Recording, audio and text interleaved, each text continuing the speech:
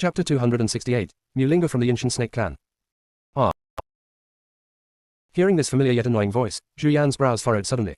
The moment he turned around and saw the other person clearly, the frivolous smile that always graced his lips instantly disappeared, replaced by an undisguised disgust. It's you, Mulinga. The woman in front of him should be a half-beast snake. She has a face exactly like Mulinga from the cultivation world, but she is more feminine and her expression is more aggressive. The area around her eye sockets, extending to her temples, was covered with strange blue-black snake patterns, and her lips were also a dark red, as if they had just sucked blood. Seeing that Zhu Yan recognized her, not only was he not panicked at all, but his smile became even more evil. It seems that you were deeply impressed by my soul fragment and recognized me at first sight. As she spoke, Mulinga licked her lips, her green eyes darting around Zhu Yan, as if she wanted to eat him alive. Zhu Yan felt uncomfortable under her evil gaze, and even had a physical nausea, and his expression naturally became more ugly. You mean, Mulinga from the cultivation world is your soul fragment? That's right, otherwise, how could I be so weak as to let you guys take advantage of me? Mulinga twisted her green snake tail and slowly approached Zhu Yan. I simply let her go to the world of cultivation and find more superior male cultivators to practice dual cultivation with in order to increase my own cultivation. The demon world and the cultivation world are restricted by rules and regulations, and you can't travel freely between them. You used a forbidden technique. Zhu Yan pointed out the key point with one stroke of the penetrating needle. Mulinga's expression suddenly changed, but she quickly returned to normal. What nonsense is this little male from the fox tribe talking about? What forbidden technique? What world of cultivation? It's just that I'm attracted to you, young master, and I want to flirt with you. You won't take it seriously, will you? As she spoke, Mulinga kept giving Zhu Yan a seductive look, and her snake tail wanted to hook around Zhu Yan's foxtail, but Zhu Yan quickly dodged it. A trace of annoyance and displeasure flashed in her eyes. Mulinga in the world of cultivation is stupid. She ignores so many high-quality cultivators in the righteous path and instead hangs out with the half-demon clan. Now, only the half-demon demon lord is of some use, which makes her very disappointed. However, for safety reasons, the fact that she used forbidden techniques was concealed. When she sent her soul fragment Mulinga to the world of cultivation, she erased all of its memories about the demon world. She can sense everything that happens to the split soul Mulinga in the world of cultivation, but she cannot control the split soul's thinking. However, the split soul Mulinga cannot know anything about Mulinga, who has the main soul in the demon world. The reason why he was in a passive position was that he was worried that the forbidden technique would be exposed. Just now, I was so excited to see Zhu Yan that I couldn't keep my mouth shut for a moment. After all, this man is one of the best she has been dreaming of for a long time. Given her Ancient Snake Clan status in the demon world and her current status as the venerable head of the Ancient Snake Clan, even if the surrounding half-beast demons heard it, most of them would not dare to speak out. Zhu Yan also clearly realized that the other party wanted to hide everything about the world of cultivation. He also knew that he was outnumbered and had no power, so he turned around and wanted to leave. Mulinga flashed in front of him like lightning, her smile becoming more evil. Little male, what are you hiding from? Just now, you injured the heir of the Sheshan Lion clan. The Sheshan Lion clan is best at group tactics. If they come to you, you will definitely be in great danger. Why don't you return to Yinshan with me and become my 29th beast husband? I will promise you a lifetime of health and we can also practice dual cultivation to improve your cultivation. How do you think? Not interested. Zhu Yan's expression had turned completely cold. Mulinga didn't give up. Little male, when in Rome, or as the Romans do, you don't fail to understand this, right? You have to survive first, then there will be a future, do you understand? Ellipsis. Chapter 269 Chu Yu and Mulinga are old enemies. Zhu Yan's peach blossom eyes narrowed slightly, and a strong murderous intent burst out from her lava-like eyes. I told you, I'm not interested. In Mulinga's impression, Zhu Yan was the type of amorous and romantic man. When her soul was in Wu Pavilion, she even made eye contact with him, but was interrupted by the hateful evil cultivators Zhao Yue and Chu Yu. Although news came out later that Zhu Yan no longer lingered among the flowers, Mulinga didn't believe it at all. How can a man or woman who has tasted the sweetness really quit? And many more. This Zhu Yan exudes the aura of a naive youngster. Thinking of this, the possessiveness in Mulinga's eyes became stronger. But when she thought of Chu Yu, Mulinga's already cold green eyes became even more sinister. You are not interested in me, but are you interested in Chu Yu? It's none of your business. Zhu Yan felt that it was a blasphemy to talk about his junior sister with such an evil snake. Zhu Yan's resistance completely aroused Mulinga's desire to conquer. After all, the Snake Clan is a typical female-dominated clan, and her main soul has never suffered such humiliation. Seeing that being soft is not working, she directly took action and sprayed poisonous smoke at Zhu Yan. What surprised Mulinga was that Zhu Yan's reaction speed was incredibly fast. He fought with her head on for more than 10 moves and was still able to handle it with ease. This made Mulinga's eyes even more fiery and filled with disbelief. If her inference was correct, Zhu Yan must have been accidentally impacted into the demon world because the seal of the war between humans and demons collapsed. Not only did he survive, but in just 3 months, his demonic power increased so rapidly that he was a unique genius in the demon world, and his talent was much stronger than that of any of her beastly husbands. If she could practice dual cultivation with such a male, Mulinga felt that it wouldn't take long for her to ascend to become a demon fairy. Thinking of this, Mulinga's attacks became more fierce and vicious. She was determined to tie Zhu Yan back to her own cave. No matter how talented Zhu Yan was, he gradually fell behind Mulinga, the old snake demon who had lived for more than 900 years. Just when Mulinga felt she was about to subdue Zhu Yan, another extremely powerful attack came from behind her. The moment she turned to avoid it, she saw clearly the face that she had hated for over 900 years. Her expression instantly turned extremely bad, and she gritted her teeth. Chu Yu. You're still alive. You're not dead, so why can't I live? The moment Chu Yu saw Mu Linga's green snake tail, he understood why she was so hostile towards him. When Chu Yu pulled the floodgates to release the floodwaters in her first beastly life, although she was exhausted, she still had a chance to escape. But when she tried her best to climb up, she was thrown into the raging flood by the tail of a green snake. The culprit behind the flood was the giant green snake.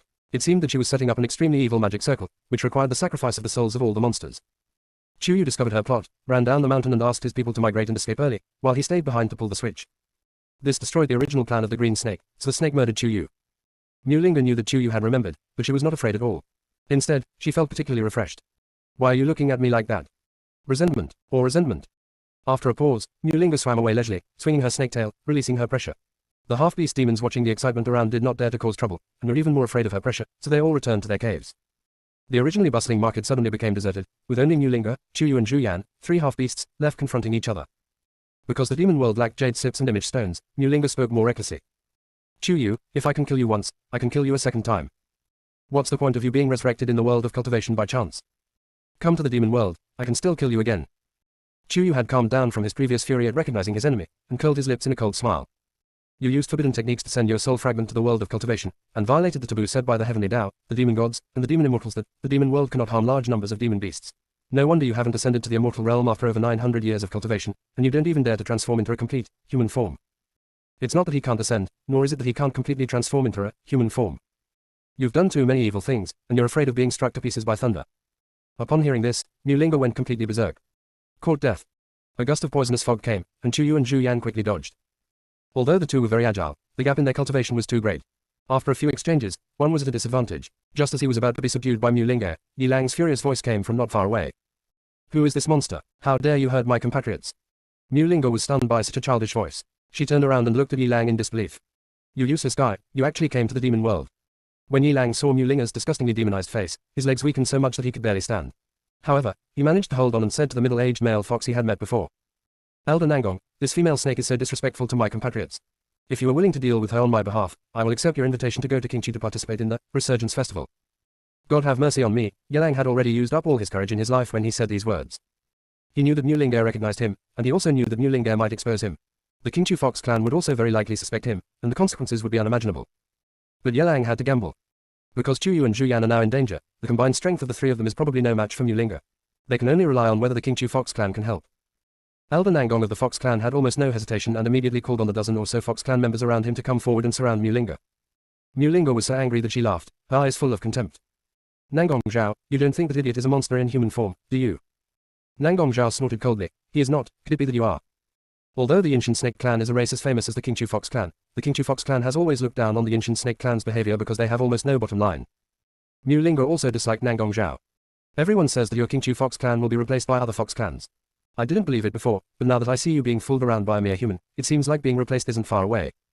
What human? That's Lord Yi, don't be so presumptuous. Nangong Zhao shouted coldly. This elder personally witnessed Lord Yi Lang go through the thunder tribulation. You are an old snake demon who has lived for over 900 years, yet you still haven't been able to fully transform into a human form. Are you jealous of Lord Yi and that's why you attacked his companions? Ellipsis. Chapter 270 Chu Yu is the saint of the cat clan. Nangong Zhao, if you Qingqi foxes want to do something stupid, just do it yourself. I am only taking this little male red fox with me, so please don't meddle in my business. It would take time for Mu Linga to deal with this group of Qingqi foxes. Now that the Resurrection Festival is approaching, this road is one of the only ways to reach the Qingqi foxes. If she was seen by other races, she, as the venerable of the Ancient Snake clan, would fight with the elders of the Qingqi foxes here, which would have a bad impact. Despite being extremely unwilling and angry, Mu Linga still endured it. But before leaving, he looked at Zhu Yan deeply, his eyes full of determination. Qingqi Fox clan, I am waiting to see you make a fool of yourself at the Resurrection Festival. Treating Yi Lang as an adult from the demon clan who had transformed into a human form to transcend tribulation, and seeing him fighting with those real adults, was really exciting. Yi Lang himself was also frightened, so he kept his eyes on Mu Linga's receding figure. Unexpectedly, she suddenly turned around and sprayed a large amount of blue-black poisonous smoke towards the Qingqi Fox clan. Mixed in the poisonous smoke were poisonous needles flashing with cold light. Everyone be careful, the snake lady is here to release her poison. After hearing Yi Lang's reminder, most of the Qingqi foxes avoided the sneak attack of the poison needles, but two young male foxes were hit. Their faces turned blue and they fell to the ground. When he looked at Mu Linga again, she had disappeared. The message from the green snake's mouth and the sting from the wasp's tail are both extremely poisonous creatures in my demon world. We still have a long way to go to Qingqi, and we can't ask the witch doctor in our tribe to help. What should we do now? Nangong Xiaoxiao cried in anxiety. The two cousins who were poisoned by the needle were her two cousins, and they had a good relationship since childhood. Chuyu stepped forward and without thinking too much, he sealed several major acupoints around their bodies to slow down the spread of the poison. After the monster enters the half-beast state, except for some of the animal characteristics, its body structure is basically the same as that of humans. Fortunately, its tolerance and resistance to toxicity are stronger. Even so, it can withstand the overbearing toxicity of Mulinga's top-level green snake. Feeling that the vitality of the two young male foxes was rapidly fading, Chuyu had no time to experiment and directly poured his demonic power into the wounds on their necks caused by the poison needles. Chuyu always felt that there was an intrinsic connection between the 7 realms of Hongmeng that could be integrated. In the world of cultivation, in addition to being able to cast healing spells on groups, her spiritual power also has a very strong healing effect. Now that she has arrived in the demon world, the demonic power she has cultivated may have a healing effect. Facts have proved that Chuyu's bet was right. Not only did the vitality of the two young male foxes stop flowing, but the toxins in their bodies were also gradually purified by Chuyu's demonic power. In just a cup of tea, the dark blue deathly look on their faces disappeared, but they looked pale and a little weak due to exhaustion. This. Elder Nangong Zhao was knowledgeable and immediately realized that it was Chuyu who saved them. He lowered his head and bowed 90 degrees, then bowed to Chuyu politely. Thank you very much, Saint of the Cat tribe, for your help. The Qingqiu Fox tribe will always remember this and will definitely repay you handsomely. Nangong Xiaoxiao burst into laughter and wanted to step forward to hold Chuyu's hand, but she was worried that it would affect her treatment, so she dared to stand not too far away. Sister Saint, will you follow Lord Yi to my Qingqiu Fox clan? Then, I'll have the clan leader take you to the Fox clan's treasury, and you can choose from the treasures there, okay? Chuyu was at a loss for words, the demonic power in his hands kept surging. I'm not a cat sant. I'm just a wild cat following Lord Yi. Wild cats. Nangong Zhao and other foxes were shocked beyond words. You know, only the demons whose magic power has the natural healing effect will be revered as saints by every race. In each generation of demon beasts of each race, there will be at most one female with demonic power that has healing properties. Sometimes it takes several generations to produce a female like this. The status of the sant is second only to the clan leader, and is even comparable to the respected priests and witch doctors in the clan. Female demons like Chuyu who can cure the green snake core poison will be sought after and protected by any race. She actually said that she was not a sant, but a wild cat following Lord Yi. At this moment, Yelang's status in the eyes of the Qingqiu Fox clan was elevated by more than 1 degree, and he was close to becoming a demon fairy who had successfully ascended. A moment ago, Yelang was nervously watching Chuyu treating the fox tribe. The next moment, he found that almost all the fox's eyes were on him, and he suddenly felt like a mountain was pressing down on him. OMG. Don't look at him like that. He is afraid. Aren't these Qingqiu foxes a little too naive and too good at making associations? It was Chuyu who saved the fox clan, so how did it become his credit? But Yelang didn't dare to say a word, fearing that his trembling voice would betray his trembling soul. He could only stand there calmly. Little did they know that the more aloof this action seemed, the more the Qingqiu Fox clan would admire him. The two young male foxes who were cured also gradually got better. They felt a constant flow of demonic power on their necks. When they looked again, they found that it was the beautiful and lovely female cat girl who was healing them. They were all shocked. Chuyu felt that the green snake venom in their bodies had been completely purified, so he withdrew his hand. But the moment he stood up, he felt dizzy, which was actually the sequelae of excessive consumption of demonic power. One of the young male foxes who was cured by her quickly stood up and tried to catch Chuyu. Another shoulder, broader than his, pushed him aside without leaving a trace, allowing Chuyu to fall onto it. Facing Zhu Yan's face that was so beautiful that it was hard to tell whether it was male or female, the young fox's eyes dimmed slightly, but he tactfully stepped aside and looked at Zhu Yan with envy as she cared about Chuyu. Yu, are you feeling unwell? Since there were outsiders around, Zhu Yan felt it was inconvenient to call Chuyu, junior sister, so she just called her by her nickname. The mellow and clear voice brushed across Chuyu's heart like a feather, making her feel uncontrollably numb. Chuyu couldn't resist this feeling at all. He wanted to say that he was fine, but before he could open his mouth, he fell asleep. Before she fell into a deep sleep, she was thinking, why can the spiritual power in the world of cultivation repair itself quickly and automatically, but the demonic power in the demon world cannot do the same? The next time he woke up, Chuyu felt his body swaying slightly, and above his head was a decoration similar to that of a carriage in the world of cultivation. Before she stood up, Zhu Yan had already come to her side and handed the animal skin water bottle to her lips. You've been unconscious for 3 days. Drink some water to moisten your throat first. Chuyu drank it as he was told. When he spoke, his voice was still slightly hoarse. 3 days. Are we on our way to Qingqiu? Zhu Yan nodded and was about to say something when a young male fox's voice came from outside the carriage curtain, with a tentative tone. Excuse me, is Miss Chu awake? I picked some spiritual fruits for her to replenish her demonic power. After becoming half-beasts, the names actually began to become anthropomorphic. Oh, I'm awake. Chuyu replied subconsciously, noticing that the air pressure in the car had suddenly dropped inexplicably. Ellipsis. Chapter 271 Chuyu started fishing. Chuyu raised his eyebrows and glanced at Zhu Yan quietly. What was he? Don't like that young male fox. Or does she not like the other party's attention to her? She was not stupid. After spending all this time together, she had more or less noticed Zhu Yan's feelings for her. Besides, when they were in the cave, he actually explained that he did not practice the way of ruthlessness. So it wasn't Chuyu's illusion that he was interested in her. However, Zhu Yan was reluctant to break the window paper, which made Chuyu a little unsure of how to deal with it. Moreover, she was actually not quite sure what she felt towards Zhu Yan. More than friends, but less than lovers. In order to find out what they felt towards each other, Chuyu came up with an idea. He simply stood up and opened the car curtain, then smiled at the handsome young fox man outside the car. Are you looking for me? The young male fox didn't expect Chuyu to come out in person. When he met her pair of light pink eyes that looked like cherry blossoms, his face suddenly turned as red as a tomato and he stammered. I, thank you so much, Miss Chu, for saving my life. You exhausted your demonic power while saving me and fainted. I specially found some Kyongjang spirit fruit. Eating it can replenish your demonic power. I hope Miss Chu don't despise it. After saying that, he handed the round and smooth fruit to Chuyu, his hands trembling with shyness. Chuyu wondered, the males in her previous world of beasts were rarely this shy. Although he was doubtful, Chuyu took it without hesitation, and said sweetly. This nectar fruit must be very rare, right? I don't know what your name is, sir. Son. The young male fox felt dizzy and dizzy. Because in the demon world, if a female demon is willing to call a male demon, young master, it means she respects the other party very much. In fact, Chuyu didn't know what else to call him except, young master. Can't you just call him, male? Because of the title, young master, Zhu Yan's face in the car turned so dark that ink seemed to drip out, and the air pressure around him became lower and lower, but he just stared at Chuyu and the male fox without saying a word. The male fox didn't care about Zhu Yan at all, and stammered out his name. My name is Nangong Zhu. I'm the son of the second elder of the King Chu Fox clan. I've reached adulthood 3 years ago, but I'm still unmarried and don't have a partner. Chuyu was embarrassed. She just asked his name and nothing else, but he answered so many questions. However, it did not hinder her plan. Her smile became sweeter and her voice softer. Thank you so much, Master Zhu. The horse pulling our cart is a demon horse from the demon world. I grew up in the mountains and have limited experience. Brother Zhu, please don't laugh at me. How could? This is an ordinary demon horse, with low demonic power, and it is difficult for it to even transform into a half-beast, and is generally only used for pulling carts. Nangong Zhu was so fascinated that he could not tell the difference between the east and the west. He only felt that Chuyu was pure and beautiful, much more beautiful than any other female he had ever seen. He could not help but talk more. Miss Chu, if you don't mind, I'd like to introduce you to the customs and practices of the places outside the mountain. How about that? Okay. Chuyu agreed and was about to get off the car, but Zhu Yan grabbed his wrist and looked back in confusion. Second brother, something wrong. The name, second brother, was not suitable to be called in public, so it was changed to second brother. Little did he know that when Nangong Zhu heard this name, he mistakenly thought that Chuyu and Zhu Yan were sworn siblings. He suddenly felt that his hope of pursuing Chuyu was greater, and the hope in his eyes became even stronger. Seeing that she didn't understand what she meant and was really going to get off the car to ask Nangong Zhu about the customs and habits of the demon world, Zhu Yan suddenly felt a surge of anger in her heart. She didn't know whether it was out of anger or for some other reason, but she actually let go of Chuyu's wrist.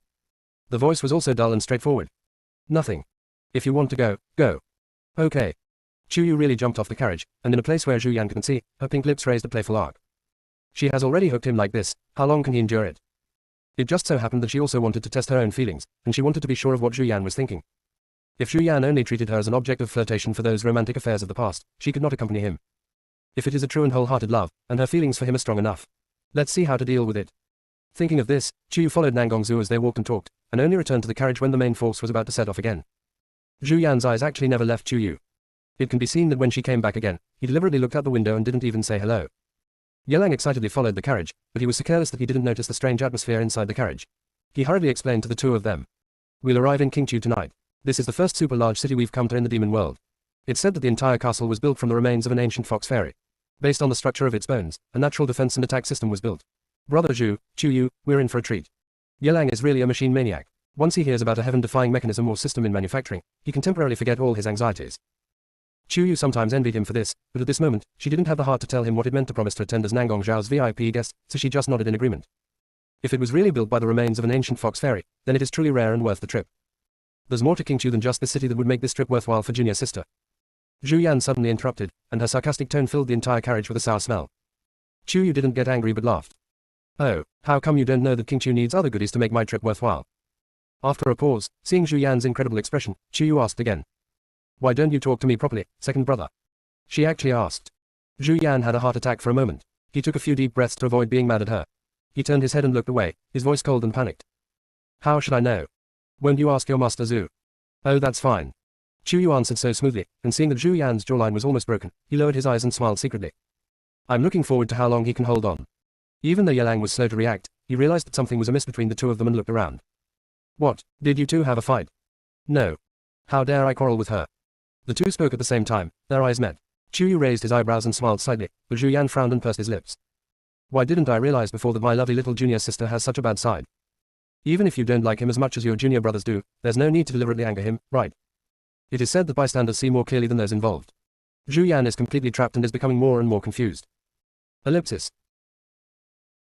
Chapter 272, Zhu Yan's surname should be Nangong.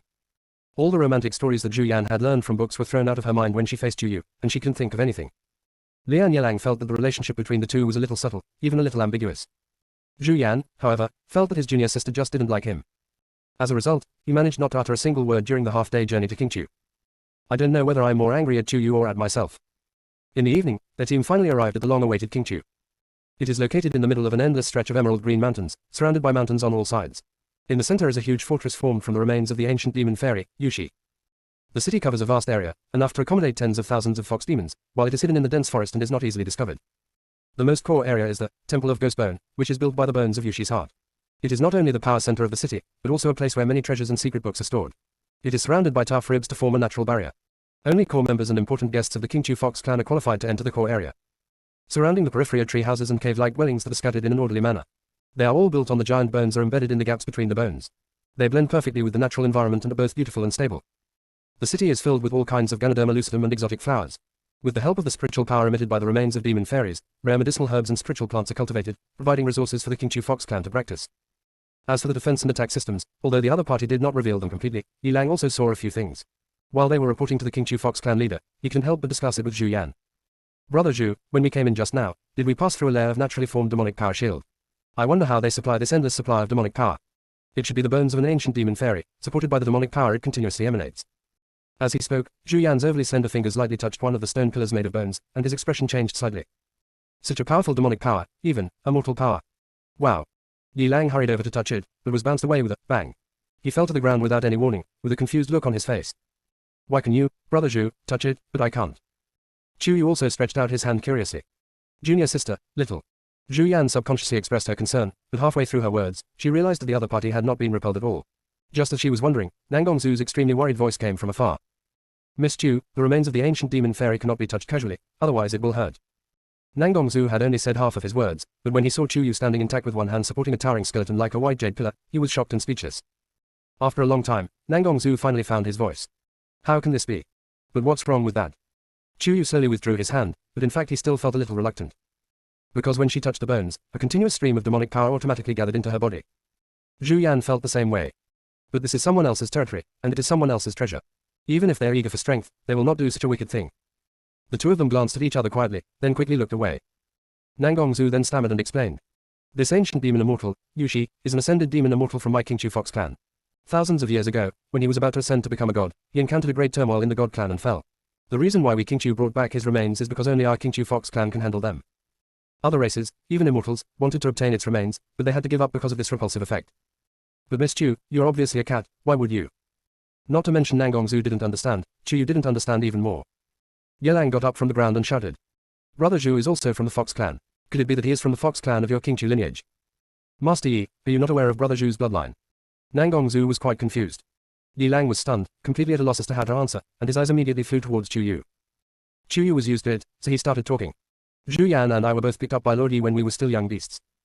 There may have been some unrest in the clan at that time, but we were too young to remember it clearly, and Lord Yi didn't participate, so he wasn't very clear about it either. Right. Lord Yi. Yes, yes, yes. That's right, that's right. Yelang didn't know how to respond except to say this. Just when they thought everything was over, they heard a middle-aged male fox calling out from behind them, his voice trembling. Brother, are you back? Qiuyu and the other three turned around at the same time, looking at the majestic middle-aged male fox holding the scepter. They wondered who the big brother he was referring to was. Nangong Zhao didn't expect the other party to be so excited, so he quickly calmed himself down and said. Chief, as I have reported to you before, Lord Yi has two companions. This male fox companion bears a resemblance to our former clan leader, but he is not the former clan leader. You must have made a mistake. Impossible, how could I even admit my eldest brother's mistake? The leader of the Qingqiu Fox clan shook his head repeatedly and quickly walked up to Zhu Yan, frightening her so much that she took 2 steps back and bowed to him. Junior Zhu Yan greets the leader of the Qingqiu Fox clan. The Qingqiu Fox clan leader was stunned, as if trying to digest the meaning of Zhu Yan's words. You said your last name is Zhu. Not my last name, Nangong. Why does he have the surname Nangong? Zhu Yan shook his head. Yes, my surname is Zhu. The Qingqiu Fox clan leader was still puzzled. Then why do you look exactly like my brother? In terms of demeanor, he is about 50% similar to our clan leader. How does he look like the Qingqiu patriarch? These words flashed through everyone's mind at the same time. Although Zhu Yan's height is comparable to that of the Qingqiu clan leader, Zhu Yan is tall and slender, while the Qingqiu clan leader is tall and mighty.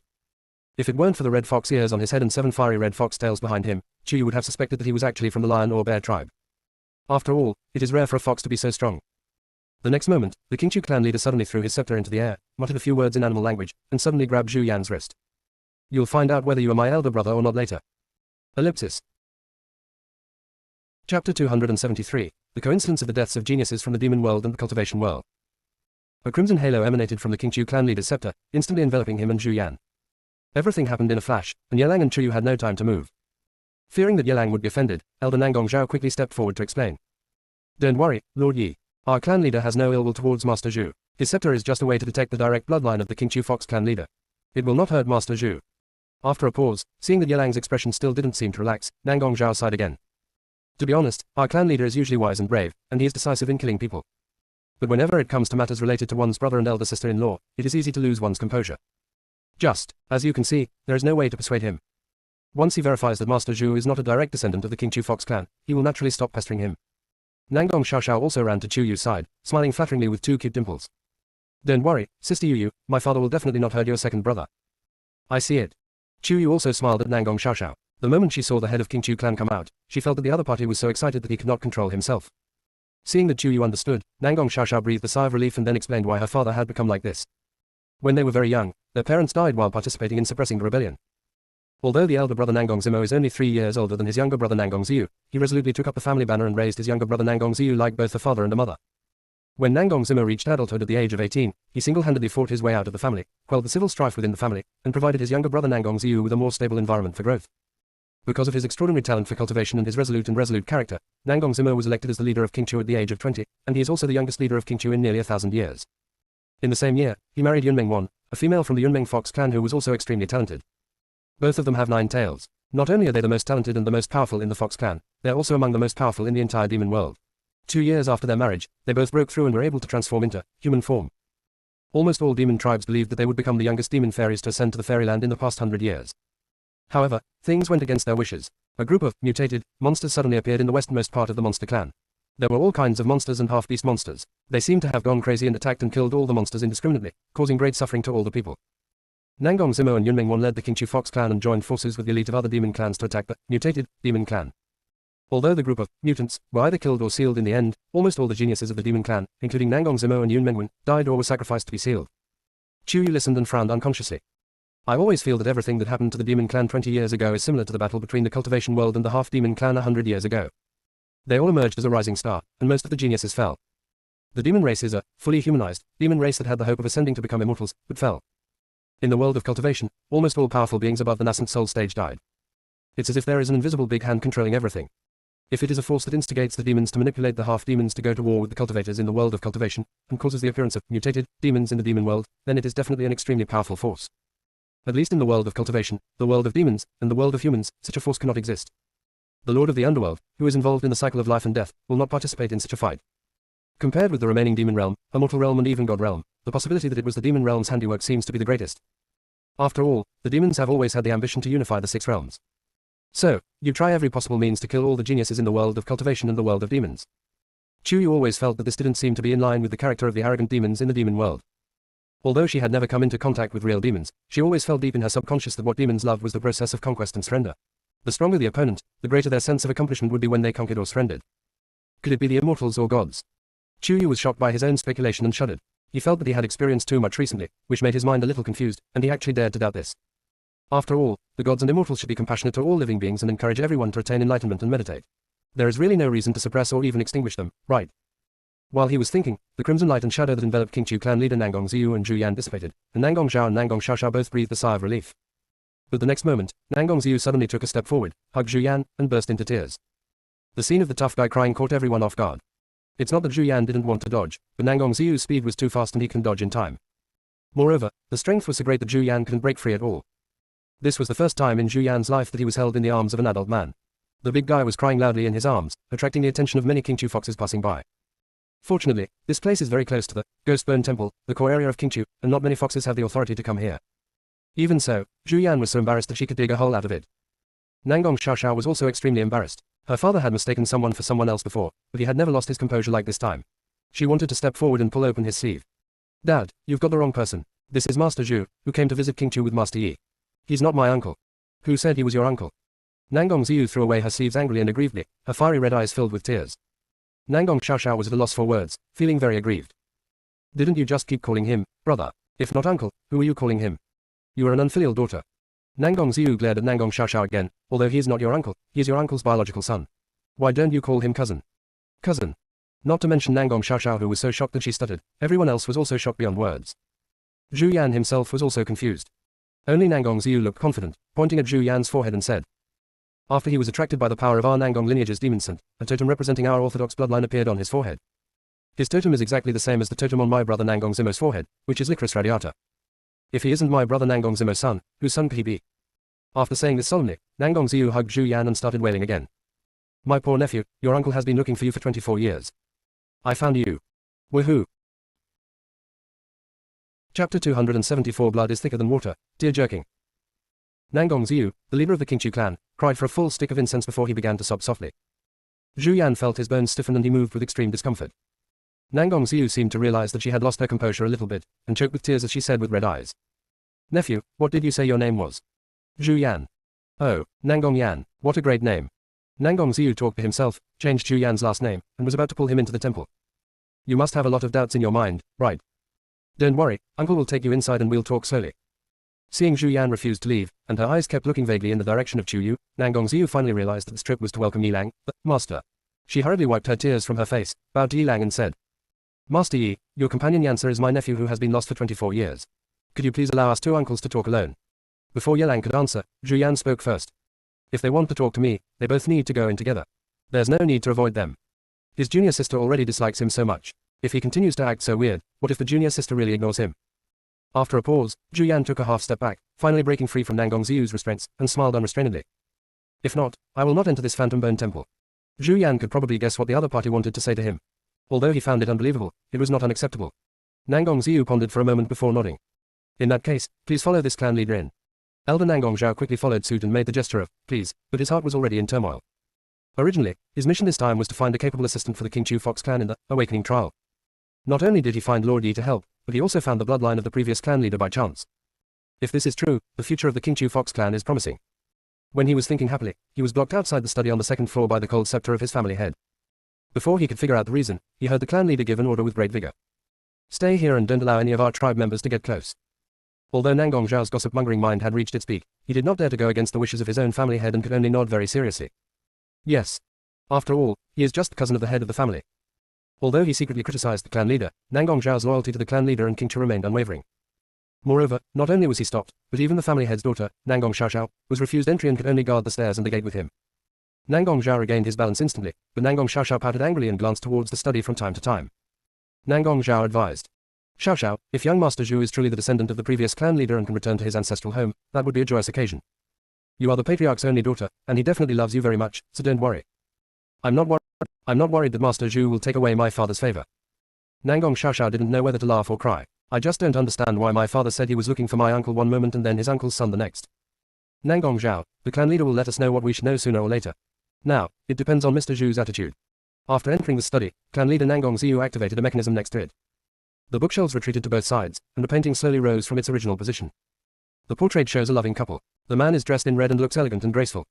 It's not just that she looks like Zhu Yan, she looks exactly like him. No wonder the clan leader Nangong Xiu was so sure before verifying it with the scepter. The woman is also bright, gentle and charming, with a radiant look in her eyes. These should be the Nangong Zimo and Yun Menwen mentioned by Nangong Xiaoxiao. Based on this comparison, Chu Yu and Yilang both felt that the other must have a relationship with Zhu Yan. Zhu Yan himself became unusually quiet when he saw the portrait, and the atmosphere around him was even a little solemn. Clan leader Nangong Xiu's tears, which had just stopped flowing, began to flow again, and he choked up and said, "Nephew, come here and kneel down. Uncle begs you for a favor." Chu Yu and Yilang. Just saying this sounds weird, isn't it? How can you ask for help from others and make them kneel down? But Zhu Yan, who had always been unruly, was surprisingly obedient this time. He walked slowly to the portrait and knelt down properly. His eyes were even slightly moist. Chu Yu understood that these must be Zhu Yan's biological parents. The demons are different from humans, they have a blood connection with each other. The higher the level of a monster's bloodline, the stronger its sensing ability. Zhu Yan had already confirmed it when he saw this portrait that condensed the demonic power, which is why he cooperated like this. The clan leader, Nangong Xiu, also knelt beside Zhu Yan and cried to the portrait. "Brother, sister-in-law, I'm so useless. I've been searching for 24 years to finally find your bloodline. Woo woo woo. But at least, I finally found it. If you knew what was happening in the underworld, you would rest in peace." After saying this, clan leader Nangong Xiu burst into tears again before turning to Zhu Yan and saying, "Nephew, your name is still Yan, proving that the human couple who found and adopted you are also good people, and they complied with the wishes of my eldest brother and his wife. Back then, my eldest brother and his wife were ordered to lead nearly 1,000 elite members of the Qingqiu Fox clan to exterminate the mutated demon clan, but they never returned. When they fell, they used the last bit of their original demonic power to send back their final shadows. After saying that, Nangong Xiu injected a magical power into their portraits. The two people in the painting seemed to come alive all of a sudden, and walked out of the painting, but they were just shadows. Even so, Yelang was still frightened and hid behind Chu Yu. The shadowy Nangong Zimo put his arm around Yun Menwen's shoulders, looked at Nangong Xiu, and said something that was not meant to be said at this time. Ziyu, when you saw our phantoms, your sister-in-law and I, along with the elites of other tribes, had already sacrificed our souls to seal the indestructible, mutated, demon tribe beneath the abyss. But we can't come back. Don't cry, I will now pass on the position of the leader of the Qingqiu Fox clan to you, you have too. After rambling for a while, Nangong Zimo realized that time was running out, so he supported his wife Yun Menwen again. Wansu was pregnant 7 months ago. We wanted to give our tribe a surprise, but we didn't expect. We had to sacrifice the seal, and last night we induced labor and gave birth to a son, named Yan. The demon world is currently in turmoil, and we're unsure whether the sacrifice will be enough to completely seal the mutated demon race. So, we modified Yan's skeleton, transforming it into a human baby, and using the secret techniques of our Qingqiu Fox clan, we sent it to the world of cultivation. Ellipsis. Chapter 275. Each one is crying more exaggeratedly than the other. The secret technique of the Qingqiu Fox clan can actually send demons to the world of cultivation. Chu Yu's mind instantly became active. He turned around and wanted to exchange glances with Yi Lang, but unexpectedly, this guy stared at the shadows of Nangong Zimo and Yun Menwen, and his eyes turned red. Chu Yu sighed inwardly and looked over. At this time, Nangong Zimo and his wife were still explaining to Nangong Xiu. Although Yansa has gone to the world of cultivation, he is destined to be with Qingqiu and will return sooner or later. Moreover, he was born prematurely due to induced labor and had congenital deficiencies. Unlike my husband and I who have 9 tails, he only had one when he was born. At that time, I hope that you, as his uncle, can help him more. We don't expect him to shoulder the responsibility of the Qingqiu Fox clan's prosperity, we just hope he can live a life without worries. After a pause, Yun Menwen turned her gaze to another direction, which happened to be the direction where Zhu Yan was kneeling. Yun Menwen's expression suddenly became as gentle as a spring breeze. Her dreamy lavender eyes were clearly filled with tears, but she was desperately trying not to let them fall. Her voice was as gentle as honey as she whispered. Yansa, don't blame mother and father for being cruel. We love you more than anyone else, so we want to leave our last chance of survival to you. You must not blame yourself. The world is in such chaos. Your father and I are in our positions and must shoulder our responsibilities. The same goes for thousands of other elite demon tribes. For you to grow in a safe environment and for the demon world to have lasting peace, we cannot retreat.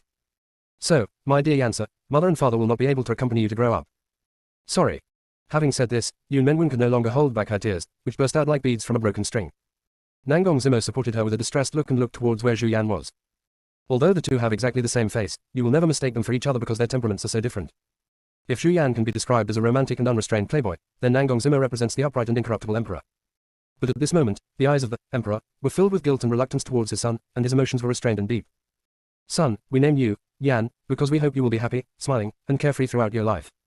Even if I don't have the chance to return to the demon world, it doesn't matter. I can just be a carefree and leisurely cultivator in the world of cultivation. As they spoke, the shadows of the two grew fainter and fainter. Before they disappeared, Yun Menwen could be heard adding, Don't worry, Yansa, we've cast an invisibility spell on you. Only people with pure hearts can see you. The person who adopts you will definitely treat you as well as we do. Upon hearing this, 2 lines of tears unconsciously flowed down Zhu Yan's cheeks. The boy does not cry easily, but it is not when he is sad. Even in such a critical situation, his biological parents still paved such a long way for him. Their prediction was correct. Zhu Yan's adoptive parents were indeed a kind-hearted couple, and were rare good people in the Zhu family. Unfortunately, things did not go as planned and he passed away early. In fact, before his spiritual roots were sealed by Sect Master Li, he was living a prosperous life in the Zhu family. After his spiritual roots were sealed, he also saw the fickleness of human nature. Although the years in Wuji Mountain were hard, his master, Sect Leader Lu, never criticized him harshly. My senior brothers, and junior sisters are all very good people. On the contrary, he sometimes seems a bit of a bastard. Perhaps it was God who took pity on him for losing his parents at a young age, or perhaps it was his parents' righteousness that moved God's accumulated merits, which allowed Zhu Yan, or should I say, Nangong Yan, to have the good fortune to meet so many such good people. After adjusting his mindset, Nangong Yan, from now on, Zhu Yan will be referred to as Nangong Yan, prepared to chat with the uncle he had just met. But when he turned around, his sentimental uncle Nangong Xiu was already crying out of breath and might not calm down in a short time. The next moment, an even louder cry erupted from behind them. Woo! It's so touching.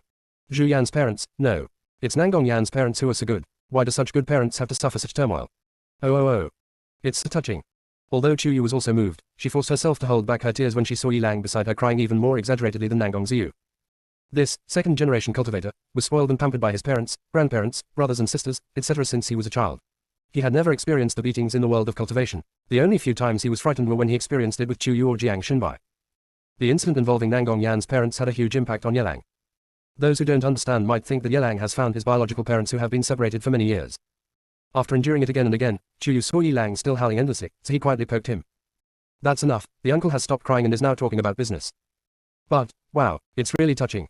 Yelang sobbed, but after trying hard to hold back, his voice finally gradually subsided. Nangong Ziyu helped Nangong Yan up with tears in her eyes, but her first words were to Yelang. I didn't expect that Lord Yi is also such an emotional person. Yansa has been. Nangong Ziyu finally realized something was wrong when he was halfway through his words. He glanced back and forth between Yelang, Chuyu, and Nangong Yan, then slapped his head. That's not right. My eldest brother and sister-in-law said that they sent you to the world of cultivation, but Nangong Zhao said that you and this Miss Chu were both adopted by Lord Yi. Chuyu and the other three were stunned. They knew that there might be a chance that something would be exposed. But I didn't expect that this moment would come so quickly. Yelang looked at Chuyu for help. You were the one who fooled me first, you come and explain.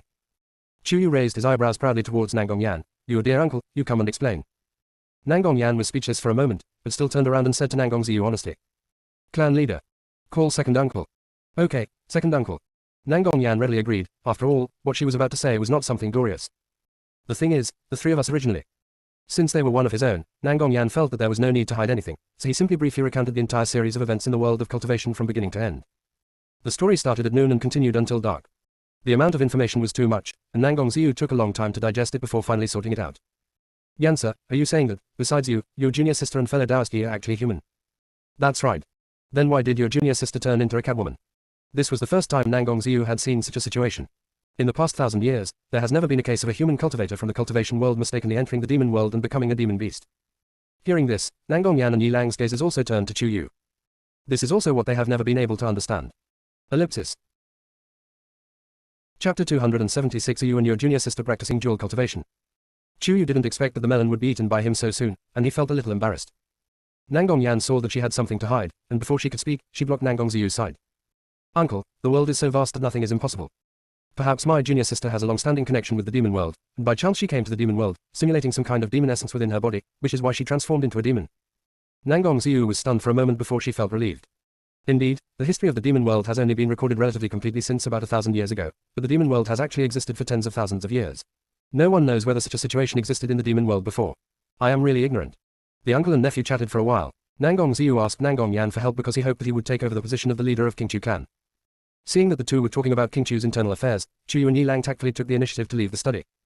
Nangong Xiaoxiao was almost falling asleep while waiting, and when she saw the two of them come out, she took the initiative to go up to them and start a conversation. Because it was getting late, he took them to the cave that had been arranged for them to live in, and promised to take them to the outskirts of the Ghostbone Temple the next morning to experience the local customs and culture. In the study, Nangong Yan listened patiently to what Nangong Ziyu said, but shook her head politely. Second uncle, I have lived in the cultivation world for more than 20 years and have long since adapted to life there. Wuji Mountain is not only the sect I belong to, but also my home. I feel a sense of belonging there, and I'm afraid I won't be able to accept your instructions, uncle. This. Nangong Ziyu was anxious.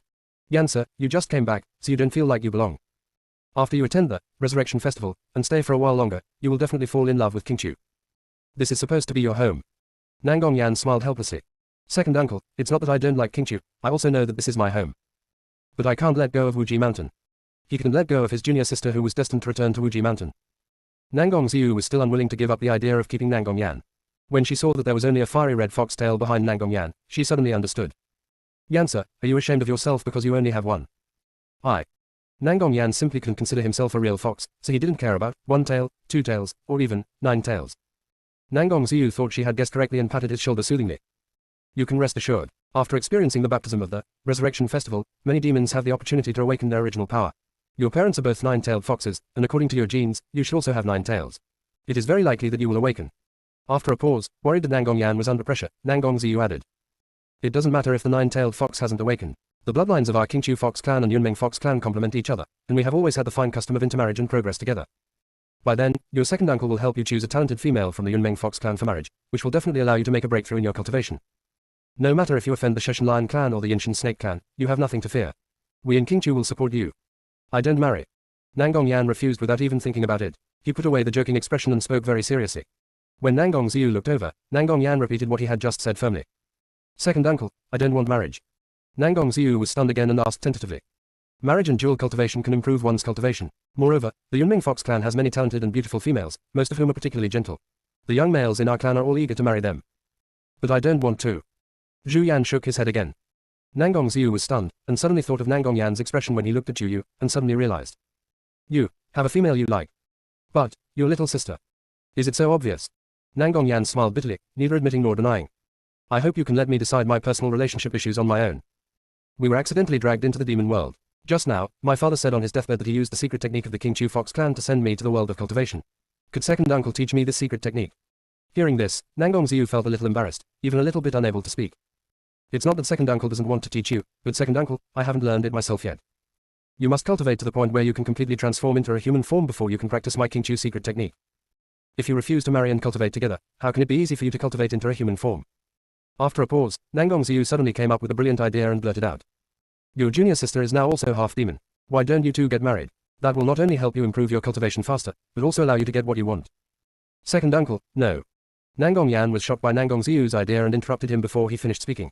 Seeing his frown in confusion, he sighed helplessly. Uncle, please let me do it myself. Even if Nangong Ziyu was a bit thick-skinned, she could still see through the clues. Yan-sir, could it be that you have a one-sided crush on your junior sister? Zhu Yan. Nangong Ziyu, hey, what's there to be embarrassed about? If you like someone, you should pursue them immediately. We don't have timid male foxes in Qingqiu. If you don't hurry up, the Resurrection Festival will be held in 2 days, and all the elites in the entire demon world will gather here. Many demons without partners will take this opportunity to find a partner. There are more males than females in our demon world. With a beautiful female like your junior sister, I wonder how many single males would compete to be her beastie husband. If you don't hurry up and pursue her, you won't be able to become her best husband. Zhu Yan felt like she was stabbed in the heart again, bitter and nervous. I can no longer be the number one beast husband. What? My little junior sister already has 3 husbands in the world of cultivation. This. Nangong Ziyu's mind went blank for a moment, and then she became a little excited. Then why do you want to return to the cultivation world? That's not your original home, and there are 3 males vying for your favor. You might as well stay in the demon world, maybe you can have her all to yourself. Didn't your father monopolize your mother? You must have this charm too. But junior sister wants to go back. Zhu Yan curled her lips and smiled lightly, with expectation and relief. I want to go back too. If he really cut off his junior sister's way back to the world of cultivation for his own selfish reasons. Even if the junior sister finally accepted him, she would not be as happy as she was in the world of cultivation. In Nangong Yan's heart, junior sister is always more important than herself. This time, Nangong Ziyu was completely speechless. His brain, which had a limited understanding of love, had been turned into a paste. After a long while, he sighed helplessly. My nephew is grown up and can't be kept at home. In this respect, you are very much like your father, both of you are devoted lovers. So many females rushed to become his second and third beast wives, but he rejected them all. Ellipsis. Chapter 277 Chu Yu continues fishing. Increase the firepower. Hearing this, Nangong Yan curled her lips and smiled, finally finding something similar between herself and her father besides her face. When Nangong Ziyu saw his nephew like this, there was nothing he couldn't understand. He was exactly the same as his father back then, and there was no way he could persuade him at all. Helplessly, Nangong Ziyu could only ask him to take the initiative to win over Chu Yu. She also told him the location of the cave where Chu Yu lived, and chatted for a while before leaving the study together. During this period, Nangong Yan hoped that Nangong Ziyu would keep the identities of the 3 people secret for the time being. After all, although the world of cultivation and the world of demons are not in opposition, being so turbulent that one is teleported to the world of demons is no small matter. In order to avoid unnecessary negative emotions, Nangong Ziyu agreed without hesitation. I thought I would wait until Zhu Yan was baptized before announcing his identity to the public.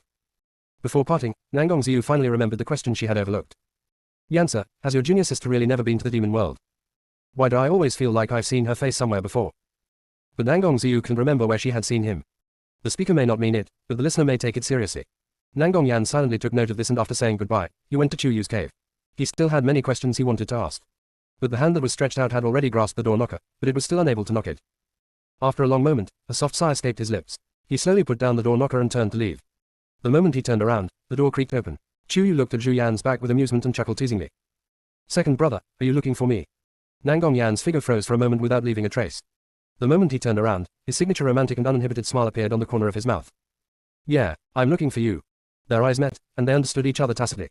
The smiles on each other's lips deepened at the same time. Chu Yu took the initiative to step forward and looked up at him. What's the matter? Nangong Yan inadvertently lowered his eyes, his breathing stagnated, and then his brows knitted up imperceptibly.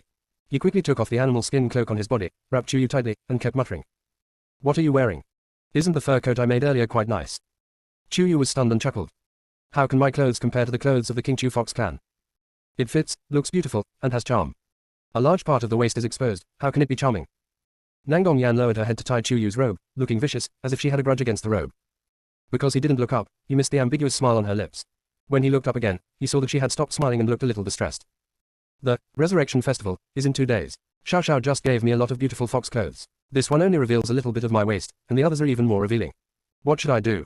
It's hard to refuse someone's kindness, so I can't just give it back, right? Besides, my clothes made of rough animal skins are purely for emergency use. If I really wear them outside, I will be laughed at, right? You shouldn't wear it these days. Who dares to laugh? This was the first time that junior sister made clothes for him. She had never even made them for junior brother and the others. Nangong Yan treasured them very much. Even if it wasn't suitable to wear on the day of resurrection, he was prepared to carry it with him all the time. And what do you mean by even more revealing than this? What did Nangong Xiaoxiao give you? Nangong Yan felt a little overwhelmed at the thought of Chu Yu exposing her waist in front of other male monsters. And exposing other parts of your body. How shameful. Chu Yu suppressed his laughter and pretended to recall seriously. Some of them are even shorter than the one I'm wearing, showing more of my waistline. Some are designed to only hang around the neck, with the shoulders or back basically exposed. Others have a larger opening on the chest. Stop. Return. Return everything. I'll pick it out for you myself. For some reason, Nangong Yan's thoughts followed Chu Yu's description and she imagined Chu Yu wearing those transparent, animal skin clothes. Her blood began to boil uncontrollably, and she quickly called a halt, abruptly cutting off the fantasy in her mind. Seeing how concerned he was, Chu Yu almost couldn't help laughing. You're going to pick it. Okay. How do you know what style of clothes I like? You look good in anything you wear, but anything too revealing is not good. Why is it bad? Other males will have wild thoughts if they see this. Even if she didn't show anything, other males would probably have dirty thoughts just by looking at Chu Yu's face and figure, let alone showing it. Oh, Tilda. Chu Yu's voice was full of intonation, and he tilted his head to look at him. Then you, second senior brother, are also imagining things. Nangong Yan's hand that was tying his robe suddenly stopped, and he looked up in surprise. His heart suddenly sank when he met Chu Yu's light pink eyes that seemed to be smiling. Junior sister, what exactly does this mean? Before he could figure it out, Chu Yu had already taken a half step back. Second brother, didn't you just say you had something to ask me? What is it? Nangong Yan's wandering thoughts were forcibly pulled back on track. I asked my second uncle about the secret techniques of the Qingqiu Fox clan, hoping to see if there was a chance for me to return to the world of cultivation.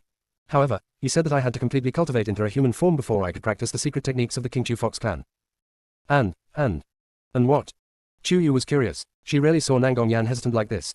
For some reason, Nangong Yan always felt a little guilty.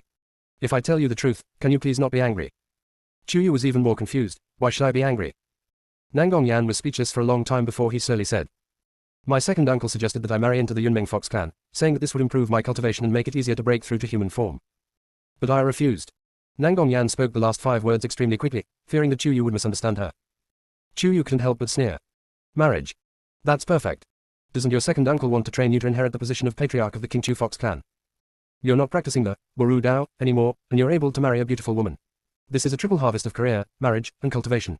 Why would you refuse? You. Nangong Yan was furious. Chu Yu, do you really think so? Is this urgent? You even called her by her full name. But you still don't want to break that layer of paper. Then she could only play dumb and say, what else? At this moment, Nangong Yan seemed to have lost all her strength and means, and her lava-like eyes were filled with pain. If it was junior brother or third junior brother, or even elder Jiang, who arranged the marriage, would you still agree so readily? Chu Yu rolled his eyes inwardly. What's it to them? Besides, these 3 are already my husbands, so I don't want them to marry anyone else. Subtext, you are not my husband, why should I care who you marry? Ellipsis. Chapter 278 My heart is burning, is love like a raging fire? Nangong Yan endured it again and again, her face almost turning green, but in the end she couldn't say a word in rebuttal and turned away. Chu Yu didn't chase after him and returned to his cave leisurely. When Nangong Yan walked to the cave where he was assigned to live in a rage, he realized that he had not asked any of the questions in his mind, but instead was filled with anger, which made him feel even more aggrieved. Why did Chu Yu transform into a cat? Why did Mulinga of the ancient snake clan say that she killed her once? At this moment, Zhu Yan was too embarrassed to go back and ask her, so he simply changed direction and went to look for his uncle whom he had just met. I have to go to the Fox tribe's treasure house to pick out some decent clothes for Chu Yu. If she really wears them like that and walks around in public, the males who are attracted to her will probably line up from Qingqiu to Yunmeng. The next morning, Chu Yu saw Nangong Yan standing outside her door with a big bag of clothes. She was at a loss whether to laugh or cry. She didn't deliberately oppose him, but thanked him, turned around, closed the door and went to change clothes. Fishing. You have to be relaxed and tense in moderation, and be able to maintain a certain distance. Chu Yu was addicted to playing, which made Nangong Yan miserable. She could no longer guess what Chu Yu was thinking, so she felt a little out of shape after playing with her and Nangong Xiaoxiao all day. What was even more annoying was that when Nangong Yan returned to the Yugu temple, in the center of Qingqiu, he was told that the Yunmeng Fox clan had arrived in Qingqiu a day earlier and was treated as a guest of honor by the Qingqiu Fox clan. A special dinner was held in the temple to entertain them. Chu Yu raised his eyebrows in the direction of Nangong Yan, and the teasing meaning in his eyes was obvious. Nangong Yan felt even more aggrieved. What was going on? Whatever you fear will come true. Don't you think he's messy enough now? Besides, what on earth is going on with my uncle? Nangong Yan clearly remembered that she had told him very clearly that he had someone he liked and was not willing to get married. But Nangong Ziyu insisted on arranging him to sit at the table of Yunmengshan, the most talented and beautiful female fox of the Yunmeng Fox clan, hoping that he would treat the distinguished guest well. Chu Yu was placed opposite him at a very far distance, so that they could only look at each other from afar. It was obvious that last night, his uncle went with him to the treasure house to pick out clothes for Chu Yu, and encouraged him to pursue Chu Yu. What's the point of today's arrangement? Little did he know that Nangong Ziyu was using a trick to provoke Chu Yu, wanting to see whether Chu Yu was interested in his nephew. If he was interested, he would probably be jealous if he saw his nephew flirting and drinking with other females, right? As long as you are jealous, there will be drama. Thinking of this, Nangong Ziyu deliberately gave Nangong Yan a look that only he could understand. Nephew, hurry up and flirt with me. Make your junior sister jealous. Unfortunately, not only did Nangong Yan fail to understand Nangong Ziyu's eyes, he also did not try to flirt with the Yunmeng Fox clan around him. Instead, he was almost eaten up by jealousy. Because Chu Yu was sitting next to Yi Lang on the left, and on the right side of the long table was Nangong Zhu, who had always had ulterior motives towards her. Chu Yu knew that her second senior brother had been looking at her, but when Nangong Zhu chatted with her in a friendly manner and introduced delicious food, she did not deliberately refuse. He even raised his eyebrows provocatively at Zhu Yan. Why are you staring at me? Why don't you go and try to please your marriage partner? Nangong Yan felt like her heart was burning with anger and she felt uncomfortable all over. She simply drank the fruit wine in front of her in an attempt to cool down. Unexpectedly, I drank too fast and started coughing non-stop. Out of courtesy, Yun Mengshan beside him handed him a silk handkerchief. Mr. Zhu, are you okay? Because Nangong Zhui has not yet announced his identity to the public, the outside world still thinks his name is Zhu Yan. He was about to refuse, but when he thought about Chu Yu accepting the delicious food that was brought to the table, he didn't refuse anything, and took the handkerchief in a huff. Thank you. In fact, he just took the handkerchief and did not really use it to wipe his mouth. But he also imitated Chu Yu and raised his eyebrows at her provocatively. But his eyebrows were only half raised when they instantly fell down. Wow, Chu Yu actually took the initiative to pour wine for Nangong Zhu, and the other party actually dared to drink it. The wine glass in Nangong Yan's hand was directly cracked by his hands, and the silk handkerchief was thrown to the corner of the table without any reluctance. He stared at Chu Yu without blinking, and it was almost possible to stare a hole in her. Chu Yu was not affected at all and continued to eat and drink as usual. Nangong Zhu couldn't stand it, because Nangong Yan's eyes looked like he wanted to eat someone. However, under such high pressure, Nangong Zhu did not back down. Because in his mind, Nangong Yan was either Chu Yu's second brother, or her first choice for a beastly husband, so naturally he would dislike him. Even if he couldn't be the bestial husband, as long as his target was Chu Yu, he could be the second bestial husband. Therefore, he still endured the huge pressure and continued to show his courtesy to Chu Yu. Lian Yelang felt that the atmosphere around him was not right, and quietly approached Chu Yu. You and Brother Zhu, no, Brother Nangong, are arguing again. Chu Yu, no. Yi Lang didn't believe it, then why has he been glaring at you since he sat down at the table? Chu Yu, his eyes are twitching, so he can't move. Yelang was puzzled. Can the eyes twitch? Isn't it only the eyelids that twitch? Chu Yu, just think of it as eyelids. Yelang. Could you please not be so casual? During this meal, some people felt confused, some ate with fear, some almost suffocated and suffered internal injuries, while some ate with gusto. Nangong Ziyu was the type who was very self-satisfied with eating melons. As the dinner was coming to an end, he deliberately made arrangements that could enhance their relationship. He asked Nangong Yan to take Yun Mengshan to the back mountain of Qingqiu to cruise the lake and enjoy the night view of the lanterns. Nangong Yan didn't have the energy to do these things right now. Just as she was about to refuse, Nangong Zhu on the opposite side spoke first. That's great, I was just about to take Miss Chu on a boat trip. I wonder if Miss Chu has this intention. Okay. Chu Yu answered naturally, I only saw the bustling Qingqiu market during the day, but I also want to see Qingqiu's flower boats and lanterns at night. I am coming too. Yelang and Nangong Xiaoxiao said in unison. Clan leader Nangong Ziyu immediately nodded in agreement. The more people there are, the better the atmosphere will be, and the faster the relationship will grow. Thinking of this, Nangong Ziyu quietly cast a glance at Nangong Yan. Later, stimulate your junior sister a lot, preferably until she runs away in sadness. Then you can comfort her and express your feelings, and everything will be fine. Understand? He knows a lot. Nangong Yan is very furious now, and she wants to twist Nangong Zhu into a ball and kick him away. Let's see if he dares to show his courtesy to his junior sister. Ellipsis. Chapter 279. The first male protagonist who strangles the heroine appears. But the banquet is not over yet, and family disgrace should not be made public, so Nangong Yan has to endure it no matter what. Yun Mengshan is a leader of the Yunmeng Fox clan and is very smart. Before coming to Qingqiu, her family also asked her to find a marriage partner. She was completely focused on cultivation and felt that marriage or hiring a beastly husband were unnecessary. However, when she first saw Nangong Yan, she was indeed stunned. He was indeed the best male fox she had ever seen, and she became interested in him. But after the banquet, Yun Mengshan realized that Nangong Yan's mind was entirely on the overly spiritual little cat girl opposite. But that little cat girl didn't seem to care about him at all. Interesting. This trip to Qingqiu should be more fun than imagined, and she doesn't mind going to see a good show. In the interest of watching a show, Yun Mengshan boarded an extremely luxurious flower boat with everyone else, looking at Nangong Yan for a while and then at Chu Yu. Seeing that Nangong Zhu was circling around Chu Yu from beginning to end, but Nangong Yan was slow to step forward, Yun Mengshan became anxious. Master Zhu, do you know what it means when a male fox invites a female fox to release a lotus lantern on the water? Nangong Yan wanted to say, not interested, but she saw Nangong Zhu eagerly handing a fiery red lotus lantern to Chu Yu, smiling in a particularly charming and annoying way. Nangong Yan changed her words when they were about to speak. What does it mean? It means expressing love and wanting to be a partner, loving each other for a lifetime, and being together until death. If the female accepts, she agrees to the male's request. Our demon world is different from the world of cultivation or the human world. We are much more straightforward in dealing with emotions and desires. Once we accept it, then any intimate things we do next will come naturally. There is no need to wait for the ceremony of becoming a partner. What do you mean? Nangong Yan suddenly had a very bad premonition. Yun Mengshan kindly explained. Look at this beautiful scene, with the flowers in full bloom and the moon full. If a female accepts the male's advances, they could stroll through the dense forest under the moonlight, or find a small boat with flowers where there are no other monsters around, and engage in some romantic activities. That would be quite interesting. Hey. This Nangong Zhu is looking for death. How dare he have such dirty thoughts towards his junior sister? Nangong Yan herself didn't dare to think so. How could that kid dare? If that brat takes advantage of us, my junior brothers and I will definitely kill him when we return to the world of cultivation. Who made him not only not get to eat it himself, but also let others eat it? Thinking of this, Nangong Yan didn't care about his elegance and demeanor. He held up the exaggerated and hindering walking robe of the demon tribe in one hand, and walked towards the two people who were about to release lanterns at the stern with the gait of a dragon and a tiger. Before Chu Yu was about to take the lantern, Nangong Yan snatched it away and looked at Nangong Zhu with a forced smile. Mr. Zhu, this lantern is so beautiful. How about giving it to you? Nangong Zhu still didn't know Nangong Yan's identity. When his courtship was about to succeed, someone else intervened. The clay man was also angry.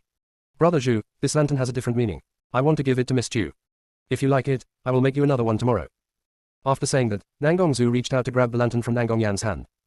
The two of them fought back and forth, completely losing the dignity, leaving Nangong Xiaoxiao in the middle of the boat dumbfounded. My cousin Zhu has always been very particular about his appearance, and he actually even messed with Yan Tang, ahem. For a lantern expressing his love, he actually fought with Master Zhu so fiercely. It seems that he must have really fallen in love with Yu Yu.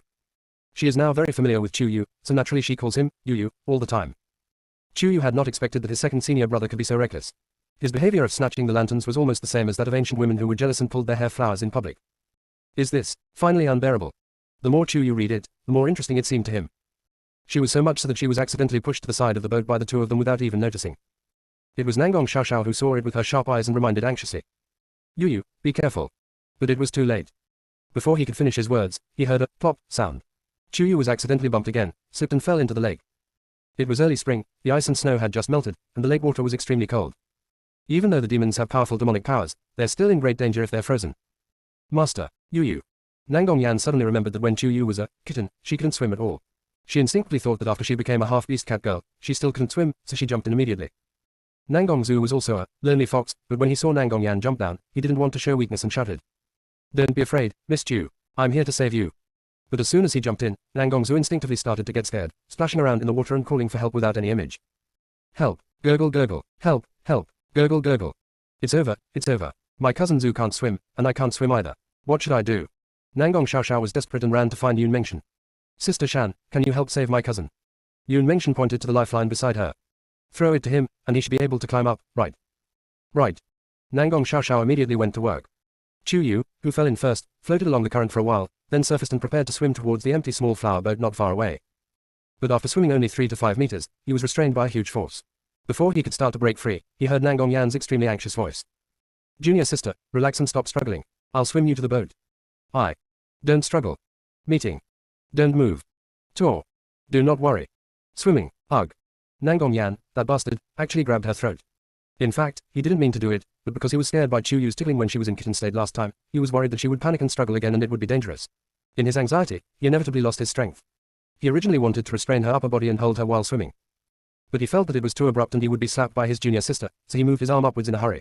As Chu Yu was struggling in the opposite direction, it turned into a chokehold. Moreover, the force is not light. Chu Yu almost fainted, and simply floated in the water with no desire to live, letting him take her wherever he wanted. After an unknown amount of time, Nangong Yan finally reached the empty boat. She pushed Chu Yu up first, and then climbed up herself. Junior sister, do you have? Nangong Yan's original intention was to care about Chu Yu, but the moment she turned around and saw Yu clearly, her eyes widened. What was even more terrible was that he had an indescribable reaction instantly. And Chu Yu happened to look at him at this moment. Ellipsis. Chapter 280 Who knocked him down? Nangong Yan immediately turned his back, and the fiery red demonic power condensed in his palm, drying the clothes around his body as quickly as possible. Now, he was especially grateful to his uncle for choosing this exaggerated and bulky long gown for him, which just covered up his abnormality and prevented him from being embarrassed in front of his junior sister. You really can't blame him for this. Any male would have a reaction after seeing Chu Yu's condition just now. He was able to control himself from letting his bestial nature out, and he had already used up all his willpower. Her enchanting light pink slightly curly hair, now soaked in cold water, clings to her smooth skin, outlining delicate and smooth yet blood-pumping curves. Those same light pink eyes, like two pools of clear spring water, seemed larger and deeper because of the shock of the accidental fall into the water, with a hint of imperceptible confusion and helplessness. The pair of small and cute pink and white cat ears drooped on both sides of the forehead, with a few drops of crystal clear water hanging on them, adding a bit of pitifulness. At this moment, she was half supported and sitting on the bow of the small flower boat. No matter how fresh the flowers around her were, they were not even 1/10 as delicate as her. Her slightly trembling body contrasted sharply with the surrounding environment. The soft fabric fit her tightly, and her perfect outline was faintly visible under the almost transparent texture. How could this not arouse Nangong Yan's strong desire to protect and possess? He was extremely grateful that it was he who jumped down to save Chu Yu, not the beast Nangong Zhu. Cursing in his heart, Nangong Yan completely forgot that his current image was also in a half-beast state, and instead leaned towards Chu Yu with his back to him. Junior sister, come closer to my hands, I will help you dry your clothes. Chu Yu was almost losing his temper and refused to go over. His voice was a little harsh. Can't you come over here yourself? Nangong Yan was helpless, but she didn't dare to disobey Chu Yu. She could only move towards her as carefully as possible. When she felt she was about to get close to her, she stopped and carefully warmed her with the gentlest and softest demonic power.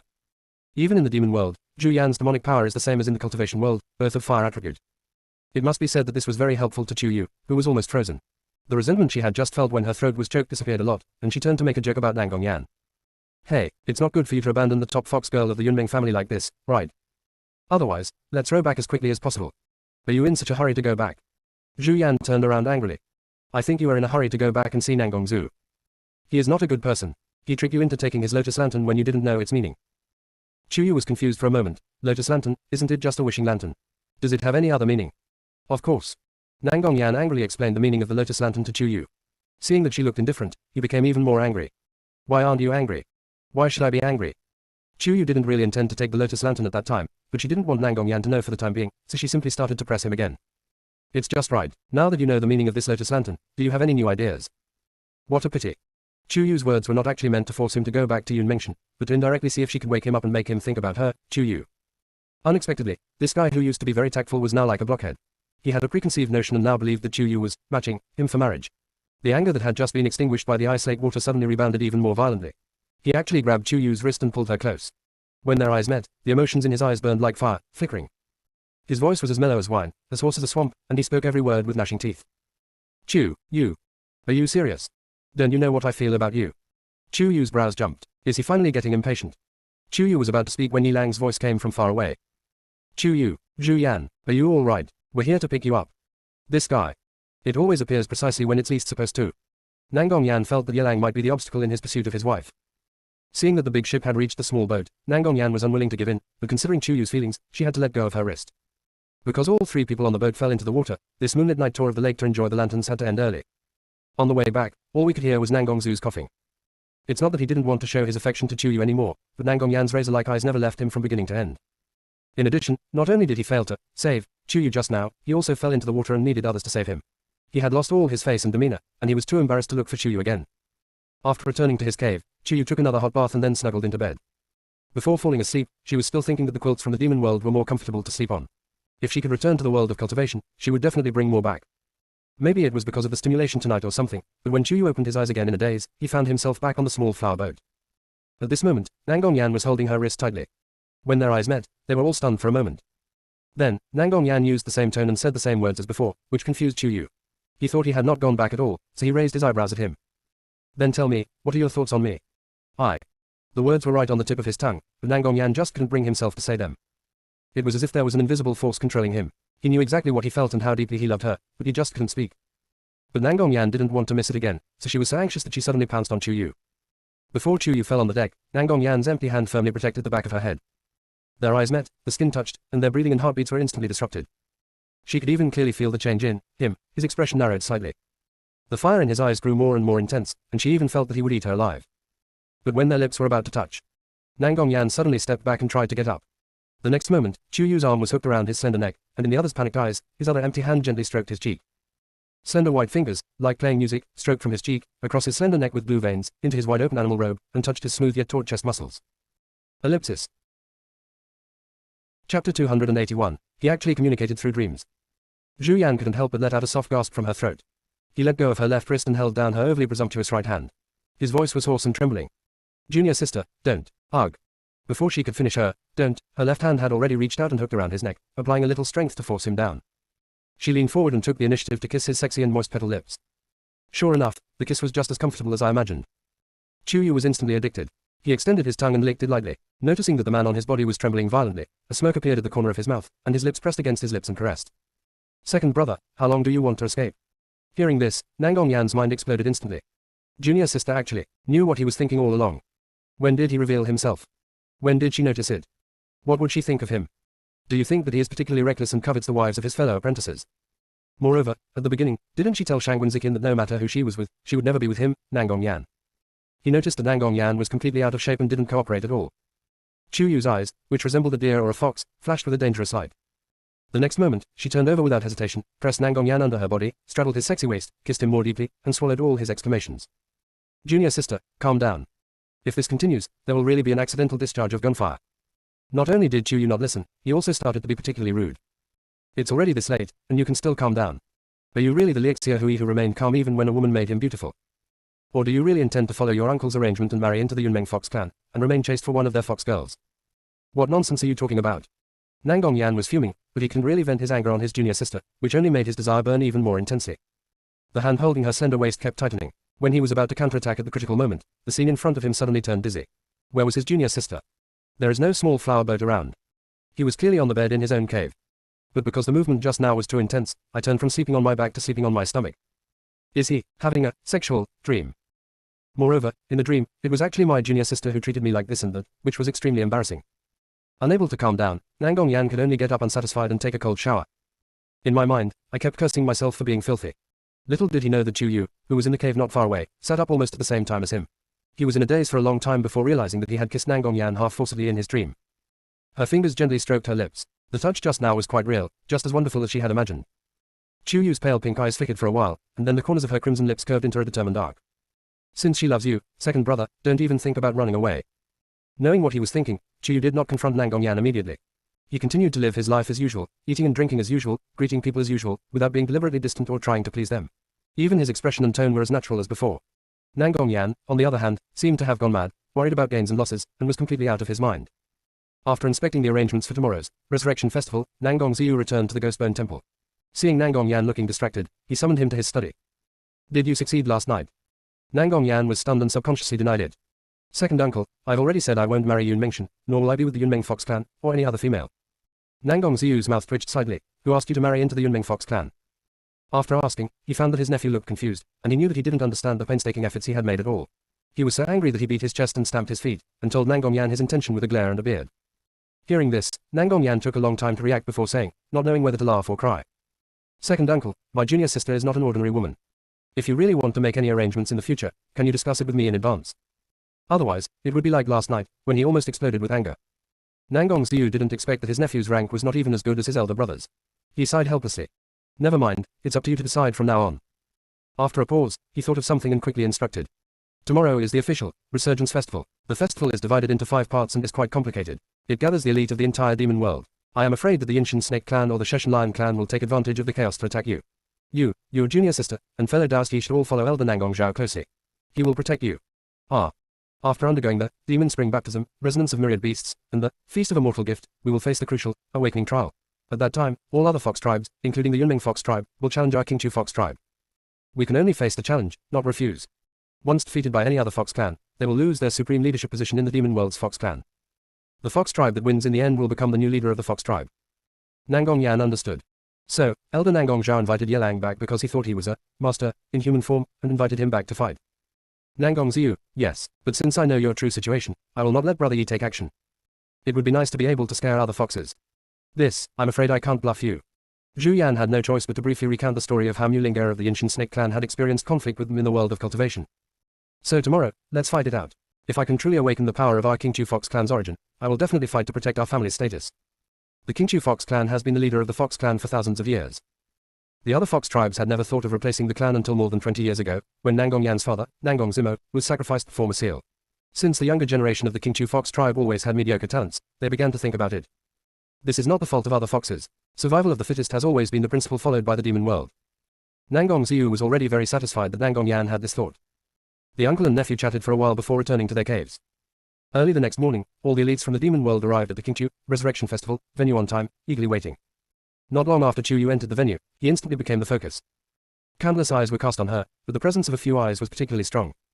Ellipsis. Chapter 283 Eating Raw Meat and Drinking Blood. Chu Yu scratched her head helplessly. She had only been in the demon world for a few months. It wasn't necessary for her to make so many enemies, right? As for beautiful, that's possible. After all, she prides herself on having the best face and figure among females, but those gazes shouldn't be that fiery, right? Especially the area at a 45-degree angle to the upper left of her center was so hot that she was embarrassed to look at it. She only glanced at him out of the corner of her eye and immediately looked away, the doubts in her heart growing. If she saw correctly, each of the beastmen over there had ears similar in shape to hers. Cat tribe. Chu Yu quietly approached Nangong Xiaoxiao. Xiaoxiao, what race is the person standing diagonally above you on the left? The Civid clan. Nangong Xiaoxiao looked in the direction Chu Yu pointed, and was startled at first. Then she immediately took a half-step sideways, blocking the gaze from Chu Yu's overly passionate gaze, and muttered softly. The Strud cats are the most healing demons in our demon world. Both males and females are generally very gentle and friendly. They are also the most popular race for the major beast tribes to marry or marry. Because among the general races, only the magic power of witch doctors and saints has certain healing effects. With the Strud cat clan, the entire clan's demonic power has certain healing properties, and the healing properties of the saint's demonic power are even more amazing. Except for extremely difficult poisons, it can almost be cured instantly.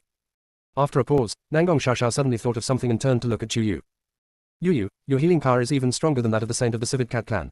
For example, last time, the poison of that 1,000-year-old green snake demon, even the saint of the Civid cat clan couldn't cure it, but you cured it.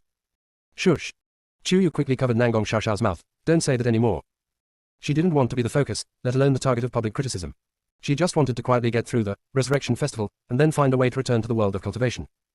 Nangong Xiaoxiao was about to say something, but the chief priest of the King Chu Fox clan on the altar had already announced the official start of the Resurrection Festival. The first part is praying at the altar. At the beginning of the celebration, led by the high priest of the King Chu Fox clan, all participants gathered around the altar and held a solemn prayer ceremony, paying the most pious respect to the immortals and monsters in the fairy world, and requesting the gods to send down the light of baptism. Chu Yu emptied his mind and followed suit, feeling a rare moment of peace and tranquility. Because the sky was only dimly lit, with the sound of the sacrificial chanting, the surroundings seemed to become hazy and dreamy. When the second part, Demon Spring Baptism, begins, the first ray of dawn penetrates the clouds and illuminates the earth, and the bathing of divine grace officially begins. What falls from the sky is not ordinary rain, but holy water with the magical power of the immortals from the fairy world. It can wash away the turbid air from the members of the demon clan, purify their minds, strengthen their physique, and activate the original power in their blood. Although it was still cold, Chu Yu felt warm all over, as if she was back to the feeling of being in the cradle when she was just born. All the pores in her body were more unblocked, and she even wanted to moan with comfort, but she forced herself to hold it back. Nangong Xiaoxiao beside her not only hummed comfortably, but also began to dance naturally. But the dance steps look funny no matter how you look at them. Chu Yu was a little embarrassed at first, but when she saw that almost all the half-beast monsters around her were like this, and only she, Nangong Yan, and Yilang was still standing straight, she seemed out of place. Soon after, many monsters began to transform back into their original forms, emitting deafening roars or cries, forming a spectacular chorus of life. This was their way of responding to the immortal's grace and celebrating their new life. In order to appear less out of place, Chu Yu had to transform into a cat. Although it is not as cute as before, it is only the size of a palm, and it seems out of place among a group of large birds and beasts. Yilang squatted down anxiously. My dear little ancestor, be careful, don't let the other beasts step on you. Will not. As he spoke, Chu Yu had already leaped up and landed nimbly on Yilang's shoulder. Nangong Yan's fox claws, which had just been stretched out, froze in midair. Looking at Yilang's eyes, he wished he could tear him apart. Yilang couldn't stand this kind of pressure anymore, and was about to stand up to relieve himself, but Chu Yu jumped on his shoulder. Don't stand up, it's too conspicuous, just squat like this. After waves of resonance among all beasts, the ceremony reached the fairies' banquet, on the eve of its climax. Chu Yu originally didn't understand how this part could achieve the purpose of the banquet. Until I saw the originally clear sky, the clouds gradually turned into red or white colors. Then, the sky began to rain food. Fairy fruits, fairy beast meat, fairy dew, and other foods, each emitting a halo of different colors, fell directly from the sky. Chu Yu could understand the fairy fruit and fairy dew, but the key point was that the fairy beast meat was still raw. Chu Yu, Nangong Yan and Yilang, the three people, were so shocked that they were numb. Especially when they saw this group of completely beast-like monsters fighting for the flesh of immortal beasts and tearing them apart with blood everywhere. The four words, eating raw meat and drinking blood, rang in their minds at the same time. Too cruel. So primitive. Too exaggerated. It is as if the phenomenon of entering civilization before was just an illusion. The current situation is their instinct. Chu Yu and Nangong Yan looked at each other and saw the helplessness and rejection in each other's eyes. They really couldn't eat raw meat. Yilang's face turned pale with fright, he looked weak and helpless, and was trembling. It was not until this moment that the three of them truly felt that the demon world, the world of cultivation, and the human world might be different paths, but because they all sought immortality and pursued ascension, they could return to the same destination.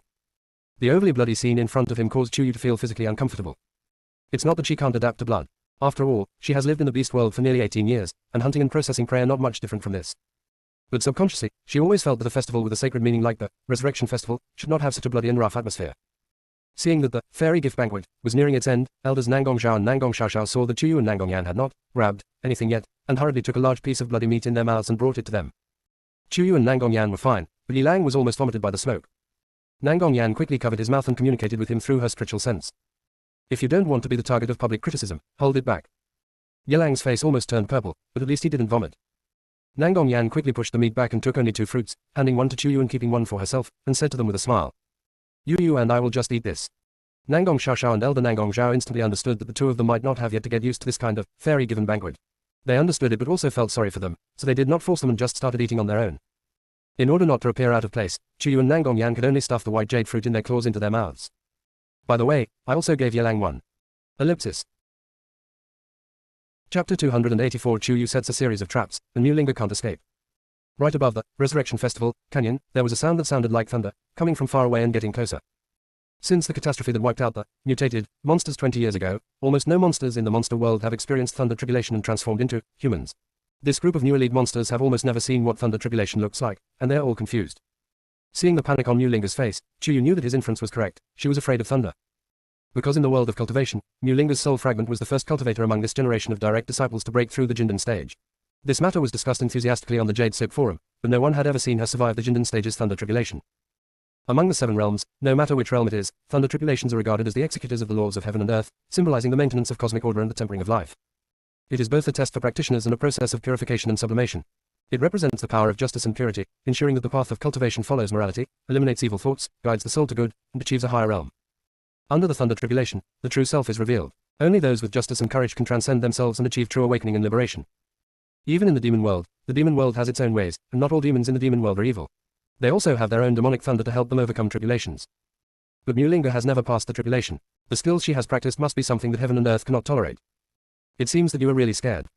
Chuyu raised his eyebrows with a wicked smile and pointed to the sky. Guess how many you can withstand. Chu, you. Mulinga was so angry that her face almost turned as blue as her eyes. How dare you? Chuyu looked at Mulinga with a look that asked, are you sick? You're already thinking about killing me, so why can't I kill you completely? Wrong. You've already hit me once, and this time I'm here to seek revenge. After saying that, Chuyu flew up and shouted. Tianlei, we are here, come quickly. This roar stunned all the half-beasts and monsters inside and outside the canyon. Can you survive the thunder tribulation by just shouting? While I was wondering, the sound of thunder really became louder and louder, as if it came here on purpose. Soon, dark calamity clouds appeared over the canyon, frightening the monsters. Those with low cultivation or those with little courage began to tremble. The Qingchu Fox tribe's priests couldn't help but look at Chuyu a few more times, then turned to ask Nangong Ziyu next to them. Clan leader, who is this Chuyu? How could he command the thunder? The priest was very old and had transformed into a human form, but he had never seen such an operation. Nangong Ziyu also shook her head slightly bewilderedly. Yansa said that she was his junior sister in the world of cultivation, and didn't say much else. After a pause, Nangong Ziyu thought of something and quickly added. The Civid Cat tribe's leader personally recognized her as the Civid Cat tribe's reincarnated goddess. Master priest, do you think she does look a bit like the goddess enshrined in the Civid Cat tribe's temple? Hearing this, the priest pondered for a moment and nodded slowly. It does. What you said reminds me of something that happened more than 900 years ago. At that time, the monsters in the demon world had not yet awakened the demonic powers and could not practice like this. The lifespan of most beasts was also relatively short, and many races could not even continue to exist and suffered a catastrophic disaster. The Spirit Cat tribe was nearly wiped out by a sudden mountain flood. It is said that a goddess from the cat tribe saved them, and they survived. On the high platform, the priest slowly recounted the legend of that year. In the canyon, the first thunderbolt was about to land. Chuyu smiled with great joy and rushed towards Mulinga at the fastest speed. Suffer to death. Mulinga reacted extremely quickly and spit out poison needles and poison mist at her. The agility of the Spirit Cat clan was extremely high, and Chuyu's demonic power was the same as the spiritual power in the world of cultivation, which had an accelerating effect. She dodged the attack of the poison needles without much effort. Even if you are attacked by poisonous fog, you can purify and detoxify it instantly and will not be affected at all. How can it be? Mulinga was both shocked and horrified. Seeing Chuyu approaching her, how could she not understand what the other party was planning? She turned around and twisted her huge green snake tail to hide quickly. While dodging, Mulinga continued to spray poison at Chuyu behind her, but to no avail. Unfortunately, once the awakening trial begins, the beastmen participating in it cannot leave the canyon unless one side is completely defeated by the other or surrenders. Mulinga wanted all her beast husbands to admit defeat, but unfortunately, like the Civid Cats, they had also entered the awakening stage. Afterwards, the monsters on the cliff witnessed a scene that they would never forget but was also extremely puzzled. Mulinga, the 1,000-year-old snake spirit who had previously aggressively challenged Chuyu, was chased all over the canyon by Chuyu, who had just transformed into a half-demon state. Boom! A loud explosion sounded like a spring thunder waking up the earth, and the entire valley was shaking. Lightning flashed across the valley, illuminating the entire canyon. Mulinga knew that it was a thunder tribulation, and she also understood that Chuyu was chasing her relentlessly. She could only flee as fast as she could, feeling helpless and at a loss as to what to do next. He didn't notice at all that not far ahead, Nangong Yan and Yelang had already set a trap. It wasn't until her tail was completely empty and she was completely stuck in the pit by some sharp metal object that Mulinga suddenly woke up and became furious. You designed me. You are the one who designed it. Nangong Yan smiled but didn't smile. Yelang, who was standing by, closed his eyes, roared, and jumped into the pit with a fearless attitude. Mulinga, you old, wicked snake demon, prepare to die. Mulinga thought Yelang was crazy and was about to spit poison with her teeth bared. But before the poison could be sprayed out, the first bolt of lightning struck instantly. The target was not Chu Yu, but Yilang, who was in the same pit with her. The pit was narrow and cramped, and the thunder was so powerful that there was nowhere to hide. What? An extremely shrill and piercing scream came from Mulinga's mouth. Affected by the thunder, her whole body emitted thick black smoke, which was foul and disgusting. All the monsters were stunned. Mulinga then realized that she had been tricked. This thunderbolt was not meant to strike Chu Yu from the beginning, but Yilang. Chu Yu had just been chasing her, making a feint to the east and attacking in the west, luring her into a trap. In fact, Yilang never stopped practicing physical cultivation during the more than 1 month on the way to Qingqiu. He had realized several days ago that he could break through, but Nangongyan was almost kidnapped by Mulinga at that time. Chu Yu deduced that Mulinga was afraid of thunder tribulation, so he asked Yilang to stabilize his cultivation and postpone the breakthrough. During the few days in Qingqiu, Nangongyan and Yilang temporarily designed a mechanism that could imprison Mulinga's snake tail. After learning about the awakening trial mechanism at the end of the resurrection festival, I waited for Mulinga to jump into the pit. Look, he jumped in. You guys, so despicable. Mulinga was so angry that her green eyes were bloodshot. Seeing that the second thunder was about to fall, she became ruthless and pulled out a sharp knife to cut off her snake tail. Ellipsis. Can connect to DB.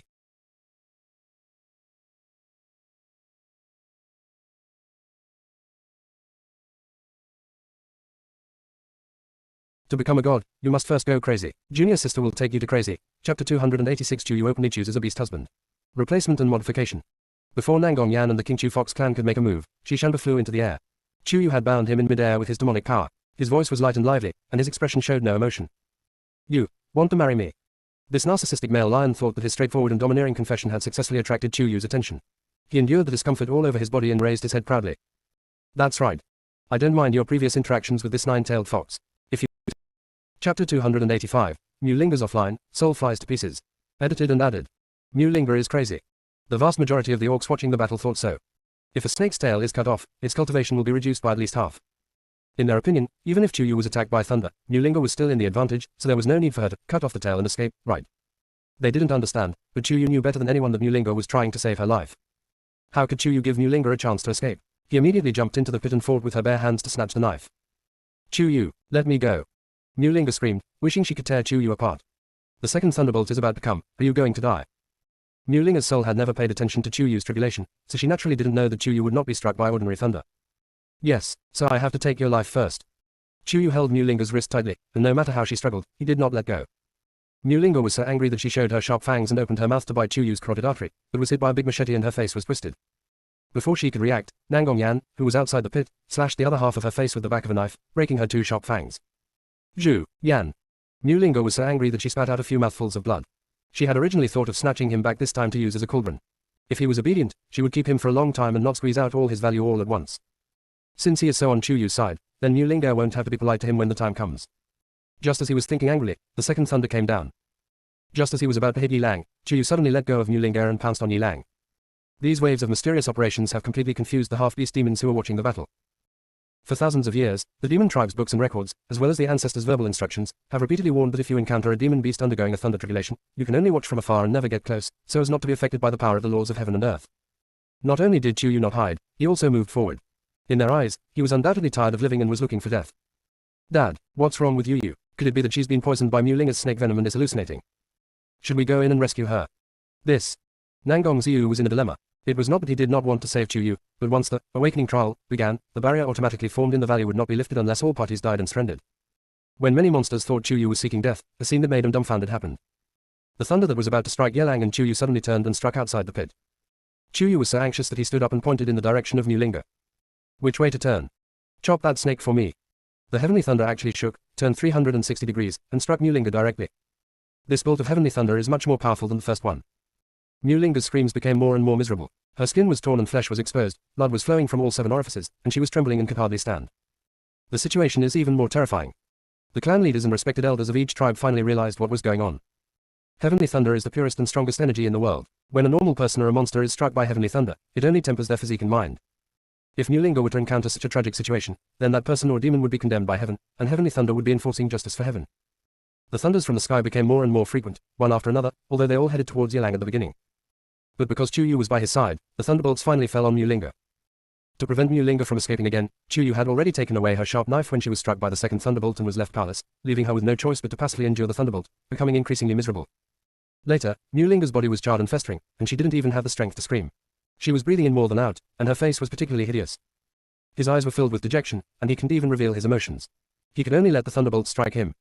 The blood that flowed out was pitch black and smelly, and the entire canyon, inside and outside, was filled with the stench, making it look like hell on earth. For a moment, many monsters didn't know whether to be shocked or not. The thunder listened too much to Chu Yu's words. It turned from Yelang every time and hit Mulinga accurately. I should be afraid. What kind of heartless thing did Mulinga do to deserve such divine punishment? They didn't even know whether this trial was testing the awakening of the Civet Cat clan and the Ancient Snake clan, or testing the tolerance of them, the spectators. Because the smell is so disgusting that it is indescribable. The thunder tribulation of the nascent soul stage lasted for a whole day and night, which happened to be the time it took for the monsters of the Civet Cat clan and the Ancient Snake clan to awaken, which also took nearly a day and night. When they all woke up, where was Mulinga? Only the charred spot in the pit showed that she had been struck here before. As for her soul, it was completely shattered and dissipated in the 7 realms, no longer existing. The demons who had been abused or oppressed by the Ancient Snake clan finally dared to stand up and expose Mulinga's crimes, and cheered for the demons of the Lingba clan. The Ancient Snake clan was leaderless, and their advancement in cultivation depended almost entirely on dual cultivation with Mulinga. They had no practical combat skills at all, and were all defeated and surrendered in a few moves. This awakening trial is nearing its end, and the barrier that automatically formed in the canyon is gradually beginning to dissolve. Boom. Boom. 2 more thunderclaps, louder than the previous ones, sounded from the top of the canyon. 2 ridiculously large calamity clouds instantly condensed above the canyon. One is on top of Chu Yu's head, and the other is on top of Nangong Yan's head. They were both already in a half-beast state. Was this the thunder tribulation that was about to completely transform into a human form? For a moment, the priests, clan leaders and elders of each tribe became excited.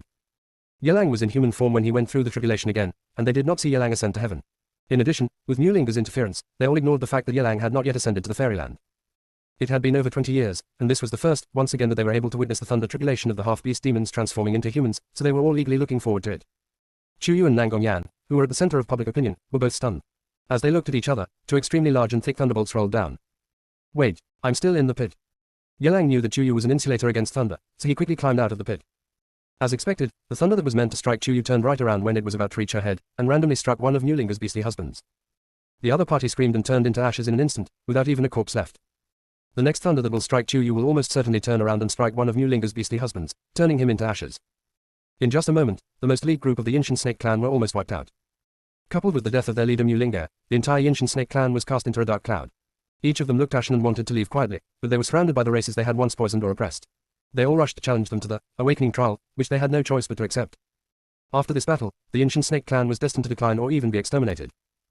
Because their clan rose to power by using extremely insidious methods, and with a powerful person like Mulinga around, even if other demon clans could not withstand the oppression or poisoning, they would either suffer heavy casualties or even lose the ability to preserve their own habitats. Even more tragically, some monsters whose tribes were wiped out and displaced have now stood up and challenged them to the awakening trial. While the demon world was boiling with passion for revenge, Mulinga's soul, far away in the world of cultivation, was still negotiating with the dual cultivation system, asking the system to find a way to help her leave the half-demon realm and go to the real demon world, because it was rumored that there would be more high-quality men there. The dual cultivation system, also known as the Devil of Lust, was still hesitating when it heard Mulinga's scream, and it was forcibly separated from Mulinga's consciousness. What evildoer dared to strip this demon from its body? Before the lustful demon's furious voice had even finished, Mulinga's entire body was burnt to ashes, turning into a wisp of black smoke and disappearing without a trace. After a long while, the Devil of Desire once again made an angry sound. Damn, this thing I have been supporting for such a long time turned out to be a split soul. No wonder it's so stupid. I'm so angry that I'm respected. I'm so pissed off. Chu Yu, you are really great. You can fight back even in the demon world. That's great. Don't get complacent, we still have plenty of opportunities to compete. I'll go to the fairyland and wait for you first, humph. Chu Yu had no idea that she had added a new chapter to her feud with the Devil of Lust. At this moment, the thunder tribulation had ended, and she and Nangong Yan automatically floated in the air, experiencing the baptism of extremely pure demonic power. Compared to the valley that was split for 3 days and 3 nights and turned into a charred black. The two of them looked radiant and like they were just born again, which made them seem extremely out of place. Chu Yu was surrounded by a pink and white halo, which made her look sacred and solemn. Miao King, the leader of the Civet Cat tribe, burst into tears of joy and knelt with all the tribesmen, saying excitedly, "Welcome back the goddess of the Spirit Mountain Cat tribe." At this time, Chu Yu's pink and white hair and tail had all been retracted, but the big pink and white slightly curled waves were still freely hanging, still so beautiful, which made the single males eager to make a move and blushed. He lowered his eyes and looked at the palm of his hand. A pink and white demonic power was flowing in it, but it did not seem like pure demonic power. It seemed to carry a power that was even more holy and solemn than demonic power. Like, the power of faith. Chu Yu remembered that when he was in the underworld watching his 9 reincarnations, he knew that after he was killed by Mulinga in his first life, the rescued Spirit Cat carved a goddess statue in her half-beast image and worshipped it for generations to express the gratitude. So, why does she now have the power of faith in her demonic power? However, is it really reasonable for this power of faith to appear in her, a monster or cultivator who has not yet ascended to become an immortal? On the other hand, Nangong Yan was wrapped in a flaming halo. His fox ears and tail did not completely disappear after going through the thunder tribulation. Instead, he grew 8 more fiery red fox tails. 9-tailed fire fox. The most noble one of the fox clan. Apart from Nangong Yan's parents, Nangong Zimo and Yun Mengshan, there have been no other nine-tailed foxes in the past 1,000 years. The entire fox clan in the demon world was in an uproar. This time it was the turn of King Chu's clan leader, Nangong Ziyu, to burst into tears of joy, loudly declaring, "We sincerely welcome Nangong Yan, the son of the former fox clan leader Nangong Zimo and his wife Yun Mengshan, back to our King Chu fox clan." As he stomped the scepter in his hand on the ground, all the foxes of King Chu immediately knelt down. The high priest on the side also chanted the welcoming Sanskrit of the fox tribe. Seeing this, the other foxes no longer had any thoughts of seizing the supreme leadership position of the foxes in the demon world, and they knelt down one after another. Among these other fox tribes, the highest bloodline only has 8 tails. How can they compare with the 9 tails of the King Chu fox tribe? Although both the demon world and the cultivation world admire the strong, the demon world has another layer that the cultivation world does not have: bloodline suppression. Nangong Yan's cultivation might not be as high as some of the respected foxes, but because of the advantage of his bloodline, the pressure he releases is something that no fox can resist. The same goes for Chu Yu. Not to mention the entire Spread Cat clan, all the cat clans in the demon world respect her as their center. Nangong Yan woke up after Chu Yu and saw that his junior sister had completely transformed into a human form. Not only did he not transform into a human form, but he also had 8 extra tails. His expression was extremely disappointed. Junior sister. He looked at Chu Yu from afar, afraid that he would be disliked. Chu Yu was at a loss for words. Before she could speak, a half-beast lion appeared from nowhere, knelt on one knee and said to her, "Shi Shanba, the future heir to the Sheshan Lion clan's clan leader, fell in love with the Civid clan's goddess at first sight, and has come to ask for her hand in marriage. I wish to maintain an everlasting friendship with the Civid clan, and only ask that the Civid clan goddess be my first beast wife." Chu Yu's mouth twitched slightly. He felt that this lion looked familiar, but he couldn't remember where he had seen it. Miao King, the leader of the Civid cat clan, was so angry that his teeth itched. "Our goddess has just returned and is not considering marriage. Furthermore, when our goddess marries in the future, she will marry a beastly husband and will not marry someone from another tribe. This lion has a nice idea." After saying that, Miao King blocked Chu Yu, who had already landed, behind him. He really didn't like the aggressive look that Shi Shanba gave Chu Yu.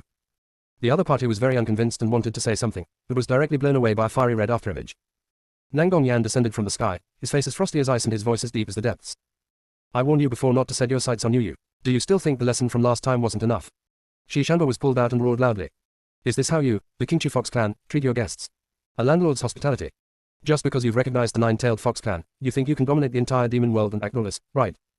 This is an opportunity to sow discord between the King Chu fox clan and the entire demon world." Chapter 286. Chu Yu openly chooses a beast husband. Replacement and modification. Before Nangong Yan and the King Chu fox clan could make a move, Shi Shanba flew into the air. Chu Yu had bound him in midair with his demonic power. His voice was light and lively, and his expression showed no emotion. "You want to marry me?" This narcissistic male lion thought that his straightforward and domineering confession had successfully attracted Chu Yu's attention. He endured the discomfort all over his body and raised his head proudly. "That's right. I don't mind your previous interactions with this 9-tailed fox. If you still want to have contact with him in the future, I can make him my second beast husband. You have to understand that in the demon world, most high-quality males don't want to be a second beast husband. The beast husbands who are willing to let you marry are definitely ugly. What if I say I've had 3 husbands?" Chu Yu smiled, intending to make Shi Shanba give up. Unexpectedly, he was stunned at first, and then said something shocking. "This 9-tailed fox is just your 3rd beast husband." Cough cough. Chu Yu coughed lightly to cover up. "Nangong Yan, he is not my husband." Although what Chu Yu said was true, Nangong Yan's heart still suddenly tightened and she felt very uncomfortable when she heard it. Chu Yu knew that he must be feeling bad, but he did not exchange glances with him. Instead, he continued to whisper to Shi Shanba. "In that case, you should not have any intention of marrying me, right?" Even if you have it, I don't plan to marry you." "Why? My Sheshan Lion clan is one of the most powerful clans in the demon world. Why do you look down on me?" "Because I have no feelings for you." Chu Yu didn't want to waste time talking to him, so he used his demonic power to quietly heal the wounds all over his body, and then headed towards the Sheshan Lion clan. "I beg a sensible person from the Sheshan Lion clan to take charge of your clan's affairs. My companion Nangong Yan accidentally injured Sheshan Bar, and I have already healed him completely. If the Sheshan Lion clan still wants to stir up trouble, then my Spread Cat clan and the King Chu fox clan will inevitably advance and retreat together. Please don't believe in slander. Working together to improve our cultivation is the right thing to do, isn't it? The Spread Cat tribe has a goddess and the King Chu fox tribe has a 9-tailed fox, which has greatly increased the strength of the 2 tribes. If they form an alliance, I'm afraid no race in the demon world can compete with them alone." After careful consideration, the leader of the Sheshan Lion clan held back the unconvinced Sheshan Bar and stopped causing trouble for the King Chu fox clan. After 3 earth-shattering thunder tribulations, the subsequent awakening trials of other races seemed bland and boring. After the Resurrection Festival was successfully concluded, the cultivation of the monsters and beasts improved a lot. All the evil deeds that Mulinga and the entire Yinshan Snake clan had done were also made public. The Yinshan Snake clan was attacked by a coalition of many races in the demon world and was soon wiped out. Because of the arrival of the goddess of the Spread Cat tribe, all tribes began to think about marriage. In particular, Chu Yu's rejection of Shi Shanba's remarks made it clear that she did not choose a husband solely based on strength, but rather on rapport and feeling. This made more races that were originally of medium or even low strength eager to try. Chu Yu's incredible healing power that could instantly heal Shi Shanba was witnessed by all the demons, and none of them wanted to miss the opportunity. When she just returned to their habitat, Tangu, with the civet cat tribe, the males who wanted to marry her and become her beast husbands were so crowded that they couldn't even stand outside Tangu. Meow King, the leader of the civet cat clan, escorted Chuyu into the inner circle like a calf, fearing that she would get angry at the noisy males outside, and hurriedly said, "Don't be afraid, goddess. This clan leader will send his subordinates to drive them all away." Wait a minute. Chuyu played with her curly hair, and with a sudden thought, she leaned over and whispered something in Meow King's ear. The latter nodded repeatedly, with a look of admiration and pampering on his face. The goddess is not only beautiful but also smart. The civet cat tribe is so lucky to have such a goddess. Yelang followed behind and shook his head helplessly. Brother Nangong also asked him to help keep an eye on Chuyu. Is this something he can keep an eye on? There are no jade slips in the demon world, and Yelang has no way to convey the message to Nangong Yan in time. Looking at Chuyu's cleverness, there's no way Brother Nangong could be his opponent. He can only be defeated. In the center of the Ghostbone Temple of the King Chu Fox clan, clan leader Nangong Xiu was negotiating with Nangong Yan, hoping that he would agree to stay and inherit the position of clan leader. However, Nangong Xiaoxiao and Nangong Zhu hurried in. Nangong Xiaoxiao ran so fast that her face turned red. Dad. It's bad. It's bad. What's wrong? I've told you so many times to stay calm. Why are you blustering like that? You don't act like a female at all. No male would dare to ask for your hand in marriage. Nangong Xiu said with disdain. Nangong Xiaoxiao looked disdainful. I don't want a male to propose to me. I want to learn from you and choose my beast husband openly. Puff. Nangong Xiu was so shocked that she spat out a mouthful of her cold tea. What did you just say? Who? Who wants to choose a beast husband? This time it was Nangong Xiaoxiao's turn to take a half step back in disgust. My restlessness is just like yours. After a pause, she continued. Yo-yo. Wasn't she now the goddess of the Strud Cat tribe? After returning with them, the Strud Cat tribe announced to the demon world that the goddess would publicly choose a male who was compatible with her as her fourth husband in half a month. Right now, the outskirts of Tangshan, the spiritual cat tribe, are almost completely packed with single males from the demon world. Uncle Clan Leader, I came here specifically to ask for leave to go to Tangshan. I hope you will approve it.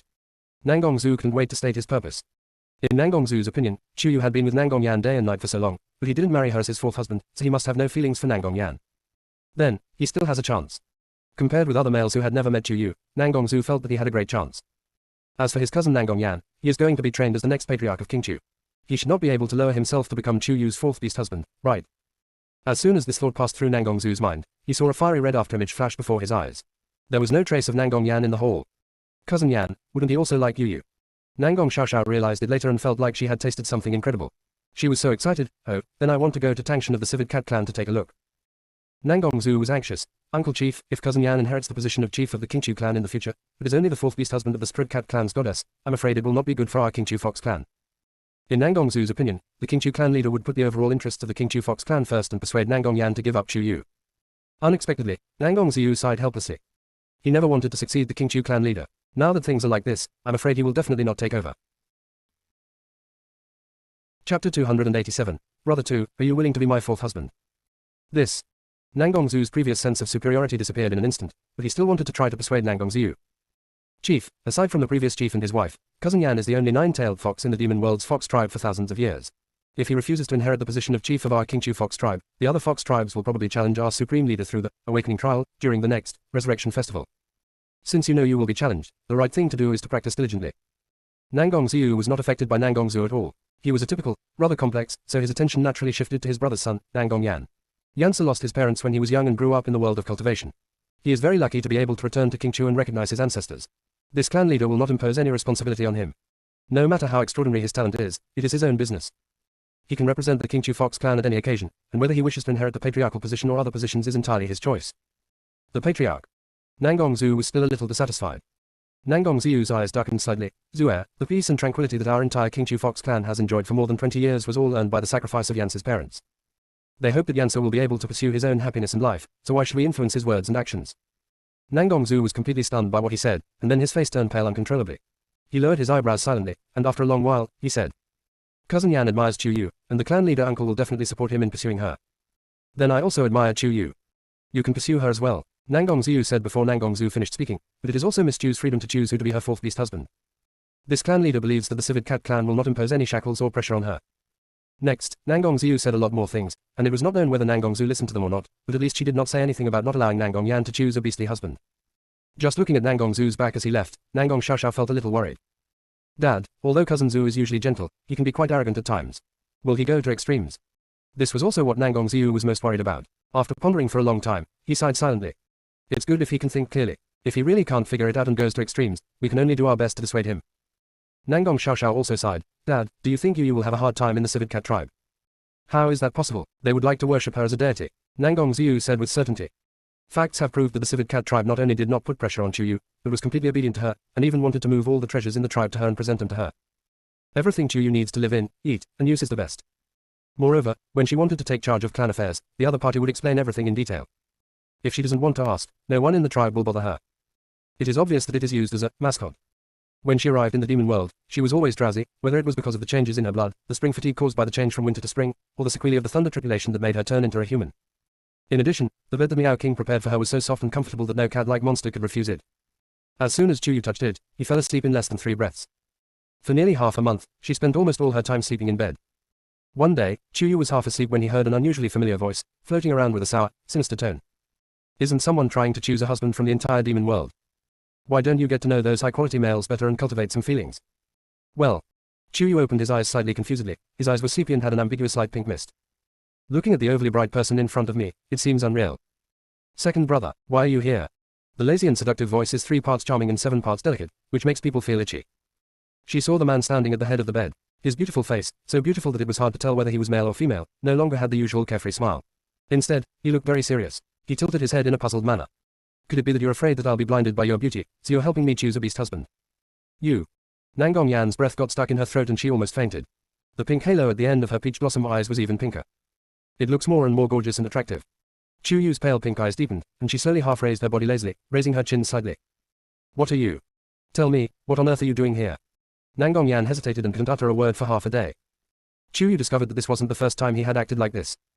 Especially, every time they had to face their relationship. A few times before, she had guessed that he might be sulking with her. But he was angry again and then came to the door in a rage. Only Nangong Yan would do that, unless he was mentally ill. Otherwise, he really couldn't express it. Although this inference was bizarre, Chu Yu still felt that it was very likely. He simply calmed down and pointed to his bedside. Sit. Nangong Yan was stunned and hesitated. This is your boudoir, this is your fragrant bed, it's not good. Even at this time, he still followed the rules of the cultivation world and respected Chu Yu. Chu Yu was really at a loss for words. Why didn't you talk about good and bad back then in my little cave? Little junior sister. Nangong Yan opened her mouth, not knowing how to respond. I really don't understand, how can such a delicate beauty speak such vicious words so fluently?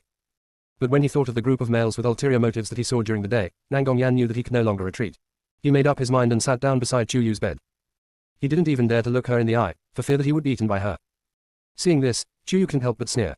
You're so cautious, are you afraid that I'll eat you? As he spoke, Chu Yu actually raised his little face, and their eyes met, and they both trembled. Nangong Yan subconsciously wanted to move back, but Chu Yu gently held her wrist. Second brother, if you're not helping me choose a husband, are you going to choose one yourself? Shush. Chu Yu was worried that he would stop talking halfway through, so she pressed her hands on his lips and moved closer to him, so that the two of them were almost touching. Noticing that his body was as stiff as iron, the smile in Chu Yu's eyes became even more intense and charming. Second brother, are you willing to be my 4th husband? The kind that treats you equally with junior brother and the others. The word, willing, was already on the tip of her lips, but Nangong Yan couldn't say it. He finally realized that something was wrong with him, as if he had been cursed. I was so anxious that the corners of my eyes were red. Chu Yu felt distressed, sighed silently, and interlocked her fingers with him. If you can't speak, just do the actions, okay? Nangong Yan nodded hurriedly. Chu Yu smiled, as brilliant as fireworks. Then I asked again, second brother, are you willing to marry me, live happily ever after, and become my 4th husband? Ellipsis.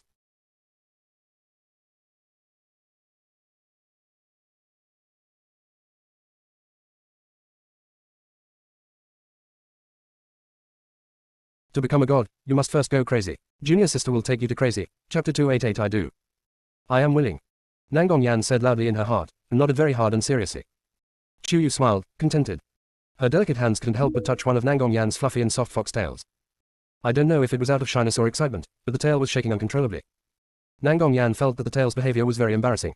Junior sister, I didn't mean to do that. It didn't obey me. Although he said so, the more Nangong Yan tried to control those followers, the more they seemed to go against him. Dancing happily in all kinds of random ways. Nangong Yan was completely panicked. Her lava-like eyes were so dark that they seemed to be dripping with water. Her petal-like lips opened and closed. She kept talking to him for a long time but couldn't utter a complete sentence. Chu Yu was not angry at all. Instead, he stretched out his arms and wrapped them around his neck. These tails are much more honest than their owners. When they are happy, they all start dancing. Unlike their owners, they are very good at pretending. After saying that, Chu Yu leaned closer to Nangong Yan's already red cheek and sniffed. Second brother, did you apply perfume? Otherwise, why does it smell so good?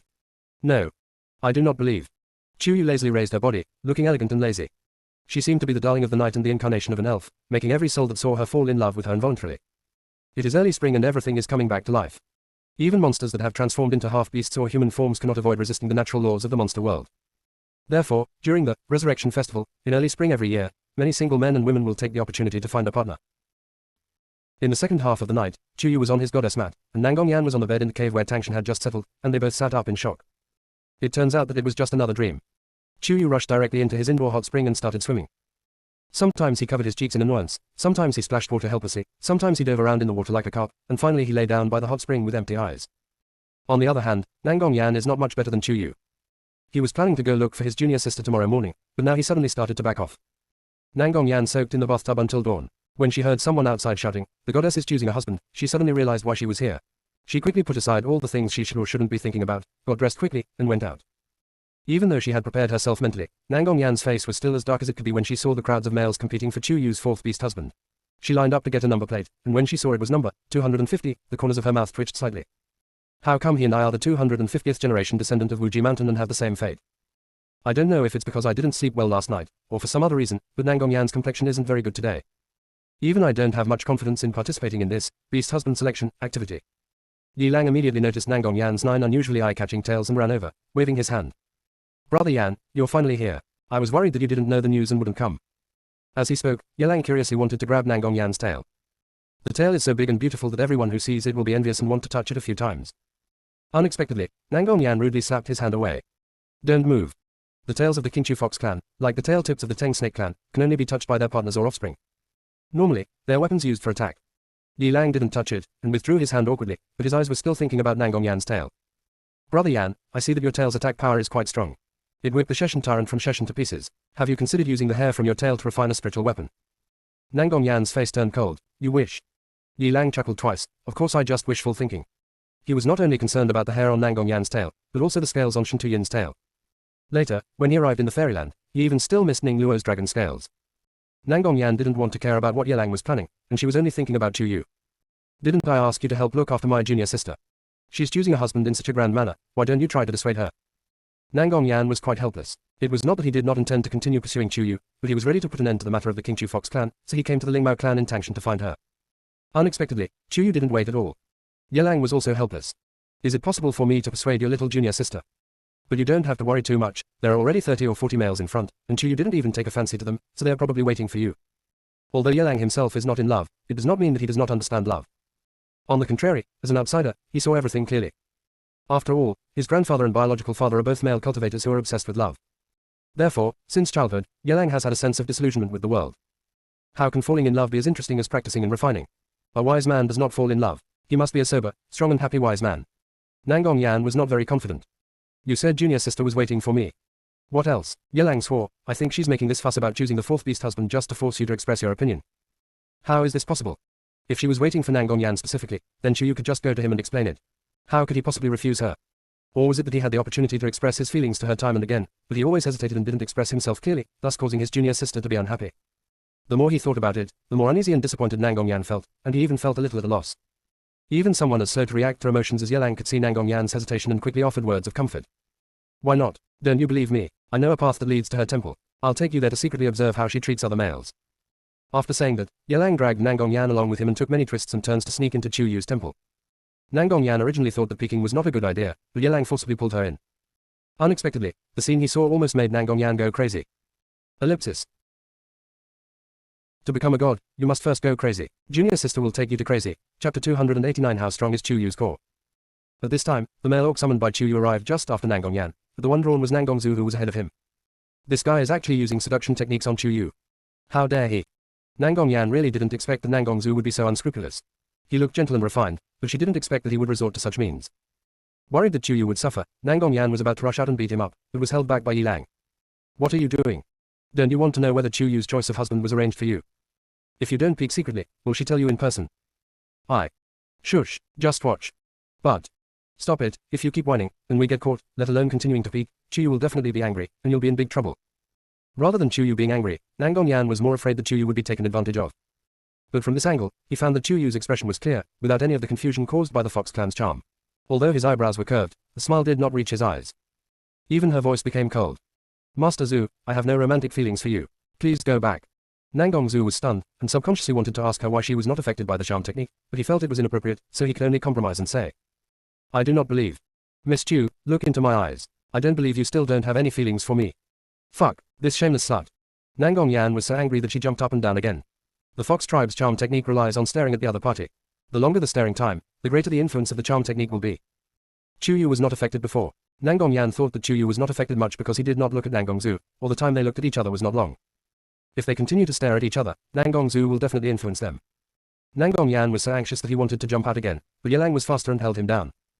Brother Yan, don't be anxious. We have to believe in Chu Yu. If she really wants you, she will definitely be able to resist the temptation. It's not a question of whether you can resist temptation, it's... Before he could finish his words, Nangong Yan saw Chu Yu stand up and slowly approach Nangongzu. Their eyes met, which made Nangong Yan's heart sink and her teeth almost broke. Nangongzu was extremely excited and kept increasing his seductive skills. He even thought about kissing her and pouted his lips actively. Ah. A sneer of contempt flowed from Chu Yu's lips. Mr. Zhu, you don't think I want to kiss you, do you? Nangongzu was stunned, his eyes full of astonishment. When he finally saw the sarcasm in Yu's eyes, he suddenly woke up, and his elegant face turned red and white, and he was immediately embarrassed. You weren't deceived by the charm. Chu Yu shrugged, not even bothering to answer. Nangongzu, considering that my Strid Cat clan and your King Chu Fox clan have a very good relationship, I didn't expose you when you used your charm technique on me for the first time. Instead, I wanted to save your face and let you retreat. How could you have thought that you would go even further, using all the charm techniques that your Fox tribe uses to enhance the romance between couples on their wedding nights? Nangongzu's cultivation level is not low. If it were any other orc, they would probably not be able to resist. But who is Chu Yu? She is a being that even the demon of lust cannot defeat, so how could she be fooled by little charm? How dare you, Nangongzu? How dare you use your charm on my tribe's goddess? Where does this leave us in the diplomatic relations between our two tribes? Miao King, the leader of the Civet Cat clan, was furious, his beautiful eyes cold. This clan leader would like to find the clan leader of the King Chu Fox clan and ask him face to face what he really means. Nangongzu realized that he had almost caused a disaster because of his selfishness. His face turned pale and he knelt down in front of Chu Yu and Miao King. I didn't mean it. I just adore Miss Chu so much and want to win her favor, so I took a risk. I know I was wrong. Please, don't let the King Chu clan leader know, and don't let this affect the diplomatic relations between the two clans. Please. Seeing Nangongzu admitting his mistakes and begging for mercy without any confidence, Chu Yu felt even more disgusted. She really looked down on this kind of man who was so irresponsible and who threw things away when things got tough. Moreover, she had already given him a way out, but he still insisted on doing as he pleased. There was no need to keep indulging him. Miao leader, let's handle this matter as it should be done according to the diplomatic relations between our two tribes. It's not that she doesn't care about the King Chu Fox clan's care for her and Yelang, but if this orc doesn't learn his lesson, he may become a hidden threat to the King Chu Fox clan in the future. Nangongzu was frightened and unwilling to be restrained by two civet cats. He felt ashamed and angry. Miss Chu, even if I used some unkind tactics, it was from the heart. I think I have a pretty good advantage among all the males running for the beast husband position. Since you've decided to choose a beast husband, why can't you put aside these unpleasant things and consider me? Facing Nangongzu's shamelessness, Chu Yu was already very impatient. Not consider. Nangongzu became more and more unwilling. I know that you still miss my cousin Nangong Yan, but he has now awakened the nine-tailed fox bloodline and will definitely be trained as the future patriarch of King Chu. You may not understand how many honors and conveniences the King Chu clan leader will receive. In addition, he is a nine-tailed fox. With the various cultivation resources after becoming the clan leader's heir, his ascension to immortality is just around the corner. There will be countless females who want to marry him as their beast wives. There's no way he'd be willing to be your fourth beastly husband and give up so much. Hearing this, Nangong Yan had already reached his limit of endurance, but Yelang held him down tightly and covered his mouth. He provoked him. Don't you want to know what impression Chu Yu has of you? Don't you want to know what will happen to her if you really become the clan leader? Sure enough, Nangong Yan struggled a little less, but her eyes were fixed on Nangongzu, as if she wanted to tear him apart. Chu Yu also looked at Nangongzu. His expression remained indifferent from beginning to end. You are not Nangong Yan, so how do you know what choice he will make? What does it have to do with you whether I am obsessed with him or not? How do you know that if he chooses me, it won't be easier for him to ascend to immortality than if he chooses to become the leader of the King Chu clan? With the last sentence, Chu Yu's eyes were filled with arrogance and rebelliousness, and he was no longer bothered to hide it. Not to mention Nangongzu was stunned. Miao King on the side was even more adoring. The goddess is different. Other orcs are even embarrassed to talk about cultivating immortals, for fear that they will fail and become a laughingstock. It is rare to see someone as confident and outspoken as Chu Yu. Miao King even felt that even if Chu Yu can descend for a while, she wouldn't be affected by gossip at all. Because her core is so powerful that ordinary orcs cannot reach it. Seeing Nangongzu being dragged away with a deathly pale face, Nangong Yan finally felt relieved and was secretly dragged out by Yelang. But when it was his turn to enter the Chu Yu temple, he couldn't laugh at all. Ellipsis.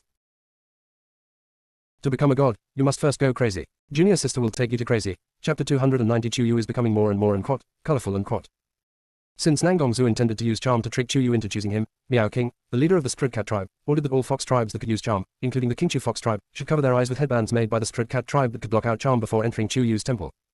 Eliminate this group of male orcs and use the following methods to confuse the goddess of the Strud Cat tribe to make a biased choice that goes against her heart. Meow King knew that Nangong Yan was also from Qingqiu, and her attitude towards him became even colder. When I brought him in, I gave him a few extra warnings. Don't think that just because your Qingqiu Fox clan is on good terms with our Strud Cat clan, you can act so recklessly. If you dare to use such shameful things as seduction techniques again, we will definitely not tolerate it. Nangong Yan responded, yes, repeatedly. But Meow King was still a little worried and was going to stay and guard the temple. It was Chu Yu who repeatedly assured her that she went outside the temple to guard the temple, looking back every few steps. For some reason, when Meow King was there, Nangong Yan just wanted her to leave quickly so that he and Chu Yu could be alone together. But when Meow King left and Nangong Yan was finally alone with Chu Yu in her temple, her heart began to pound uncontrollably. You must deliberately take a deep breath and then exhale slowly to ensure that your breathing rhythm is not disordered. As Chu Yu slowly approached step by step, it became increasingly difficult for Nangong Yan to control her breathing as normal. Moreover, because she was blindfolded, Nangong Yan became even more nervous. In addition to vision, all senses are being infinitely magnified. Especially, the touch. He could feel that Chu Yu's fingertips were getting closer and closer to his fingertips. But when he was about to touch it, he suddenly stopped. This is even worse than just looking up, and it makes people feel at a loss as to what to do. Junior sister. His petal-like red lips were slightly pursed, as if he was making some kind of decision. The next moment, Nangong Yan, based on his own conscience, turned his palm over and took the initiative to hold the index finger that Chu Yu extended towards him. This was the first time that Nangong Yan took the initiative to hold her hand while he was still conscious and the situation was not urgent. Although, it's just one finger. It was enough to make Chu Yu raise his eyebrows, and his mind was filled with sweetness. This guy, is he finally coming to his senses? But he just held it tightly and seemed to have no further action, which made Chu Yu feel helpless. Thinking of his hesitant expression at critical moments in reality and dreams, Chu Yu suddenly realized something. If she continued to pull and tease like this, she didn't know whether she was tormenting him or herself. Or is it to bother the viewers in front of the screen? Therefore, she still chose to take the initiative this time. Second brother, from now on, I will ask you questions and you will answer them. If you can't answer or can't express it, how about nodding or shaking your head? What? It's no wonder that Nangong Yan was in a trance and stuttered. After all, Chu Yu in his dream last night also said similar words to him. For a moment, he couldn't tell whether it was a dream or reality. Chu Yu shook the hand she was holding, allowing him to truly feel her presence, and then he repeated what he had just said. Nangong Yan took a deep breath. The dream was as realistic as it was now, but he still couldn't tell the difference. But whether he was dreaming or awake, he was destined to be unable to refuse Chu Yu, and could only nod firmly. Junior sister, ask. Chu Yu lowered his eyes and chuckled softly. Do you want to act like you're going to die heroically? I won't kill you. Nangong Yan pursed her lips tighter, and her Adam's apple rolled unconsciously. Seeing him so nervous, Chu Yu also became inexplicably nervous and coughed lightly to cover up his embarrassment. Second brother, you also came to my temple today, but do you also want to be chosen as my fourth husband? Nangong Yan twisted Chu Yu's fingers slightly tighter, but nodded without any hesitation. The smile on Chu Yu's lips deepened, with a hint of sunburnness, making him look even more like a fox than Nangong Yan. I think I've fallen in love with you a long time ago. What about you? Do you like me too? Nangong Yan nodded vigorously again. He really wanted to say that he had fallen in love with her earlier than she did. Perhaps it was due to the long-term interactions between the Wuji Mountain Cultivation World Federation. Or when she called him second brother again and again. Or even earlier when he himself didn't even know it. Or when his junior brother brought her back to Wuji Mountain to become his disciple and he saw her for the first time. Nangong Yan himself couldn't confirm it, but he was absolutely sure that his heart had long belonged to Chu Yu. But he still couldn't express all this. Fortunately, she can understand the most important information. More importantly, the junior sister just said that she liked him, which made him ecstatic. God knows how terrified he was when he heard that she was going to publicly choose a beastly husband. When I was rushing all the way from the Qingqiu Fox clan to the Lingmao clan's Tangshan, I never felt at ease for a moment and didn't dare to rest. But fortunately, the junior sister really likes him, as Yelang said. Nangong Yan's eyes suddenly felt a little warm, and she felt as relieved as if the boat has passed through thousands of mountains. Chu Yu was also attracted by his silly grin and became a black carp, and continued to play the initiative. Then please tell me, are you willing to be my fourth husband? Just like my junior brothers, regardless of age or status, I am just my loving and long-growth husband. Chu Yu said this once in a dream, and Nangong Yan also heard it once in a dream. But it did not affect the throbbing and numbness in the hearts of the two people in reality. Seeing him nod eagerly to express his wish, Chu Yu could no longer hold back and stood on tiptoe to hook her arms around his slender white neck and kissed him. His whole body was stiff for a long time, as if he was making sure that this was not a dream. But his hands and feet were still stiff and he didn't dare to touch Chu Yu. This youthful and naive look made Chu Yu feel guilty that he was teasing an innocent male vixen. The more this happened, the more it aroused the evil factor hidden in Chu Yu's heart. Second brother, your feelings for me are not the same as your feelings for those former confidants of yours, right? These words were like a bucket of cold water, pouring down on his head. He suddenly let go of Chu Yu's lips. His blindfolded eyes were wet, and his face turned pale in an instant. Junior sister, I have never said, I like Xinyu, to other female cultivators or females. I just can't help but want to find someone to tease, as if I'm being controlled by some invisible force. I really don't like them.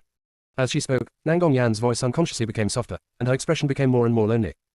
I know that what I said is too bizarre. You won't believe it at all. You think I'm just making excuses for my ridiculous past. After all, she once said that she didn't like men who were unfaithful.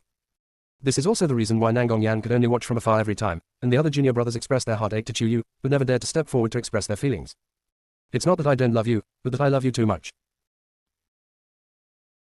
To become a god, you must first go crazy. Junior sister will take you to crazy. Chapter 291 Exchange of Minds.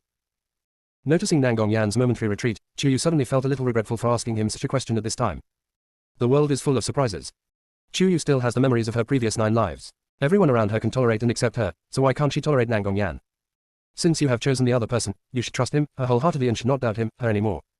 Otherwise, it will make the other party anxious and worried. Nangongyan is sensitive by nature, and has always been the more passive and inferior one in their relationship. If this continues, it is hard to say whether the two can be together. Nangongyan has actually experienced quite a few twists and turns in her life. Although he achieved success at a young age, he lost his adoptive parents who had been very kind to him when he was young. When he was at the peak of his career, the old man sectly sealed his spiritual roots and stole his talent, forcing him to live a dull and muddled life in obscurity in Wuji Mountain. After his spiritual roots were restored and he came to the demon world, he learned that his biological parents had also sacrificed their lives for the sake of the demon clan. Because he is sensitive, suspicious, and has low self-esteem. Although he doesn't say it, he actually cares about Wuji Mountain and his fellow disciples and brothers as much as anyone else. To the extent that, even though he clearly loved Chu-yu to the core, he never dared to express his feelings. Chu-yu felt that the doubts he had just raised against him were really frustrating. If they don't even trust each other, how can they last long? Even if we take a step back and say that one day in the future, the other party might really cross Chu-yu's red line, then she would definitely withdraw without mercy and would not give the other party any chance to retain or make amends. She has always been like this, never looking back or wondering whether her choice is right. Instead, they will work very hard in the later stage to make their choice the most correct path. Now that we have decided to be together, why should we be afraid? Chu-yu shook his head to make himself look more clear-headed. Unexpectedly, when she was about to step forward to express her feelings, the other party took a step back with a sense of inferiority. Every time she took a step forward, he took a step back in a hurry. This went on, and Nangongyan retreated to the throne where Chu-yu had just sat without realizing it. That seat was more spacious than an ordinary throne, and was as big as a soft couch in the human world. The seat was also covered with Chu-yu's favorite furry blanket, which was extremely soft. Nangongyan fell backwards without paying attention, but she didn't feel any pain at all. Instead, she felt very comfortable. Noticing that Chu-yu had also climbed up, Nangongyan had no way to retreat and could only rely on feeling and support her shoulders with both hands. Junior sister, don't. Why not? I don't deserve. These few words almost used up all of Nangongyan's strength. He was not qualified to pursue and love her in the past, because his actions seemed to have crossed her taboo red line long ago. Now, because of what he had done in the past, he himself felt ridiculous and untrustworthy. How could he beg for her understanding and trust? If this is destined to be a thorn between the two of them, causing them to suffer from time to time in their future lives, Nangongyan would rather it never have started. It's not that I don't love it. It is because I love you too much that I dare not possess you. Because they simply cannot bear the pain of being ignored, despised, or even abandoned in the future. Upon hearing this, Chu-yu's face suddenly darkened and his voice became cold. Nangongyan, I'm asking you one last time, do you want to be with me? After a pause, Chu-yu remembered that whenever he was asked to express his sincerity, he would be unable to answer at all. Suddenly, he curled his lips and smiled. I'll count to 3. If you don't answer, I'll interpret it my way. 3. Little junior sister. 2. You. 1. Chu-yu smiled evilly and announced the end of time. If the time is up and you haven't answered yet, I will take it as meaning that you are willing to be with me. Since you're already willing, why are you still being so fussy? Are you still a man? No man can tolerate his loved one questioning his abilities. Although the other party is a junior sister, it still makes Nangongyan very annoyed. Nangongyan was furious and was about to reach out to tear off the annoying headband covering his eyes, but Chu-yu was quicker and held down his hands. Don't talk. If you dare to disobey, I will ignore you again. Hearing this voice, Nangongyan knew that she had angered Chu-yu, and her attitude softened instantly.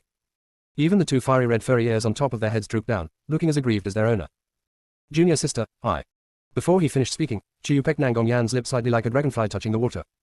Shush. Keep your voice down, the Miao chief is still guarding outside. Do you want to lure her in and see you shamelessly seducing me? I don't.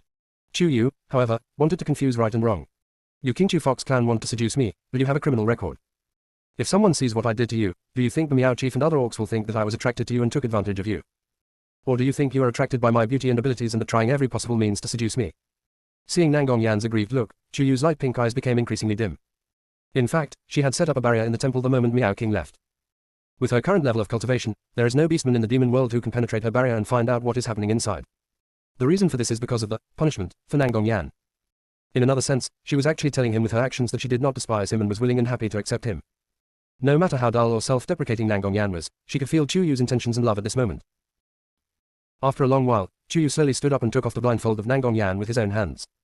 I'm going to explain the specific wedding arrangements to the clan leader, okay? Nangongyan didn't dare to say no at this moment, and didn't even dare to look at Chu-yu. Chu Yu forced him to look up and let her look directly into the determination and teasing in her eyes. For a moment, Nangong Yan wished she could just faint. It's not like now that I don't know how to face Chu Yu. Nangong Yan turned around in shame and anger, with her back to her. Junior sister, don't look. To become a god, you must first go crazy. Junior sister will take you to crazy. Chapter 292. Is he so sensitive? Only after making sure that Chu Yu had left did Nangong Yan get up in a daze and go to the inner room. When Nangong Yan saw the exhibits and decorations inside the temple, he was struck by lightning and froze on the spot. This was exactly the same as what he had dreamed last night. How come? Nangong Yan couldn't even believe her eyes. When Chu Yu entered the room, he found him still staring at his bed in a daze.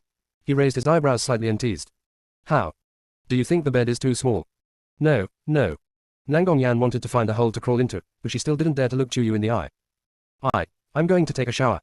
Looking at Nangong Yan stumbling and running to the bathroom next door, the smile between Chu Yu's eyebrows continued to deepen. This seems to be the first time she has actively pursued a man since her main soul returned. It feels really good. Suddenly I am looking forward to the wedding night with my second senior brother.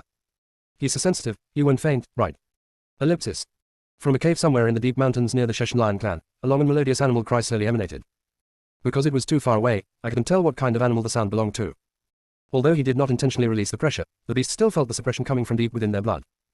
What other incredible high-level monster has descended upon the world? After all, some time ago, the Qingchu Fox clan had just welcomed a nine-tailed fox, and the Lingmao clan had welcomed back the reincarnation of the goddess. Is it the turn of the Sheshan Lion clan? Shishanba was extremely excited and led the lion orcs to rush towards the mountains. But when he rushed to the scene and saw the real person, Shishanba could no longer laugh, and his legs were even shaking. The lion orcs behind him, who had lower cultivation levels, were already crawling on the ground, not daring to look at the half-human, half-snake orc in front of them. It was not only an instinctive submission to the strong, but also a submission to the unspeakable noble temperament in him. His face was like a sculpture of ice or stone, with an inviolable majesty in his coldness. His eyes were like two deep blood-red gemstones, emitting a captivating light even in the darkness, as if they could see through all secrets.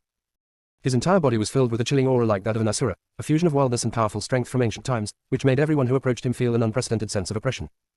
His tail is covered with delicate blue-black scales, which reflect a metallic luster as the light changes.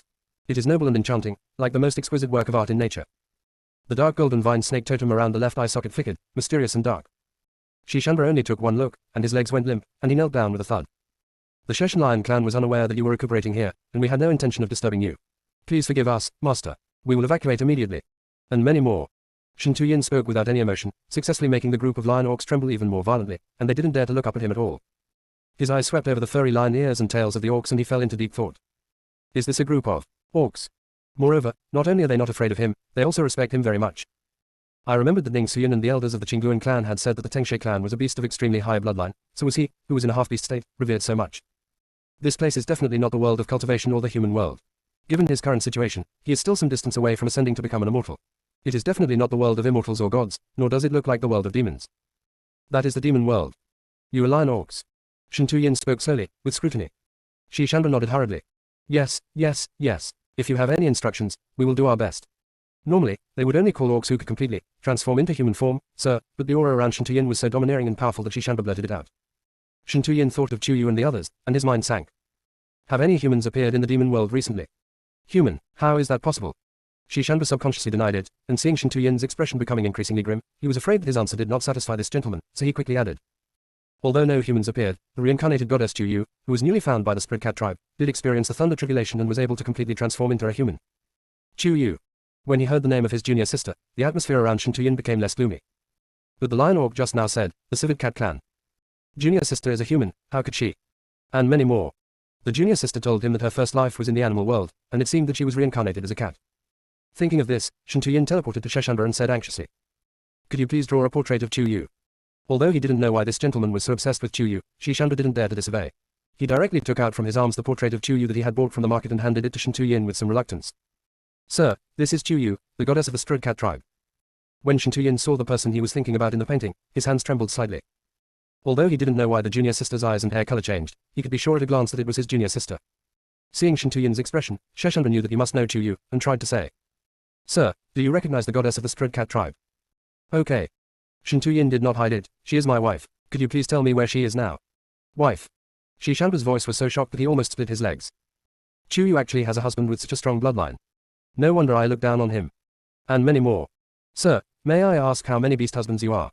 After Shishanba asked, he felt a little regretful. He really couldn't stand Shen Tuyin's probing gaze, so he quickly explained. Sir, please don't misunderstand me. A female as outstanding as Chu Yu will naturally have many admirers.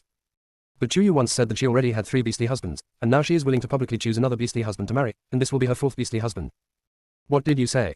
The bloodshot in Shen Tuyin's eyes suddenly surged, and Zhou Sen's aura became even colder than before. Although Shi Shanba was terrified, he felt relieved when he thought that Chu Yu's existing husband did not agree with her marrying a 4th husband. My lord, don't you know yet? The 4th beast husband chosen by Chu Yu is the 9-tailed fox Nangong Yan from the King Chu Fox clan. They will hold their wedding in Tangshan of the Lingmao clan in 3 days. At that time, all the major demon tribes in the demon world will go to celebrate. My lord, you are. Before Shi Shanba could finish his words, he was lifted up by Shen Tuyin. A gloomy voice like purgatory drilled into his ears. Now, take me to Tangshan. Ellipsis. To become a god, you must first go crazy. Junior sister will take you to crazy. Chapter 293 Nangong Yan's pre-marriage anxiety. Nangong Yan was extremely grateful that the civet cat tribe had a rule that prohibits people from sleeping together before marriage. Otherwise, he would have suffered countless defeats in the past 3 days. However, Chu Yu was limited to kissing and hugging. She wanted to save it for her wedding night and enjoy it thoroughly. 3 days passed by in the blink of an eye. During this period, Nangong Ziyu, the chief of the King Chu Fox clan, personally rushed to Tangshan and apologized to Chu Yu and the chief of the Lingmao clan for Nangong Zu's incident. He promised that he would deal with Nangong Zu according to the clan rules of the King Chu Fox clan after returning, and would discipline him strictly afterwards. Nangong Zu was originally unwilling and wanted to participate in the wedding, but was sent back to King Chu by the King Chu clan leader. In addition, Nangong Ziyu also gave him a precious brocade box left him by Nangong Yan's parents, and also gave him many treasures of the King Chu Fox clan. With red eyes, she gave him all kinds of instructions, just as if she was marrying off her own daughter. Nangong Yan was curious about what was in the brocade box. On the eve of her wedding, she secretly opened it and took a look when her uncle was out. At first she was amazed, and then when she saw the small words on the side, her fair face turned red instantly. She immediately closed the brocade box, her heart pounding. When Nangong Ziyu came back, she saw Nangong Yan's disgusting look and shook her head helplessly. You're about to get married. It's just a custom at the wedding. I'm sorry, but when we get to the wedding night, you're not still thinking about letting the goddess of the Strud Cat tribe take the initiative, are you? Second uncle. Nangong Yan felt very hot, so he stood up and walked around the room, but he couldn't stand the look Nangong Ziyu was giving him. Uncle, can you leave me alone for a while? I won't run away. You don't know anything, are you nervous? Nangong Ziyu's mouth is so outrageous. Nangong Yan didn't understand, but he didn't want to admit it, so he could only pretend to be rich. I've been in the world of cultivation before, how could I not understand? What's more, he had made love with his junior sister in Wushan in his dream. Nangong Ziyu didn't believe it, but she was too lazy to expose it. Instead, she threw him a hardcover animal skin booklet. Humans are humans, and orcs are orcs, but both have many wonderful qualities that humans cannot achieve. Don't blame me for not reminding you, uncle. The goddess has had 3 beastly husbands before. If you don't have any outstanding qualities, even if she has you in her heart now, in the long run, it is inevitable that she will feel dull and may even be disliked. Although given the status of my King Chu Fox clan, she won't openly ignore you. But if your relationship is not harmonious, it will be difficult to maintain your relationship for a long time. Nangong Yan suddenly fell silent because she was really panicked. He had originally felt a little inferior and blamed himself for his past, but after Chu Yu comforted him a few days ago, he actually felt much better. Being reminded by Nangong Ziyu, Nangong Yan suddenly woke up. Was she too fast that time? Will junior sister feel that she is weak? Are you already laughing at yourself in your heart? No wonder she'd only been rubbing shoulders with him these past few days, sharing a passionate kiss at best, and never doing anything beyond the pale. The more Nangong Yan thought about it, the more she felt that it was true. A face flushed and pale, eyes like lava flickering, clutching the gold-rimmed animal skin booklet tightly in his hand, his expression firm. Uncle, I understand. After Nangong Ziyu left, Nangong Yan slowly opened the booklet. The first page with pictures and text made him blush and his heart beat faster, but he still suppressed his shyness and continued to read. His expression changed from amazement to understanding, from surprise to emotion. In the end, he couldn't bear it anymore before he finished watching it, so he ran to soak in the cold bath, but it still couldn't quench the heat in his heart. I have to keep that booklet and ask my junior sister to try it out one by one. Ellipsis. Weddings of the demon tribe are mostly held at night, and the civet cat tribe and the King Chu Fox tribe are no exception. During the day, the patriarchs of the 2 tribes led the elite of the tribe to entertain the distinguished guests who came to celebrate, while the couple rested in their respective rooms to recuperate and gather their strength for the wedding to be held in the evening. The only 9-tailed fox in the King Chu Fox clan in 1,000 years married the reincarnated goddess that the Strud Cat clan had been waiting for 900 years. This caused a sensation in the entire demon world, and almost all the demon clans that were famous sent orcs to congratulate them. The originally joyous atmosphere was broken by a funny lion's roar. It's not Shi Shanba's fault. He was thrown directly into the wedding guest seats by the enraged Shen Tuyin. After being surrounded by the civet cats and King Chu foxes, he waved his hands repeatedly. It's none of my business. It was the man behind me who threw me in. If you want to cause trouble, go find him. After saying that, Shi Shanba quickly hid in the corner and watched the show. Before the orcs turned around, they had already sensed an extremely strong pressure, which was eerie and terrifying. The person is not good. Miao King, the leader of the civet cat tribe, and Nangong Ziyu, the leader of the King Chu fox tribe, looked at each other, their faces darkened, but they turned their heads to look without flinching, and took a breath of cold air at the same time. Which snake orc could be so powerful that they have never heard of it? Seeing the dark blue snake tail behind him, Miao King subconsciously thought it was a snake orc seeking revenge on Mulinga. His expression grew increasingly grim, but he did not attack immediately. Instead, he suppressed his anger and said, "Anyone who comes is a guest. If you are willing to sit down and drink a glass of wedding wine, you will be the guest of our Civet Cat clan and King Chu Fox clan. If not, don't blame us for being rude. Humph. A cold snort, neither heavy nor light, escaped from Shen Tuyin's lips. He slowly raised his eyes, his blood-red eyes were filled with coldness. Hand over Chu Yu, and I will spare your lives. In Shen Tuyin's opinion, Chu Yu would never marry a completely strange man in just a few months. Or she was forced. Or, she might have lost some important memories. No matter which one, Shen Tuyin would never let it happen. Who made him not know at all that Nangong Yan was Zhu Yan. What they don't know is that Zhu Yan is actually a nine-tailed fox. Nangong Xiu hadn't encountered an orc who dared to be so arrogant towards him for a long time. Although he knew that the other party was powerful and mysterious, he would never back down for the sake of his nephew's happiness. Ha, what a big tone. Chu Yu is the goddess of the Spirit Cat tribe and also the fiancée of my nephew Nangong Yan. Why should I give her to you? Because I'm his second husband. Shen Tuyin spoke in a deep voice, and the snake's tail struck out first. He was very uneasy and couldn't wait to see Chu Yu to make sure she was not bullied. Ellipsis. To become a god, you must first go crazy. Junior sister will take you to crazy. Chapter 294. I am really touched. When the orcs heard Shen Tuyin call himself Chu Yu's second husband, they were all stunned. But the other party had already taken action first, so they could only passively respond. The masters fought each other, and the scene suddenly became chaotic. When Nangong Xiaoxiao arrived, she saw several groups of people in a chaotic mess. She thought that some orcs had come to cause trouble, so she ran away from the palace where Nangong Yan was in a panic. Cousin Yan, something bad has happened. Cousin Yan. Someone made a scene at your and Yu's wedding. I don't know if they wanted to ruin the event or steal the bride. After all, high-quality female artists like Chu Yu who have both healing and attacking abilities are very popular in the demon world. Moreover, the Civet Cat tribe also worships Chu Yu as a goddess. Getting Chu Yu is equivalent to getting the support of the entire Civet Cat clan. It is not impossible that some male orcs want to take risks. He even chose to cause trouble during the wedding of Nangong Yan and Chu Yu, when important beastmen from both tribes were present. This shows that he must be extremely powerful to dare to do so. Nangong Xiaoxiao had just taken a look from a distance and was frightened by the other party's aura. She was quite worried about whether the wedding could be held normally. Kidnap the bride. Nangong Yan stood up suddenly, and the nine-tailed beast behind him seemed to feel the anger of its master and began to dance fiercely. Nangong Xiaoxiao was so frightened that she swallowed hard. How come she had never realized before that her cousin Yan had such a strong and oppressive aura? She even felt that cousin Yan's aura was no weaker than that of the snake orc who caused the scene at the wedding. Then today's wedding should be guaranteed. Before Nangong Xiaoxiao could completely let out a sigh of relief, Nangong Yan had already turned into a shadow, and she could only follow behind him at a rapid speed. On Chu Yu's side, Yi Lang also came to tell tales. Chu Yu, your second husband and your fourth fiancé's clansmen are fighting. You'd better go out and take a look. Upon hearing this, Chu Yu was stunned. My second husband? Yes, isn't Shen Tuyin your second husband? Yi Lang continued. Chu Yu's expression changed from confusion to surprise, and then to joy. She rushed out holding up the hem of her skirt. As soon as I rushed to the wedding venue, I saw a dark purple light colliding with a blazing red light. The force was so great that it almost overturned all the tables and chairs at the scene. The orcs affected by the aftermath used all their special skills to resist the impact of this extremely strong energy. The two stood in the air, one like the bright sun, the other like a bottomless abyss. They're clearly two completely different temperaments, yet both are exceptionally strong. Except for Chu Yu, the other orcs felt the suppression deep in their blood and almost lost all their fighting power. The orcs were all worried, only Shishanba, who was hiding in the corner, was watching the excitement. Keep fighting. Just wait and see how that stinky vixen Nangong Yan is beaten down, so that he can't marry his goddess Chu Yu. But the scene that Shishanba expected did not appear. The two orcs in the air only exchanged one move, and when the afterglow of the demonic power faded away, they could see each other clearly. They were stunned for a moment, and then spoke at the same time. Second senior brother. Third junior brother. Chu Yu held up the hem of her skirt and waved towards the two people in the air. I'm here, I'm fine. We're on the same side, stop fighting. Hearing this, Nangong Yan looked at Shen Tuyin a little embarrassedly. Third junior brother, I'm getting married to junior sister today. A lot of things have happened in the meantime. How about we go in and talk? Shen Tuyin's eyes were cold. He just took a nap, and his second senior brother was able to win over his junior sister. Is it so outrageous? Vixen, it turns out they all have seductive qualities. Although they were far away, Chu Yu also sensed the low pressure on Shen Tuyin, and quickly flew into the air, holding one in each hand, and flew towards his temple together. All the orcs breathed a sigh of relief, except Sheshanba who kept cursing and didn't even watch the fun. Until the sun set in the west, Shen Tuyin changed into a suit and sat on the high seat that Chu Yu already had as a beastly husband, becoming a witness to their wedding. There is bitterness and emotion in my heart. When Chu Yu and Jiang Xinbai were getting married, he had never witnessed the wedding, but he knew that things would develop according to this routine, so he didn't have too many feelings about it. Now that he was there, he suddenly understood how his junior brother felt at that time. The newly decorated wedding venue was exceptionally mysterious and romantic, surrounded by countless stars, as if it were in midair.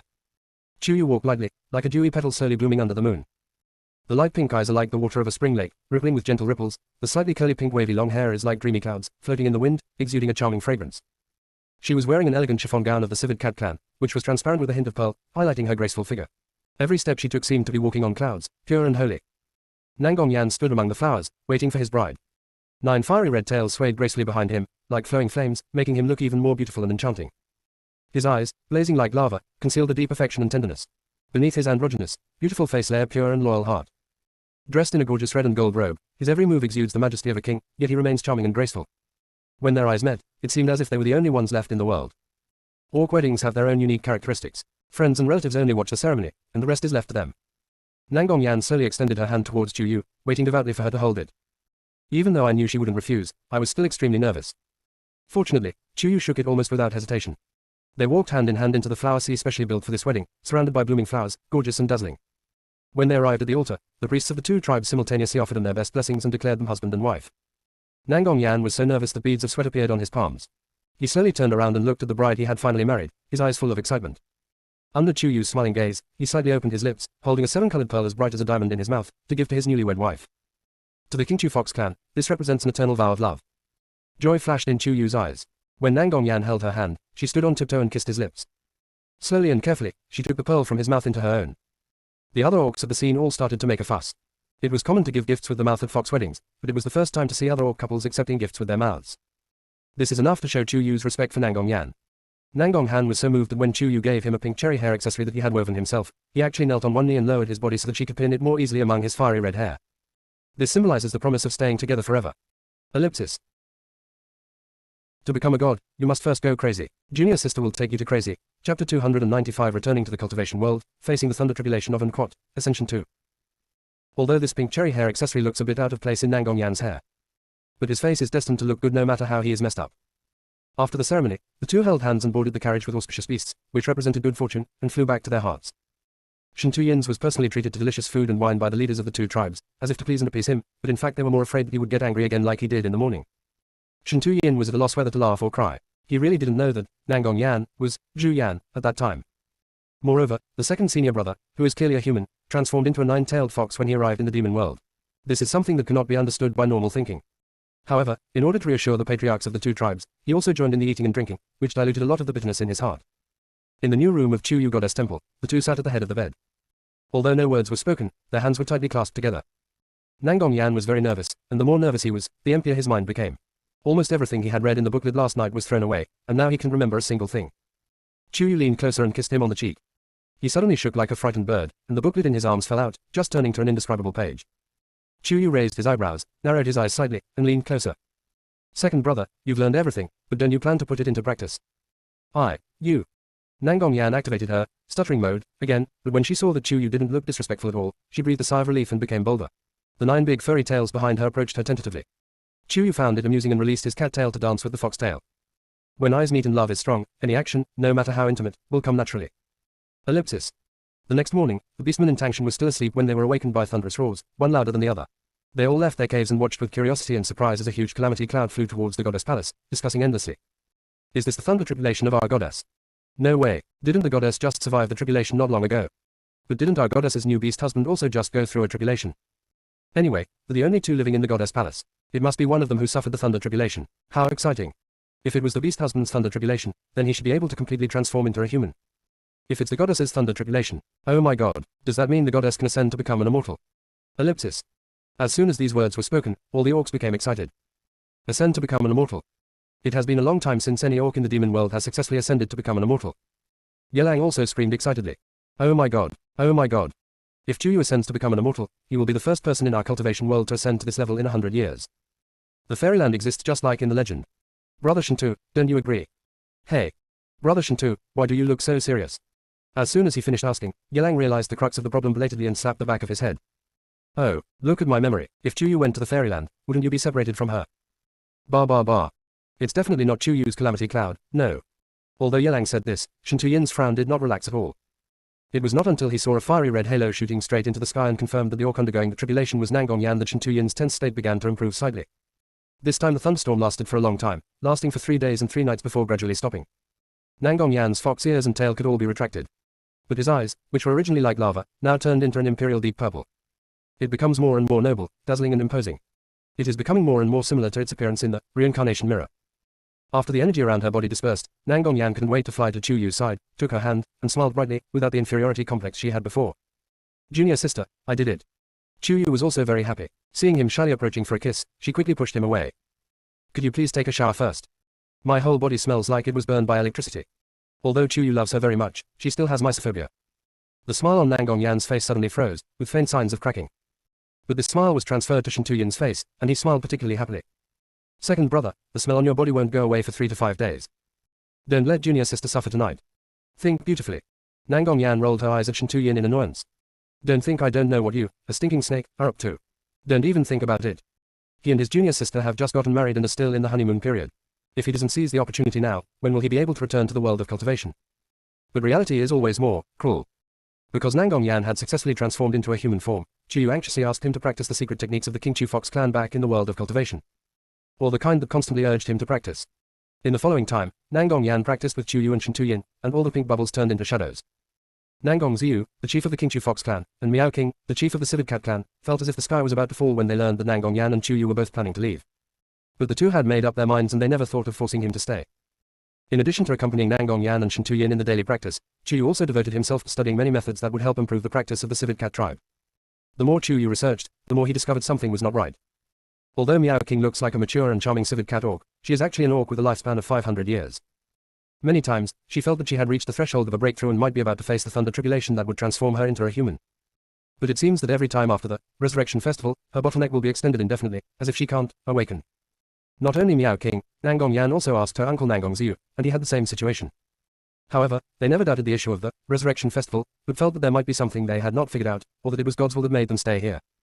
After much deliberation, Chuyu decided to tell Miao King his thoughts. Except for Nangong Yan and me, no other beastmen in the demon world can break through to become humans. Is this something that has only happened in the past 20 years? Miao King, that's right. Chuyu, isn't this what happened after those mutated monsters were sealed in the abyss? Miao King, yes. Chuyu, if we take this as a milestone, are the formats of your previous Resurgence Festival and the Resurgence Festival over the next 20 years exactly the same? After a pause, worried that Miao King didn't understand, Chuyu added. I mean, all the parts of the Resurgence Festival. Miao King was about to nod, but suddenly shook his head. There is a small difference in one link. It's the Feast of Immortals. The previous Feast of Immortals only had various spiritual fruits and spiritual dew from the fairy world. However, during the Resurrection Festival of the year after the Elite Sacrifice, the Feast of Immortals began to feature the flesh of spiritual beasts from the fairy world. We all thought that the Beast Immortals took pity on us for sacrificing so many of our lead soldiers, so they gave us extra gifts. Eating the spirit beast meat really makes us feel happy and joyful. It feels like our demonic powers have been greatly enhanced in an instant. So there shouldn't be any problems, right? Miao King has lived in the demon world for 500 years, and has always admired the Resurrection Festival, and never doubted it. But Chuyu, as a person who has experienced 9 lives, saw the clues. But in the end, none of your orcs managed to break through again, right? Facing the confusion in Miao King's eyes, Chuyu continued. At that Feast of the Immortals, Nangong Yan, Yilang, and I each only ate 1 spiritual fruit. But we broke through. Upon hearing this, Miao King was struck by lightning. How could this be? Impossible. How could something go wrong with the spirit and flesh of the immortal world? Goddess, something must have gone wrong to make you have such thoughts. The demon immortals ascended from our demon world to the immortal world. They have the responsibility to protect us. How could they possibly prevent us from breaking through? Shush. Chuyu signaled Miao King to calm down first. I'm just guessing, because after the cultivation world fought a war with the half-demon clan 100 years ago, no one has broken through and ascended to become an immortal. The half-demon clan is instigated by the demon clan, and the reason why the demon clan wants to attack our cultivation world has always been confusing. I know you may not be able to accept it for the time being, but can you try to resist the temptation of the spirit and flesh during next year's Resurrection Festival, and only consume spirit fruit and nectar? This. Miao King's reason and instinct were in turmoil. From a rational point of view, she felt that Chuyu's suspicion was unreasonable. Instinctively, she wanted to believe Chuyu. After pondering for a long time, she nodded firmly. Okay, next time, I'll try. Sister King, you'd better keep this a secret. After you try it yourself, find someone you trust to try it next year. If I try it a few more times and it's the same, then it proves that my inference is correct. Miao King quickly nodded in assurance. Chuyu looked at the cloudless sky outside, but felt an indescribable depression. Is the fairyland really as beautiful as we imagine? Why does she always have a premonition of inexplicable disappointment and sadness? When Shen Tuyin came in, Miao King had already left. Seeing Chuyu sitting in front of the window, looking at the clouds rolling in the distance, there was deep worry and sorrow in his eyes. Her light pink, slightly curly long hair gently brushed over her shoulders, like soft silk, gently wrapping her stunning face. Her pale pink eyes were filled with complex emotions at this moment, including love for all living beings and worry about the uncertainty of the future. It was the first time that Shen Tuyin saw Chuyu in such an emotion, and even his steps became lighter unconsciously. It was not until Shen Tuyin's big palm landed very lightly on Chuyu's shoulder that she suddenly came back to her senses and smiled faintly. When did you come? When you're lost in thought. As he spoke, Shen Tuyin's fingertips twisted a strand of her light pink hair and tucked it behind her ear. He himself sat opposite her and slowly took one of her small hands and played with it. What did you think of that made our fearless little sister look so worried? Is it obvious? Chu Yu touched his cheek a little embarrassedly, and when Shen Tuyin nodded, he also sighed slightly. To become a god, you must first go crazy. Junior sister will take you to crazy. Chapter 296, Husband and Wife Separated. The thunder tribulation that leads to ascension to immortality. The monks' defense was broken collectively again. They felt that their breakthrough speed during this period was already fast enough. But compared to Chu Yu, the Dao hearts were almost broken. Did she swallow some magic pill during the 6 months she disappeared? He jumped 3 or 4 levels from the original fusion stage and became an immortal directly. Chu Yu also heard Ning Xuyin's voice, his brows slightly furrowed, and he put the third prince of Zijun and King Er into his own pet space. He turned around and found that there were complex expressions in the eyes of Shen Tuyin and Nangong Yan. Little junior sister. After Nangong Yan and Chu Yu got married, she found that she could speak her mind and express her feelings very openly, and her eyes immediately turned red. Don't ascend alone, it's dangerous. In the demon world, he already knew Chu Yu's many speculations about the fairy world, which might be true.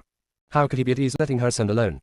Shen Tuyin held her other hand. Although he didn't say anything, Chu Yu knew that he and Nangong Yan meant the same thing. Chu Yu didn't know whether to laugh or cry. She was actually more reluctant than them, but could Qianlei really listen to her? At this time, Ji Chen, Jiang Xinbai, Ning Luo, Zhun Mohan and other close disciples were all attracted by this unprecedentedly shocking thunder. The moment they saw Chu Yu, the first 3 were stopped by Ning Xuyun before they could even rejoice. Don't go over there, Xiao Yu, you might have to endure the thunder tribulation of ascending to immortality. Ascend to, become an immortal. Ji Chen was so shocked that his voice choked. The ecstasy just now disappeared in an instant, leaving only panic. He didn't even notice that his second senior brother was holding his younger sister's hand. He shouted anxiously. Junior sister, don't ascend yet, wait for us. God knows what kind of monsters and demons are in the fairy world. His lovable and cute little sister will definitely be snatched away by those male fairies when she arrives in the fairy world.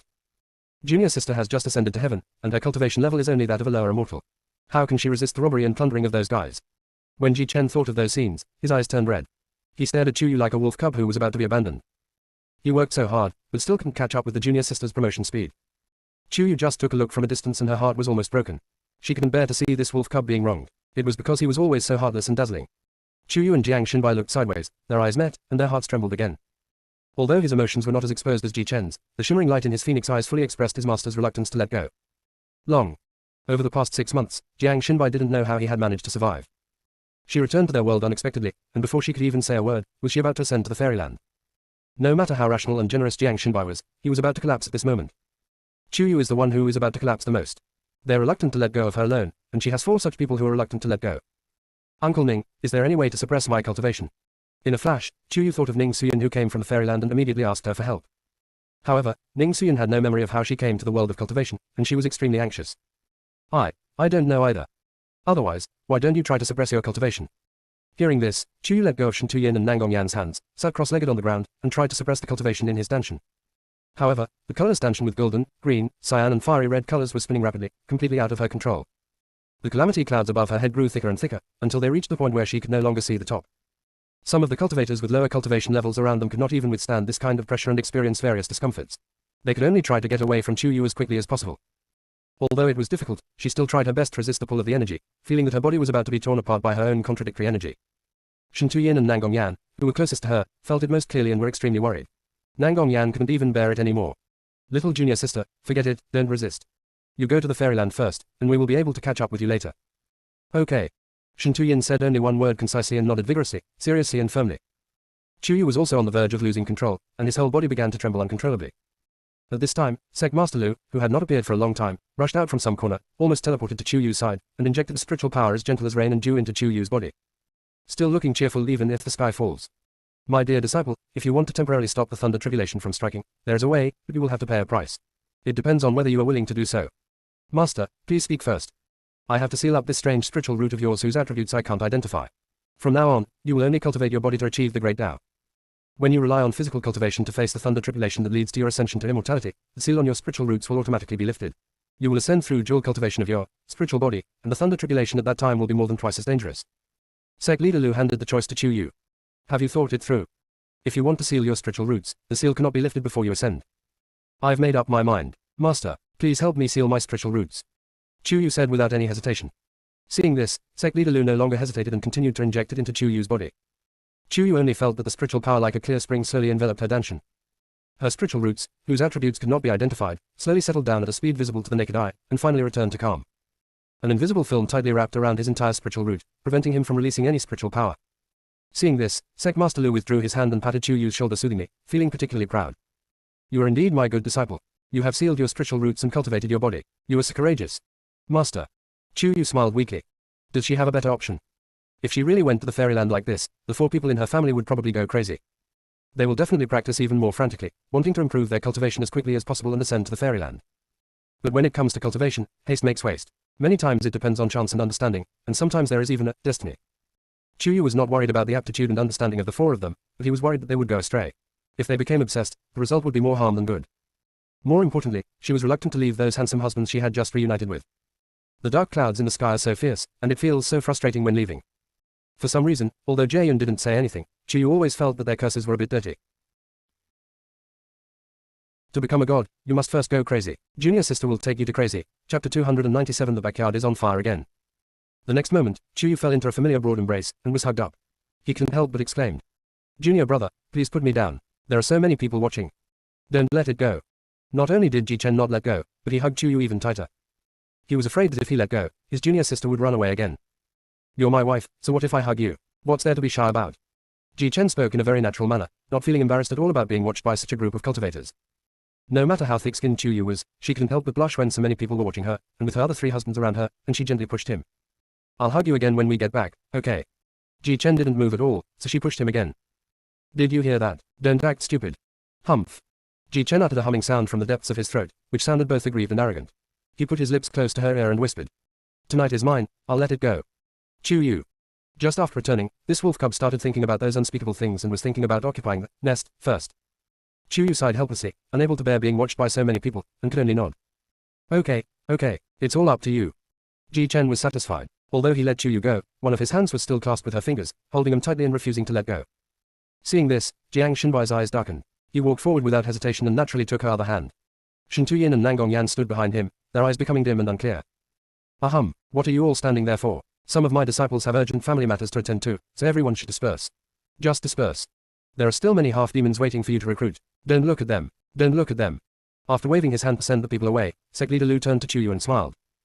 My dear disciple, since you have just returned, you should first go to Wuji Mountain to take care of your family affairs before coming to the border to take care of official business. Anyway, the demon realm has been unified by us now, so there is nothing important to worry about. It doesn't matter if you come a few days later. Ning Suyin was also beside him, winking at Chu Yu ambiguously. That's right, you guys go back to Wuji Mountain first, and leave this to us. Doesn't your Qingluan have hair? Perfect, let it carry you all back, it will be there in an hour or 2. Chu Yu felt that some things really needed to be discussed behind closed doors in his own courtyard in Wuji Mountain, so he called Qingluan out from his stripped headspace again. Seeing that his second disciple was about to follow, Sect Leader Lu pulled him back. Their family is discussing things behind closed doors, why are you joining in the fun? There are still many things to be done in the demon realm, and we don't have enough manpower. I will take you there to familiarize you with the affairs.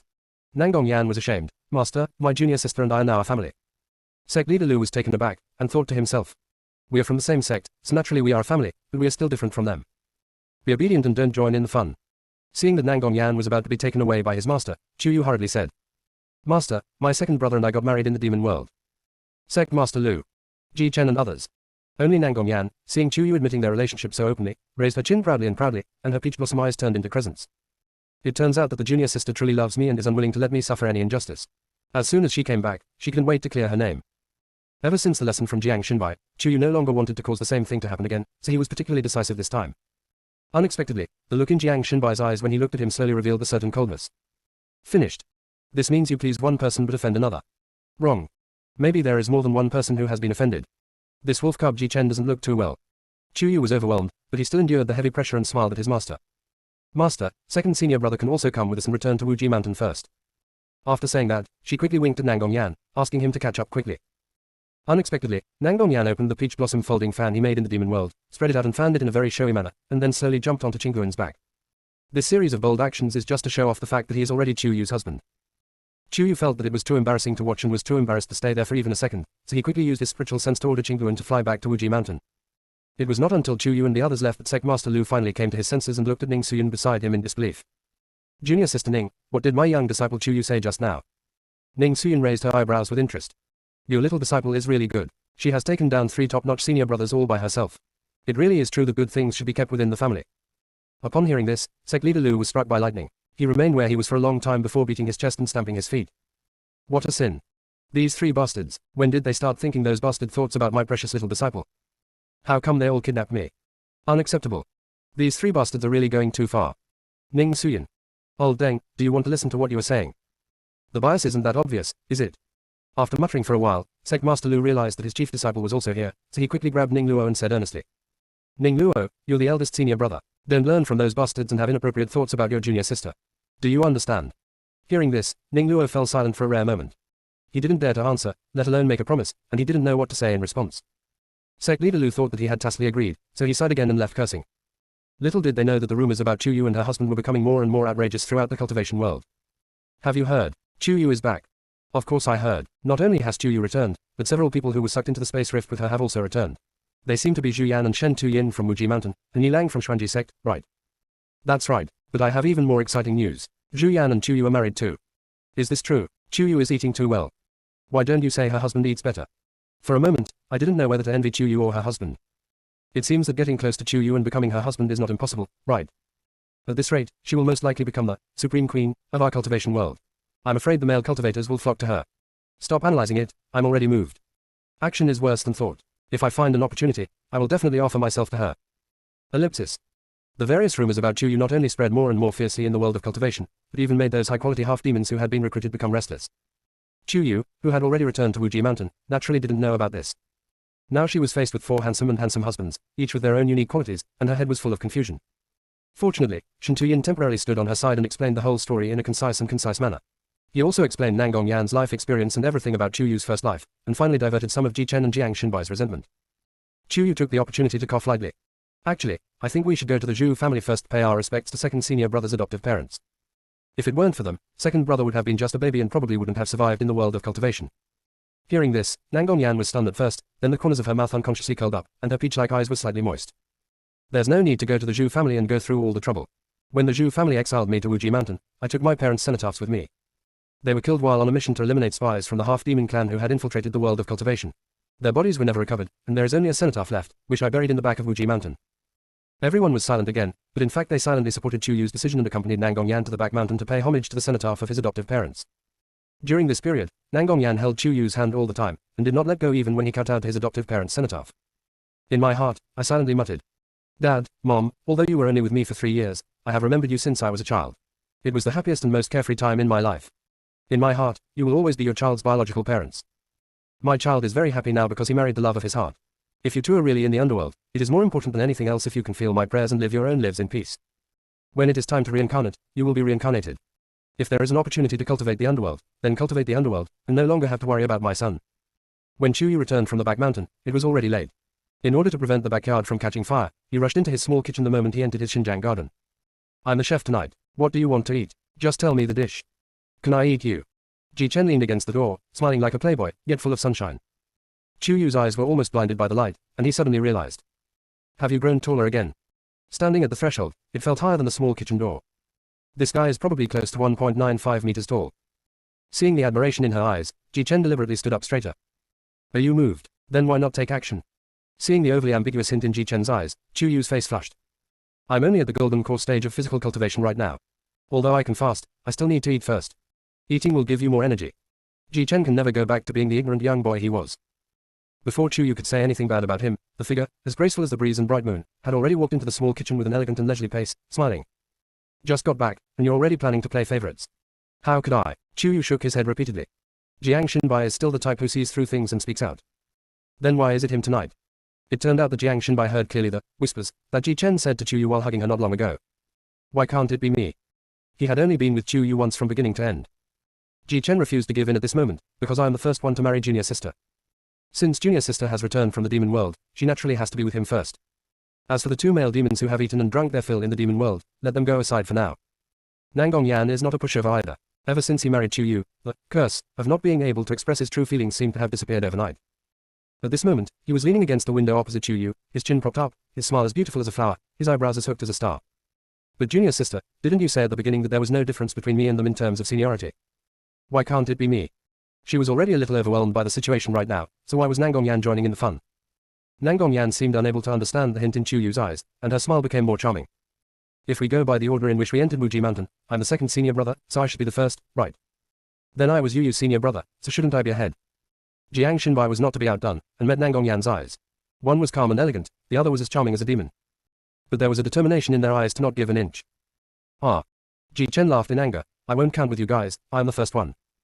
Jiang Xinbai, you and I have been childhood sweethearts, inseparable from each other, and it was the purest time of our youth. Nangong Yan, you personally sewed animal skin clothes for me, which is enough to show that she is very special to me. You made clothes for this fox. Ji Chen and Jiang Xinbai spoke in unison, the resentment in their eyes almost bursting through the top of Wuji Mountain. I don't care, I want it too. The wolf cub Ji Chen was furious, staring at Nangong Yan with starry eyes that could almost spit fire. The darkness in Jiang Xinbai's eyes grew deeper and deeper. Since Yu is so clever and skillful, why not make one for me too? After a pause, Jiang Xinbai added. I want one too, one made of animal skin. Chu Yu was about to explode, and at this moment, several people realized that Shen Tuyin was too quiet. Because he was so quiet that he almost didn't feel like a presence, he seemed out of place among the group. Everyone's eyes fell on him. Shen Tuyin slowly raised his head, looked over the people one by one, walked into the kitchen silently, and began to skillfully light a fire and cook. Chu Yu was so moved that he immediately rushed behind Shen Tuyin and hugged him. Woo woo, third brother, you're still the best to me. You care about me the most. You're the most considerate to me. The three men who were jealous of each other just now. Depend on. Hastily. Shen Tuyin is the most scheming one. The 6 gazes of the 3 men all fell on Shen Tuyin, wishing they could burn him through. Chu Yukai ignored them and wanted to speak some soft Wu dialect with Shen Tuyin. Unexpectedly, the next moment, Shen Tuyin said calmly. I also want the animal skin clothes that you, my junior sister, sewed yourself. Chu Yu. She heard the sound of her own heart breaking and could no longer feel favoritism. To become a god, you must first go crazy. Junior sister will take you to crazy. Chapter 298. Who is trying to control whom? Chu Yu stopped talking and went to the side to pick out ingredients silently. But when she saw that her small kitchen was still arranged in the same way as before she left, not only was it spotless, but the ingredients were all her favorites and fresh, her nose felt a little sour. During the time she was away, Ji Chen and Jiang Xinbai, besides fighting and practicing day and night, should have come to Xinjiang Garden to sort things out, right? And when she left, there was another person around her. Anyone would probably feel awkward for a while. With a silent sigh, Chu Yu picked and chose among the ingredients, his voice sounding a little muffled. Do you think I'm a playboy? Hearing this, the few people who had been quarreling with each other suddenly stopped and immediately put away their hostility towards each other, and looked at Chu Yu at the same time. But she didn't even turn her head, her hands continued to be busy, and her mouth kept talking. If I ever meet someone in the future, I will love her. Will you regret being with me? Before they could answer, she began to speak to herself. That might really be the case. If you regret it, it's probably not too late to leave now. Otherwise, the deeper you fall, the more serious the injury will be. Chu Yu. This time, Jiang Xinbai was the first to step forward and tried to pull her shoulders over so that she could look at him, but she stubbornly refused to look back. Although Jiang Xinbai's cultivation was several levels higher than hers at this time, there was still a gap between physical cultivation and spiritual cultivation. So, he couldn't move her at all. Chu Yu just continued to complain to himself. Anyway, I'm only at the golden core stage, and you've all reached the tribulation crossing stage. In a short while, you might even be able to ascend to become immortals. I just want some peace and quiet.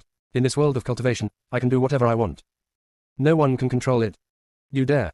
Jiang Xinbai was so angry that his teeth were itching. Chu Yu was indeed still the same Chu Yu, able to shatter his calmness and composure in an instant. Look, you guys are all either mean or calculating, fighting over things. I'm just a weak woman, how can I influence you? Ugh. Before Chu Yu could finish his words, he was hugged and forcefully slammed into the tallest and strongest chest. The collision and pressure almost made her faint. Ji Chen, this wolf cub, hasn't changed at all. He still does things without thinking. How could he be so unruly?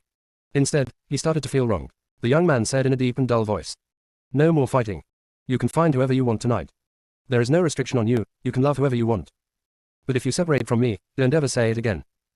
He was afraid that he would lose control and do something terrible. He had just heard it and hadn't thought about it at all, but he already had the urge to destroy the world. Chu Yu was acting half true and half false just now, but they were so aggressive that she was completely at a loss. But, is it too much? She and Jiang Xinbai were used to bickering, and she particularly liked to irritate him, while he looked helpless. But if this wolf cub Ji Chen gets angry, he will be really angry. The other 3 gazers behind her were also sometimes hot and sometimes cold, sometimes moody. For a moment, Chu Yu really couldn't tell who was controlling whom and who could control whom. Sighing again and again, Chu Yu decided to open up. I don't fall in love with everyone I meet, but with you, I can't control my heart. It's just for you guys. After saying that, Chu Yu clearly felt Ji Chen's body stiffen. The breathing of the people behind her seemed to stop for a moment. Ji Chen, Shen Tuyin and Jiang Xinbai exchanged glances, and a hint of unnaturalness flashed across their faces. They clearly knew that the people around her in the samsara mirror were destined to return to her in this life, yet they still. But sometimes, you just can't help it. Nangong Yan keenly discovered that the 3 of them were hiding something from him, and this made him even angrier. How? Excluding him as a latecomer. But his junior sister is still angry, so he can't make a fuss now, otherwise his junior sister will be even angrier and ignore him, which would be counterproductive. Chu Yu also noticed that the surroundings had suddenly become much quieter. She slowly raised her eyes from Ji Chen's arms and glanced at him. The corners of her mouth twitched slightly. She decided to show the domineering aura she had when she was the crown princess in her 6th life. She suddenly pushed Ji Chen away and put her hands on her hips. Eat first. Whatever happens, wait until I have a full stomach before I discuss it. The other 4 people. The third prince of Zizhaman, who had been hiding by the door and peeking, said, "Oh. Yes, yes, eat, eat. I love eating the food the mom makes. Can you parents be more sensible? How can you get angry with mom at dinner time?" King Air felt that the third prince of Zizhaman was shameful to watch, but she didn't dare to teach it a lesson, so she simply flew to the largest sycamore tree in the yard, hung herself upside down, and covered her eyes with her wings, believing that out of sight, out of mind. The small kitchen was not big to begin with, and Chu Yu disliked these tall and strong people who were in the way, so he pushed Ji Chen, Jiang Shenbai and Nangong Yan out, leaving only Shen Tuyin to help. In the yard, 3 grown men looked at their own slender white fingers at the same time, their brows twisted into knots. Why aren't the ingredients they handle as well as Shen Tuyin's? After a long silence, Nangong Yan finally remembered what was wrong and narrowed her peach blossom eyes to look at Ji Chen. "Did you guys hide something from me just now?" Ji Chen and Jiang Shenbai looked over at the same time, and the former almost blurted out. "After you married junior sister, did you dream of any special scenes?" Nangong Yan was stunned, and thought of something. A faint blush appeared on her face unnaturally, and she was actually a little embarrassed. "Can you dream too?" Seeing him look like a young man in love, Ji Chen's eyebrows began to knot again. "What did you dream about?" He, Jiang Shenbai and Shen Tuyin all dreamed of the ancient battlefield. If this guy also dreamed of the ancient battlefield, why is he wandering around here? Seeing that Ji Chen and Jiang Shenbai's expressions seemed wrong, Nangong Yan was puzzled. "Didn't you dream of being intimate with junior sister, or even, perfectly intimate?" Ji Chen. Jiang Shenbai. This guy's brain is really full of dirty garbage. Nangong Yan finally realized that the dreams and her own dreams were probably not the same thing. The corners of her mouth twitched slightly. Although she was a little embarrassed, she still spoke relentlessly. "So, what did you dream about?" They also have different dreams. However, this made Ji Chen recall some common features. He didn't have a dream at first, until he married his junior sister, realized the god of war realm, and contracted the super sword. Shen Tuyin and Jiang Shenbai also met the same 2 conditions, but the order may be different. Thinking of this, Ji Chen suddenly took out a delicate knife with a fiery red glow from his mustard seed bag and handed it to Nangong Yan. "Try this contract first." Ellipsis. To become a god, you must first go crazy. Junior sister will take you to crazy. Chapter 299. How can I find you? My love. Because he is a weapon cultivator, and one with top-level talent, Nangong Yan is actually very picky about spiritual weapons. To this day, he only uses spiritual weapons that he has refined himself. The fireball, that he was most proud of, which had both offensive and defensive capabilities, was scrapped after being accidentally caught in a space crack last time. But when she saw the dagger in Ji Chen's hand, Nangong Yan seemed to feel a call from the depths of her soul, and her expression became uncontrollably excited. "What is this?" Star-forged strode blade. Ji Chen skillfully spun the knife on the back of his hand. "My domain tells me that this knife is condensed from the essence of the stars. It can guide the power of the stars in the universe when refining weapons, allowing the spiritual weapon optimized by it to carry the unique aura of the stars, enhancing the power and spirituality of the spiritual weapon. When the refining of the spiritual weapon is almost complete, one only needs to lightly grasp the star-casting strut knife, and outline the mysterious runes on the surface of the spiritual weapon to attract the power of the stars and inject infinite possibilities. Each scratch contains profound energy, giving the spiritual weapon unimaginable additional attributes, such as improving defense, amplifying attacks, and even awakening unique spells, transforming it from an ordinary weapon into a peerless divine weapon. This process is like lighting up the night and awakening the life of sleeping creatures. It is simply the pinnacle display of the art of refining equipment. Moreover, as the contractor's cultivation level and talent improve, the potential of this sword can be further developed. The above are what my field told me. I can't guarantee whether the effect is so good. However, I'm not quite sure what that potential is in my field, and I guess it depends on the individual. Several people's eyes fell on this star-casting strud sword. This spiritual weapon resembles an exquisite dagger, integrating the brilliance of countless stars into one, with its sharp edge hidden in the night like blade. The whole body is black and translucent, but there are tiny dots of light inlaid on the edges, like stars, which makes it look mysterious. Jiang Shenbai pointed at the dagger-like spiritual weapon in Ji Chen's hand. You call this a knife? That's what the field says." Ji Chen was actually quite helpless about this, and handed it to Nangong Yan again. "Do you want it or not?" "Want." Nangong Yan took it without hesitation. Almost the moment he got it, without him having to move at all, this knife, that could cut through iron like mud had already impatiently cut his fingers. Rays of fiery red light enveloped him and the blade, making Nangong Yan feel as if he was in another chaotic world. After a long time, the fog dissipated, but the scene before him suddenly startled him. Is this returning to the mirror of reincarnation? Otherwise, why did he see Chu Yu and 7 men, including himself, here? The shape and appearance are exactly the same as the time in the samsara mirror. The only difference is that last time they were just in love, flirting and being very affectionate. At this moment, each of them had a lingering cloud on their face, as if they were trapped by some extremely difficult problem. And at this moment, the place where they were still looked like the back garden of the magnificent glazed palace in the divine realm. However, it has lost its former vitality and vigor. Looking around, the surroundings were shrouded in grey and black mist. These mists seemed to have life, constantly rolling and surging, sometimes making bursts of creepy roars, and sometimes launching fierce attacks on them like ferocious beasts. The whole picture is filled with a sad atmosphere like the end of the world, which makes people feel extremely depressed and desperate. The once beautiful flowers had long since withered and faded, leaving only broken branches and leaves trembling in the wind. The once crystal clear stream had become turbid and emitted a pungent stench. Even the sky was dyed gloomy by the grey-black mist, with no sunlight penetrating. Being in such an environment, it seems that the only remaining hope in the hearts of all living beings is gradually being devoured. Just by looking at it, Nangong Yan felt his heart tightened and his spirit was extremely depressed. When he got closer, he found that there were 10 kinds of light balls in front of Chu Yu, including gold, green, red, purple, black, white, grey. However, these lights, which should have been very natural and beautiful, seemed to be shrouded in grey and oppressive, and became evil themselves. Chu Yu thought about it and stretched out his hand towards the purple, evil, light ball. This purple ball of light does not seem to give people a sense of dignity at all. It is more like an excessive desire, and is extremely obscene. That, Nangong Yan took the first step and grabbed the evil, purple light ball in his hand. Facing Chu Yu's puzzled and distressed gaze, Nangong Yan chuckled helplessly, still as charming and dashing as ever, but with too much helplessness and reluctance in his curved peach blossom eyes. Since it is destined that these 10 sources of evil must be absorbed before the order of the 7 realms of Hongmeng can be restored, I will absorb the source of the sin of lust. No, lust is the root of all evil. I'm afraid you can't handle it. Chu Yu immediately refused and wanted to snatch back the evil light ball from Nangong Yan. Nangong Yan had already crushed the light ball with the star-forged spirit blade, absorbing all the evil energy within. Then, he smiled sadly at Chu Yu and carefully stroked her cheek. Since we are destined to absorb the 10 sources of evil and perish together with them as martyrs, then isn't it the same no matter who absorbs them? Chu Yu's eyes were already filled with moisture. But after 1,000 years of reincarnation, we can still return here. Precisely because of the millennium reincarnation, I am even more reluctant to let you absorb it. Furthermore, you will reincarnate for 1,000 years, and most of us will only begin our first reincarnation in your 10th life and meet you again. Nangong Yan is selfless, but also selfish. The vast majority of the evil energy in the light ball will dissipate along with my martyrdom. But the very small aftermath will follow me in my reincarnation. It would control me, causing me to flirt with other women and have affairs. But my 9-tailed fox clan is unique among all fox clans and is the most loyal. Even if I lose control and flirt with other women with words and make seductive eyes, my blood will prevent me from having physical contact with them. Until I meet you, who has already been engraved deep in my soul, I will break the rules and truly fall in love. But you don't have this bloodline restriction. If you absorb it, although you may be able to control your own heart, I don't want to take the risk. But it will also control you, preventing you from expressing any true feelings to the woman you truly love. I have also lost all my memories of my current life. How can I fall in love with you again and find you? Chu Yu became anxious, and couldn't hold back the tears anymore. When the goddess sheds tears, all creatures grieve together. Ellipsis. To become a god, you must first go crazy. Junior sister will take you to crazy. Chapter 300 Planning. Seeing this scene, the real Nangong Yan felt so distressed that she wanted to go forward and wipe away the tears around Chu Yu's eyes. But as soon as he took a step, the surrounding scenery suddenly changed. It was no longer the depressing and gloomy garden behind the glazed palace, it was clearly the Xinjiang garden in Wuji Mountain. How is it? What did you see? Ji Chen saw that Nangong Yan looked unhappy and immediately stepped forward to ask. Nangong Yan suddenly turned around and saw Chu Yu in the small kitchen, smiling sweetly while cooking with Shen Tuyin. She was not as heartbroken and crying as he had just seen in the illusion of nothingness. He then breathed a sigh of relief and said slowly. It's not good, I see. After a pause, Nangong Yan hesitated. Have you told junior sister about what you saw? Seeing Ji Chen and Jiang Xinbai shaking their heads at the same time, Nangong Yan understood. He also felt that it was not appropriate to let Chu Yu know for the time being. It's not that he was afraid that she would find 3 other men. If what he saw just now was in the illusion, what he saw was real. More than 900 years have passed since the 1,000-year reincarnation. Now, 4 of them have returned to Chu Yu, and the other 3 will return sooner or later.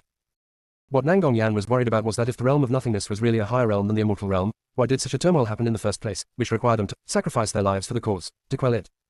They currently know nothing about such a difficult problem. To be on the safe side, they should at least sort out the whole story and confess to Chu Yu together. Seeing Nangong Yan's face as gloomy as water, the other 2 guessed that the information he saw might be more and more difficult than what they saw. Jiang Xinbai signaled with his eyes to go to his study to talk, and Ji Chen quietly sent a secret message to Shen Tuyin, where the 2 brothers had agreed to meet for urgent matters. Shen Tuyin heard it, hesitated for a moment, and then found an excuse and quietly slipped away to Jiang Xinbai's study together.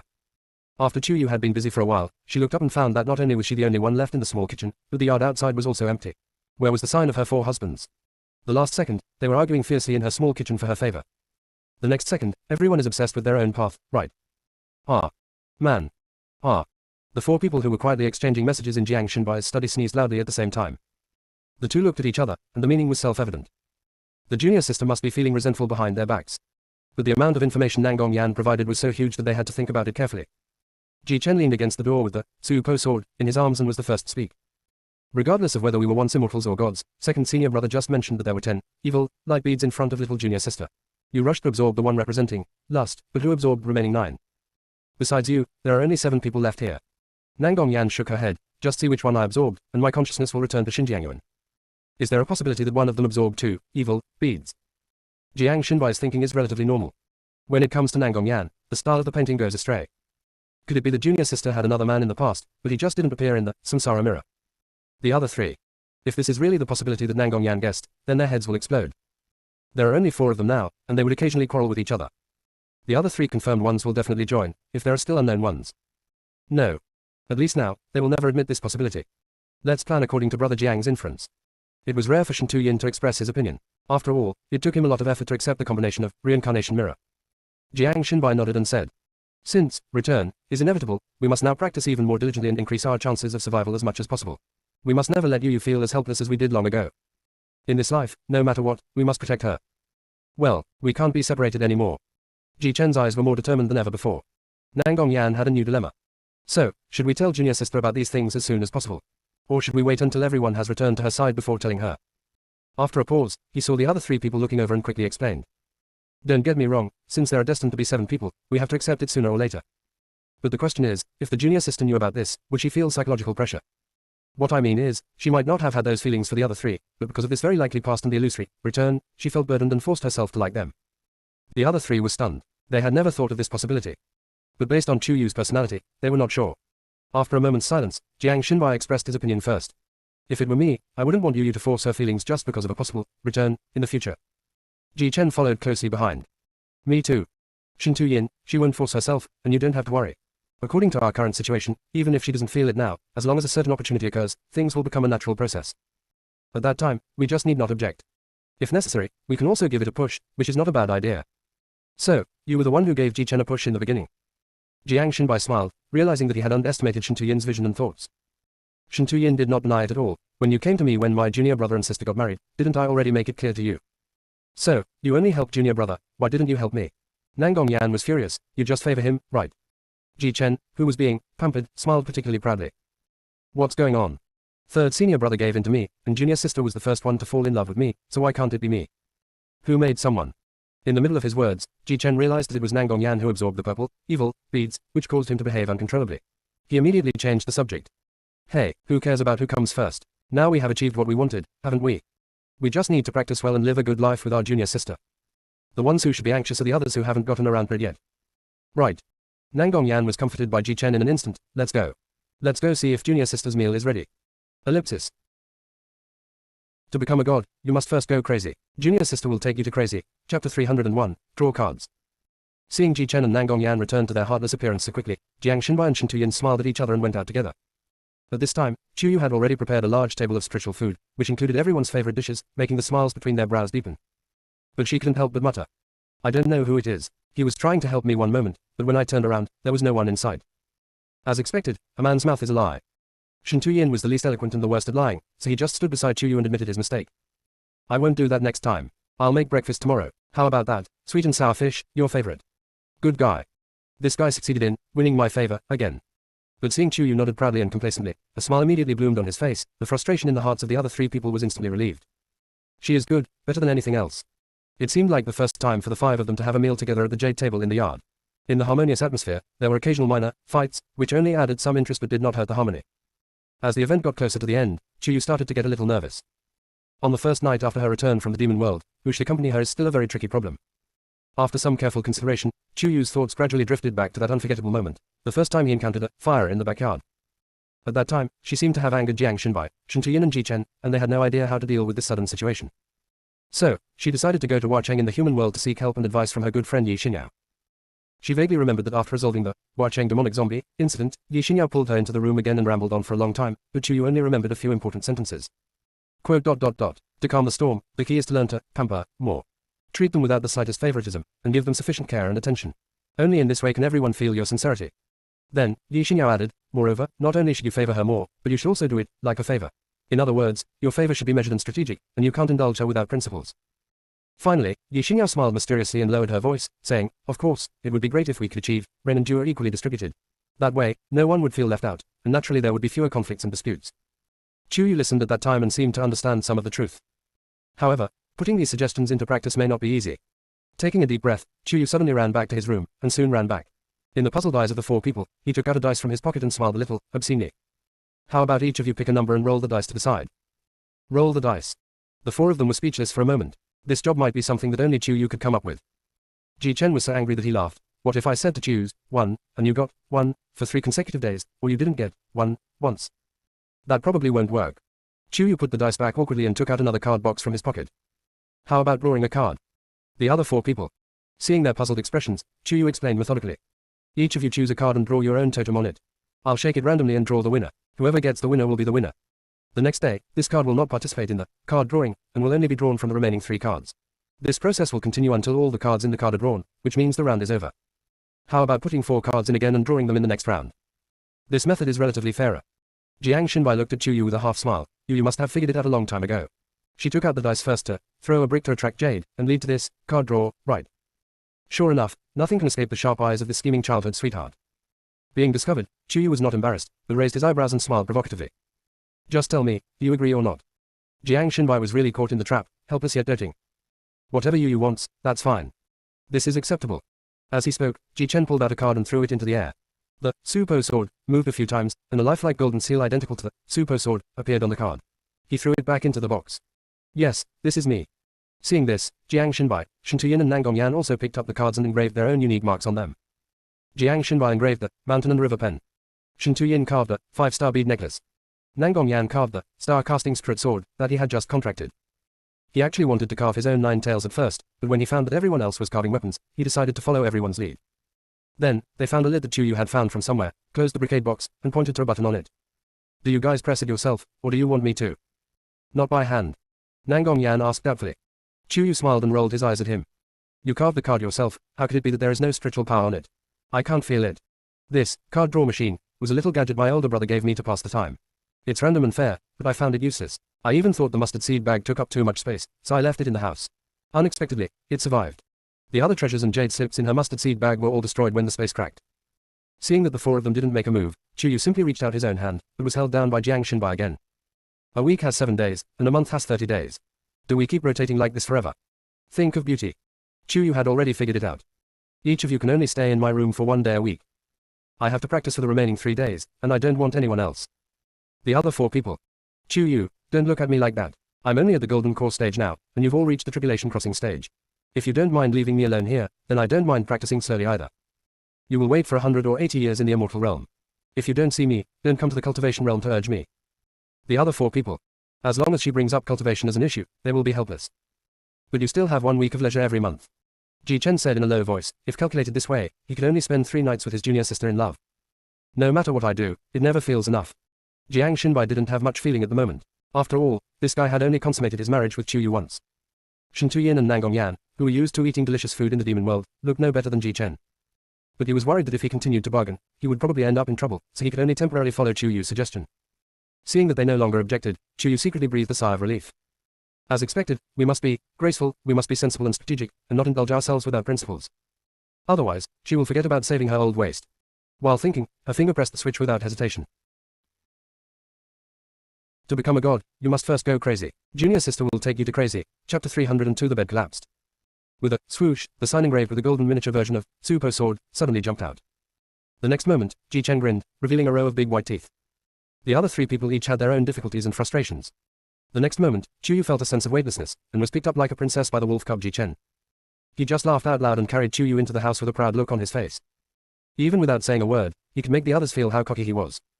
Really, he's been tricked again. Nangong Yan was so angry that she slammed the table and accidentally knocked the card box over. She quickly reached out to catch it and just happened to press the switch.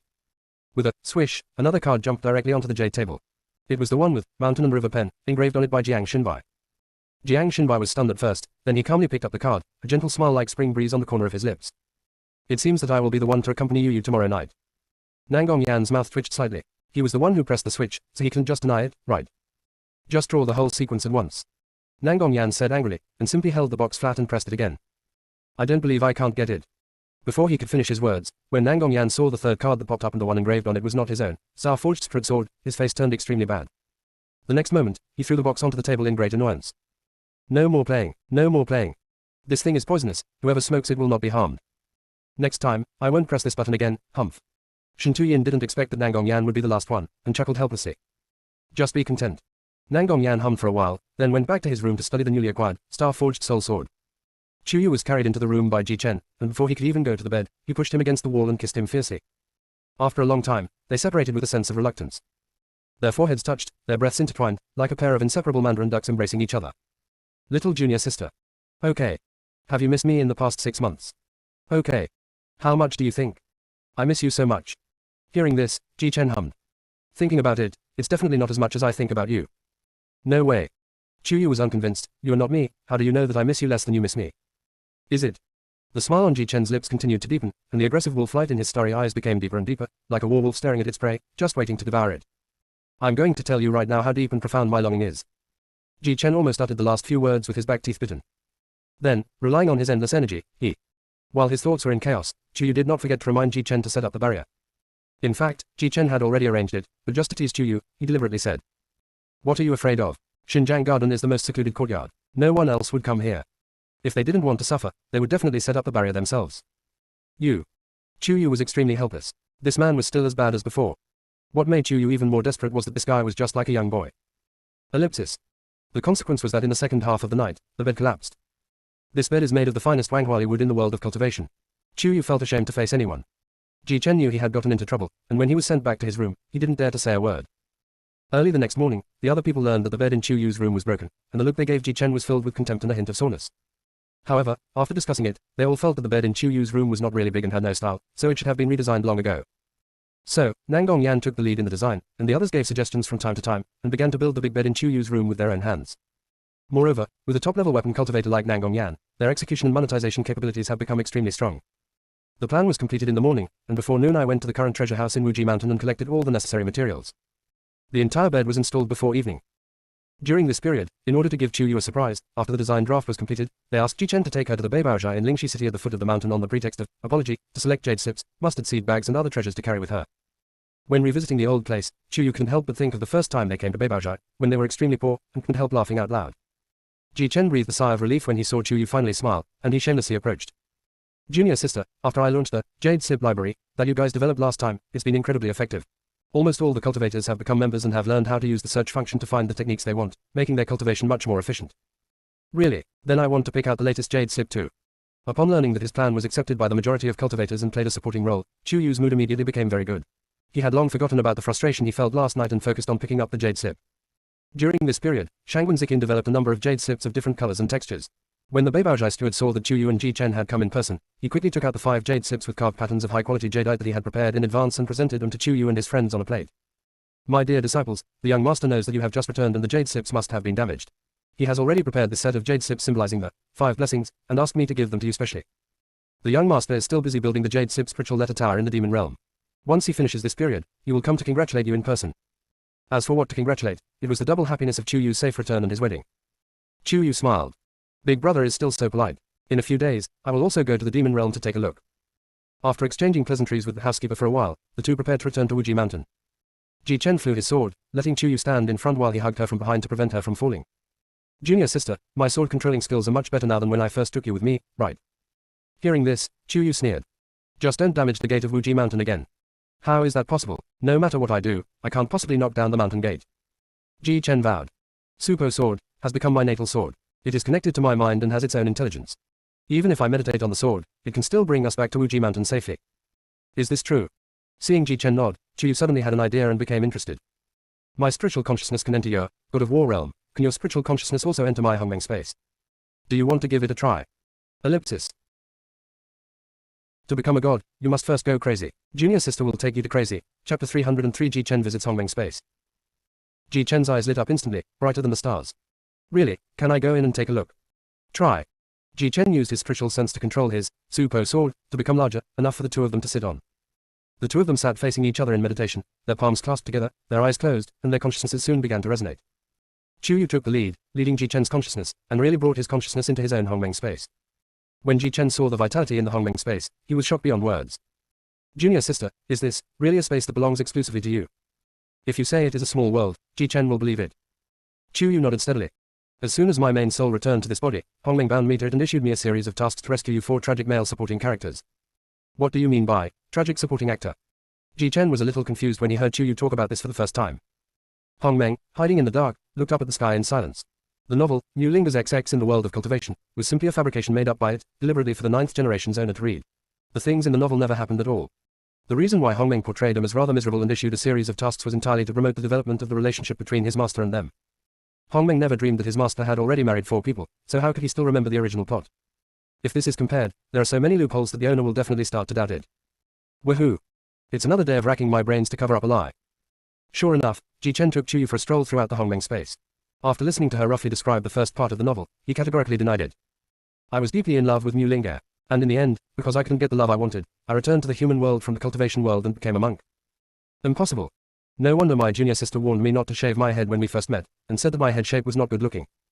At that time, he thought that his junior sister was mentally unstable because she had just been expelled from Shangshan sect. Now it seems that it is not the junior sister who is mentally ill, but the author of that crappy book who is mentally ill. Chuyu didn't doubt Shu at first, he just thought that he had really changed the tragedy of Ji Chen and others through his own efforts. But the more he got along with Ji Chen and the others, and after going through so many things, Chuyu felt that the logic of the book was really confusing. At this moment, Ji Chen saw that Chuyu was silent for a long time, and thought that she did not trust him and was still concerned about the records in the book. He hurriedly stopped to express his sincerity. Junior sister, there is absolutely no way I could possibly be attracted to Mu Linga. At the beginning, I knew that my father and mother had arranged a marriage for me with a princess from a neighboring country, but when I came to the world of cultivation, I asked them to cancel the engagement. Before I met you, I had actually read about Mu Linga's deeds on the Jade Sip forum, but I never felt anything. The first time I saw her in person, I knew she was delicate, artificial, hypocritical and selfish. She also wants to cut open my stomach and steal the golden spread fruit. How sick am I to be attracted to someone like this? After a pause, Ji Chen held Chuyu's hands again and looked into her eyes intently. Junior sister, please believe me. No matter how many times I come back, no matter how many reincarnations I have, I, Ji Chen, will only be moved by you, Chuyu. After seeing some illusory past lives and piecing together the information of the four of them, Ji Chen became more and more certain of this. Chuyu was just thinking, so he didn't answer.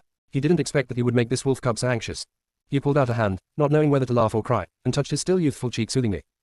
I didn't say I didn't believe you, why are you so nervous? This book might have been fabricated by someone else, but it could definitely have been written by someone who is extremely familiar with the world of cultivation.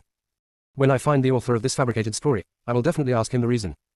As he said this, Chuyu's gaze vaguely swept across a certain place, which was where Hongmeng was hiding. It couldn't help but tremble. The owner's eyes are so scary, it's better for it to go to Ashen to take shelter first. Seeing that Chuyu really trusted him, Ji Chen finally smiled, took his hand and placed it on his lips and kissed it again and again, feeling very curious. He continued to wander around Chuyu in the space like a curious baby. Junior sister, how big is your Hongmeng space? It looks even bigger than an ordinary small secret realm. Well, I haven't actually reached the end. Chuyu thought about it. In fact, at the beginning, the visibility in this space was very low, only 2 or 3 meters in radius. It was surrounded by chaotic fog and nothing could be seen clearly. Slowly, as my cultivation grew, it began to expand, getting bigger and bigger. Then do these grasslands, mountains, rivers, and plants also increase as your cultivation level increases? As he spoke, Ji Chen even touched the leaves of a big tree nearby. They were genuine, and he felt even more curious. He originally thought that the space was similar to the God of War realm he had comprehended, but when he came in and took a look, he realized that it was completely different. Moreover, he had never heard that monks could have a space that carried life force or stored living things. Of course, the spirit pet space is automatically generated after each cultivator contracts a spirit pet, so this is naturally an exception. Hearing this, Chuyu shook his head naturally. These living plants don't seem to have anything to do with me. It's probably because the soul of my master from my previous life was nurtured here that they gradually came to life. Your master in your previous life? Ji Chen took a long time to react. Is that Yun Banjian, the self-proclaimed god of life? Where is he? Over there is a pond of living water, meditating in a trance. Chuyu pointed to a place not far away, but when Ji Chen walked over quickly, she suddenly realized that Yun Banjian was always naked. She felt something was wrong and quickly chased after him. Wait a moment, junior brother. However, it's still a step too late. Ji Chen had already seen a handsome man with a perfect body, meditating in the crystal clear water. Although only the head remains above the water, the underwater scenery can be seen at a glance. Junior sister, shouldn't you give me an explanation? Ellipsis. To become a god, you must first go crazy. Junior sister will take you to crazy. Chapter 304 Chuyu's soul is missing 2 pieces. Is there any explanation? As he spoke, Chuyu didn't even look in Yun Banjian's direction. He always does what he wants and never wears anything. Besides, he's just a soul. When I come to this dimension, I basically won't go in this direction. I'll just pretend he doesn't exist. You can just pretend it doesn't exist. It seems like you've gotten used to it. Ji Chen's tongue tip touched his back teeth. He thought of something, his eyes were dim. Junior sister, the first man you saw whose entire body was not me, right? Of course not you. Chuyu spoke faster than his brain, but seeing the wolf cub's face getting darker and darker, he found it even more amusing. He pointed at Yun Banjian in the pool. Don't worry, it's not him. Ji Chen was stunned, but he managed to hold back his anger. Who is that? Have you forgotten? I was a female doctor in my 4th life. Although it was also in ancient times, the teacher I learned from said many medical precedents. On our first day as a doctor, he told us that doctors don't distinguish between men and women.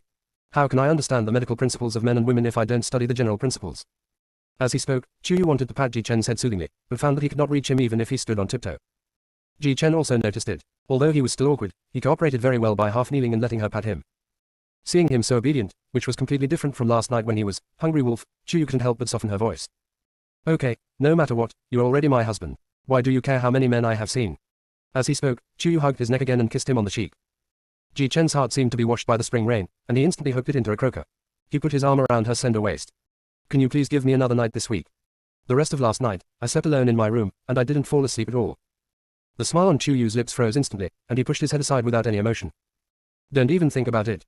The bed collapsed. What else did he want? Ji Chen was still trying to fight for it, but Yun Ban in the pool saw the long and thick eyelashes, which unexpectedly trembled slightly and slowly opened. Half of his eyes were lowered, covering half of his dark golden eyes. He spoke softly, without joy or sorrow, but with a sense of desolation that comes from seeing through the world. You two are husband and wife now. Not to mention Chu Yu, Ji Chen was also shocked. He instinctively protected Chu Yu behind him, with one hand across her front. The meaning of protection could not be more obvious. Have you been awake the whole time, pretending to be asleep, spying on my junior sister? Upon hearing this, Yun Banjin didn't even raise his eyelids, nor did his vocal cords fluctuate at all. The characteristics of life forms are similar, so is there any need to spy on them? Chu Yu's mouth twitched slightly. The residual soul of this master had no desires or requests, as if he had no emotions. It was probably that in his eyes, she was no different from the flowers and plants under his feet. They were all life, anyway. Ji Chen was also confused. If he didn't know that he was most likely the remnant soul of the god of life, he would even suspect that he was deliberately pretending to be cool. But this made Ji Chen a little confused again. Yun Banjin in the mirror of reincarnation did not feel the same way about Chu Yu at the beginning. Otherwise, how could this man, who looks more pretentious than a Zen disciple, have really been the husband of my junior sister? Thinking of the 10 evil light balls that Nangong Yan had mentioned, and how after Nangong Yan swallowed the light ball representing lust and sacrificed his life for reincarnation, he would still uncontrollably do many things that went against his own will. Ji Chen became cautious. If he was destined to return in the future and encountered such a difficult problem, he might be able to find a way. While he was pondering, Yun Banjin in the pool raised his eyes. His gaze first lingered on Ji Chen for a few moments, then shifted to Chu Yu. His face, which was always expressionless, rarely showed a trace of doubt, and his brows were slightly furrowed. Before the two of them could ask, Yun Banjin took the initiative to speak. Your body is normal, but your soul is missing two very important fragments. If an ordinary person lacks these two soul fragments, his or her mind may not be healthy. But your mind has not been affected at all, which is very strange. She's missing two soul fragments. Chu Yu thought that after completely merging with the split soul in the world of cultivation, his soul was completely complete, but he didn't expect that there were still two pieces missing. Ji Chen was more nervous than Chu Yu. What will happen if those two soul fragments are missing? Yun Banjin pondered for a moment before replying slowly. It doesn't affect basic daily life. But she cannot be considered a complete living being and therefore cannot continue her life. Moreover, he could handle the thunder tribulation that came with ascending to immortality. But if you want to ascend to the divine realm in the future, the divine realm's heavenly thunder has very strict requirements on the integrity of living beings, and you may not be able to survive. This is why many beings in the immortal world, the underworld, and the demon world, who are clearly capable of reaching the level of cultivation to ascend to become gods, suppress themselves and do not transcend the tribulation. Their lives may not be complete. In the underworld, there are basically only souls left, and no real bodies at all. There are many battles between the immortal world and the demon world, and it is very likely that part of the soul or body is destroyed. By the time one reaches the level of a supreme immortal or a top demon lord, it is basically incomplete. In fact, Chu Yu felt that it was still a long way off for him to ascend to become a god. But being unable to continue life means being unable to conceive.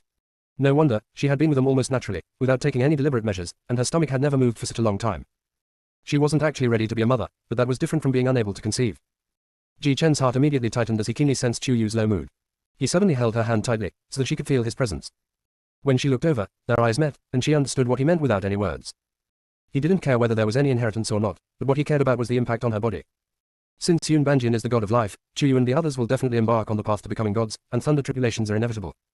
Before that, we must find back the two scattered pieces of Chu Yu's soul.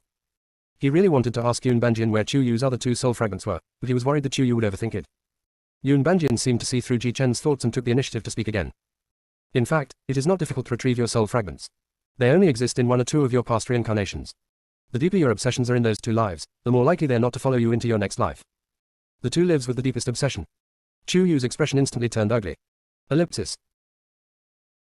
To become a god, you must first go crazy. Junior sister will take you to crazy. Chapter 305. Otherwise, I'll go to your house tonight. Isn't that her craziest sixth life? She didn't even want to recall that life. There is another life, but Chu Yu has no way of being sure.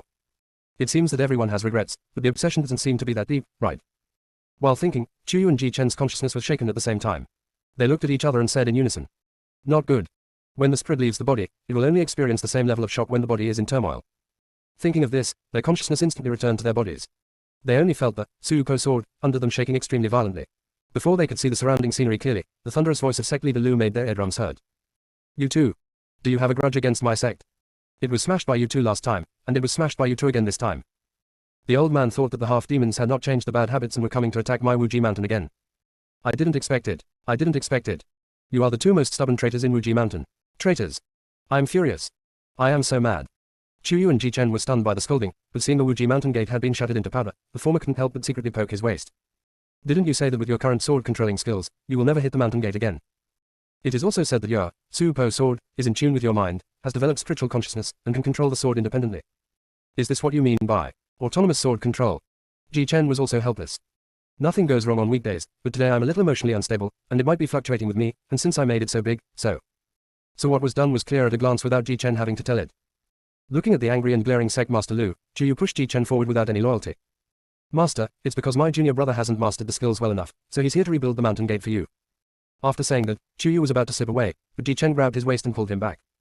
Master, junior sister loves me, so we should come together to repair the mountain gate. Leave this matter to us too. Sect leader Lu continued to hum and whimper, puffing his beard and glaring. Neither of you can escape. If you don't fix this mountain gate for me, you can forget about going out and wandering around anymore.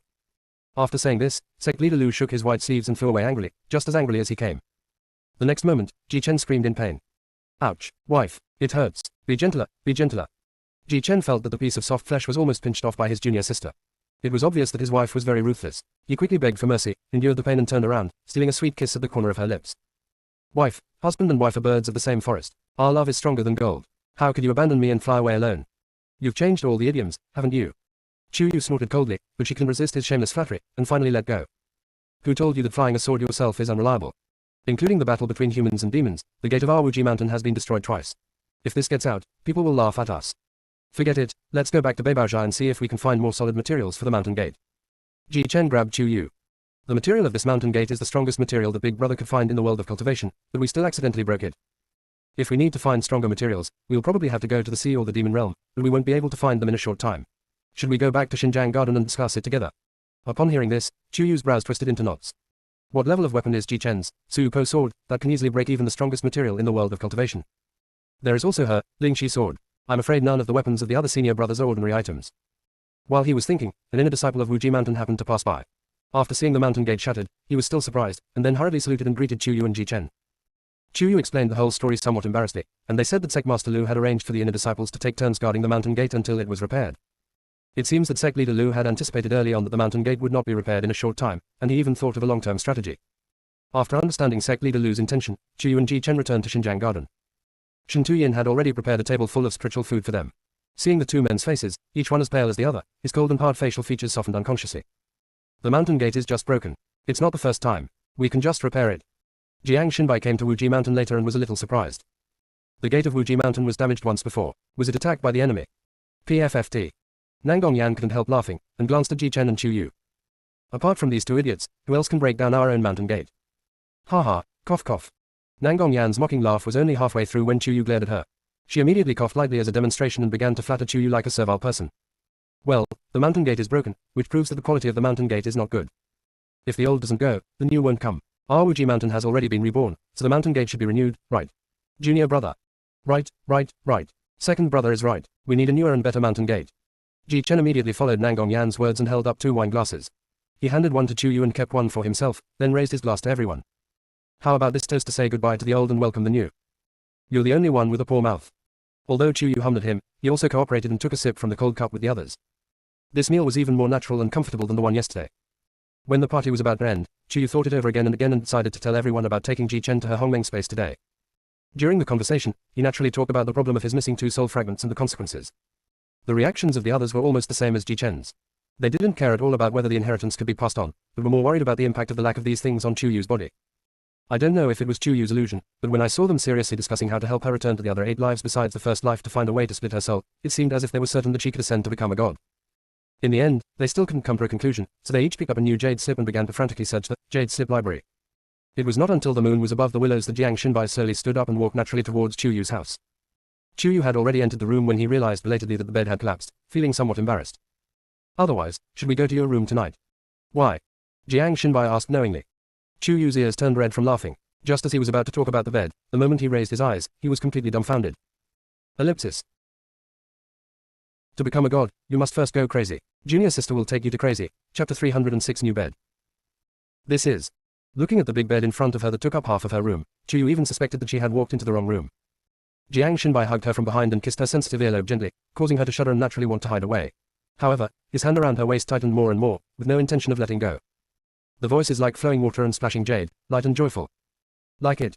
During dinner, except for Chuyu who only took a small sip, everyone had a few drinks. So when Jiang Shenbai spoke, there was an intoxicating smell of alcohol like peach blossoms, sweet but not choking. Chuyu not only did not feel disgusted, but instead felt that he was becoming more and more intoxicated.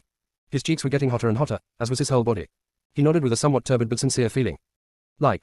This is simply her dream bed, how could she not like it? She had only been out with Ji Chen for one day, but she hadn't expected that the three of them had designed and made such a large bed that completely suited her preferences. She recognized the main materials of the bed and bedding, which were made of 1,000-year-old spiritual mulberry silk and 1,000-year-old spiritual deer velvet. Woven from millennia-old spiritual mulberry silk, each fiber contains the essence of heaven and earth, as delicate and soft as the lightest down in early spring, and feels like brushing through the clouds. The soft fur of the 1,000-year-old spiritual deer. This creature lives in the Arctic ice field. Its body is covered with dense and faintly fluorescent fur. It feels like cotton in the clouds, warm yet cool, and has the effect of keeping warm in winter and cool in summer. The deer fur is woven with a special technique and added with countless strands of purple jade silk, making the entire bed surface smooth and delicate, fitting like a second skin. When you lie on it, you will be instantly wrapped by a gentle force, bringing you an unparalleled sense of security. Just these two things deprived Chuyu of all his attention. She didn't even notice that the bed was surrounded by various spiritual stones designed to increase spiritual energy and true energy, and she jumped onto the bed. As soon as Chuyu lay on it, he couldn't help but curl up and hum comfortably, like a lazy cat, acting coquettishly and waiting for his partner's favor. Seeing this, Jiang Shenbai's black eyes dimmed instantly, and the ink color inside kept surging, just like the owner's mood at the moment. He walked slowly towards the bed.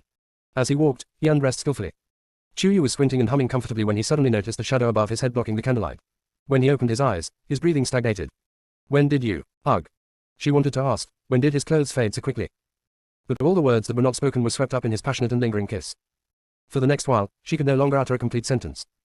I can only sigh that sleeping on this new bed really makes me get twice the result with half the effort. Ellipsis. The next day, Xin Jiangyuan welcomed an old acquaintance, Shangwen Ziqian. Chuyu was originally curious because she heard the housekeeper of Beibaozhai say yesterday that he was busy building the jade sibling Shin Tower in the Demon Realm. How come he had time to come to Wuji Mountain to see her today? It turned out that the gate of Wuji Mountain was smashed for the second time, and it directly rushed to the top of the Jade Slip hot search list, and was hung in red at the first place of world news, making it difficult not to notice it. During the days that Shangwen Ziqian was constructing the infrastructure in the Demon Realm, he actually discovered quite a few rare mineral deposits. He specially brought several types that were suitable for building a mountain gate and asked Chuyu and others to choose. Chuyu looked at the dazzling array of materials in front of him, feeling both moved and amused. Brother, does this mean that good news doesn't travel far, but bad news travels 1,000 miles? That's not a bad thing at all. I've been so busy that I came here to take a break. Shangwen Ziqian naturally took the tea handed to him by Jiang Shenbai, took a sip, and his eyes lit up. Wow, is this still the Westlake Longjing tea sold in Beibaozhai? Why is the taste of your brew so different from that of our staff? How can the tea your staff brew be as good as the one my senior brother Shenbai brews? In front of her elder brother, Chuyu would not hesitate to praise her husband. She remembered Yi Xinya's advice very well. She had to pamper her husband so that there would be no fire in the backyard. Sure enough, Jiang Shenbai knew she was complimenting him, but he was still flattered and his lips curled up. Nangong Yan, who had just entered the yard, was filled with jealousy. Yo yo yo, hello, senior brother Shenbai. Senior brother Shenbai is omnipotent. Second brother is also good. Chuyu quickly smiled sweetly at Nangong Yan, who was immediately overjoyed and almost stumbled when walking. When seeing Shangwen Ziqian, Nangong Yan actually felt a little embarrassed, as if his former brother had become his brother-in-law. Although it was a little awkward, he still shuddered. Big brother. Shangwen Ziqian patted his shoulder proudly. Brother Yan, not bad. You are lucky, and my sister is even luckier. As he spoke, Shangwen Ziqian took out a juicy green sapling from his mustard seed bag and handed it to Nangong Yan. Brother, I went to the South China Sea Islands some time ago and was fortunate enough to obtain a seedling of a top-grade spiritual fruit. It is said that it can be evergreen for thousands of years and never wither. I'm not good at raising these, so I'll give them to you too. May your relationship, with the passage of time, be evergreen and enduring, and may it continue to be a companion and support on your spiritual path, getting better and better, and going further and further. Seeing this, Nangong Yan took it carefully. Thank you, brother. After saying this, she happened to see Shin Tuyin coming. Nangong Yan handed the sapling back to Shin Tuyin without any hesitation. Third junior brother, come and help me raise him. He is an instrument cultivator, and even though this sapling is said to be evergreen, he is still afraid that something bad might happen to it. Shin Tuyin has a glass heart, and any vegetation around him can be kept in the best condition. Just as Shin Tuyin was about to take it, Chuyu heard Yun Banjian's rare voice in his consciousness. Once this plant falls into his hands, it can only remain intact without withering. It cannot grow, let alone bear fruit. You planted it in your Hongmeng space. Chuyu was stunned. Seeing that Shen Tuyin had already taken it, he could only use his spiritual sense to reply to Yun Banjian. After the eldest brother leaves, I will ask the third brother to come over. As they were talking, several people started to gather around to select materials for rebuilding the Wuji Mountain Gate. In order to ensure the solidity of the material, several people decided to use Ji Chen's super sword to chop it. Unexpectedly, with one strike of his sword, all those solid materials that Shangwen Ziqian was so proud of were cut in half. What kind of magical weapon is this? Shangwen Ziqian's expression can even be described as horrifying. Ellipsis. To become a god, you must first go crazy. Junior sister will take you to crazy. Chapter 307. I can't stand it anymore. Others thought that these materials were obtained by Shangwen Zikin from the demon realm. In fact, some of them were smuggled from his family without his mother's knowledge. Their family is in. Shangwen Zikin couldn't speak, he could only express his shock with expressions and sighs. He circled around Ji Chen, wanting to touch Ji Chen's Supo sword, but worried about being bounced away or burned, and was particularly conflicted. Brother Ji, can't you lend me your sword? Shangwen Zikin was drooling so much that he was almost drooling. Ji Chen felt a little embarrassed. Brother, I'm really afraid of hurting you. Last time, Uncle Ning wanted to see it, and he almost got hurt. Even Master Ning is almost injured. Shangwen Zikin subconsciously took 2 steps back, his face full of regret. Never mind, never mind. I guess Brother Ji's domain is full of divine weapons, which are out of reach for a mortal like me. Brother, you are so handsome, insightful, and thoughtful, and you have great compassion for the world. If you were immortal, there would probably be very few saints in our world of cultivation. Chuyu said this not as a compliment, but out of genuine admiration for Shangwen Zikin's talent and character. Instead, Shangwen Zikin felt a little embarrassed. He wanted to rub her fluffy hair affectionately, but found that her 4 husbands were present. This gesture seemed a bit excessive, so he patted her shoulder instead. You're always good at saying coaxing words. No wonder all your husbands are so happy with you. Of course not. Don't you see who I am? Chuyu has changed from being shy at first to being able to show off openly now. Seeing her like this, the other 4 people felt more cheerful, but they were also a little worried. She is so dazzling that it is impossible for her to only attract the 7 people in the mirror of reincarnation. They will have a hard time resisting all kinds of good and bad love affairs in the future. Because the hardness of the materials was not up to standard, Shangwen Zikin did not stay long. He just had a lunch and then hurried back to the demon realm. During this period, he actually wanted to invite Nangong Yan to go with him. After all, there were still many infrastructures in the demon realm that needed to be designed. After incorporating the half-demon clan, they decided to build the demon realm roughly according to the structure of the major cities in the cultivation world, but at the same time retain the unique autonomy of the demon realm and the half-demon clan. Therefore, it is still in the planning stage, with the Federation of Cultivators as the leader, jointly building it with Beibaozhai, the 4 major families, other second-level sects, second-level families, and the Loose Cultivators Alliance. Although the distribution of resources in the demon realm is still unclear, and it is unknown whether these resources are useful, how to allocate jurisdiction and how to select various half-demon leaders to co-govern have always been controversial topics. Although the Federation of Cultivators was in charge, there were too many issues to sort out and deal with, and all the middle and high-level officials were almost too busy to do anything. Even the grassroots cultivator armies were given various functions. All in all, everyone is busy. Chuyu and his friends, on the other hand, seemed a little out of place in their leisurely state. However, Nangong Yan was still thinking about the first night back in the cultivation world with his junior sister, so he only promised to go to the demon realm a few days later. But tonight, it is Shintuyin's turn. Ellipsis. Chuyu discovered that Shintuyin seemed to prefer to take a hot spring bath with her before going to bed. I prefer the extreme ambiguous feeling of taking a bath together. It always makes her blush and feel helpless. Every time I can only ask for whatever I want, I don't have the energy to refuse. The whole night passed by unknowingly. Ellipsis. The next day, Chuyu felt overwhelmed, but she had already promised several people, so she couldn't go back on her word. She could only make use of the daytime to catch up on her sleep. When I can't sleep, I meditate and practice, letting the true energy linger in my danshin. The benefit of practicing is that after the chi circulates through the whole body, you will feel refreshed and all the fatigue from last night will be swept away. But the downside.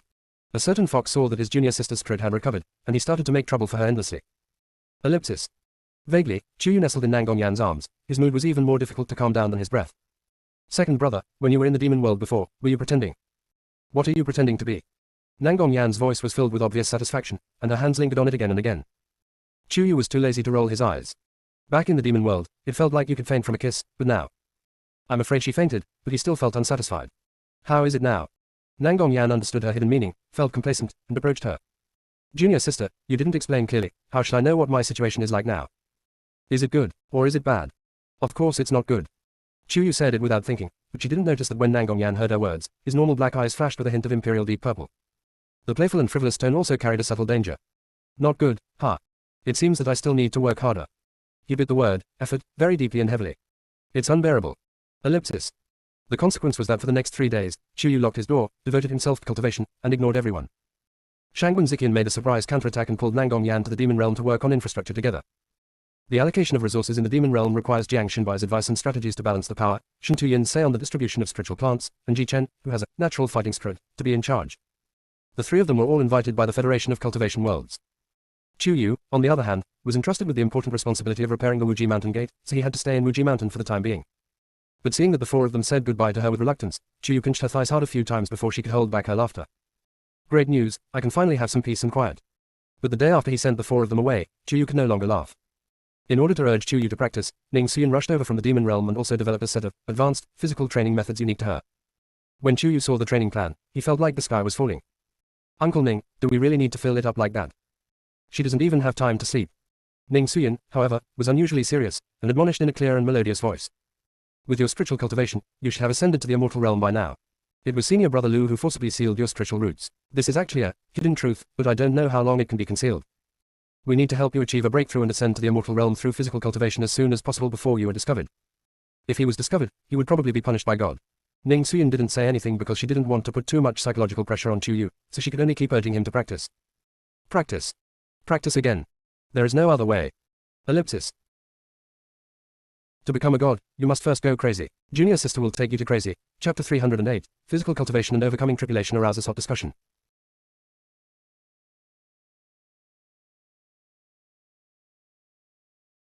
Chapter 308. Physical cultivation and overcoming tribulation arouses hot discussion.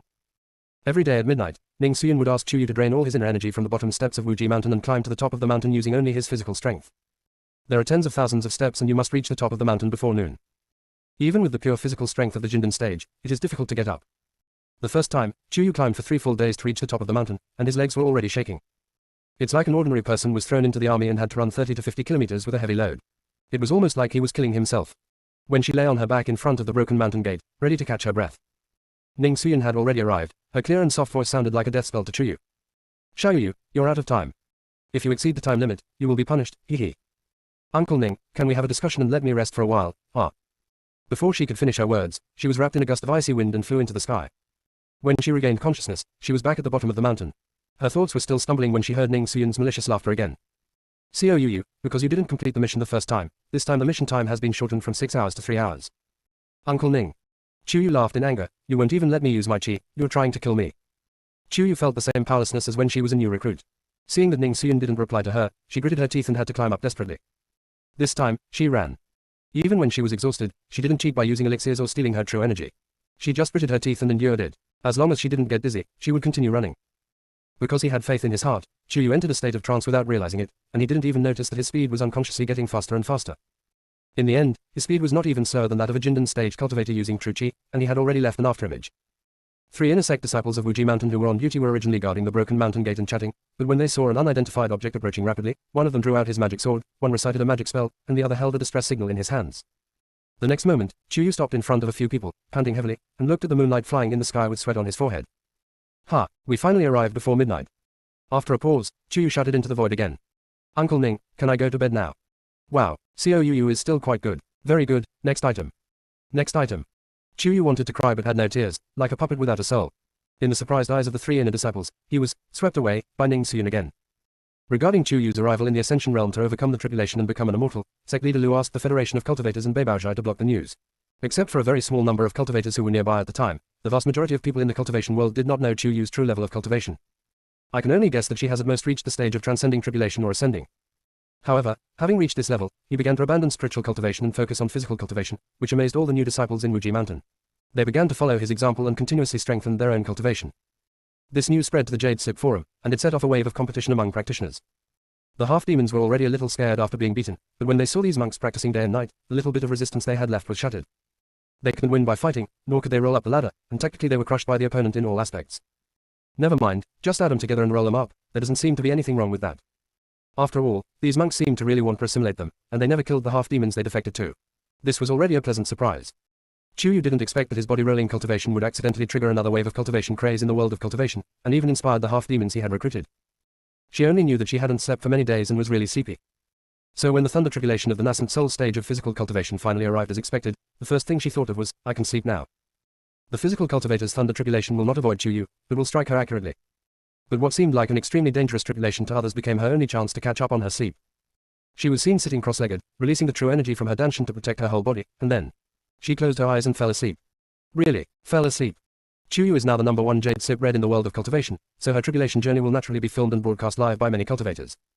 When the monks watching the live broadcast noticed that Chu Yu, who was at the center of the thunder tribulation, had his eyes tightly closed and remained motionless, they sparked another heated discussion. Is Chu Yu in a state of meditation? Can I still enter into a state of meditation after surviving the thunder tribulation? It really is me, you. The last time I was going through the thunder tribulation in the nascent soul stage, I was so scared that my soul almost flew away when I saw the bold thick thunderbolt coming down. I reminded myself countless times to stabilize my heart of Taoism and constantly protect my body with spiritual energy. In the final stage, I even used the defensive spiritual weapon I bought from Beibaozhai, and only then did I successfully go through the tribulation. I am in such a life or death situation, yet I can still meditate and enter a state of concentration. I am truly an extraordinary person. Could it be that because she's enduring the thunder tribulation of a physical cultivator, it's different from the tribulation experienced by us cultivators who rely on spiritual roots to cultivate? I am a dual cultivator of body and spirit. The thunder tribulation of physical cultivation is more powerful, more dangerous, more difficult to withstand. It is a dual tempering of one's physique and mind. Is this true? The moment you tell me that, I admire Woyu even more. Me too. It's so rare no matter how I look at it. No matter how I look at it, I admire it. Ellipsis. While the monks were watching Chu Yu transcend the tribulation, the core members of Wuji Mountain, who were far away in the demon realm, were also watching from the live broadcast room, and even started chatting in their Wuji Mountain core members group. Ji Chen, I bet junior sister isn't in a trance, she's just asleep. Look at her little head, moving noisily like a chick pecking at rice. Isn't she sleeping? What is she doing? Nangong Yan, ha ha ha. How can this little junior sister be so adorable? I wonder what Uncle Ning has done to her. She can even sleep in after going through a tribulation. Ha ha ha.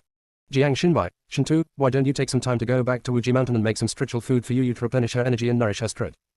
Shentu Yin, I can't leave.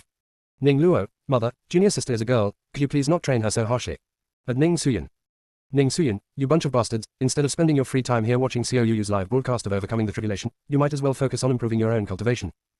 How long has it been since you reached the tribulation stage? And you haven't even broken through to the ascension stage yet. If it weren't for you guys, would COUU need to practice physical training here? I am warning you, if COUU ever reaches the level of physical cultivation and ascends to become an immortal, he will definitely not wait for you. Hearing this, Xiao Qun fell into a brief silence. After a while, Sect leader Lu slowly and leisurely posted an emoticon package that Shangwen Ziqian had recently researched under Ning Xuyin's words. A big thumbs up. Ellipsis. Chapter 309, New Demon Realm 9 Cities. Jiang Xinbai and several other disciples fell silent again. The next day, several new trending searches hit the headlines of the Jade Sip forum. Wuji Mountain Jichin and Lingsha Sect Master Mo Han fought for 300 rounds in the skies above the demon realm. 10,000 swords clashed, and the two men fought with the feeling of a mighty army. Attached to the wonderful photos. Wuji Mountain Elder Jiang Xinbai and his chief disciple Ning Luo were sparring late into the night. The mountain and river pen was constantly changing, and the ethereal ring was adapting to the changing circumstances. Who knows what day it is? Nangong Yan of Wuji Mountain refined countless top-grade spiritual weapons in one night, and the disciples of Xuanji Sect such as Yelang followed closely behind.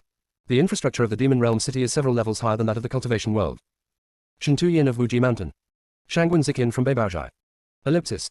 For a time, the entire world of cultivation was flourishing and 100 schools of thought contended with each other. It is relatively easy for cultivators with lower cultivation to break through, as thunder tribulations come one after another like firecrackers. Those who have reached a high level of cultivation such as the tribulation crossing stage are constantly consolidating from the primary level to the intermediate level, and even the advanced level. Some of the sect leaders and even the ancestors of the families had actually reached the ascension realm, but some were worried about being overtaken by their own disciples who were in their early 20s. They were all restless, but some were too embarrassed to compete with the younger generation, so they secretly competed with each other. But there is no wall that is completely airtight, and the news of the secret competition between these old guys was soon known to their relatives. Wuji Mountain's elder Jiang Xinbai and several of his direct disciples discussed the matter and decided that challenging other sect leaders might damage the relationship, so it would be better for them to fight with the masters of their own sect first. However, there were slight differences among the group on whether to choose sect leader Lu or Ning Suyin. I think I should go and spar with master first. I'm afraid Uncle Ning will get angry and transform into his true form and whip me away. Nangong Yan spoke first, saying that since he had been traveling in his demon world for half a year, he believed that Ning Suyin's true form must be an ice dragon. After all, he is also the nine-tailed fox of Qingqiu. Using the secret techniques of Qingqiu, he can completely disguise himself as a human in the world of cultivation. The Ice Dragon clan in the fairy world naturally has a way to disguise themselves as humans. As for the eldest senior brother Ning Luo, he has always thought that he is an ordinary human being since he was a child, and his situation is probably similar to Nangong Yan's. Ning Luo felt, although my mother has a bad temper, master seems to seldom take action. I always feel that he is deliberately hiding his cultivation, perhaps because he has some unspeakable secrets. Forcing him to take action might not be a good idea, right? Jiang Xinbai, in that case, why don't we just go and discuss it with them? After all, actual combat is the best way to improve your cultivation. Everyone exchanged glances and nodded. When the direct disciples of other sects learned that the disciples of Wuji Mountain had gone to find their masters and uncles, they also went to their masters or elders with profound cultivation. This is not about comparison, but about not wanting to fall behind. They also want to ascend to the upper realm to see what the outsiders and the outsiders are like. When the various sect leaders were visited by their own disciples, they were all extremely worried. They posted an emergency gathering message in the Union Sect Leaders group, and then found a lame excuse to slip away to the center of the Cultivation World Federation to hold an emergency meeting. Sect Master Wen of Xuanji Sect was the most helpless. Ever since our Yelang came back from the demon world, he seems to have been stimulated by something. He has been either refining weapons or practicing body cultivation all day long. Some time ago, he went to Wuji Mountain to practice body cultivation with Chu Yu. Today, he came back again and, together with several other direct disciples of mine, wanted to compete with me in refining weapons. Are they all crazy? Sect Master Wang of the Jishi Sect also sighed. Several people from our sect also insisted on competing with our sect master in alchemy and medicine making. I tried my best, but I was afraid of damaging the Taoist aspirations. If I don't try my best, I'm worried that if I give them too much, they'll become arrogant. Difficult. It's really too difficult. If I remember correctly, your sect's chief disciple Ziyun is also about to reach the tribulation crossing stage, right? She seems to be only about 23 years old. Are you sure her talent can surpass that of your disciple? Facing the teasing of Sect Master Wen of Xuanji sect, Sect Master Wang of Jishi sect also snorted coldly and rolled his eyes. Your Yelang is no worse than you, be careful or he'll wash you down on the beach. Seeing the two arguing endlessly, Lingshao Sect Master Jiang quickly stepped out to act as a peacemaker. How about this, we give the disciples whose cultivation is slightly lower than ours a chance. Let them send out 12 people, and we will also send out 12 people. We can have a free-for-all sparring match, and stop when we're done, without risking any lives. Instead of a single alchemy cultivator versus alchemy cultivator, or sword cultivator versus sword cultivator fight, how about a combined battle? A few of us, fighting against the direct disciples. Sect Master Miao of the Seven Stars sect was a little dumbfounded. Could it be, not good? Sect Master Lu of Wuji Mountain, who had been silent the whole time, smiled and said, "Are you afraid of losing? Or are you afraid of winning?" Upon hearing this, several sect leaders fell into a brief silence. Sect leader Lu then said, "Actually, we don't have to care whether we win or lose. If we win, there is no need to worry about their moral integrity being damaged. Since they dare to challenge us, they must have been prepared to lose. This is a good test of their minds. If we lose, we can be more open and honest. Talents emerge in every generation, and we in the cultivation world have successes, so why not do something about it?" These words instantly made the sect leaders feel more open-minded. "It has to be you, old Lu." Sect leader Jiang patted sect leader Lu's shoulder with emotion, and the few of them gathered together to discuss the specific reasons for sparring with the disciples. The event will be held at the newly built branch of the Cultivation World Federation in the Demon Realm after the major arrangements and construction in the Demon Realm have been finalized. At that time, it will be broadcast live in Beibaozhai's live broadcast room, and all the cultivators in the entire cultivation world and the recruited half-demons can watch the live broadcast and take photos afterwards. The reason why not so many people were allowed to watch was because the most powerful sect leaders and disciples had joined the battle, and the situation in the world of cultivation had to be stabilized and maintained by other cultivators. Ning Xuyan serves as the chief referee and is responsible for directing the order of the competition. Perhaps because they were particularly looking forward to the showdown between the top powerhouses, the various problems concerning the construction of the Demon Realm were resolved more smoothly than ever before in the following period of time. In less than half a year, 9 areas where half-demons and human monks lived together were successfully built on the originally scattered demon continent, the 9 demon cities. From a distance, the 9 cities look like a Bagua formation. Each hexagram represents a city, and the Tai Chi diagram in the center is the branch city of the Cultivation World Federation, Jungtai City. The other 8 cities were named Chanyuan City, Kun City, Zhenlei City, Lihuo City, Duihu City, Zhenyu City, Zunfeng City and Kangquan City. What they didn't expect was that these 9 unknown emerging cities belonging to the lower realm would gradually become famous throughout the 7 realms of Hongmeng in the near future. These are all things for later. Ellipsis. Chapter 310 Chu Yu dotes on her husband. Today, the entire world of cultivation and the demon realm are focused on this rare, cross-generational competition that occurs only once in 1,000 years. Among the older generation, the 6 major sect leaders and the elders from the 6 selected sects who are already in the tribulation period will compete. Among the new generation, all the direct disciples of Wuji Mountain except Chu Yu participated in the competition. The other 5 sects are Lingshao sect represented by Jun Mohan and Zhao Ming, Jishi sect represented by Xian, Xuanji sect represented by Yelang and Xiao Jingji, Qixing sect represented by Yang Yue, and Zen sect represented by Fang Tai. Although Jiang Xinbai is an elder, he has just broken through the tribulation less than a year ago, so he is naturally considered to be in the new generation. As the competition approached, almost all the cultivators were guarding the Jade Sip live broadcast room. Chu Yu was one of the few who put the Jade Sip aside and slept soundly.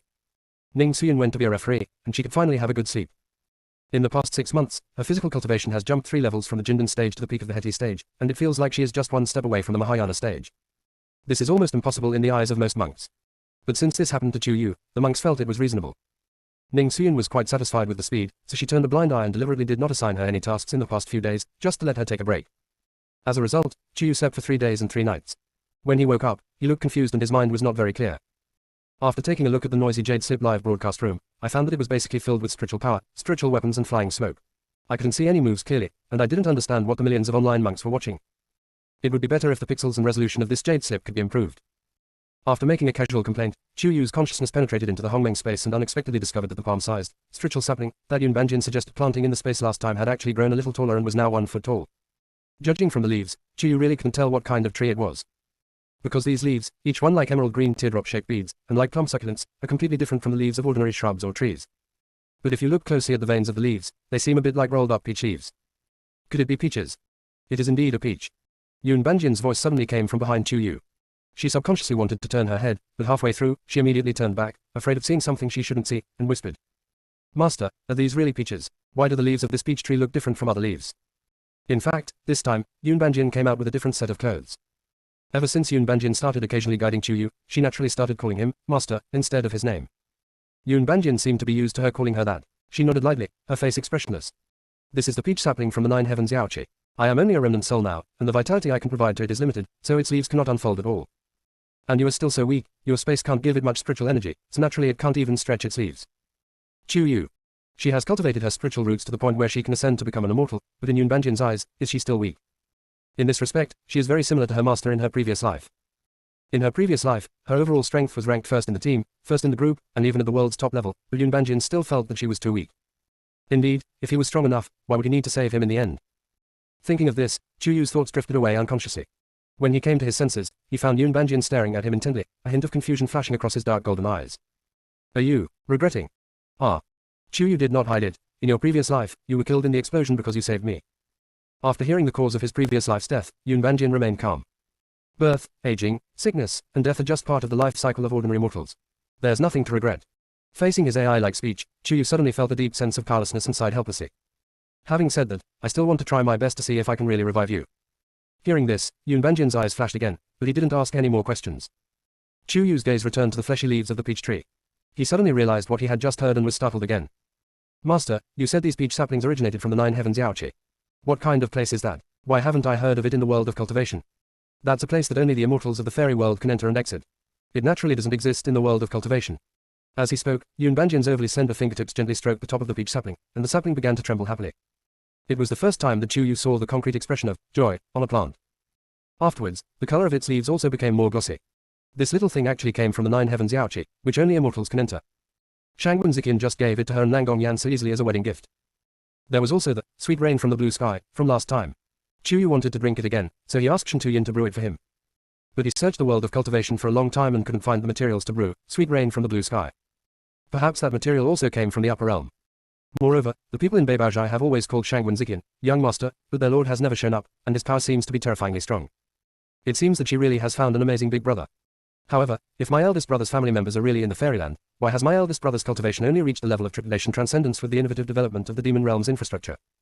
Never mind. Everyone has their own secrets, hold on tight and don't let go. After leaving the Hongmeng space, Chu Yu found that the camera of the Jade Slip live broadcast room was becoming more and more confused. Not to mention their faces, he couldn't even see a single move clearly.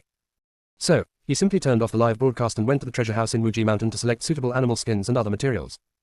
Who made Nangong Yan insist on showing off the extremely rough animal skin clothes she made by herself? The other three were jealous and wanted her to make a set for them too. Thinking of the four of them having completely different and charming auras, the smile in Chu Yu's eyes continued to deepen. She eats so well. I wonder how many sisters are envious of me. So, it's better to be nice to these guys and pamper them as much as possible. Sewing clothes is actually a piece of cake for her. In just one morning, 4 sets of animal skin suits with unique characteristics were completed. Thinking that he hadn't had a good time in the demon realm since returning, Chu Yu put the 4 sets of clothes into a mustard bag, packed up, and set off for the demon realm. Originally, she just wanted to take some time off and stroll around, but unexpectedly, she almost got into trouble. Ellipsis. Chapter 311. The newcomers are driving the old ones crazy. At this time, Chu Yu's husbands were still sparring with the sect masters who were in the stage of tribulation or even ascension. They expected that she would also watch the live broadcast, so they devoted themselves to the battle. The Supo sword had long been integrated with Ji Chen, moving in and out invisibly, commanding the sword formation flying out of the God of War domain to advance and retreat together, and coordinating perfectly with Jiang Xinbai's mountain and river pen technique of shifting the stars. Jun Mohan and Zhao Ming, 2 sword cultivators, adopted a frontal attack and left the defense of the sides and back entirely to their teammates. Shen Tuyin's medicine combined with the various spiritual weapons made by Nangong Yan, Xuanji sect, Jishi sect and Qixing sect also followed suit and cooperated with each other, making it difficult for the group of sect leaders to defend themselves. At the beginning, only a few lines of Chinese quintessence popped up occasionally, but later on, the screen was almost full of Chinese quintessence. Although the monks in the live broadcast room couldn't see anything clearly, it didn't stop them from laughing all the way. The most amazing one is Ning Luo. He is the least active person in Wuji Mountain, and others have rarely seen him take action. This time, with just one move, he was able to freeze the entire field with ease, and he could also easily assist other long-range or close-range attacks and defenses. From the beginning to the end, he was so indifferent that people felt that he was the one who was in charge of the country. This kind of tacit cooperation between them was not formed overnight, but was honed over the more than 1 year of attacking and incorporating and reforming the half-demon clan. Although Nangong Yan and Yelang did not participate in the first half of the year, they had already become good buddies who lived together day and night in the demon world, so their tacit understanding was naturally no worse than theirs. The whole young team was full of enthusiasm. Even though the sect leaders were more advanced and experienced than them, they were no match for these bastards' endless energy and endless tricks and methods. Master Wang of the Jishi sect had just been tricked and suffered a heavy loss, and he was completely furious.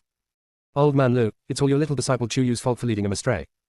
Our direct disciples were all of good descent. Now, look what you are doing, you dare to use any tricks on Master, you are simply rebelling against Tiangang.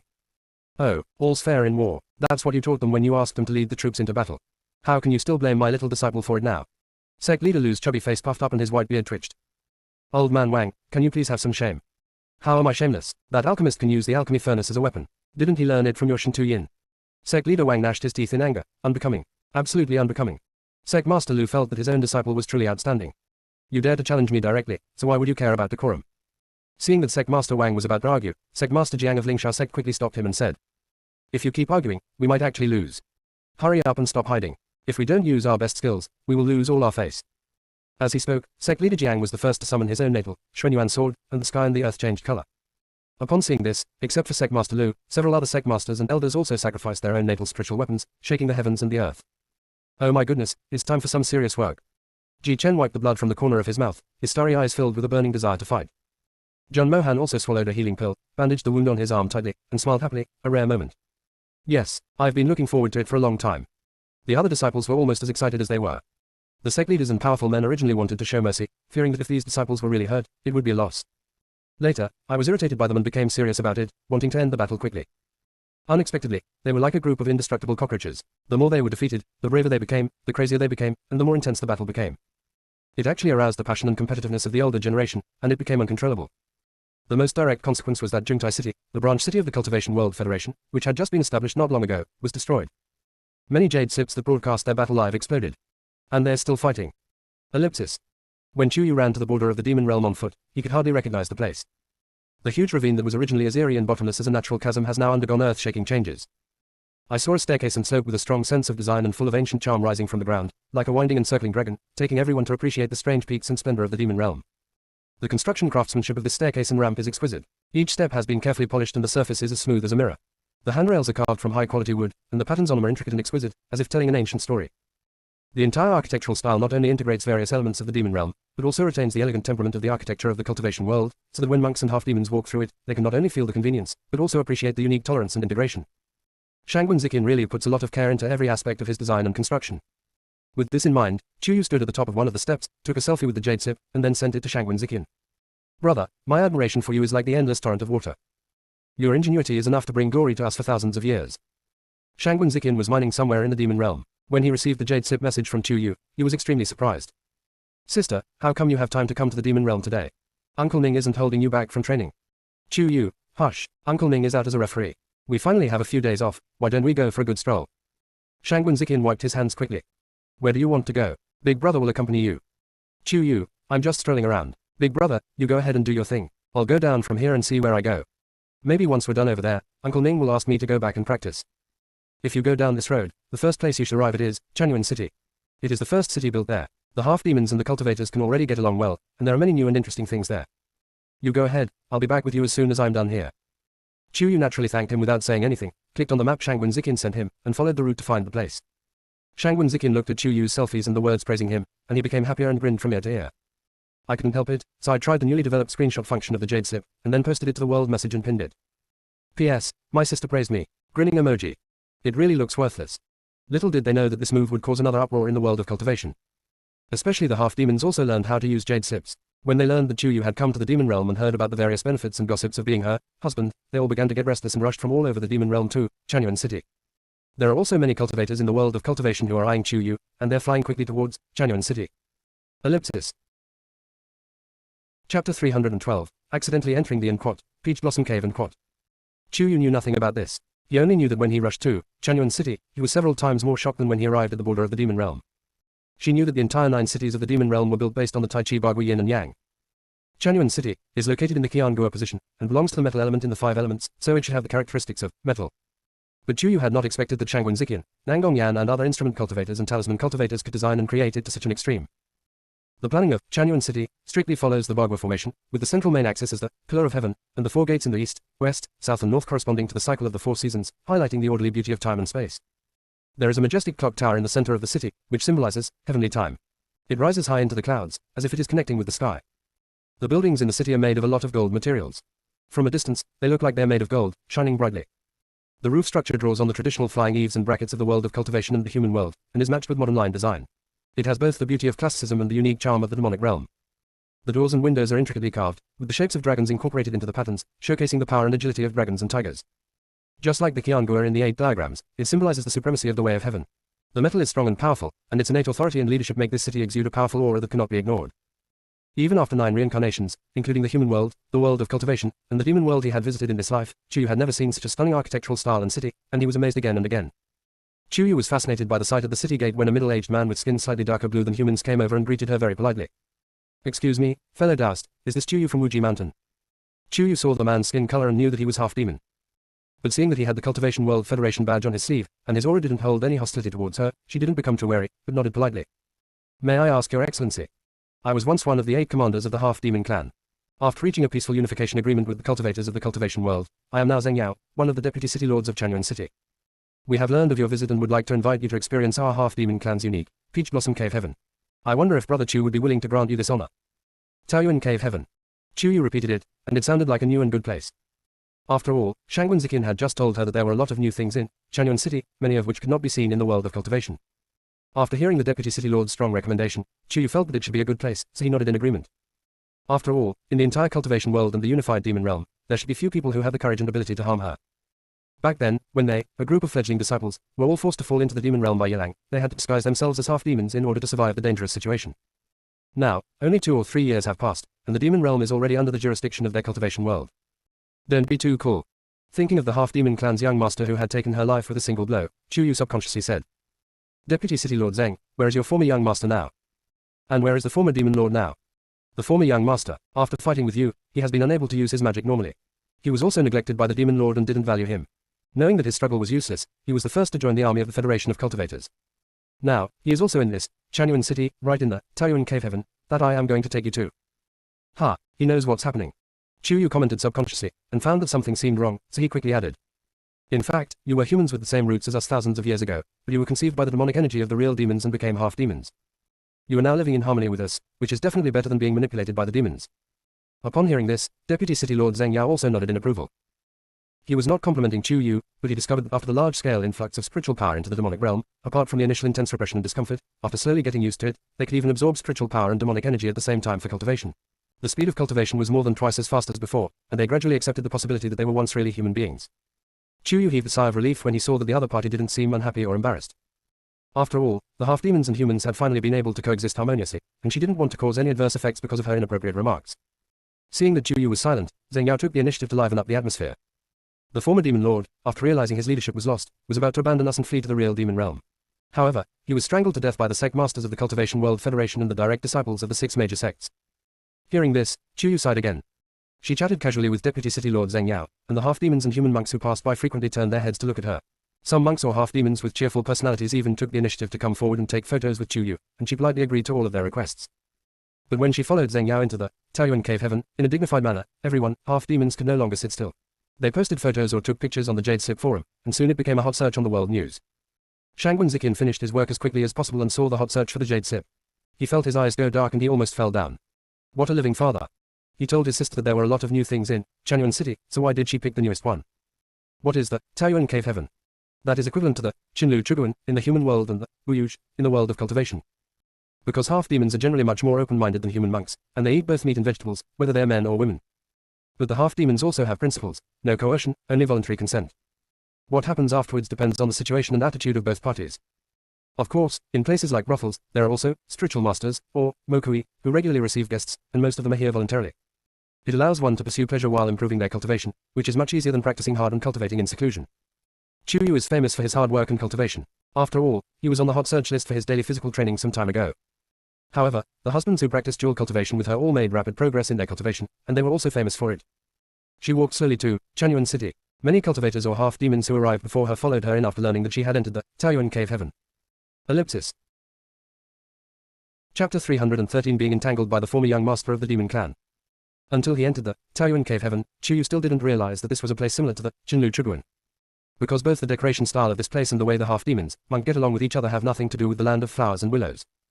This place is more like the peach blossom spring described by a poet, a quiet place far away from the hustle and bustle of the world, hidden in the bustling city. At the entrance, Chuyu passed through a seemingly ordinary crack in the stone wall, and suddenly the light opened up, and a completely different world appeared before his eyes. The area is surrounded by dense peach trees, with peach blossoms blooming all year round. The petals fall like a flower rain, which is beautiful beyond words. The pavilions and towers are built against the mountains and beside the water, with a mainly wooden structure. Their appearance is simple and rustic, blending in with the surrounding natural scenery. The roof is covered with thatch or bamboo tiles, and the walls are covered with vines and wildflowers, showing the beauty of natural ecology and revealing a hint of wildness. Surrounded by this rain of flowers, Chuyu suddenly felt refreshed. She was admiring the flowers, and more people were admiring her. Strangely enough, when the group of half-demons and male monks who came with such force finally saw Chuyu, although they were still eager to move, they were hesitant to step forward, as if they were afraid of ruining the beauty of the moment, and even more afraid of offending the beauty. It is obvious that many grown men are not the type to speak softly or be gentle with women. There were even some cultivators or half-demons who claimed to be veterans in the love field. Before coming, they were all confident that they could win Chuyu. When they saw the real person, let alone trying to show off and flirt with her, they all seemed to be unable to walk. They just stared at her blankly and couldn't help but laugh silently. What's worse, there are people who even turned around and despised him, saying that his previous thoughts about Chuyu were too dirty. Of course, there will always be an unexpected event. Chuyu was enjoying the beautiful scenery when a strange yet familiar voice roared from not far away, carrying with it an unbearable anger. Chuyu, how dare you come here? When she saw the person rushing towards her like a whirlwind, Chuyu tactically leaned back. You are the young master of the former half of the demon clan. The former young master was already filled with righteous indignation, and when he saw that Chuyu couldn't recognize him, his handsome face turned red and white with anger, and his eyes were red. You hurt me so badly, and now you're pretending not to recognize me. You're not worthy of me. Chuyu was completely stunned by his series of mysterious actions. I didn't do anything to you. If she really wanted to make a fuss, this guy almost hit her with a slap. However, he seemed unable to use magic afterwards, and was tricked by her several times, so it was considered a draw. The former young master seemed to have found an outlet to vent his feelings, and he blocked her and refused to let go. You clearly did it, but you still refuse to admit it. If it weren't for you, I wouldn't have ended up like this. In order to survive, I have to stay here. The more he talked, the more aggrieved the former young master felt, and he was really about to cry. The audience didn't really know about the past between Chuyu and their former young master. They only heard that for a period of time, he was frantically searching for Chuyu throughout the demon realm. After listening to his seemingly plausible accusations, everyone's thoughts became more and more deviant uncontrollably. Looking at the eyes of Chuyu and the former young master, they weren't so innocent anymore. For example, the previous young master didn't even seem to be as excited about catching Chuyu when his lover Mulinga was snatched away by his own father, the demon lord. It turns out that he and Chuyu are the ones who truly love and hate each other. Chuyu realized belatedly that this guy's words were extremely easy to be misunderstood, and her pretty face instantly darkened. Who is that? What's your name? Former young master, please be careful with your words. We had different positions at the beginning, and you slapped me to death, which caused you to be unable to use magic normally anymore. Later on, it was because you wanted to be enemies with my cultivation world that I plotted against you again and again. Now that the half-demons and humans have reached an agreement on harmonious coexistence, there is no opposition between you and me, so don't try to stir up trouble here. She must have forgotten to check the almanac before going out, and encountered such an unlucky thing. If she had known earlier that Deputy City Lord Zheng Yao said he was here, she would not have come. Zheng Yao was also a little embarrassed. Brother Chu, our former young master's surname was Gongshang. Work injury. Was this someone sent by God specifically to blackmail her? Seeing that Chuyu seemed to have misunderstood the two words, young City Lord Zheng Yao even wrote them out in the void. More and more people gathered around. Although Gongshang was stupid and ruthless, he led the first wave of half-demons to join the monk's army, which did indeed reduce the morale of the half-demons and reduce many casualties. Although his cultivation level is not good now, he still has a certain prestige and say among the half-demons. In addition, he was once the young master of the half-demon clan. If the cultivators could not even tolerate him, it would make the half-demon clan doubt their sincerity in wanting to live in harmony with the half-demon clan for a long time. Moreover, young City Lord Zheng Yao had just reminded her that Gongshang is now also one of the deputy city lords of Chanyuan City.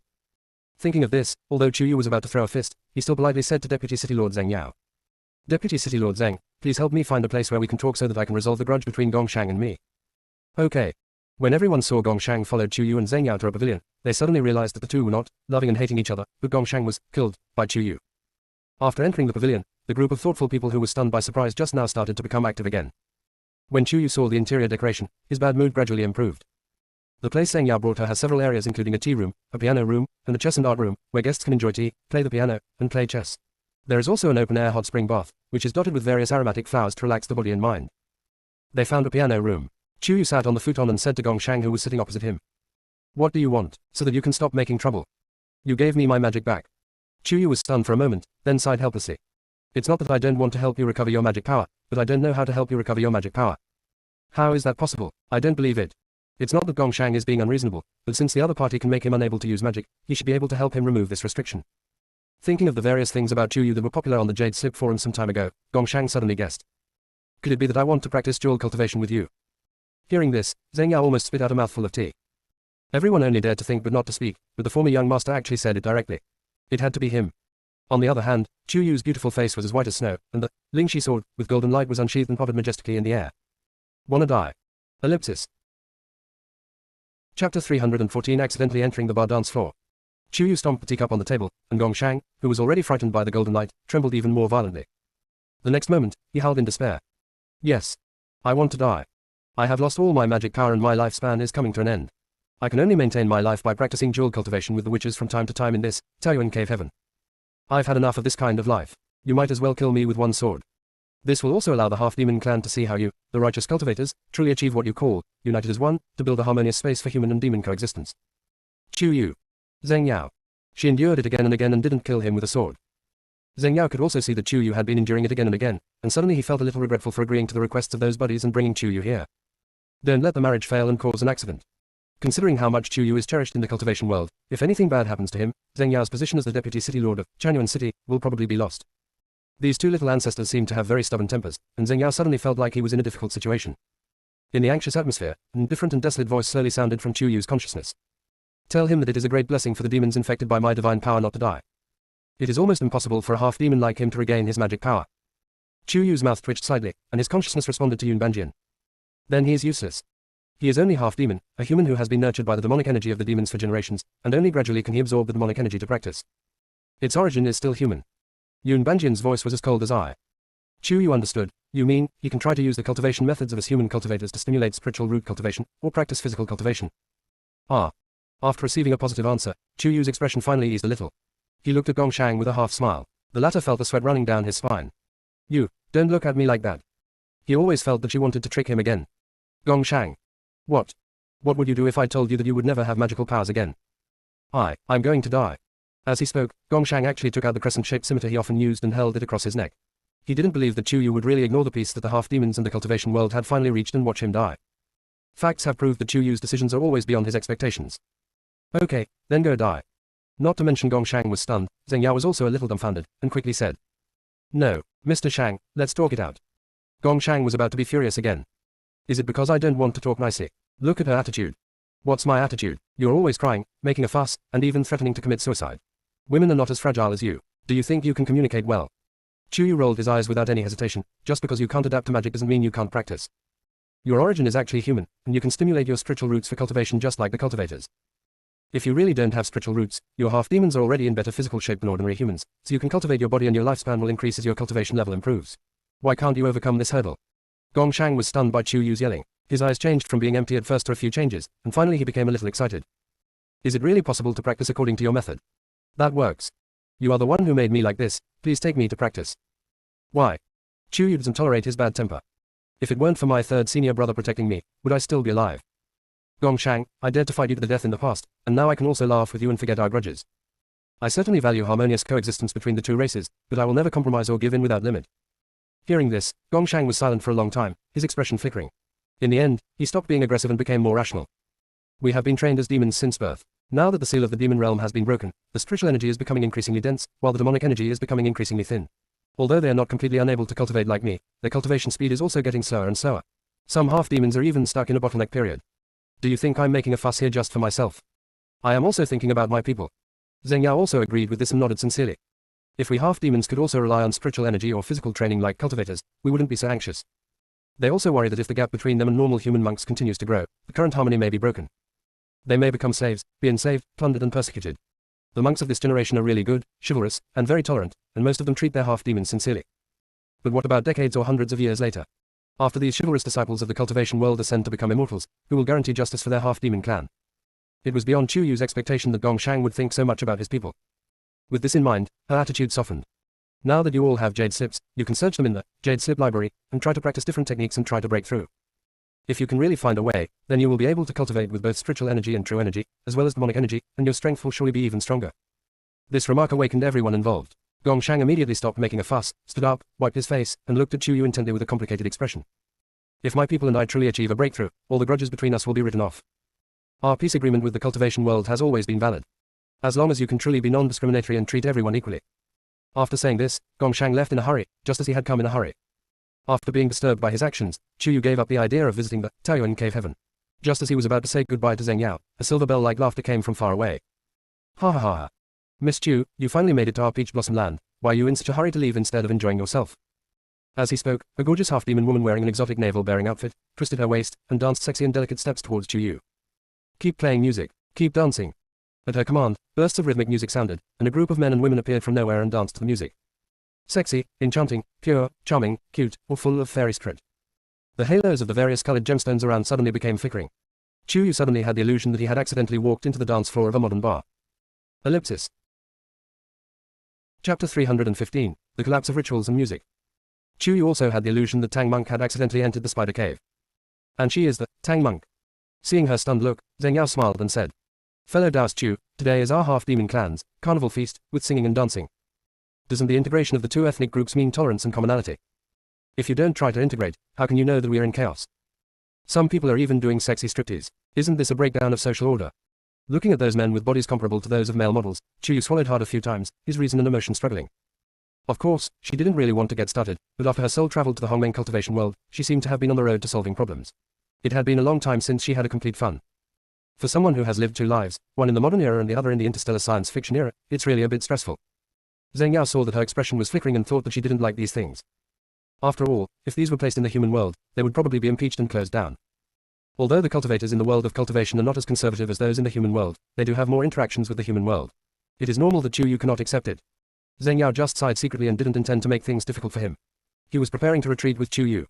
The next moment, Chu Yu grabbed the wrist of the beautiful dancer who was in charge of Taoyuan Cave Heaven, and smiled charmingly. "Sister, what's your name? Were you dancing belly dance just now?"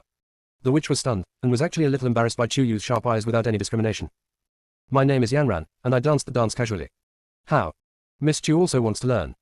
Chu Yu shook his head and raised his eyebrows teasingly. "This type of dance is not suitable for me, but for a stunning beauty like Sister Yanran. I'm suited for something else." After saying that, Chu Yu pulled Yanran and spun into the dance floor, as if she had instantly transformed into a queen, swaying gracefully. In the enchanting and captivating feeling, there is more of a sense of freedom and unrestrainedness.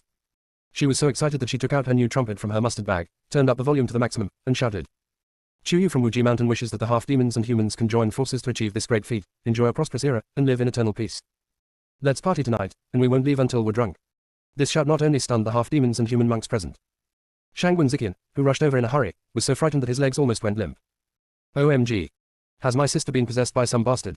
How can you even say something like, I won't go home until I'm drunk? This. Doesn't she have any idea of her alcohol tolerance?" Shangwen Ziqian was so shocked that he didn't know what to do for a long time. However, those who joined in the carnival had already begun to repeat Chu Yu's, "Don't go home until you are drunk," and started drinking. Seeing Chu Yu holding up a large jar of bamboo leaf green wine and looking up to drink it himself, Shangwen Ziqian's legs were about to get knotted as he chased after him. Make way, all of you make way." But everyone was having fun and the music was getting louder and louder, so who could still hear him? Even if someone heard it, no one would pay any attention to it. Because Chu Yu said, "Don't go home until you are drunk." By the time Shangwen Ziqian finally squeezed in front of Chu Yu, she had already drunk half of her big jar of bamboo leaf green. When she saw him, she seemed to be still conscious, because she could still recognize him. "Brother, you're here too." "Exactly. Let's have fun together." After saying that, Chu Yu grabbed Shangwen Ziqian's wrist, flew up, and jumped onto the highest stone platform. During this time, she also stole a pippa from the arms of a half-demon. After she had settled down, she pushed Shangwen Ziqian onto the flower-covered rattan chair behind her and sat him down. She then casually broke off a fresh branch, fixed the small speaker on it, and aimed the amplified part in the direction of the pippa strings, laughing heartily. The first song tonight, Swordsman, is dedicated to everyone. Before he finished speaking, the tune that was supposed to be the harmony of the zither and the flute was played by the pippa, which had its own unique flavor. It was the first time they had heard this tune, and they were stunned for a moment. The original carnival unknowingly turned into Chu Yu's personal performance. When the song ended, thunderous applause broke out one after another. Chu Yu seemed to think that was not enough, and smiled at the small speaker. Sharing happiness is worse than enjoying it alone. Let's all have fun together. As if the atmosphere on the scene was not hot enough, Chu Yu felt that he needed to liven it up a bit. An idea suddenly came to his mind, and he turned around and asked Shangwen Ziqian for another small speaker. He hung it right in front of his mouth and turned the volume up to the maximum. Then, he crossed the pippa over to act as a guitar and began to sing while playing. Arabati. Sing with me, save me from wasting time. Save me from wasting time. Even though there are mountains and seas between us, we can still brew tea calmly. I have no words to express my regrets, and my heart sank in shock. Why did I turn around and feel heartbroken again? It is enough for lovers to go from waving hands, holding hands, letting go, and waving again. Wipe away your tears gently and ignore the chattering crow. Down with imperialism, we no longer want to be slaves. I don't care about your heart, my kiss. I know you still love me. It's all because I was too arrogant. Don't want to die, not quite sober, waiting for the dawn, waiting for you who I love deeply. You are the unknown heartbeat of the past life, you are the mark on the chest of the next life. Chu Yu sang through the hot playlists that he had seen in his previous life and heard on TikTok. The scene was completely silent at the beginning, but gradually everyone started humming along with the rhythm. By the end, many monks and half-demons who were familiar with music theory could even coordinate with Chu Yu's pippa playing, and the atmosphere became more and more heated. At first, Shangwen Ziqian listened with great interest, but as he listened to Chu Yu singing those lyrics, his expression became more and more strange. What she sang sounded a bit like a love song to her four husbands, but why was it not similar? What would those jealous people do if they knew that their sister had someone else in her heart? What's even worse is that the eyes of many men in the audience looking at her have gradually changed from admiration to fanaticism. What should she do? Later on, Chu-yu, who was drunk, became more and more uncontrollable. After the song was finished, others continued to sing and play the music in the same way. She actually danced gracefully to the music. She nodded slightly, took light steps, and spread her arms gracefully like a beautiful butterfly. Every movement is as natural and smooth as flowing water, as if perfectly integrated with the music. Sometimes she spins, her skirt blooming like a flower. Sometimes she jumps, her figure agile and nimble. Sometimes she leans over, like a willow branch swaying gently in the breeze. Her dance steps are so light that it seems like she is walking on clouds, which makes people intoxicated. Under the bright lights, she was like a shining star, attracting everyone's attention. Shangwon Zikin lived for more than 20 years and thought he was only interested in business and new things. Watching Chu-yu dancing up close, I was so engrossed that I completely forgot myself. So much so that he didn't even realize how doting his expression was. Heartbeat, how abnormal. Ellipsis. Chapter 316. 4 people rushed to the scene. Chu-yu didn't dance for long. After a casual dance, he sat on another rattan chair next to Shangwon Zikin, supporting his dizzy head. It was obvious that he was a little drunk from the after-effects of the wine. But this time, she seemed to know that the 4 people who allowed her to act unrestrainedly were not around, so she did not behave inappropriately towards anyone, but stayed quietly and prepared to rest for a while. Seeing this, several half-demon men in the dance floor, some handsome and some charming, approached eagerly. "Miss Chu, are you tired? I'll take you to the inner hall to rest, okay? It's quiet and comfortable there, not as noisy as here. Okay." Chu-yu half opened her eyes in a daze. She felt that the man in front of her was unfamiliar and his clothes were too revealing. She felt a little uncomfortable with him getting so close and instinctively leaned back. "Don't go." The half-demon man noticed Shangwon Zikin's warning look, but Chu-yu was too tempting. He wanted to fight for it, so he tried hard to resist the pressure and even reached out to support Chu-yu. "Miss Chu." Before he could finish his words, he was interrupted by a sudden commotion outside. He glanced at his brother Zheng Yao with a hint of dissatisfaction, as if blaming him for allowing people to cause trouble in Taoyuan Cave Heaven at this time. The next moment, the gate of the courtyard was blown open by a golden light. Some people on the dance floor felt something was wrong and quickly moved away. Some thought it was even more popular music and were about to continue singing and dancing, but their mouths and faces were covered with flying sand and stones. Before they could even utter a curse, they were shocked by the 4 people who walked out from behind the golden light and were speechless. The appearance of the 4 men was not even decent. They were dusty and ragged, with many wounds on their faces and bodies that had not been treated yet. They were all covered in dust and dirt, and it was obvious that they had just finished a battle and rushed over without stopping. "I don't even have time to tidy myself up." Joke. They had fought vigorously for nearly half a month and thought that as soon as they got the jade sip, they would receive praise and approval from the beloved wives in the group. Unexpectedly, the small group of 5 people who opened the jade sip was so quiet that there was no message for more than 10 days. Before they could feel disappointed, they were almost irritated to death by the various world headlines about Chu-yu and the live broadcast of Taoyuan Cave Heaven. Chu-yu is still as charming as ever, and has personally come to the Taoyuan Cave Heaven, in Chanyuan City, Demon Realm, to choose a husband. Si Fuyi couldn't satisfy Chu-yu, so she had to come out to seek pleasure. Through a song of devotion, Chu-yu apparently confessed her love to a half-demon man. "Oh my god, Chu-yu can actually dance. It's so beautiful that my titanium dog eyes are almost blinded."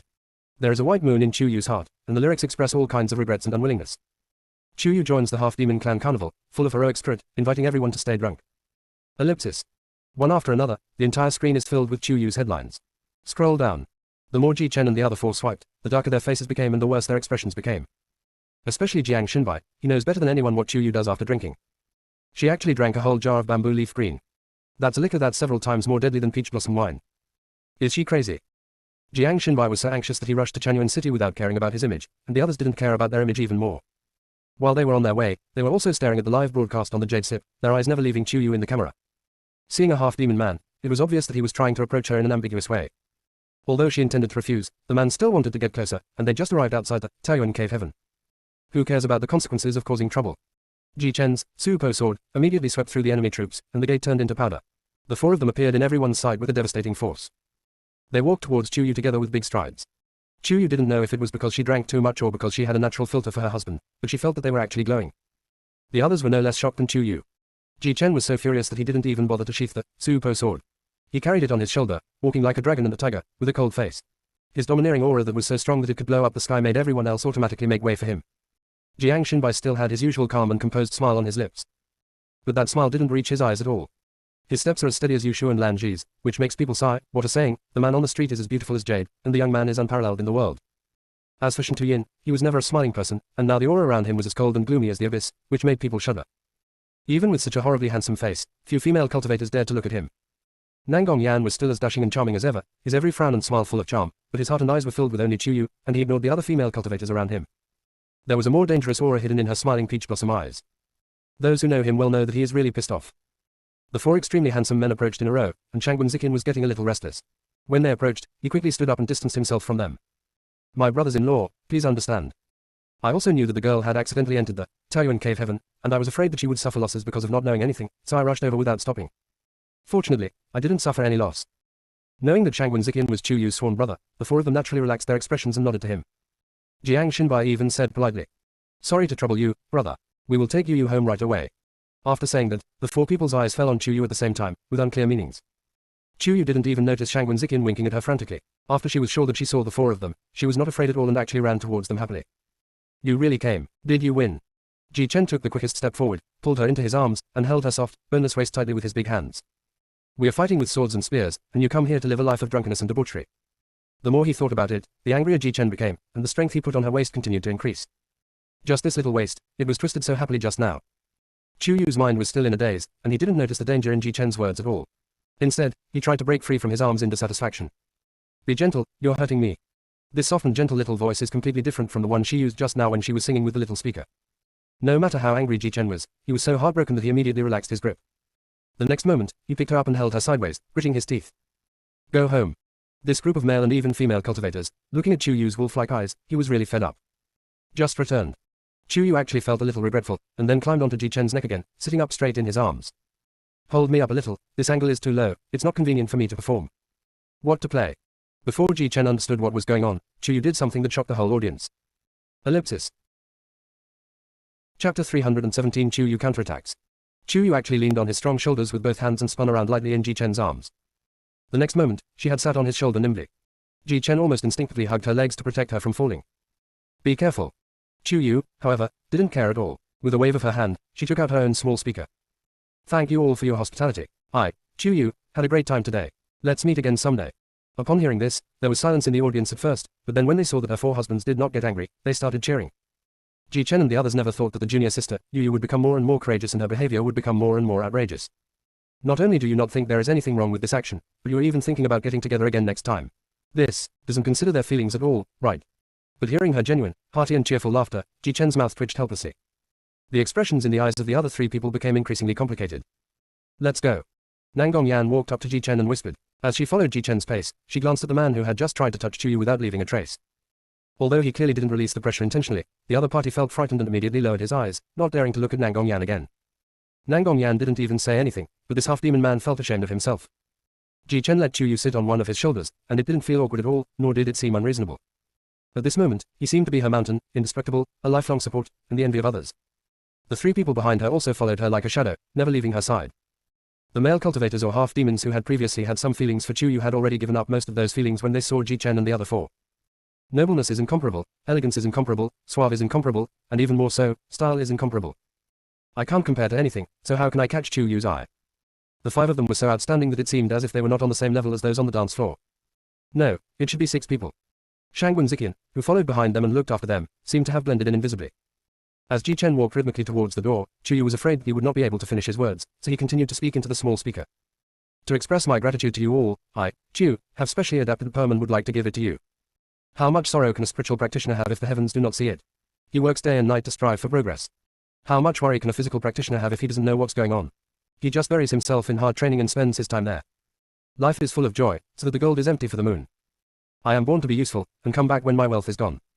When I come back someday, I will cook sheep and cattle with you and have fun, and we must drink 300 cups. 5 flowered horse, golden fur. I'll call my son to go out and exchange for some good wine, so we can share our eternal sorrow." The figures of Chu Yu and others disappeared, but the response from her small loudspeaker continued, as if it was going to shock people's hearts. Yanran, the owner of Taoyuan Cave Heaven, quickly organized everyone to clean up the mess, and no demons or monks had any complaints. After all, they were the ones who coveted the other person's wife first. The 4 of them just broke the door and didn't hurt anyone, so it was not a big deal. Zheng Yao came to his younger brother Zheng Yuanyang and patted his shoulder soothingly. "Forget it, Chu Yu is not an existence that you and I can reach at our level. It's better not to have such thoughts in the future. Just focus on your cultivation." She just reminded young Master Shang that people like us who are half-demons can also try to practice the techniques of human cultivators. You can find a way in the Jade Slip Library, starting with exploring your spiritual roots and your own attributes. Zheng Yuanyang pondered for a moment and nodded. "Okay. Since it is destined to be out of reach, then practice hard and improve your strength. I just hope that I can be closer to her in the future, and maybe I can see her a few more times." After they left Chanyuan City, Shangwen Ziqian was afraid that they would be too dazzling and attract onlookers, so he asked them to board his private flying boat and speed towards Wuji Mountain. During the journey, although Chu Yu was still drunk, she was also keenly aware that the 5 people in front of her, including Shangwen Ziqian, were looking at her with strange eyes. She shook her head in confusion. Don't keep looking at me, just say what you want to say. Ah. Ji Chen was the first to laugh out loud out of anger. Don't you think you should say something to us first? What am I going to say? Chu Yu tilted his head and blinked his lively eyes that looked like a deer or a fox. He really didn't reflect on himself at all. Nangong Yan was so angry that she rolled her eyes. Junior brother asked you earlier, we were sparring with the powerful sect leader, fighting our way through thick and thin, while you were enjoying yourself in the demon realm's wine and meat ponds. Do you not know what the jade sips have to say about our relationship? How's the spread? Chu Yu wanted to take out his jade sip, but he had drunk too much and couldn't even find the opening of his mustard seed bag. He happened to see Shangwen Ziqian brushing the jade sip, so he simply asked him. Brother, what did the jade sip say about me? This. Shangwen Ziqian was really embarrassed to speak, so he simply handed his jade sip to Chu Yu. Seeing her expression flickering, he quickly said. Don't worry, you have a very good relationship with your 4 brothers-in-law, a bond stronger than gold. I have already had the Jade Sip's back-end department urgently remove and ban those false rumors from trending searches. They will absolutely not be allowed to fabricate stories to gain attention. Okay. Chu Yu secretly breathed a sigh of relief and nodded, but seeing that the 4 of them still looked unhappy, he sighed again. Those Taoists on Yujian are just talking nonsense, believing everything they hear. Why do you care about them? Don't you have any idea of how I treat you? Ji Chen, that's really uncountable. Nangong Yan, after all, he didn't even bother watching such an important event as ours, and didn't even send a single word of concern. Jiang Xinbai, if I hadn't gone to those places of pleasure, how could those cultivators have spread rumors? They even said things like, the 4 of us can't satisfy you, are they all trying to offer themselves to me? Shen Tu-yin, excessive. Puff, cough cough cough. Shangwen Ziqian, who was drinking tea to ease the embarrassment, was almost choked to death by the remarks of these 4 complaining husbands and started coughing non-stop. Well, I'll go to the cockpit up front to see how long it will take to reach Fuji Mountain. Although he had an extremely close relationship with them, it was better for them to avoid such intimate conversations between them. Shangwen Ziqian felt a trace of bitterness in his heart that he didn't even notice, and he walked out with a smile. In the private room, Chu Yu was facing only her husbands. She was overwhelmed and decided to just give up. What are you arguing about? If I marry you, does that mean I have to revolve around you every day? If you can't see anything clearly during the live broadcast of the event, what is there to watch? Physical training is already tiring enough, and I finally have a few days of rest. Why can't I relax? I'm just a natural at commotion, isn't that okay? Tell me, I just sang a song and danced, how did I cross the line? Chapter 318, Wearing Animal Skins and Publicly Displaying Affection. Chu Yu's main point was his righteous attitude, which made Ji Chen and the other 4 people stunned. You. What are you? Chu Yu interrupted Nangong Yan, stood up and walked a few steps to him, raised his chin proudly. Just tell me, am I singing well? Nangong Yan was stunned for a moment by the sudden question. But seeing Chu Yu's expression gradually revealing an unhappy threat, he quickly compromised. Good, very good. Humph. Chu Yu then turned to look at Ji Chen with satisfaction. Tell me, did I dance well? Ji Chen was stunned for a moment, feeling that his junior sister seemed a little different than usual. He didn't dare to confront her, so he nodded wisely. It is good. When he got to Shen Tu-yin, Chu Yu just glanced at him, and before he even opened his mouth, the other party said very consciously. The singing and dancing are good, the instrument playing is even better, the poetry is also great, and the atmosphere is set very well. Jiang Xinbai, who hadn't spoken yet, said. They have taken all the lines, what can he say? Sure enough, Chu Yu saw Jiang Xinbai was silent for a while, and narrowed his eyes slightly. What about you? Why aren't you talking? Jiang Xinbai originally thought that he might as well just go along with the 3 of them. But when I think of those seemingly ambiguous lyrics sung by Chu Yu, I feel unhappy. Everything is good, but the lyrics are even better. Then tell me, who are you with who is, separated by mountains and seas, yet can calmly brew tea? When this was mentioned, Ji Chen also remembered it and said. Also, what regrets do you have that you can't express? Are you still feeling uneasy? What regrets can't you tell us? Nangong Yan also hardened up. Who told you to turn around and feel heartbroken again? It's good enough that you don't make us feel heartbroken. When did we ever bear to make you feel heartbroken? Shen Tu-yin saw that everyone had spoken, and he seemed out of place if he didn't, so he dropped the bombshell. Are you secretly having someone behind our backs? If you really like it, why not tell us? There's no need to be so secretive. Hearing this, before Chu Yu could react, Ji Chen exploded. Junior sister, there's someone outside again. Who? Nangong Yan, great. Which slut must have taken advantage of us being so busy in the demon realm to go to Wuji Mountain and seduce my junior sister? Jiang Xinbai, Uncle Ning said that she watches junior sister cultivate for 12 hours a day. Junior sister doesn't even have time to sleep, yet she still has time to spend time with others under the moonlight. She's truly a time management master. Stop. Seeing that the others were talking more and more outrageously, Chu Yu jumped in front of Shen Tu-yin, his brows almost knotted. Shen Tu-yin. You can eat whatever you want, but you must never say anything you want. Where am I from? You show me the evidence. If there was no one, why would you sing such sad words as, lovers go from waving and holding hands to letting go and waving again, that's enough. Shen Tu-yin still felt that his understanding was correct at this time. None of the 4 of us separated from you, so who else could be singing? Chu Yu, so, this is how you understand it. If not. The 4 of them spoke in unison, their eyes sweeping towards Chu Yu like radar. Chu Yu was confused. Have you forgotten that besides this life, you also have memories of the other 9 reincarnations? Hearing this, the four of them fell silent at the same time. Jiang Xinbai spoke first. You mean, the lyrics you sing are not what's in your heart?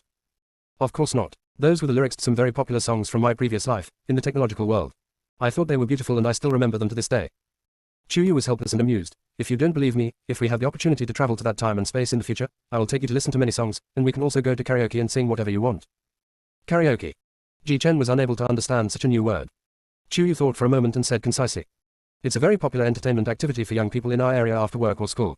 They choose their favorite songs and sing them through a loudspeaker-like amplifier in a closed space, using some modern equipment, to relieve stress or have fun. In your previous life, someone could actually write lyrics like, you are the unknown heartbeat of the past life, you are the mark on the chest of the next life. You have quite a literary understanding. Jiang Xinbai praised sincerely, but then realized another thorny problem. Then, when did you learn to dance? Was it also in your previous life? He looked at many photos posted by fellow Taoists on the Jade Slip forum. Chuyu knew more than just one type of dance. But none of them can be learned in the human world or the world of cultivation. Ah. Chuyu didn't hide it. In my previous life, my identity was very special. I had to carry out various missions in peacekeeping, so I had to learn almost everything. It is the so-called, more skills are better than less task. Nangong Yan caught the core words between the lines, and now her ability to unravel the mystery was exceptionally strong. So, in your past life, you sometimes went on missions and had to dance. Sing. I thought Chuyu would hesitate, but she actually held her head high with great pride. That's not the case. My comprehensive abilities have reached the world's top level. If it weren't for the traitor in the team. Forget it, it's all in the past, let's not talk about it anymore. After a pause, Chuyu realized that they were still a little unhappy, so he decided to go all out. He walked over, kissed one of them on the face, licked his lips, and smiled a little obscenely. No more jealousy, no more anger. Aren't you so angry because your fellow Taoists made random guesses about our marital discord? If we openly post photos on the Jade Sip forum and show our affection, they won't be suspicious anymore. After a pause, amidst their increasingly bewildered gazes, Chuyu finally found the opening of his mustard bag and pulled out 4 sets of animal hide suits he had personally sewn. He smiled and handed them to them. How about you put this on and take intimate photos with me later? This. Looking at these primitive animal skin suits that were exposed everywhere, Jiang Xinbai suddenly felt a little overwhelmed. Chapter 319 Arrange a blind date party for Ning Luo. Chuyu raised his eyebrows nonchalantly. What, you don't want to show affection to me? Jiang Xinbai.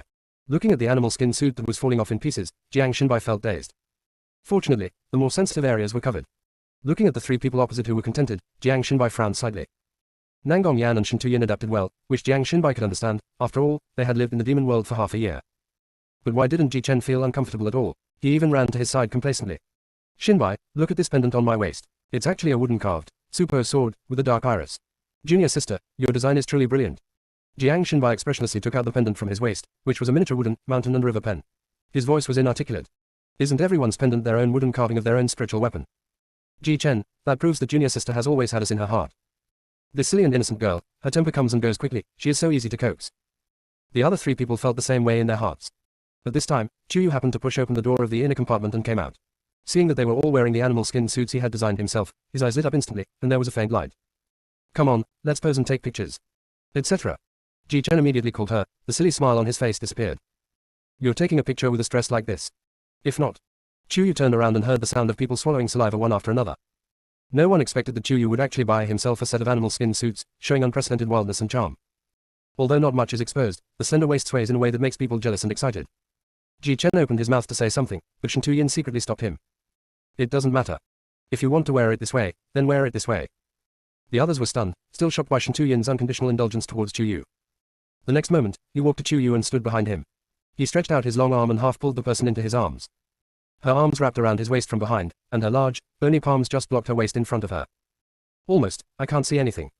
The other 3 raised their eyebrows at the same time. It had to be Shen Tuyin. Why didn't they think of that? So, when many confused cultivators only saw the information in the jade slips and were still guessing about the marital status of Chuyu and her several husbands. The 5 of them then pinned the animal skin photo on the homepage of their jade slips. In the photo, Chuyu was lying sideways, half lying on a bench covered with white fluff. His upper body was almost completely lying in the arms of Shen Tuyin on his right. Shen Tuyin's right arm was loosely placed on the armrest, while his left hand was around Chuyu, his arm accurately covering her exposed waist. Jiang Xinbai and Nangong Yan sat on the floor in front of the bench, one on the left and one on the right, leaning against the bench, interlocking their fingers with Chuyu's left and right hands respectively. Ji Chen leaned over and stood behind the bench, supporting the back of the chair with his right elbow, while his left hand pinched Chuyu's small and delicate chin, turning her face towards him. When their eyes met, he was a little overbearing, yet full of affection. The surge of love seems to be frozen at this moment. P.S. Thank you all for your concern, we are doing well. As soon as this picture came out, all the previous news about Chuyu visiting Taoyuan Cave Heaven was instantly drowned out, and everyone started discussing this picture. Oh my god. I'm actually going to see my Yu and her 4 husbands in the same frame in my lifetime. It's so pleasing to the eyes. My Yu really doesn't treat us as outsiders. Love to watch. Post more. You're spoiling me too much. Are you showing us off so beautifully? I was also playing in the Taoyuan Cave Heaven in Chanyuan City just now. It was nothing like what was uploaded on the Jade Slip. Chuyu was just there to sing and have fun, and he also set off a great atmosphere. Those ignorant cultivators who said that they were not getting along with each other are completely fabricated. No wonder, those people must be unable to sit still and are forcing us to prove ourselves. Force? How did you force our Yu to submit? You didn't even let me see the whole process. Isn't that too formal? The one upstairs is calculating so well that even the entire demon realm Kun City can hear it. Ha ha ha ha. The atmosphere between them is so good, ambiguous but not vulgar. I have already read the Jade Slip many times and am practicing for a breakthrough. Stop it. With the physiques of the 4 of them, you won't be able to take a shower for at least an hour, right? Sister, you're being too conservative. How could it be only an hour? Don't mention it, my period was delayed for half a month, and today it finally came out through my nose. Thank you for generously sharing your loving photos. May you all live a peaceful life. Ha ha ha. I can't even imagine it. If they had a child, their looks and talents would be so amazing. I dare to think about it. I've even thought of a name for their child. If it's born with Ji Chen, then. Looking at the various heated discussions on the Jade Slip forum, the 4 people's faces finally brightened up and they felt refreshed. Looking at Chuyu again, she was drunk and had fallen asleep on the bench wrapped in a white blanket.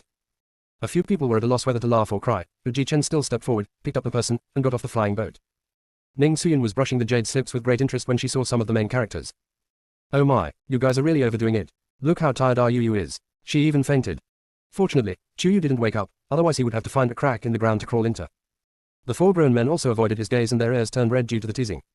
Fortunately, Ji Chen was thick-skinned enough to complain helplessly. Uncle Ning, junior sister is drunk and passed out. They haven't had time to do anything yet. With a bunch of you charming walking hormones around, how could she not pass out from drunkenness? Ning Suyin glanced around them with a half smile, and finally fixed her gaze on Chuyu's small, beautiful face, her smile becoming more ambiguous. You little bitch, you're still sunbathing after eating so well. Go, take her back and rest. You must be tired after fighting us for so many days. Take a few days off. This is intentionally giving young couples a chance to be intimate. Ji Chen smiled, revealing his big white teeth. Earlier on the flying boat, junior sister said that we would be well fed this week. The 3 people behind him just felt it was too much to bear to watch. Nangong Yan quickly poked him. Hurry up and leave. This guy has completely lost my face. Watching the figures of the few people walking away, Ning Suyin sighed frequently, and then thought of something, and pulled Ning Luo next to her over. Son, your fellow apprentices are all in love, but you're always alone. Don't you feel lonely?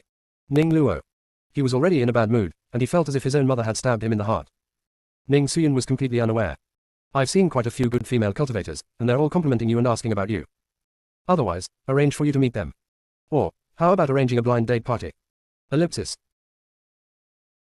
Chapter 320, Drunken Words Must Be Fulfilled. Anyway, now that the world is peaceful and humans and half-demons live in harmony, it is a good time to cultivate yourself and get married. Mom, I don't want to get married yet. Ning Luo quickly expressed his attitude. Ning Suyin, however, showed an understanding attitude. I know. I'm not forcing you to get married right away. First, get in touch with each other, flirt with each other, and if it's suitable, confirm the relationship and date for a while before considering marriage. Is that okay? I am not a pedantic person, and I will not force you to get married just because you date someone. If you have feelings for each other, like each other, and it is suitable for you, then you can get married if you want.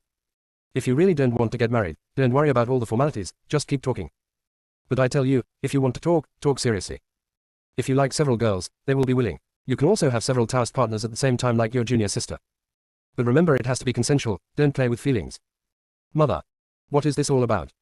Ning Luo felt more and more overwhelmed the more he listened. His mother's words were getting more and more outrageous. Mom, I don't want to get married now, and I have no interest in romance. Not interested in. Ning Suyun's eyes scanned her son like an X-ray for a while, with a hint of worry between her brows. She felt that speaking directly might not be a good idea, so she hinted. Son, look at your fellow apprentices. Don't you think they're very happy? Ning Luo was caught off guard and was stabbed in the heart again. But he was worried about being seen as strange, so he had to reply. They're very happy. So, don't you want to be as happy as them? Ning Suyun's persuasion was actually intended to make Ning Luo yearn for the kind of loving life between normal lovers or husband and wife. Unexpectedly, Ning Luo's heart suddenly jumped. He thought that his own mother had discovered something, and quickly denied it.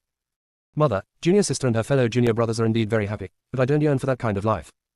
What's more, you and Dad were both so powerful back then, but he had no choice but to send you to the world of cultivation for refuge. We don't know what happened to Dad now, so how can I feel at ease thinking about these things? The most urgent thing is that I just want to cultivate as quickly as possible and ascend to the immortal realm to reunite with my father. Even after Ning Suyun regained her memory, she never expressed her longing for her husband. But mother and child are connected by heart. How could Ning Luo not feel how deep and profound the love she was suppressing for her father was? Hearing this, Ning Suyun was stunned for a long while, with a glint in her eyes, but she quickly looked away so that Ning Luo wouldn't see it, and continued in that unremarkable tone. Hey, back then, your father was a person who could stand shoulder to shoulder with your mother and me. There is absolutely no being in the entire immortal realm that can take his life. The more he said this, the more uneasy Ning Luo became. He is so powerful and terrifying, and he loves Ning Suyin so deeply, how could he bear to be separated from her for so many years? But Ning Luo didn't want to increase Ning Suyin's anxiety, so he just nodded in agreement and walked towards the forbidden area of Wuji Mountain. Mom, I have benefited a lot from this exchange with the sect master and the elders. I should be about to break through. Master came out of seclusion yesterday and is preparing to select a few capable inner disciples to be elders of Wuji Mountain. I may have to trouble my mother to help Master with the selection. As for my junior brothers and sisters, rely on them. It's better to rely on your brother Shangwen. Ning Suyin waved her hand at Ning Luo unhappily. Go ahead, go ahead. You are gifted, but remember what mother said. The way to practice cultivation depends on enlightenment. Do everything within your capabilities and don't rush things. Ning Luo turned his back to Ning Suyin, nodded, and walked away. Looking at her son's somewhat desolate back, Ning Suyin's brows were almost knotted. My son is too sensible and too quiet. He keeps almost everything in his heart and does not care about the world. It seems that life and death are not important to him. This is totally different from her sharp personality. It was somewhat similar to his father's indifferent attitude towards everything before he met her. That's why Ning Suyin is worried. If she hadn't pursued him relentlessly, Ning Luo's father would probably still be single now. Could it be that Ning Luo is just like his father, spending 1,000 to 800 years alone before he meets a woman who can make his heart flutter? Ning Suyin felt uncomfortable in every way when she thought of this possibility, but her son had made his attitude clear, and she didn't want to be the kind of mother who pushed her children to get married and made them tired of it. The only thing we can do is to do our best to help these bastards ascend as soon as possible. When I get to the fairyland, I will arrange a marriage for my son. Wuji Mountain, Xinjiang Garden. Chuyu woke up in her extremely comfortable and soft bed, and was met with 4 faces so beautiful that they made her scream. She swallowed instinctively. Why are you all in my room? We're not here, who else do you expect to be here? As he spoke, Jiang Xinbai handed Chuyu a cup of sobering tea. Shintu made this especially for you to sober you up. Chuyu rubbed her swollen and aching temples, finally remembering all the embarrassing things she had done while drunk. Just as she was wondering what to say, Ji Chen helped her sit up. Drink tea first, or you'll have a headache. Chuyu drank the tea obediently. A stream of clear water warmed her whole body, and the dizziness and pain in her head disappeared instantly. She hummed comfortably and complimented Shen Tuyin, who was sitting farther away. Third senior brother's medical skills have improved again. Bamboo leaf green is such a strong liquor, and the effect will be completely gone after 1 glass. You know the liquor is strong, but why do you drink so much? Nangong Yan walked in with the hot spiritual meal, met Chuyu's suspicious eyes, and rolled her eyes speechlessly. Don't look at me. This spiritual food was made by third junior brother. I just heated it up because it was cold. I won't bother your precious little bird's stomach. Being exposed, Chuyu just laughed, ha, and ran to the coffee table on the carpet. He rudely swept away those spiritual dishes that he loved so much, but saw that 4 of them were still not leaving. Ji Chen pointed at Chuyu's mustard seed bag with a half smile. Someone promised to keep me well fed, so I can't break my promise and get fat. Nangong Yan did not hide her excitement at all. Draw a card. I don't believe I won't be picked this time. Although Jiang Xinbai and Shen Tuyin didn't say anything, the playful anticipation in their eyes was unambiguous. Chuyu suddenly felt like he was shooting himself in the foot, so he tried to negotiate. What you say when you're drunk shouldn't be taken seriously. Jiang Xinbai smiled, reached into her mustard seed bag, took out her exquisite card box, and placed it in front of her. Only after drinking can one speak the truth. It turns out Yu actually thinks the same as we do, but she always says one thing and means another. She didn't. She is not. She is real. Chapter 321. It's time to pay back your debt. But looking at the looks in the 4 of them, Chuyu felt that no matter how he explained it now, they probably wouldn't believe him, so he reached out to the card box with no choice. But when he was about to touch the switch, he stopped suddenly. How about you guys smoke it yourself? Do not want. Nangong Yan was the first to refuse. He had drawn the last few cards, and ended up being ranked last. He is incompatible with this thing and must not touch it. Seeing that the others had no intention of stepping forward, Chuyu pressed it directly. With a slight, swish, sound, a card that looked like a 5-star bead necklace popped out. Shen Tuyin's eyebrows raised almost imperceptibly, and his red lips curled up slightly, which was rare. He was really surprised and happy. Ji Chen and Jiang Xinbai were fine, but Nangong Yan's face instantly fell. When Chuyu was about to put the box away, she held her hand. Why not just draw the order all at once? He doesn't believe it, he is always the last one. It turns out that the less you believe in something, the more likely it is to happen. The next order is, Ji Chen, Jiang Xinbai, Nangong Yan. Nangong Yan was so angry that she almost smashed Chuyu's small box. It was only when Chuyu threatened him with smashing the house and banned him from entering the house for a month that he finally controlled his temper and left cursing. When only Chuyu and Shen Tuyin were left in the room, the air around them seemed to become sticky in an instant, and the atmosphere became inexplicably ambiguous. It was clear that the 2 of them didn't say anything. Nothing has been done yet. Little junior sister. Okay. Come over. As he spoke, Shen Tuyin, who was sitting beside the bed, stretched out his big, bony hand towards Chuyu, waiting for her to hold it. Perhaps the blood in his eyes was too intense, causing Chuyu to hesitate for a moment. After just a second of hesitation, a dark blue snake's tail wrapped around the anklets on her feet and pulled them along. What? With a cry of surprise, Chuyu lost his balance and fell backwards. She thought that Shen Tuyin would roll her onto the super comfortable big bed and would not let her fall to the ground, so she did not think about steadying herself. Unexpectedly, Shen Tuyin not only did not roll her over, but just let her fall down. He actually rushed over. But before she landed on the ground, a big hand protected the back of her head and waist. Third brother, you. Shush. Shen Tuyin held down her little mouth that was about to chatter. The next moment, he kissed her with deep affection. Chu Yu's hands unconsciously climbed up his slender back and waist. Third senior brother. Okay. Shall we go there? Chu Yu pointed at the bed. I'm not going. Shen Tuyin refused without even raising his head. Chu Yu didn't understand. Why? Shen Tuyin seemed to be smiling, but his eyes were already bloodshot. Little junior sister, don't you prefer me? Is the floor wilder? Chu Yu. She really is getting more and more unbearable. The next 3 days made her deeply realize the profound meaning of the 4 words, misfortune comes from the mouth. On the 5th day, Wuji Mountain welcomed a major event, which was to select 6 inner sect elders who were good at physical cultivation, sword cultivation, spiritual cultivation, weapon cultivation, alchemy cultivation, and talisman cultivation from thousands of inner sect disciples, as well as 30 outer sect elders who would manage the outer sect disciples. They would be moved into the 6 peaks that were once the most popular in Wuji Mountain. Because now, in addition to the 3,000 inner disciples recruited before the war, Wuji Mountain has also recruited 7,000 outer disciples. Tens of thousands of disciples require more standardized and professional management to help them better understand the Tao and practice. With so many people, it is definitely impossible for sect leader Lu, Ning Suyun and a few others to handle it. As for why they didn't just let a few of his direct disciples become elders, everyone actually knew the answer. They're only in their 20s, and they're about to break through to the Ascension realm. Who knows, one day they will break through and ascend to become immortals. Once you reach the Fairyland, how can you still manage Wuji Mountain? At that time, we will have to select the Inner Door elders again. It would be better to select the Inner Door elders from the Inner Door disciples at one time and train them well. Among the 3,000 inner disciples, many have already broken through to the spirit transformation or even fusion realm. With time, they will have a bright future. This was also thanks to Chu Yu and his team's live broadcast of the battle in Exingyuan, which ignited the fighting spirit of all the cultivators in the world of cultivation. In addition, Jiang Xinbai and others strived to go to war with the half-demons, and their Tao hearts were further sublimated. Finally, after half a year of actual combat with the half-demons, the cultivation level of all cultivators in the entire cultivation world, including them, improved very quickly. The improvement in cultivation level in just the past 1 or 2 years is greater than that in the past 100 years. Although Chu Yu and others did not participate in the election, they were present as scheduled for such a big event. They sat side by side with Shangwen Zikin on the high seats beside the martial arts field, watching the disciples below sparring in an orderly manner. Ji Chen glanced around, but didn't see Ning Luo, and was a little puzzled. Brother, have you seen my senior brother? Shangwen Zikin shook his head. I heard from Uncle Ning that Brother Ning must have felt that he was about to break through to the Ascension realm, so he went to the forbidden area for a retreat to break through. Big brother is about to break through. Ji Chen was astonished. He felt the spiritual energy in his body and a hint of joy flashed in his eyes. I think I'm about to break through too. Hearing this, Shangwen Zikin looked at Chu Yu with some concern, wanting to say something but stopping himself. Chu Yu, however, was still eating melon seeds as if nothing had happened. When she looked up, she found that they were all looking at her and handed the melon seeds in her hand to them. Do you want it? Ji Chen quickly grabbed her hand and said, Junior sister, you haven't even broken through to the Mahayana stage yet, how come you still have the time to sit here and eat melon seeds? Go. I'll take you to practice.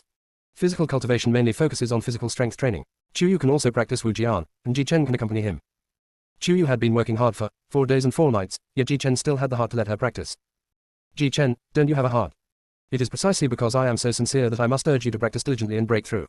Otherwise, we will not be able to break through to the Fairyland together. Ji Chen was very anxious, and the others also agreed with Ji Chen's words. They tried not to feel sorry for Chu Yu and did not look at her pleading eyes. Chu Yu was annoyed. Okay. All of you, now you tell me that you need to practice diligently, right? Okay. Then before I break through to the Ascension realm, none of you can enter the house again. Ji Chen's face froze, but when he thought about the long time in the future, he could only grit his teeth and say, okay, I'll listen to you, junior sister. The other 3 also nodded steadily. Chapter 322, The Golden Dragon Appears, Heralding Attraction. Chu Yu was stunned for a moment, then smiled broadly the next moment. So they are still worried that she won't be able to ascend with them. While thinking, Ji Chen wanted to pull her to practice again, but she stopped him. There's no rush to cultivate for the time being. First, help Master select the inner and outer sect elders of Wuji Mountain. From now on, we can cultivate with greater peace of mind. If they ascend to the Fairyland one day, they will probably have to leave Wuji Mountain, and I don't know if they will have the chance to come back. Thinking of this, Chu Yu and the others felt an indescribable reluctance in their hearts, and a sense of melancholy inexplicably enveloped them. It turned out that without realizing it, they had already regarded Wuji Mountain as their home. They have long regarded the world of cultivation as their home to be defended. Taking a deep breath, Chu Yu suppressed the helplessness in his heart and focused on observing the competition between the inner and outer disciples. This guidance and observation lasted for 7 days and 7 nights, and 6 inner sect elders and 30 outer sect elders were selected. The cultivation of the inner sect elders has basically reached the fusion stage.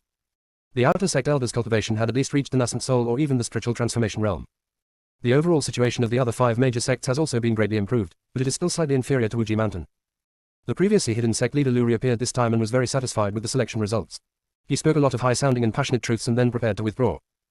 Unexpectedly, a loud thunderclap sounded in the sky, instantly blasting away the beautiful smile on sect leader Lu's face. Such a shocking sound is most likely the thunder tribulation that occurs when one breaks through to the ascension stage. He had just laid the foundation for the Wuji mountain, and one of his disciples had already broken through and entered the ascension stage. What does Tian Dao mean by this? The mood of the millions of inner and outer disciples was completely different from that of sect Master Lu. They were extremely excited. One of the sect's direct disciples was about to break through to the ascension realm, which was the realm of demigod. They not only yearned for it, but also felt proud.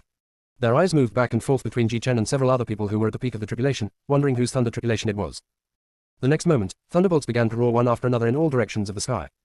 The confused monks had no idea why this was happening. Sect leader Lu and Ning Suyin, who had experienced it, understood. However, the two people's moods were completely different. The former had a gloomy expression, while the latter was inexplicably excited. Wow, there are 12 or 13 heavenly thunders that have broken through to the ascension stage, and several more that have broken through to the tribulation stage. This generation of direct disciples in the cultivation world is incredible. Upon hearing this, the disciples of Wuji Mountain became more passionate and looked up at Ji Chen and others. Chu Yu quickly pushed them away. Why don't you find an open place to survive the tribulation? Otherwise, you'll blow up Wuji Mountain. That's right, you're a bunch of traitors. Get away from me right now. Sect leader Lu almost roared. The gate of our Wuji Mountain has just been rebuilt. If it is destroyed by your thunder tribulation, you will not be allowed to return to the sect for the next 6 months. Yes, Master. Yes, Sect Master. The 3 direct disciples and Jiang Xinbai responded at the same time and quickly flew away. Those who wanted to witness the thunder tribulation of breaking through the ascension stage couldn't wait to follow them in all directions. Chu Yu slowly took out the jade slip and nudged Shangwen Zikin beside him. Brother, can you send a few more cameras? Chu Yu has now become one of the richest people in the world of cultivation, and her desire to make money is no longer that strong. She thinks that if more cultivators see such a vast scene, it will be beneficial for everyone to gain enlightenment and improve their cultivation. At some point, except for a very small number of old stubborn people in aristocratic families, the vast majority of cultivators in the world of cultivation have formed a mutually beneficial and win-win cultivation environment of mutual sharing, mutual learning, and mutual tolerance. No one wants to monopolize a certain resource anymore and keep it as a private secret, for fear that others will steal it. Led by the 6 major sects, they have had the books in their respective scripture libraries included in the Jade Slip Library by Beibaozhai. They usually take pictures of the disciples practicing swords, casting spells, refining elixirs, refining weapons, drawing talismans, etc., and actively share them on the Jade Slip forum for discussion and analysis by fellow monks. After breaking the narrow barriers of self-reliance, the cultivation atmosphere in the entire cultivation world, even including the half-demons in the demon realm today, has become better and better. So facing Chu Yu's suggestion, Shangwen Zikin smiled and nodded. Don't worry, with such a big commotion, there's no need for me to give specific instructions. The supervisors of each branch should have already sent people. That's good. Chu Yu opened the jade slip and was still thinking about whose live broadcast room to visit when thunder rumbled above his head. Still 2 calamity clouds. One was the calamity cloud that brought her a breakthrough to the Mahayana stage of physical cultivation, and the other was the calamity cloud that brought Shangwen Zikin a breakthrough to the ascension stage. Chu Yu didn't know if it was an illusion, but he noticed that when Shangwen Zikin saw the robbery cloud, a hint of resistance and avoidance flashed across his face. Doesn't he want to ascend to become an immortal? Or does Shangwen Zikin actually know something about the situation in the fairy world? Without time to think, the first thunderbolt came down with great force, striking Chu Yu so hard that his bones were sore. He no longer remembered that his master had just told him to stay away from the mountain gate. He just meditated and gathered his energy, letting it protect his body and withstand the thunderbolts that were getting more and more powerful. More than a dozen thunder tribulations of such great power struck at once, and the entire world of cultivation trembled for more than 10 days. Just before the cultivators thought that the world of cultivation was about to fall apart, these calamity clouds gradually dissipated. Just when he thought it was finally over, suddenly, more than a dozen golden lights were sucked into the air from the direction of the previous tribulation, and automatically gathered into the shape of a lifelike, golden dragon. It roared a few times towards the sky, and then flew to the coast of the South China Sea. Before entering the sky above the South China Sea, the golden dragon suddenly turned around and roared 3 times towards those directions before diving into the sky above the South China Sea, chanting as it went farther and farther away, and the golden light gradually dissipated. It was as if it was a kind of invitation and summons. This made the older generation of people in the world of cultivation and those who had just made a breakthrough fall into deep thought. Therefore, the Federation of Cultivators held an emergency meeting and summoned all those who had experienced thunder tribulations and breakthroughs in the past few days. After all, sacred beasts like dragons have not appeared in the world of cultivation for thousands of years. Even if the phantom with golden light gathered today has never appeared, how could people not take it seriously? A golden dragon appears, soaring across the sky and leaping over the South China Sea. This is meant to attract people. The Zen Master Fang, who had always been relatively low-key in the Federation, was the first to speak this time, and he seemed a little excited. This may be the will of heaven, to lead you to the South China Sea. Having said that, they are the rising stars in our cultivation world. It may not be long before they surpass us and ascend to become immortals. At this time, they are being lured to the South China Sea. Is this a good omen or a bad omen? Sect Master Jiang of Lingshao sect has a lot of thoughts. He has worked so hard to train so many top-notch disciples. He just wants them to ascend to become immortals safely and not have any accidents happen to them. After all, since the great war between humans and demons, no one in the cultivation world has successfully ascended to heaven in 100 years. Chapter 323 Farewell. Starting a new journey. If they can really ascend to become immortals, the morale of the entire cultivation world will be greatly boosted. In the future, there will definitely be more cultivators who can break through and ascend. What is coming will come, and it cannot be avoided. Sect leader Lu changed his playful demeanor and a rare look of seriousness appeared on his face. They now have the strength to surpass their predecessors. We can no longer help them with their future fate and luck. They will have to fight for it on their own. Can we old guys protect them forever? Upon hearing this, the other sect leaders fell silent. Although I feel a little sad, I feel more relieved and proud, and also a complex sense of helplessness as my children and grandchildren will eventually leave home to venture into the world when they grow up. After discussing it late into the night, the sect leaders knew that fate could not be defied, so they asked the dozen or so people who had recently survived the thunder tribulation to pack up and set off for the sea. Perhaps because they knew that the chances of meeting again was slim, the atmosphere became inexplicably sad.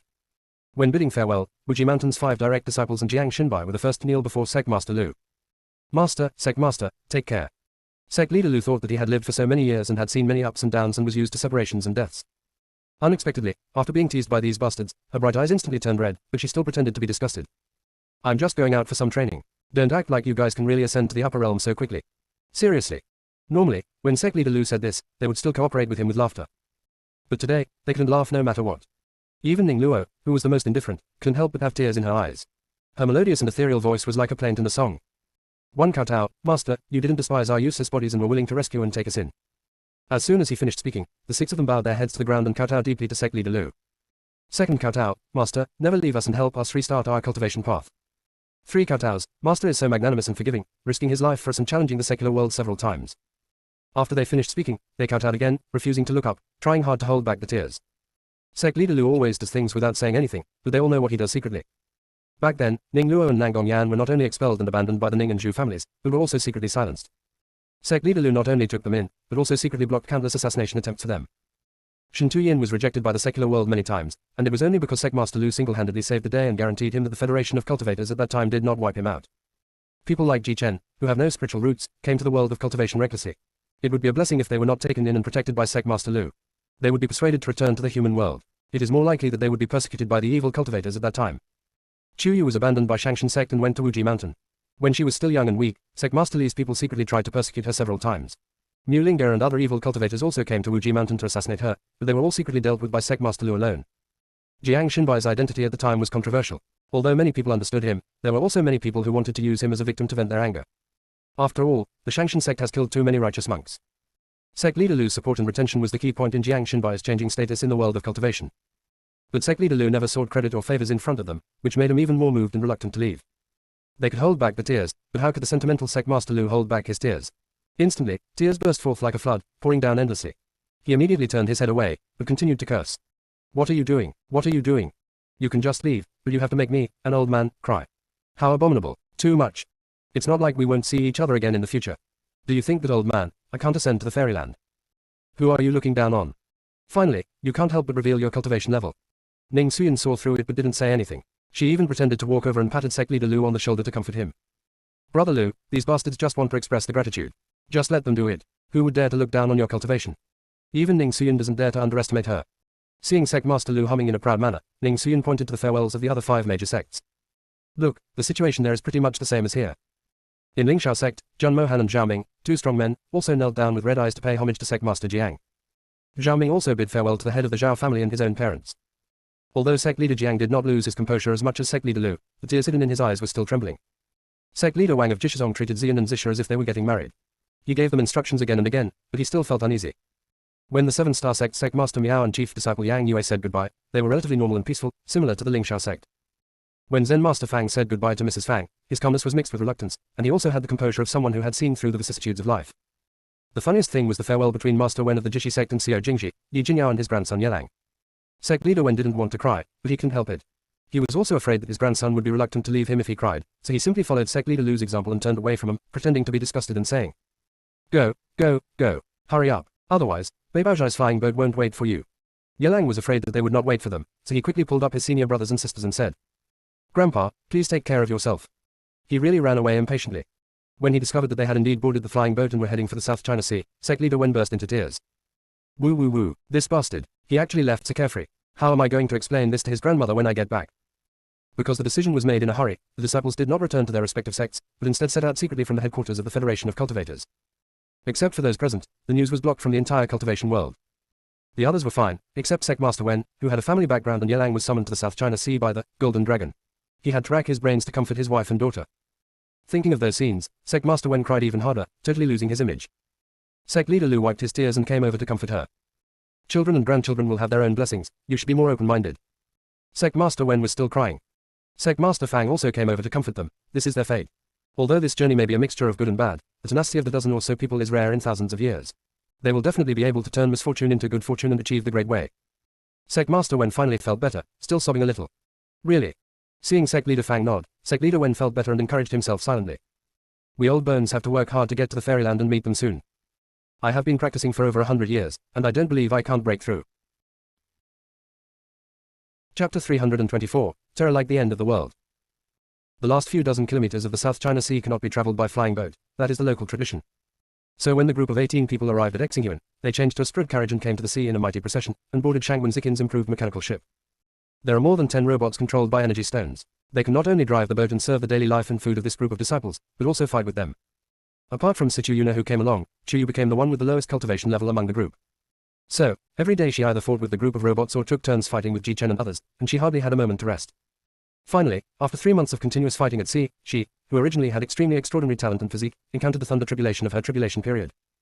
Looking at the calamity clouds that were about to swallow up the entire sea area, gathering more and more exaggeratedly above their heads, Chuyu couldn't help swallowing his saliva. Brother, if I survive the tribulation on your mechanical ship, it shouldn't fall apart, right? Shangwen Zikin also swallowed his saliva in fear. It will probably fall apart. You'd better go to the sky to survive the tribulation. We are waiting for you. Ning Suyin roughly lifted Chuyu up and threw him into the air. You can also control the sword with your true energy. Don't forget the method I taught you. Chuyu. Her, Lingxi sword, is made of rare precious metal and has excellent electrical conductivity. Is she crazy? Do you think the power of the thunder tribulation is not strong enough and need a bigger one to temper her? Also, isn't Uncle Ning being a little too arrogant? Chuyu felt that he was about to be thrown into the calamity cloud, and then he gradually stopped. With a loud boom, a thunderbolt as big as a wash basin struck directly from the top of Chuyu's head. She felt as if every cell in her body was burnt. Depend on. This thunderbolt is at least 100 times more powerful than the thunderbolt of the Mahayana period. Is it trying to take her life? The people on the deck were also terrified. Nangong Yank was heartbroken and his emotions were expressed most openly. He almost deformed the fan in his hand that he was most proud of. Uncle Ning, how come Junior Sister's thunder tribulation is even more exaggerated than the ones we experienced during the Ascension period? Is there something wrong? To this day, Nangong Yan still clearly remembers those words Chuyu said in the demon world to provoke the fairy world, which attracted crazy thunder and lightning. But the lightning and thunder did not dare to strike Chuyu. Now that Chuyu is going through the tribulation, Nangong Yan is worried that some unknown factors will take the opportunity to attack Chuyu. Ning Suyin was relatively calm, as if she had expected this to happen. She endured the thunder tribulation of physical cultivation, which is much more powerful than the thunder tribulation you cultivate with your spiritual roots, and it can temper your physique. The power of the thunder tribulation is also purer and will not be contaminated by other messy energies. Hearing this, Nangong Yan and Shen Tuyin looked at each other quietly and felt slightly relieved. Almost everyone's attention was focused on Chuyu's tribulation, and they didn't notice at all that the color of the seawater near them had gradually changed from the previous deep blue to an abnormal black and red. Although Situ Yuna is now in human form, she is very sensitive to the ocean. She was the first to notice the changes around her and quickly reminded everyone. Oh no, the seawater has changed color. Something terrible might have happened in the sea. Ning Suyin also noticed this, and her brows suddenly became sharp. A giant sea creature has appeared, and it's heading towards us. Everyone, prepare for battle. Upon hearing this, everyone drew out their own natal spiritual weapons. The sword cultivators and spiritual cultivators followed Ning Suyin to the front of the deck, ready to face the enemy head-on. The weapon cultivators and talisman cultivators are in the middle, always coordinating with the overall combat adjustments. Dan Shu and Zen's Fang Tai were at the back, providing backup. Shangwen Zikin entered the control center of the mechanical ship, turned on the defense system of the mechanical ship to the maximum, and mobilized the attack system in full. Buzz tilde buzz tilde buzz tilde. A low and long sound came from the depths of the sea, making people's scalps tingle. At the bottom of the boat, a huge black shadow was growing larger and larger and was slowly rising. The seawater surged like a spring, forming countless whirlpools on the sea surface, which was eerie and terrifying. There was a gust of cold wind all around, and in an instant it began to rain heavily. Because Chuyu was undergoing a thunder tribulation in midair, thunder and lightning were roaring all around him, as if the end of the world was approaching in an instant. Situ Yuna has lived in the sea for 18 years and has never seen such a hideous scene. Although she was scared to death, she insisted on standing on the deck with everyone, holding the underworld soul guiding banner, and silently mobilizing the undead in it, ready to join the battle at any time. Although more than a dozen direct disciples have reached the Ascension realm, most of them have never been to sea and are all in their 20s. When I first encountered such an annoying situation, I was a little scared and distracted. Ning Suyin, however, was as steady as an old dog. She even felt that the creatures under the sea were too clumsy and challenged them. Little thing, why are you being so fussy? Do you want me to go and invite you personally? Buzz, tilde. With this long cry, the guy in the seabed was obviously angry, and the pressure he released was so great that even the dozen or so people who had reached the Ascension realm felt some physical discomfort. Situ Yuna, who had a weaker cultivation base, was so shocked that she spit out blood and almost fell down. It was Shen Tuyin who quickly supported him and stuffed a pill into his mouth, which helped him calm down. You can go into the cabin and help Brother Shangwen. It is good. Situ Yuna knew very well that it was not the right time to show off, so she quickly retreated into the cabin. The next moment, the entire mechanical ship was pushed directly into the air by an extremely strong force. A huge mouth like an abyss opened from below, with an extremely strong suction force that could crush everything in its path, trying to swallow the entire ship into its belly. Female cultivators like Yi Jinya were timid and screamed in fear. But Yelang shouted even louder than them. Ah, oh my god, how can a spirit beast have such a big mouth? This is terrifying, what should I do? Oh, how dare you, little blue-eyed devil whale, act so rashly in front of me. Are you tired of living? After saying that, Ning Suyun wanted to solve the problem directly, but Chuyu was currently going through a tribulation. If Ning Suyun reveals her cultivation level, she will most likely be caught by the heavenly Tao, and that would be a waste of effort. Therefore, she withdrew her hand with all her strength and patted Ji Chen. Don't be scared, just let me take care of it.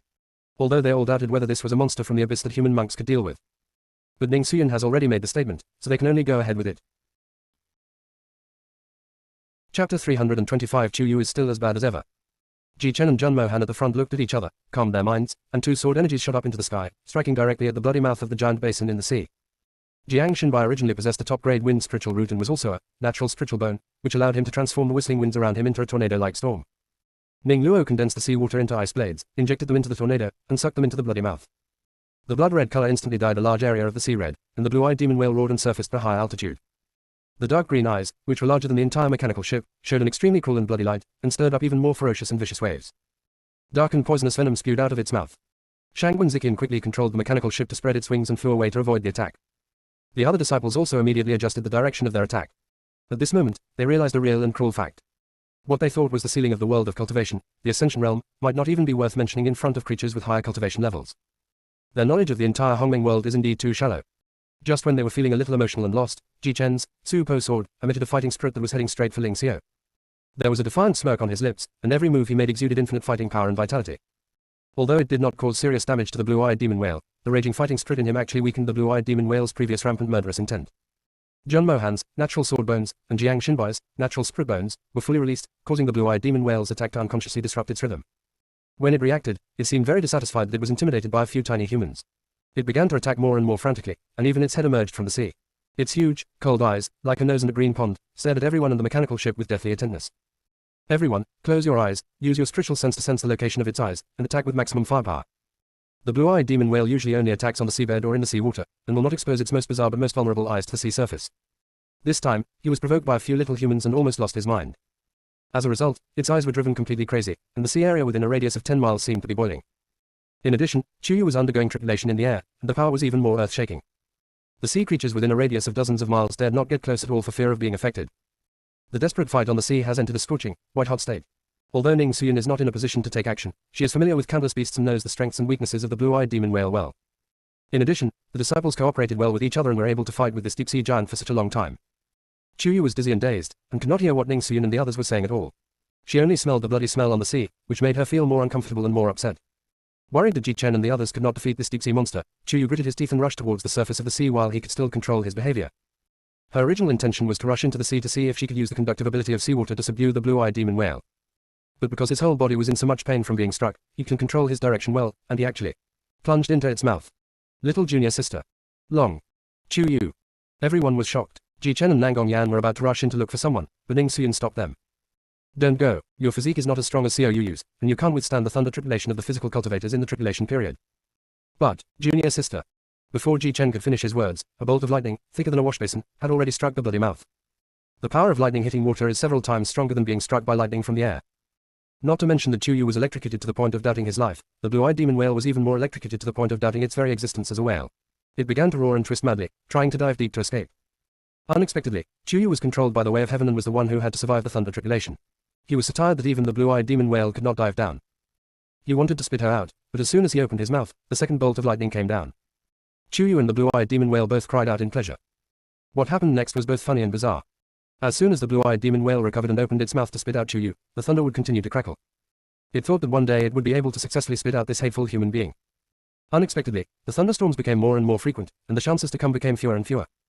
As a result, it actually stayed with this extremely hateful human being and was struck by lightning for 7 days and 7 nights. That feeling was more painful than all the suffering it had endured in the past 3,000 years combined.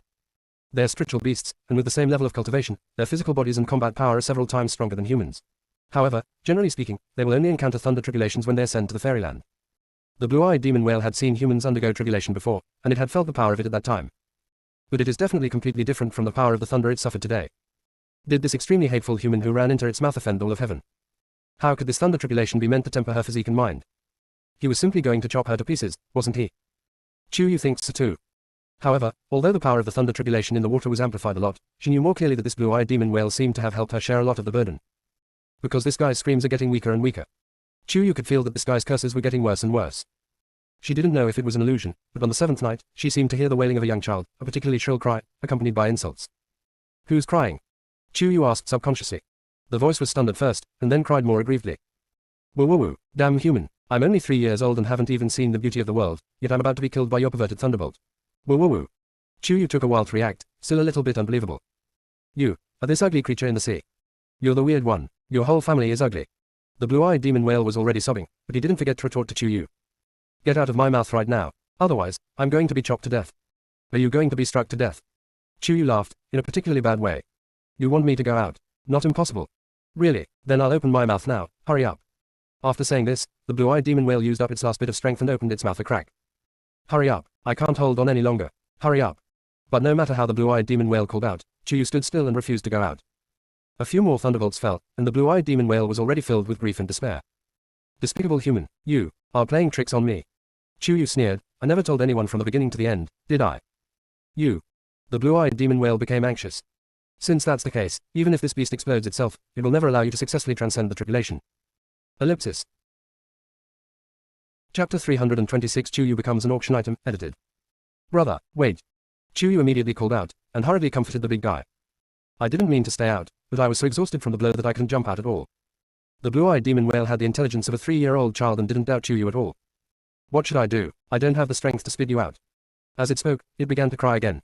If I had known this earlier, I wouldn't have responded to that inexplicable dream of the gods. What do you mean by God pointing to dreams? My parents ascended to the immortal realm 2 years ago, but they were worried about me, whose mind was only 1 year old, so they often appeared in my dreams, teaching me how to practice in the deep sea. But 1,000 years ago, they appeared to me in my dreams less and less frequently, and later on, they almost never appeared. Every time, a strange-looking middle-aged male demon fairy with blue hair would guide me in my cultivation in my dreams. The blue-eyed demon whale sobbed. Chuyu became more and more confused as he listened. What exactly are you trying to say? It was that blue-haired demon fairy who told me that if I devoured this mechanical ship on the ocean voyage, my cultivation would be close to ascending to immortality, and I would soon be able to visit my parents in the fairyland. So, you came to attack us. That's right, because according to the normal cultivation speed, we, the blue-eyed demon whale, will need to cultivate for at least 10,000 years before we can ascend. If I don't devour you, I will have to practice for another 7,000 years before I can go to the fairyland to find my parents. But I miss them so much, woo. Chuyu's expression was slightly stern, and he became even more wary of the immortal realm. As he heard the blue-eyed demon whale crying more and more sadly, he came up with a plan. If you don't want to die, it's actually very simple. If you want to go to the fairyland, you don't necessarily have to practice for 7,000 years. I have a more convenient method, it depends on whether you are willing to cooperate. Is this true? The blue-eyed demon whale was so shocked that he stopped crying and urged. Hurry up and tell me. Hurry up and tell me. If I say yes, I'm afraid you won't agree or believe it. Chuyu silently brainwashed himself, saying, saving a whale's life is better than building a 7-story pagoda. Under the urging of the other party, he slowly said. If you acknowledge me as your master, you can enter my spirit pet space to avoid the thunder tribulation, and the pain in your body will gradually be healed. After I survived the thunder tribulation, I reached the tribulation realm and was only 1 step away from the ascension stage. Even if it takes you 100 or 80 years to ascend, it is still faster than practicing for 7,000 years to ascend. Then, I can take you to the fairyland to find your parents, what do you think? The blue-eyed demon whale pondered for a long time before saying. Do you really have the ability to ascend? I'm only in my early 20s, but I've already reached the tribulation realm. I'm one of the most talented people in the world of cultivation. Don't underestimate me. What Chuyu said was true. Seeing that she was so righteous and confident, and that he himself had been struck hard and could not bear it for much longer, the blue-eyed demon whale simply gritted his teeth, sacrificed his own contracted spirit, and directly imprinted it in Chuyu's consciousness.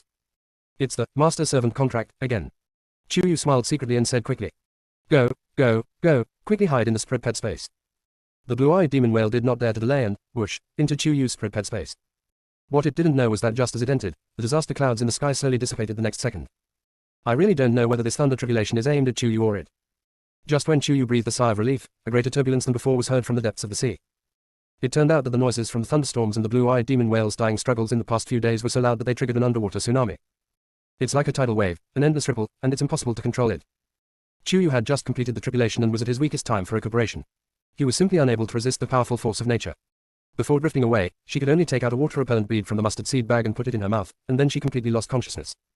The dozen or so people on the mechanical ship did not know that Chuyu had contracted the blue-eyed demon whale.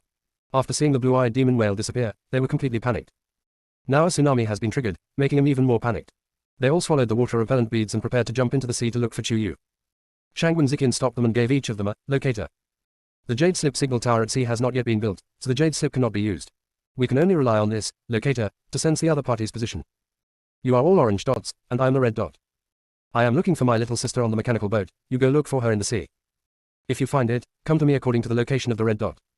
If you don't know where she is for the time being, will you assure that she is safe? Just press the green button above, and the locator of all of us will show it, so you can feel at ease. If you encounter a crisis that you cannot handle, just press and hold the red dot. I will be able to sense your call for help and will rush to rescue you as quickly as possible. Is this arrangement okay? Everyone nodded quickly, and Ning Xuyan also chose to stay in the mechanical ship. Your presence in the sea is small, and powerful strip beasts like the blue-eyed demon whale are very rare, but you can still encounter them.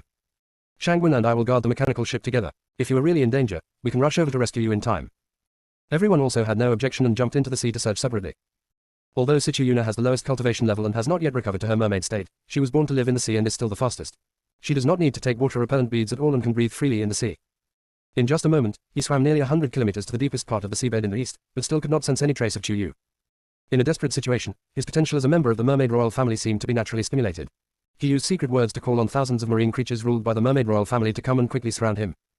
Among them was the little shrimp that had informed him of the news 2 years ago, and was extremely excited. Seventh Prince, is it really you? You actually came back to the South China Sea. After you left, the Mermaid King and the Mermaid Queen have been missing you, but the jurisdiction of the sea and freshwater areas is different. In addition, there have been more and more open and secret struggles in different sea areas in the past 2 years. We dare not cross the border at will, so we did not go to the cultivation world to inform you. I didn't expect you to come back on your own. Come with us back to the Mermaid Palace. And many more. Sichu Yuna also misses his family, but he has more important things to do now. You help find someone first. Once you find her, I'll go back to the Mermaid Palace with you. After saying that, Sichu Yuna took out the long black hair that she had secretly hidden from Chu Yu and released the aura to these sea creatures. Remember this smell, and be sure to find her as quickly as possible. Reporting to the seventh prince, I just smelled this scent. One of the little sea snakes said excitedly that Sichu Yuna didn't expect to get news about Chu Yu so soon. But before a smile could form on the corner of his mouth, the next sentence of the little sea snake made his face change drastically. What? She went to the sea area under the jurisdiction of the Rakshasa tribe. This news was undoubtedly a bolt from the blue for Sichu Yuna. You will lead the way for this prince immediately. No, seventh prince. Xiao Haixia immediately stopped Sichu Yuna and said, the eldest princess of the Rakshasa tribe has already known that you have transformed into a man.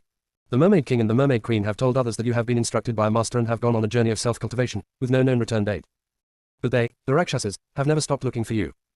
The eldest princess of the Rakshasa tribe is still waiting to marry you, but she has never stopped keeping male favorites in the yard. If you go to the Rakshasa tribe alone, wouldn't it be like walking into a tiger's mouth? I'll be careful and try not to be discovered by them. Sichu Yuna couldn't care less. Besides, I'm only engaged to her and we haven't gotten married yet. Even if she finds out about me, she can't do anything to me. Little sea snake, lead the way. Although the little sea snake knew that leading the way would bring danger to its own seventh prince, the pressure from the seventh prince was so overwhelming that it had no way to resist and could only lead the way obediently.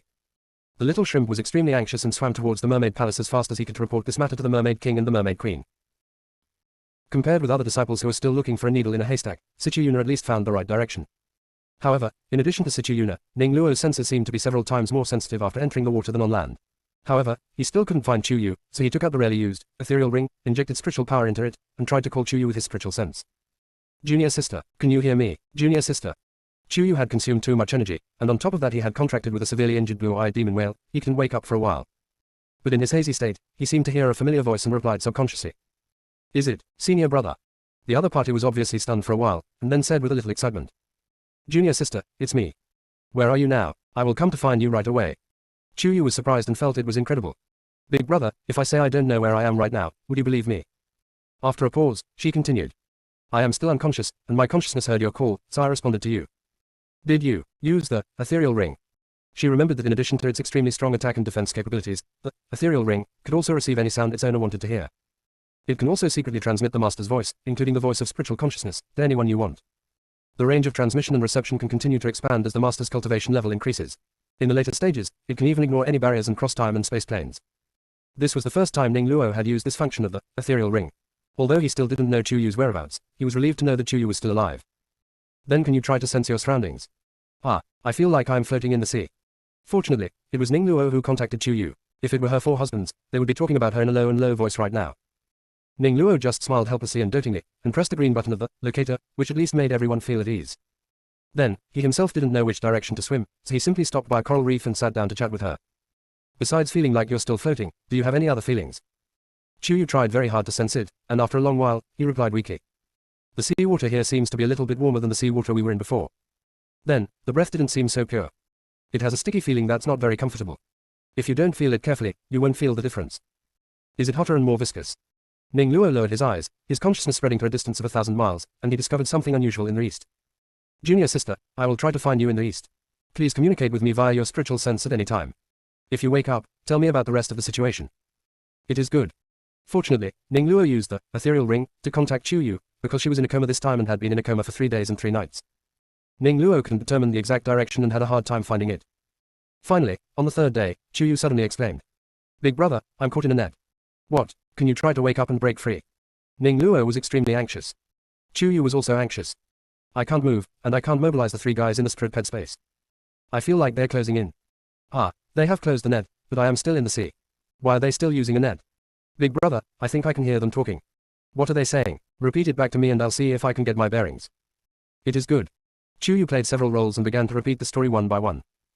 Why did the net catch such a big thing today? Why does it look like a mermaid? Why is this mermaid's tail so short? Could it have been bitten off by a sea beast? No, that's not a tail, it's 2 legs. Oh my god, it's a human. Humans have been soaking in water for so long, they must have died a long time ago, right? What bad luck, hunting for something like this. Ugh. I heard that human flesh is sour and not tasty at all. Let's just throw her away. Wait, this human seems to be breathing. Still alive. Really, what should we do with her? I heard that many auction houses in our central city love to sell rare and precious treasures. Does a human who can breathe the sea count? Yes, of course, we brothers are going to be rich. This human is much more beautiful than the princesses of our royal family. Do we want to? No, take your stinky hands away. Those royals and nobles are extremely possessive and have quirks. If they sense that we've touched the auction items first, even if we get a good price, they'll definitely make trouble for us in the end. By then, even if we make money, we might not be alive to enjoy it, so you better be patient. Right. With money, there will be so many females waiting for my favor, and I can also obtain cultivation resources. I have to hold back. So, big brother, with so many auction houses, which one should we send this human female to? Just, the Night Royal Auction House. After saying this, Chuyu felt himself being carried onto something, and then moving steadily in a certain direction. Ning Luo's expression had long been colder than the peak of ice and snow. Little junior sister, don't worry, I'll find the Night Royal Auction House right away to rescue you. Chapter 327. What's terrifying about Ning Luo? Okay, big brother. You must come quickly. To be honest, Chuyu was a little panicked. This was the first time Chuyu had encountered such a completely passive state where he had no power to fight back. She was even more panicked when she was taken to that kind of auction house that sounded so dishonest. If her senior brother hadn't arrived in time, would she have been snapped up by some pervert, and then? Hongmeng, come out here. Here I am, master. Can you find a way to wake me up? Master, I have tried many methods, but you have been seriously injured this time. Moreover, you have contracted with a blue-eyed demonic whale whose cultivation is far higher than yours, even higher than that of many lower-level immortals. The impact on your consciousness is also very great, and you will not be able to recover for a while. A little while. I've been unconscious for a few days, right? Then he might be in a coma for at least half a month. Chuyu didn't know how to express her feelings at the moment. Hongmeng seemed to sense her extreme helplessness and could only give her reassurance. Don't worry, you have the divine power of your master, the god of life, in you, and the Rakshasa clan has the blood of the demon clan in their bodies. Unless you take the initiative and are willing, they can't do anything substantial to you. I was captured by a Rakshasa from the Rakshasa clan. Chuyu had heard that the body structures of the Rakshasa and mermaid tribes were actually very similar, both having human bodies and fish tails, but the mermaids' fish tails were colorful, while the Rakshasa's fish tails were mostly dark-colored. In terms of skin, the Rakshasas are much darker than the mermaids. Therefore, their facial features do not look as soft and charming as those of the mermaids, but rather much sharper. It is said that the Rakshasas had a connection with the demons in ancient times, and their natures are more extreme, such as bloodlust and bellicosity. In addition, their desires in certain aspects are much stronger than those of ordinary marine creatures. However, Chuyu felt relieved knowing that the other party couldn't really do anything to him. He quickly tried to use his spiritual sense to say to Ning Luo, Big brother, I must have been captured by the Rakshasa tribe. But don't be too anxious, they can't do anything to me, so it's better to be careful. When Ning Luo heard that he had been captured by the Rakshasa tribe, his heart stopped for a moment, and his usually indifferent and ethereal voice trembled slightly. Little junior sister, don't be afraid. I'm coming. As he spoke, Ning Luo's black eyes slowly turned into an icy white color, and in a moment, transformed into a crystal-like ice blue. The seawater within a radius of 10 miles with him as the center suddenly froze into ice at a speed visible to the naked eye. All the marine creatures in it were caught off guard and frozen, unable to move. Take me to the Night Royal Auction House of the Rakshasa clan. The ethereal voice, transmitted through the ice, seemed even more majestic and oppressive. All marine creatures are governed by overlords in different areas of the sea. At this moment, they actually felt that the human man in front of them was several times more powerful and terrifying than the aura of their own kings. They could only obey an order almost instinctively, and uncontrollably, read all the information about the Rakshasa tribe in their minds. When the ice and snow melted and the pressure dissipated, they were still suspended in the same place in a daze, not knowing whether they were in shock or fear. Is this really a human being? Being able to read the information in their brains, isn't that terrifying? After this group of marine creatures came to their senses, they looked at the direction where the mysterious man disappeared, and immediately dispersed, swimming frantically towards their own sea area. They had to tell their emperor about this man's information to be prepared for any eventuality. In case it is cunning humans who want to rule the ocean, they must prepare in advance. Ning Luo knew nothing about this, and didn't care about the turmoil his recent use of his supernatural powers would bring to the ocean. There is only one thing on his mind now, to find and rescue his junior sister. The person who shared the same idea as him was Situ Yuna, who had already arrived at the vicinity of the Rakshasa tribe's sea area. Xiao Haixia found him again and brought him a pill that could disguise mermaids or other races as Rakshasa. He repeatedly told him, "Seventh Prince, the Mermaid Queen said that this pill is only effective for 3 days, and there are only 2 pills. If you are unable to rescue your friend within 6 days, you must leave the Rakshasa Sea. Their methods are cunning and cruel. If you are discovered and captured by their eldest princess, they will most likely not release you back to the mermaid tribe. Instead, they will directly hold a wedding with you and forcefully invite the Mermaid King and Mermaid Queen to attend the ceremony. After all, your engagement with the princess of the Rakshasa tribe was to take place after you reached adulthood. It has been postponed for more than 2 years. Even if they force the marriage, we, the mermaids, cannot blame them. However, the eldest princess of the Rakshasa tribe is notorious for her perversion and brutality. In the past 2 years, dozens of vulnerable male sea creatures have been toyed to death by her. Seventh Prince, please think twice. Your friends have been taken back by the Rakshasa tribe for several days, it is very likely. Impossible. Situ Yuna was extremely confident. He had secretly hidden a strand of Chu Yu's black hair and had the underworld soul guiding banner with him, so he could sense that Chu Yu was still alive.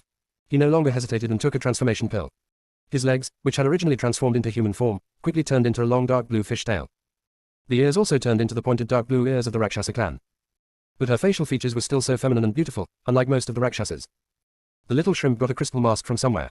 Seventh Prince, please wear this. You are so beautiful that it would be difficult to pass yourself off without a mask. This time, Situ Yuna did not refuse. Just as she put it on and was about to go in, a familiar feeling of coldness came from afar. When he saw the hurried approaching person, he was as excited as if he had met an old friend in a foreign land, and quickly waved to Ning Luo. Brother Ning, I'm here. Seeing a hint of doubt flash across Ning Luo's dancing eyes, Situ Yuna immediately took off her mask. Senior brother Ning, it's me, Situ Yuna. Ning Luo then swam over quickly. Your color, your tail. I took pills disguised as Rakshasa, but they only lasted 3 days. My subordinates told me that Chu Yu accidentally drifted to the Rakshasa tribe's sea area, and I'm going to go look for her. Hearing this, Ning Luo was not surprised, but his expression became more solemn. She is still unconscious and has been rescued and held hostage by 3 Rakshasas. They are about to be taken to the Night Royal Auction House. What? Situ Yuna was horrified and didn't bother to ask Ning Luo why he knew all this. She immediately stuffed the pill in her hand to him.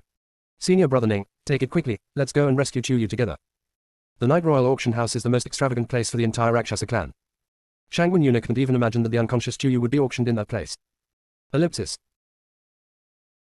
Chapter 328, Unexpected Blushing and Heartbeating, edited. The Rakshasa clan's Night Royal Auction House is located in the most prosperous ocean city, Leguanghuanhai City, where their royal family lives. Here, high-rise buildings built of corals reach the sky, and crystal-clear sea crystal palaces are scattered among them. Each building is a masterpiece of art, covered with colorful corals and jewels, reflecting dazzling brilliance, as if the stars in the night sky have fallen into the earth. The streets are wide and paved with smooth shells and gravel. On both sides grow underwater plants of various shapes, like green ribbons decorating the entire city. The inhabitants of the sea clan shuttled through this dreamlike scene. The nobles with human bodies and fish tails were dressed in gorgeous costumes, wearing pearl-studded crowns on their heads and holding jewel-studded scepters in their hands. They swam slowly, showing endless dignity and luxury. It looks decent, but hidden inside, there is too much blood and filth. The Night Royal Auction House is located in the center of the most prosperous street in Leguanghuanhai City. It is made entirely of precious glass coral and has a huge dark blue night pearl embedded on the top. Whenever night falls, the entire palace will emit a mysterious, intoxicating and ambiguous light in the water, as if it can intoxicate everything, allowing the Rakshasas to infinitely magnify the desires and let them sink. The Night Royal Auction House holds a small auction every 3 days and a large auction every 7 days. Today happened to be a big auction, and many royal family members and nobles of the Rakshasa tribe had gathered here, waiting for all kinds of novel treasures to be auctioned. Ning Luo and Situ Yuna, disguised as members of the Rakshasas, were in the private room on the 2nd floor, anxiously waiting for the auction to begin. Brother Ning, if Chu Yu really shows up, our spread shells will definitely be enough to take a picture of her. Situ Yuna whispered, not knowing whether she was trying to comfort Ning Luo or wanted to comfort herself more. Lingbei is the currency circulating in the ocean, just like crystals circulate on land in the world of cultivation. Ning Luo nodded slightly and communicated with Chu Yu's consciousness again. Little junior sister, are you okay? I'm fine, just feeling a little uncomfortable. What happened? Ning Luo became nervous again, and the temperature in the whole room dropped freezing. Situ Yuna also became nervous and stared at Ning Luo without blinking. Senior brother Ning, what happened to Chu Yu? On the way here, Situ Yuna already knew that Ning Luo could communicate with Chu Yu through spiritual consciousness. Ning Luo did not answer him, but continued to ask Chu Yu. Junior sister, did they hurt you? It's not that I was hurt, it's just. Chu Yu hesitated to speak, but was afraid that if he didn't explain clearly, Ning Luo would become more obsessed with it, so he could only say. Haven't I been sold privately by those 3 Rakshasas to the people at the Night Royal Auction House? The people at the auction house have been hanging me out for several hours, and now someone is taking all my clothes off. What, damn them. Ning Luo's eyes were instantly filled with murderous intent, and he couldn't wait for the auction to begin. Because he was too excited, he not only pronounced these words in his mind, but also growled them out loud on the spot. Hearing this, Sichu Yuna's face turned extremely bad, and she quickly said to Xiao Haixia, Xiao Chia, quickly return to the mermaid tribe and ask our father and parents to send troops to reinforce the Rakshasa tribe. What? Little Shrimp was a little confused. What kind of reinforcements are we looking for? If they are unwilling to hand over my friends, or if they harm my friends, I will absolutely stop at nothing to make them pay the price. At this moment, there was an unprecedented determination in Sichu Yuna's sea blue eyes. The little shrimp still hesitated. Although there have been constant frictions between the two tribes over the years, they have never truly fallen out. In addition, the overall strength of the Rakshasa tribe is stronger than ours. If a war really breaks out, it will play into their hands. They can also use the excuse that we destroyed the Ocean Peace Agreement first and unite with other sea tribes to attack us. By then. Shut up. Sichu Yuna couldn't wait any longer. I am the only son of my father, the emperor, and my mother, the queen. I will be the heir to the entire mermaid tribe in the future. If they still want me to live and inherit the throne of the mermaid tribe, please send troops to support me and help me rescue my friends. If they were concerned about the already precarious diplomatic relations between the two races, they could just ignore this prince. But this prince swears to save Chu Yu safely even if he dies. Hearing this, the little shrimp shuddered violently. It had never seen its seventh prince in this state before, and was overwhelmed by his domineering aura, with mixed feelings. More than 2 years ago, his seventh prince was crying and hating the human woman named Chu Yu. Now, he is willing to risk his life for her. Even going so far as to start a war between the two tribes. This woman is the one often mentioned in human dramas, a beauty who brings disaster, right? When did our seventh prince become blinded? Go quickly. Sichu Yuna urged again, and the little shrimp did not dare to delay and swam away quietly. Chu Yu knew Ning Luo must be anxious, and actually immediately replied to him with his spiritual sense. Big brother, don't be anxious. The ones who took off my clothes should all be female Rakshasa. I didn't get taken advantage of. Ning Luo's brows not only did not relax, but they became even more furrowed. Female, why are you taking off your clothes? Rumor has it that the Rakshasa clan is the most unscrupulous race in the entire Hongmeng world. If a female Rakshasa desecrates her own junior sister, she shall also die. To be honest, Chu Yu didn't know either. They seemed to be soaking me in a kind of fragrant milky fluid. Ning Luo. As Chu Yu described the situation, a corresponding picture suddenly appeared in Ning Luo's mind. The tips of his ears suddenly turned red and his eyes began to avoid. Seeing this, Sichu Yuna thought Ning Luo was just getting angry, and she also became anxious. Senior brother Ning, what else did Chu Yu say? If it doesn't work, we'll fight our way out now. And many more. Ning Luo was secretly annoyed by his own loss of composure. He suppressed those inappropriate thoughts and continued to talk to Chu Yu. Can you smell what that milky stuff smells like? Although Chu Yu also understands medical skills, his knowledge and identification of medicines in the world of cultivation are mostly limited to medicines on land in the world of cultivation. She did not have much knowledge of the medicinal herbs and medicines in the ocean, and could only describe them based on her own feelings. It has a light scent of wild gardenia, mixed with a bit of rosemary, agave, and rose. Chu Yu listed more than 10 flavors in a row, leaving Ning Luo bewildered. Because these scents sound pretty normal. But in this kind of situation, it didn't seem normal. Ning Luo repeated the smell to Sichu Yuna, who was also confused. Chu Yu didn't feel any discomfort for the time being, and sent a voice message to himself. They started dressing me up. I don't know if it was too much or too little. There were pearls, shells, and some comfortable, skin-friendly materials, but... What happened? Ning Luo held his breath. Every time Chu Yu paused for a moment, his heartbeat seemed to stop as well. Chu Yu himself felt a little embarrassed to speak. These clothes seem to only cover my more private parts. Moreover, they put me in a rather strange posture. Big brother, they won't sell me out for auction like this, will they? Coming to the Rakshasa tribe, Chu Yu really realized that there is no most shameful thing, only more shameful things. Chu Yu had lived for 9 lifetimes, but he had never imagined that one day he would be pushed out in front of the public and auctioned off in such a manner. Thinking of Chu Yu's current condition, Ning Luo's face flushed, then turned pale, and finally stood up. You can't let other men see you like this. If he can't protect it like this, he really won't be able to face his fellow disciples when he returns. Ning Luo briefly explained the situation to Sichu Yuna, but the latter held him back. Brother Ning, it's not that I don't want to protect you, but the Night Royal Auction House is the most strictly managed auction house of the Rakshasa clan, and there are countless rooms where auction items are imprisoned or displayed. Moreover, each room has secret passages leading to different exits, so that customers who have bought auction items can leave secretly without having their items snatched away by others. If we rashly break into the backstage, we will alarm the royal family of the Rakshasa tribe. If they secretly transfer her to the palace, it will be extremely difficult for us to rescue her. If they knew how important Chu Yu was to us and recognized my identity, they would probably do something even worse to Chu Yu. We can auction it off at an absolutely high price before they reveal Chu Yu's full appearance. After saying that, Sichu Yuna's gaze swept coldly over everyone in the auction hall. He felt extremely uncomfortable because of the greed and cruelty in their eyes. Such a nation must either be changed from the root. Otherwise, it will perish. After being reminded by Sichu Yuna, Ning Luo had to calm down. You're right, I'll go and comfort my junior sister. Chu Yu didn't need Ning Luo's comfort at all. After just a short while of emoting, he had figured it out. Before Ning Luo could speak, he spoke first to comfort him. Big brother, it's nothing. It's just for people to look at me. I have a good figure, so I won't be embarrassed. Ning Luo. He really didn't know whether to praise his junior sister for her generosity or say that she was too. What Ning Luo didn't know was that this dress was much more conservative than the bikini or Victoria's Secret suit that Chu Yu wore in the ninth life. At least, it seemed like she was covered with a layer of gauze on the outside. Ning Luo, who was persuaded, continued to stare at the location where the filming had already started, waiting for Chu Yu to appear at any time. The auction will feature 99 treasures, including living things and other items without any signs of life. Among the first 98 items auctioned, there were also many strange-looking sea beauties that were auctioned. After glancing at the way they were dressed, Ning Luo's face couldn't be any darker. He was enduring so much that the veins on his forehead were bulging, but he was still suppressing the increasingly outrageous extreme emotions in his heart. He thought he could stay out of everything, but at this moment, he realized how wrong he was. His junior sister, his fellow junior brothers, his mother, everything about his Wuji mountain. Anyone who encounters such treatment would probably not be able to remain indifferent. Especially, junior sister. The female Rakshasa host on the stage has begun to announce the last treasure to be auctioned tonight. The voice was rhythmic, describing this human beauty who could breathe water as divine. Many males of the Rakshasa tribe below were already itching to try it, but also had doubts. Sister S.A. ran, aren't all human women plain looking? Even if they were beautiful, could they be as beautiful as the 6 mermaid princesses? Even if she has a pretty face, human women have such flat and boring bodies. How dare you put this kind of stuff at the end of the auction? Hasn't the Night Royal Auction House had any good stuff in a while? Those mermen who were bought off earlier were pretty good. I would have taken action earlier. But in the end, a human showed up. What bad luck. Hurry up and bring it up, don't keep me in suspense. If you like it, I will spend 100,000 spirit shells to buy it home. Otherwise, don't waste my time. Yes, yes, yes. Hurry up, everyone is still waiting to find their own sweet time. With the constant urging of the crowd, the hostess Ran, seeing that the atmosphere was almost created, asked his subordinates to slowly push the cylinder covered with a piece of gauze to the center of the auction table. Although covered with a veil, the dim and ambiguous light and shadow of the auction hall can reflect the silhouettes of the people inside with extraordinary clarity. There were continuous sounds of gasping and swallowing, and Ning Luo's fists also made a clattering sound. It was Sichu Yuna who held him tightly, so he did not rush down directly. The host, S.A. Ran, was very satisfied with the results. Dear buyers, just looking at this human woman's proud and graceful figure, the starting price is more than 100,000 spirit shells. Hurry, hurry, hurry. Lift the curtain and let me see this beauty. The starting bid is 1 million spirit shells.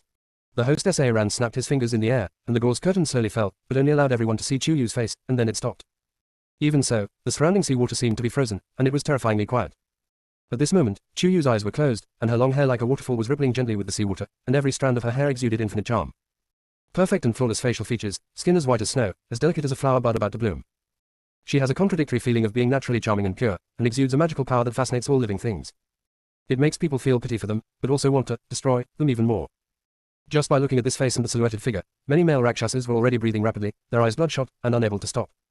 The bidding has started frantically, and the price has risen from the initial 1 million low-grade spirit shells to 1 million medium-grade spirit shells in a short time. Ning Luo and Sichu Yuna looked at each other and were about to bid. The private room opposite, however, was the first to offer a price several times higher. 5 million high-grade spirit shells. The Rakshasas fell silent immediately. While they were unwilling, their eyes looking at Chu Yu were full of sympathy and pity. No matter how beautiful a woman is, she will die soon if she falls into the hands of the third prince. The royal family of the Rakshasa clan leads the way in extravagance and debauchery, and they are also the most brutal and cruel. No one dares to bid with them. Chapter 329. Invite the two gentlemen to enjoy the treasure and quat. The auctioneer S.A. Ran also sighed secretly. She had been engaged in auctions for nearly 1,000 years, but this was the first time she had encountered such a beauty. She thought she could sell the item for nearly 10 million high-quality spirit shells, but she had not expected that the third prince would interfere. Didn't this overlord just take in a few beautiful females? Why are you visiting the Night Royal Auction House again today? All I can say is that this human woman is unlucky. Thinking of this, S.A. Ran was about to strike the first hammer. 5.5 million high-grade spirit shells. The sudden offer almost caught S.A. Ran off guard and prevented him from reacting. Fortunately, her thousands of years of experience allowed her to stop the car in a split second and regain her usual composure. Box number 250, bid is 5.5 million high-grade spirit shells. Are there any other sellers who would like to bid? Just as he finished asking, various shocked noises were heard in the hall downstairs. Because a thin but bony hand stretched out from the window of box 250 and made a gesture that all the auctioneers knew, lighting the sky lantern. What this means is that no matter how much the other party or the entire auction house raises the price, Sichu Yuna will follow suit. Not only did he snatch the treasure from the third prince, but he also lit a sky lantern. This Rakshasa upstairs is so brave. Are you not planning to continue living in the Rakshasa tribe's waters? In the box across from him, the third prince of the Rakshasa clan had a very bad expression on his face. Damn it, go check the identity of the other party's box. The follower was a little embarrassed. However, the Night Royal Auction House is the second prince's territory, and the confidentiality measures are very good. I'm afraid it won't be discovered. If you can't find out, then punish this prince to death. This prince does not believe that he can be richer than this prince. Yes. Next, box 250 really followed the custom of lighting the sky lantern. No matter how much the third prince bid, they always bid higher than him by 100,000 high-quality spirit shells. Only the voices of these two families could be heard throughout the auction hall. The atmosphere was tense and depressing. All the Rakshasa people in the hall held their breath, fearing that they would be angered by the violent third prince. When the amount reached 30 million high-grade stretch shells, the third prince's subordinates broke out in a cold sweat and urgently called a halt. Third prince, this price is far beyond our budget. The Rakshasa emperor's birthday is coming soon. Add to this prince. This. 35 million high-grade stretch shells. The other party suddenly added another 5 million, and the third prince's face turned purple with anger. Finally, he angrily whispered an order. There aren't many people in the entire imperial city with such financial resources. Send your spies to investigate the situation. If it wasn't this beautiful human being they photographed, I'll blockade the imperial city and find and bring her back to this prince. Compared to the violent storm in the third prince's box, Ning Luo and Situ Yuna's boxes were much quieter. When the hosts Saran asked if they wanted to show off the entire treasure for auction, they immediately refused. Because many auctioneers, in order to show off the treasures they have auctioned, especially living ones, will deliberately display their full appearance at the auction to make others who have not won the bid envious. But Ning Luo and Situ Yuna were eager to get Chu Yu back as soon as possible and wrap him up tightly. The auction house then raised the gauze curtain that had just been pulled down, and the crystal cylinder containing Chu Yu slowly sank. The next moment, a door opened in the box where Ning Luo and Situ Yuna were, and the crystal cylinder containing Chu Yu was automatically sent in. The host from earlier, S.A. Ran, also emerged from the passage, his tail swirling. With an ambiguous expression, he took out a shell key. May I ask which gentleman is given the key to the water dungeon? Ning Luo directly extended her hand to her, and she handed over the key. Her eyes moved ambiguously between Ning Luo, Situ Yuna, and the crystal cage still covered with gauze, and she said with a smile. Gentlemen, would you like to leave now? Or would you like to reserve our private room and enjoy your baby? Leave. Ning Luo's face was as cold as frost, and he was almost unable to bear it any more. S.A. Ran couldn't help but look at the other person twice more. Although she couldn't see his face clearly, the voice and those diamond-like ice blue eyes were enough to fascinate her and make her move closer.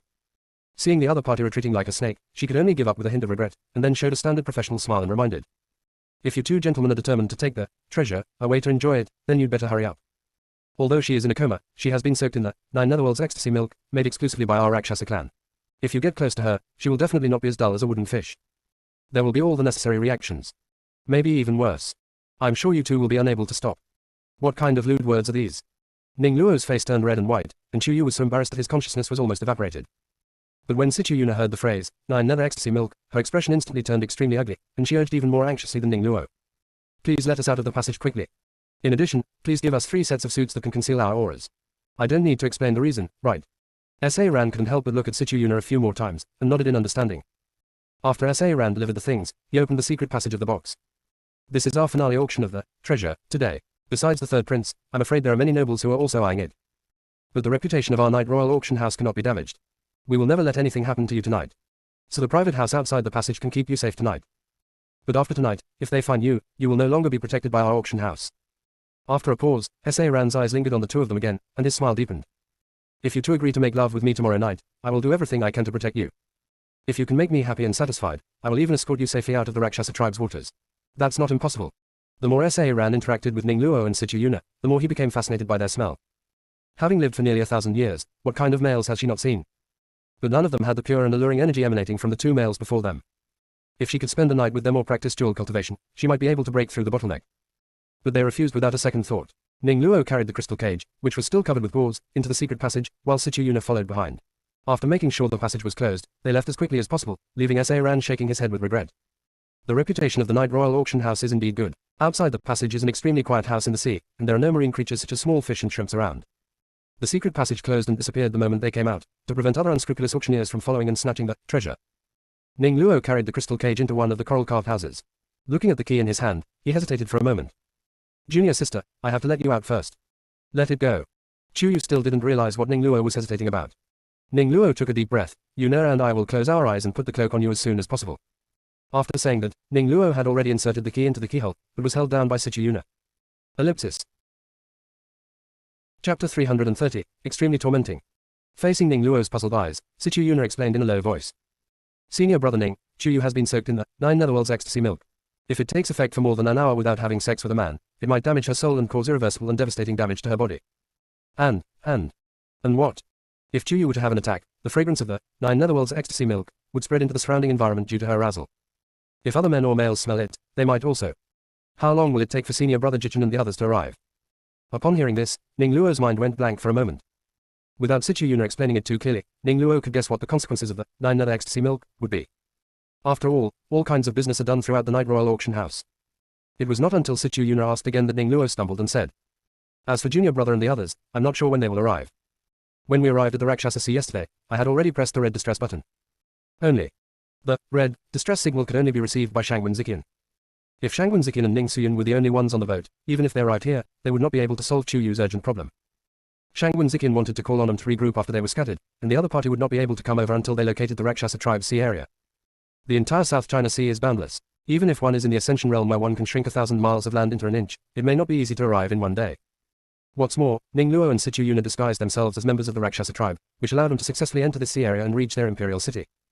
They're human beings. I wonder how long it will take them to reach the imperial city. Realizing the seriousness of the problem, Ning Luo and Situ Yuna's faces became worse and worse, and their hearts sank to the bottom. After a long while, Ning Luo finally heard himself speak in a low voice. After being soaked in that kind of stuff, how long does it usually take for the symptoms to appear? Is there any other way to relieve it? Also, is there any way to prevent us from being influenced? Blocking our senses of smell and touch can reduce the impact on us. This is why Situ Yuna did not let Ning Luo unlock the door for the time being. He was worried that Chu Yu had already had an attack without knowing it. Hearing this, Ning Luo quickly blocked out these two feelings. The next moment, he heard Chu Yu's somewhat suppressed voice, echoing from his consciousness. Big brother, the effect of that 9 Netherworld ecstasy milk seems to have begun. As for how she feels now, how can she describe it? Ning Luo felt more and more embarrassed to ask, so he took a deep breath and forced himself to calm down, then turned to ask Situ Yuna. Apart from the more conventional solutions, are there any other solutions or relief methods? Hearing this, a hint of hesitation flashed across Situ Yuna's face. She lowered her eyes for a long time before saying, "Let's wait another hour and see if senior brother Jichin and the others can find us." It seemed that Ning Luo could see Situ Yuna's unspeakable secret, so he could only try to appease Chu Yu. "Junior sister, don't worry, we informed junior brother and the others yesterday. You should stay inside the crystal first, it should be safer." Apart from saying this, Ning Luo didn't know how to comfort him. Chu Yu endured the unbearable pain that felt like 1,000 ants were scratching his heart, and resisted the indescribable feelings that were getting stronger and stronger. If she remembered correctly, she floated for 3 days and 3 nights before reaching the sea area of the mermaids. There is only 1 hour left. Can my junior brothers really arrive and find them? If they didn't make it, senior brother or Situ Yuna? Help. She couldn't even speak. Hongmeng was also quiet and didn't respond no matter how he was called. It's not that Hongmeng didn't hear it. It's not that it won't go out and disrupt the situation, as it has finally been able to help warm up the relationship between its master and the eldest brother or the little mermaid. May this little mermaid and her master fulfill their regret of not being able to get married officially and dying together thousands of years ago. If it's impossible to achieve it in one go, at least let their fates in this life be intertwined, then there will definitely be a chance in the future. Chu Yu and the other 3 had never imagined that an hour could be so torturous. With only a cup of tea left, there was no movement outside the courtyard. Beads of sweat appeared on the foreheads of Ning Luo and Situ Yuna. But because it was in the sea, it was scattered by the seawater and was not obvious. But the two of them were so stiff that they didn't dare to look at each other, let alone look at Chu Yu. "Senior brother Ning. Yuna." The two spoke at the same time, and then paused again. Chu Yu's heart almost jumped into his throat. He felt like his whole body was about to explode, but he was also afraid of the decision they would make. Ning Luo gritted his teeth and said with difficulty, "Do you have any way to help junior sister?" "Yes, not the kind that requires dual cultivation." Situ Yuna was afraid that Ning Luo and Chu Yu would misunderstand her, so she finished her words very quickly but got stuck again. Chu Yu couldn't bear it any longer. His consciousness roared. "Big brother, if there's a way, why didn't this little mermaid tell you earlier? What does he want to do?" Ning Luo didn't understand either, but he felt that Situ Yuna had something to hide, so he waited patiently for him to continue. Situ Yuna took another breath before looking up at Ning Luo. "Brother Ning, if you trust me, you can open the lock. I just need to hold Chu Yu in my arms and kiss her forehead. That is it." Chu Yu had already made the decision. Quick, quick, quick. "Senior brother, open the lock." Ning Luo. Ning Luo felt helpless and embarrassed by his junior sister's impatience, but before turning the key again, Situ Yuna grabbed Ning Luo's hand and quickly wrote a sentence in his hand. "Brother Ning, promise me that no matter what you see later, you will keep it a secret for me and don't let Chu Yu know, okay?" After a pause, he wrote, "I won't hurt her, and she won't be taken advantage of by me." "It is good." The lock opened with a click, and what the two did not expect was that the lock could actually control the gauze curtain covering it. As soon as the lock was opened, the gauze curtains fell down in an instant. Ning Luo and Situ Yuna didn't even have time to close their eyes, and they took in Chu Yu's current appearance. She wore an intricately carved pearl breastplate on her upper body, each pearl shining like a star, gently embracing her voluptuous curves and outlining a charming silhouette. A translucent gauze skirt hangs down from the hem, brushing across the water with a light posture. The high slit design cleverly reveals the lines of long legs, and there is a hint of temptation and mystery in her steps. This irresistible figure is like the most mysterious legend in the deep sea, and also the most attractive elf in the deep sea, with depth and purity. At just one glance, Ning Luo and Situ Yuna's faces turned red instantly, as if they were steaming, and they turned around quickly at the same time. Chu Yu waited for a few seconds, but heard nothing. He was already on the verge of collapse. "Big brother, what are you doing?" Chapter 331 Situ Yuna Sacrifices and Quat, Soul Chastity and Quat. Wait a minute. Ning Luo quickly released his ice spiritual power to the maximum before forcibly suppressing the desire. He closed his eyes and turned around. He used his spiritual sense to sense the position of Chu Yu's hand, gently pulled it out, and wrapped it tightly with the cloak he had asked for. "I clearly can't see anything, but the more I suppress it, the more I block my sense of touch." But the glimpse just now seemed to have been engraved in Ning Luo's mind. When he wrapped Chu Yu up, her seductive figure appeared in his mind uncontrollably. Situ Yuna was not in a much better condition, so he did not dare to act rashly and closed his eyes almost at the same time as Ning Luo. But when Ning Luo put Chu Yu in his arms, Situ Yuna's whole body was as stiff as wood and she didn't dare to move at all. Chu Yu was almost driven crazy. She really felt like she was about to explode, but her mind was still clear. Big brother, what is Situ Yuna doing? He is a kiss. It's just a kiss on the forehead, it's not like he has to do this or that, why is he being so shy? If she remembered correctly, marine creatures like the mermaids and the rakshasas actually had things like kissing on the cheek. If she delays for a few more moments, she will probably be beyond help. Although she couldn't hear the voice of Chu Yu's consciousness, and there was no extra expression on the unconscious Chu Yu's face, Situ Yuna guessed that she must be going crazy at this moment. He suppressed the secret excitement and unspeakable ecstasy in his heart, and with trembling arms, he carefully held her in his arms. The pink and plump lips gently pressed against her brow. Chu Yu felt a warm power like a spring after rain slowly flowing into her body from her eyebrows, and she felt obviously relieved. The next moment, an indescribable feeling hit her consciousness. It was as if my consciousness was being kissed and hugged. To her, it seemed to be just this, and she didn't feel anything excessive anymore. How can the divine consciousness have such a feeling?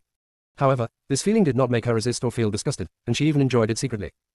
What Ning Luo saw was that after Situ Yuna hugged and kissed Chu Yu between the eyebrows, a sea blue halo and a colorless halo with 5 light spots of gold, jade, violet blue, imperial purple, and sky blue floated out from both of them. Then, they intertwined and merged into one, wrapping up the two of them. Ning Luo frowned subconsciously. This action did not seem abrupt or inappropriate. The expression of the junior sister was very normal, but Situ Yuna's expression did not seem normal. What is he hiding? After a long time, the halo dissipated, and Chu Yu felt refreshed. All the discomfort just now disappeared. His consciousness quickly reported to Ning Luo that he was safe. Big brother, I'm fine. Did you feel uncomfortable just now? Ning Luo asked rather obscurely, what if Situ Yuna did something else without Chu Yu's consent? Chu Yu thought about it and didn't hide it. It felt like my consciousness was being embraced and kissed, and there was no other feeling. What's wrong, big brother? Nothing. Ning Luo had promised Situ Yuna to keep it a secret, so he did not tell her what had just happened. Turning to look at Situ Yuna's expression, Ning Luo's indifferent brows were slightly furrowed again. At first glance, it seemed nothing, but upon closer inspection, there was an abnormal blush on Situ Yuna's fair cheeks. The sea blue hair on his forehead was even wet with sweat, with a few strands sticking to it. Although he tried his best to suppress it, his rapidly rising and falling chest and slightly disordered breathing were very similar too, afterwards. Noticing Ning Luo's inquiring gaze, Situ Yuna's cheeks turned even redder and she shook her head at Ning Luo pleadingly. Situ Yuna knew that if she used this method to help Chu Yu overcome the difficulties, her abnormality would definitely be discovered by Ning Luo, so she asked him to keep it a secret in advance. Ning Luo guessed something, but was not quite sure. He took Chu Yu from Ning Luo's hands and spoke with concern. Are you really okay? It's okay, I'll just take a rest. After saying that, Situ Yuna looked at Chu Yu deeply, hid all her attachment deep in her eyes, and turned to go out of the house. After confirming that Ning Luo was taking care of Chu Yu and did not follow her out, Situ Yuna let herself breathe lightly for a long time and slowly pulled up the sleeve of her left hand. There, a teardrop-shaped sea blue mark flashed for a moment and then completely disappeared. That is the symbol of chastity of the mermaids, and both females and males have it. If it disappears, it proves that chastity is no longer there. Many spiritual aquatic creatures, such as the mermaids and the rakshasas, actually have two ways of offering their chastity. One is to enjoy the pleasure of lovemaking like humans. The other is the fusion between the spirit and soul. The latter can be done voluntarily by both parties, or by one party offering chastity as a sacrifice. If it is a method of sacrificing chastity, the other party will not have too many extreme feelings except for the feeling of his consciousness being hugged and kissed like Chu Yu. But for the one who sacrifices, it is like the soul is in love with it. Moreover, the latter can only be a partner with the former from now on and cannot be a partner with anyone else. I can only follow her for the rest of my life. Situ Yuna never intended to marry the eldest princess of the Rakshasa tribe, and she had unknowingly developed feelings for Chu Yu that were difficult to express. It was only after living in the world of cultivation for a long time that I realized that it was the love between men and women. But he knew that Chu Yu didn't have that kind of feeling towards him. There were so many high-quality people of the opposite sex around her that he didn't even have a sense of existence. Just staying quietly in the dark, even if it takes a long time to see her from afar, I feel that it is enough. If this hadn't happened, Situ Yuna would never have used this method. He was afraid that Chu Yu would be angry. He was even more afraid that Chu Yu would know what this meant to him, and that he would have a psychological burden, and then behave in a way that would make him feel responsible for him. Chu Yu should be free. He loves her and is willing to give everything for her. It has nothing to do with her. As she stroked the place on her wrist where the chastity mark disappeared, Situ Yuna's eyes flashed with moisture, but a satisfied smile appeared at the corner of her mouth. Even if she would never know, he was satisfied. Chapter 332 Identity Exposed. Just as S.A. ran from the night Royal Auction House said, they stayed in this secluded courtyard for a whole night and were indeed not found by anyone. But the effect of the medicine only lasts for 3 days. If they do not leave the Rakshasa tribe's waters today, they will turn back into mermaids or humans. After a night of rest in the yard, Situ Yuna just pushed the door open and walked in. Ning Luo, who was guarding the bedside, suddenly opened his eyes, immediately picked up Princess Chu Yu, and swam towards Situ Yuna. 500 meters away, the guards of the third prince of the Rakshasa clan are heading this way. So fast. Situ Yuna was shocked for only a moment, then immediately became alert and suggested. Brother Ning, how about we split up into 2 groups? The Imperial City is huge, and the roads to the sea are well connected. I'll also carry a package to confuse their sight, and your chances of escaping with Chuyu will be greater. No. How could Ning Luo not know what Situ Yuna was planning? If you want to leave, let's leave together. Situ Yuna didn't expect Ning Luo to be so attentive and saw through his thoughts at a glance, but she still didn't want to give up. Senior brother Ning, you may not understand the combat capabilities of marine creatures. For example, your cultivation has reached the pinnacle in the world of cultivation, while the cultivation of us marine creatures has a more direct relationship with our bloodline. The royal family of the ocean would have reached the level of your golden core stage since birth if they had fought in the sea. As one grows older and practices more, his cultivation speed increases rapidly. Moreover, only when one ascends to become an immortal does one need to go through the thunder tribulation. Just like the third prince of the Rakshasa clan, he might have already reached the peak of human tribulation crossing cultivation. But when fighting in the ocean, they also have a unique geographical advantage, and their combat effectiveness may be stronger than that of humans in the ascended realm. Like the blue-eyed demon whale before, even if more than a dozen of us join forces, we can only compete with it. The Rakshasa clan is good at raising deep-sea monsters. If the third prince activates the monster he raised, and we, along with Chuyu, don't flee separately, I'm afraid no one will be able to escape. Seeing Ning Luo struggling, Situ Yuna added. Besides, I am the seventh prince of the mermaid tribe. They're still eyeing the mermaid tribe's marine resources. Even if I am really caught, they may not dare to do anything to me. You and Chuyu are human beings, they probably won't care. Ning Luo still shook his head and said the same thing. We came together, and now we're leaving together. The Rakshasa royal family is brutal and extravagant, and the eldest princess is even more terribly violent. Otherwise, why would Situ Yuna have run away from her marriage for so long? Chuyu also quickly used his spiritual sense to say. Big brother, you can't abandon the little mermaid. This guy is very dumb, he just cries when encountering problems, and his cultivation is not high either. If he is really captured by the princess of the Rakshasa tribe who is engaged to him, he will definitely be tortured to the point of being half dead. Stop nagging him and run away. Situ Yuna wanted to persuade him, but Ning Luo said directly. Junior sister said she can't leave you behind, let's go together. After saying that, Ning Luo hugged Chuyu and rushed forward. Situ Yuna was stunned for a moment, suppressing his inner ecstasy, and quickly followed Ning Luo, trying his best to suppress the upturned corners of his mouth so as not to let Ning Luo see his good mood. Chuyu said that he wanted him to go with him. But the next moment, he heard Ning Luo say again. Junior sister said that you are stupid, crybaby, and weak. Only by following us can you survive. Situ Yuna. There's no need to press the corners of your mouth anymore, you can't even lift them up now. Sure enough, in Chuyu's eyes, he was still pitifully weak. Compared to the men around her, it seems. That's indeed the case. Situ Yuna was frustrated, but it was only for a brief moment. She quickly remembered her extremely important fighting power. Brother Ning, I can completely hide my tracks in the ocean. Except for the Mermaid King, the Rakshasa King, and other kings who have inherited the inheritance of their clan, or creatures with higher bloodlines, no other races can find me. If you hold your junior sister in your arms, can you also let her hide with you? Yes, but, in my current situation, I can only take one person with me into hiding. As she spoke, Situ Yuna lowered her head in shame. He was still too weak, otherwise, he could have taken senior brother Ning with him and quietly escaped from the Rakshasa tribe's sea area. Ning Luo immediately handed Chuyu to Situ Yuna's arms and patted him soothingly. You are already very good, just follow me quietly. He is not a shy person. After saying, let's go together, he will not separate again just because it is easier for Situ Yuna to escape with Chuyu. Because Ning Luo knew that his junior sister and Situ Yuna would never leave him alone. The two swam towards the edge of the Imperial City at the fastest speed, but were unexpectedly intercepted by the patrol of the Rakshasa tribe and the guards of the third prince. Although Ning Luo has never shown his face, his ice blue eyes are not only unique, but also so pure and beautiful that it is impossible to forget them once you have seen them. So the Rakshasa army and guards recognized him instantly and launched a siege. Ning Luo did not hold back at all, broke through the encirclement as quickly as possible, and continued to flee towards the border of the Rakshasa sea area. The group of Rakshasa guards behind him naturally pursued him relentlessly. In just half a cup of tea, the third prince of the Rakshasa clan received the news and was a little suspicious. You only saw the Rakshasa with ice blue eyes. Didn't you see the other Rakshasa with ocean blue eyes and the human woman? Yes, third prince. The attendant pondered, that Rakshasa is very fast, should we chase him? Or should we ignore the person and continue searching for another Rakshasa and a human woman? In the eyes of the followers, since one of them was alone, the other man must be with the human woman. The third prince of the Rakshasa clan thought so at first, and was about to give the order, but something flashed through his mind, and he suddenly stopped. And many more. Did you investigate yesterday? Weren't those guys trying to snatch a human woman from this prince? Yes, third prince. Damn it, they can't possibly be Rakshasas. They must be mermaids or some other race in disguise. The third prince of the Rakshasa tribe was filled with righteous indignation. That guy with ice blue eyes is probably not a mermaid, but the mermaid who can hide his tracks must be not far away from him. Which direction are they heading? This prince will chase them personally. He learned last night that it was not just his rivals who were trying to snatch people from him, and he was still wondering how there could be other people in the Rakshasa tribe who had the financial resources to compete with him and dared to compete with him. If he is a mermaid, or even a prince, it is not surprising that he has such financial resources. Because the mermaids have better resources than the Rakshasa, they naturally have many more spiritual shells. Thinking of something, the third prince immediately called out to another follower. Go find my eldest sister and tell her that the seventh prince, a mermaid suspected to be her fiancé, is roaming around our imperial city.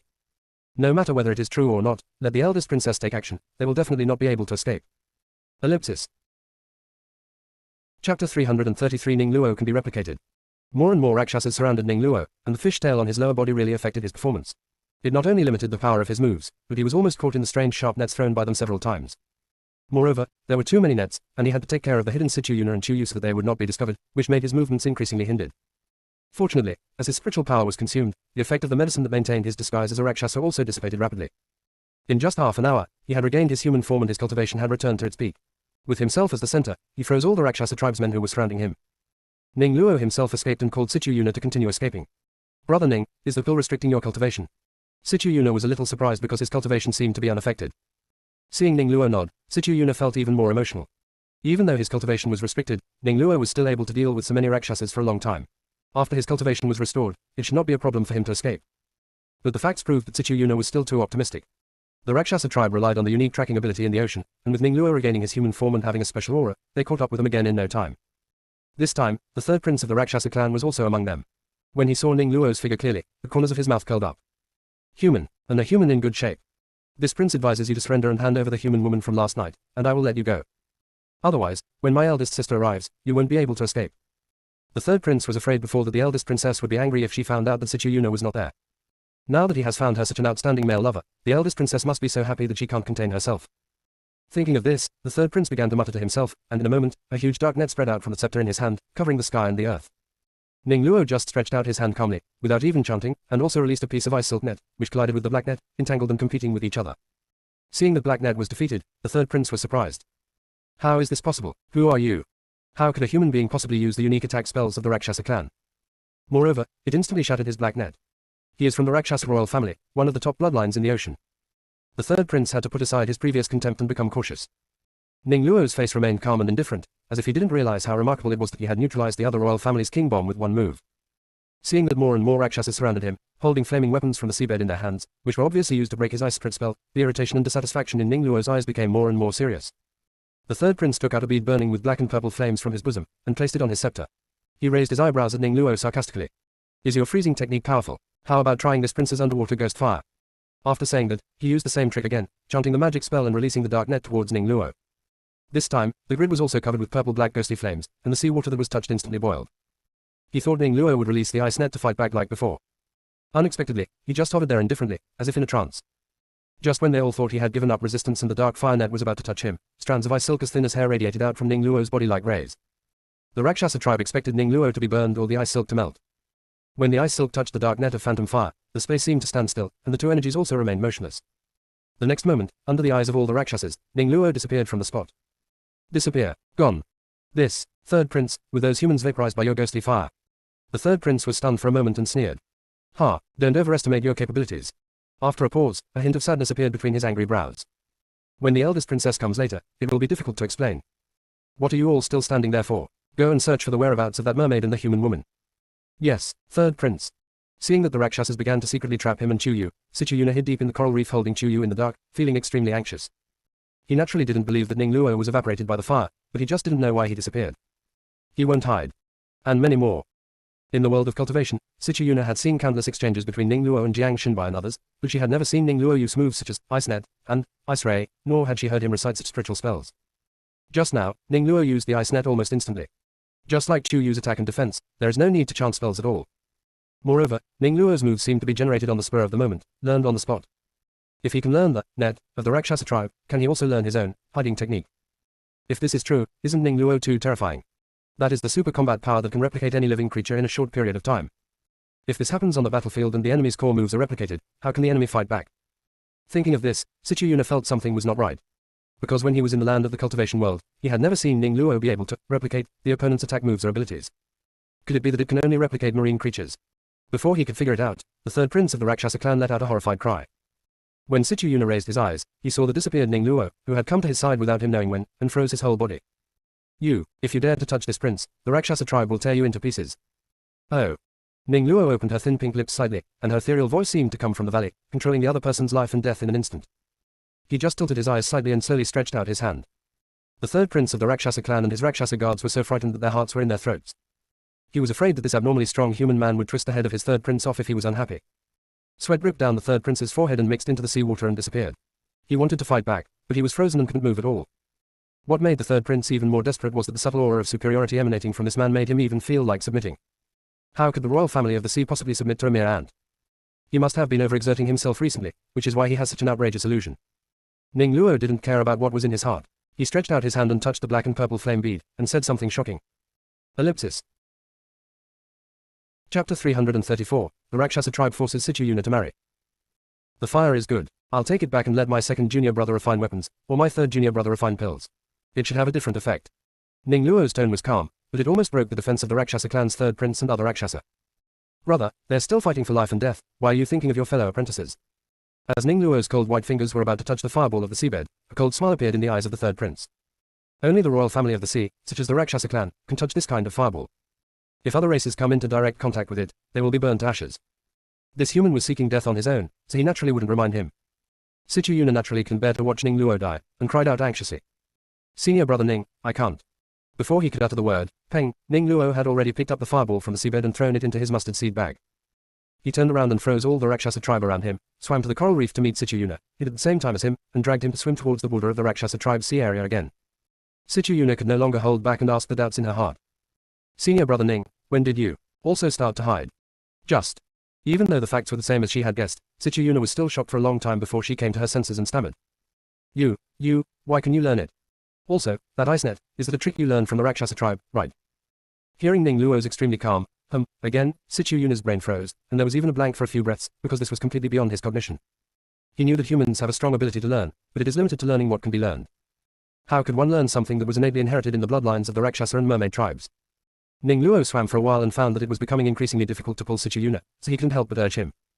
Swim well, we haven't left the Rakshasa tribe's waters yet, and we may still be intercepted. Okay. Sichu Yuna finally came back to his senses, and after enduring it again and again, he finally asked the question that had been hidden in his heart since he first met Ning Luo. Brother Ning, are you really just an ordinary human? But at that time, he was only at the Jindan stage, and Sichu Yuna was so suppressed by his pressure that she couldn't breathe. Hearing this, Ning Luo only hesitated for a moment, but did not hide anything. Once, I just thought I was a human being with low talents. But after my mother regained her memory, she said that my father and she were both from the Ice Dragon clan in the fairy world. If nothing unexpected happens to me, I should also be an ice dragon. The reason why he said this with such lack of confidence was that before this, he had not found any characteristics of an ice dragon in himself. At most, it's just that the ice street root has a very good talent. However, the replication ability he just had made him finally realize that there seemed to be some differences between himself and humans. Ice dragon. There were too many stimulating events for Sichu Yuna today. He was not a calm person to begin with, and now he could not remain calm at all. That is a creature from ancient legends, the absolute ruler of the ocean. But Sichu Yuna was not someone who didn't understand things.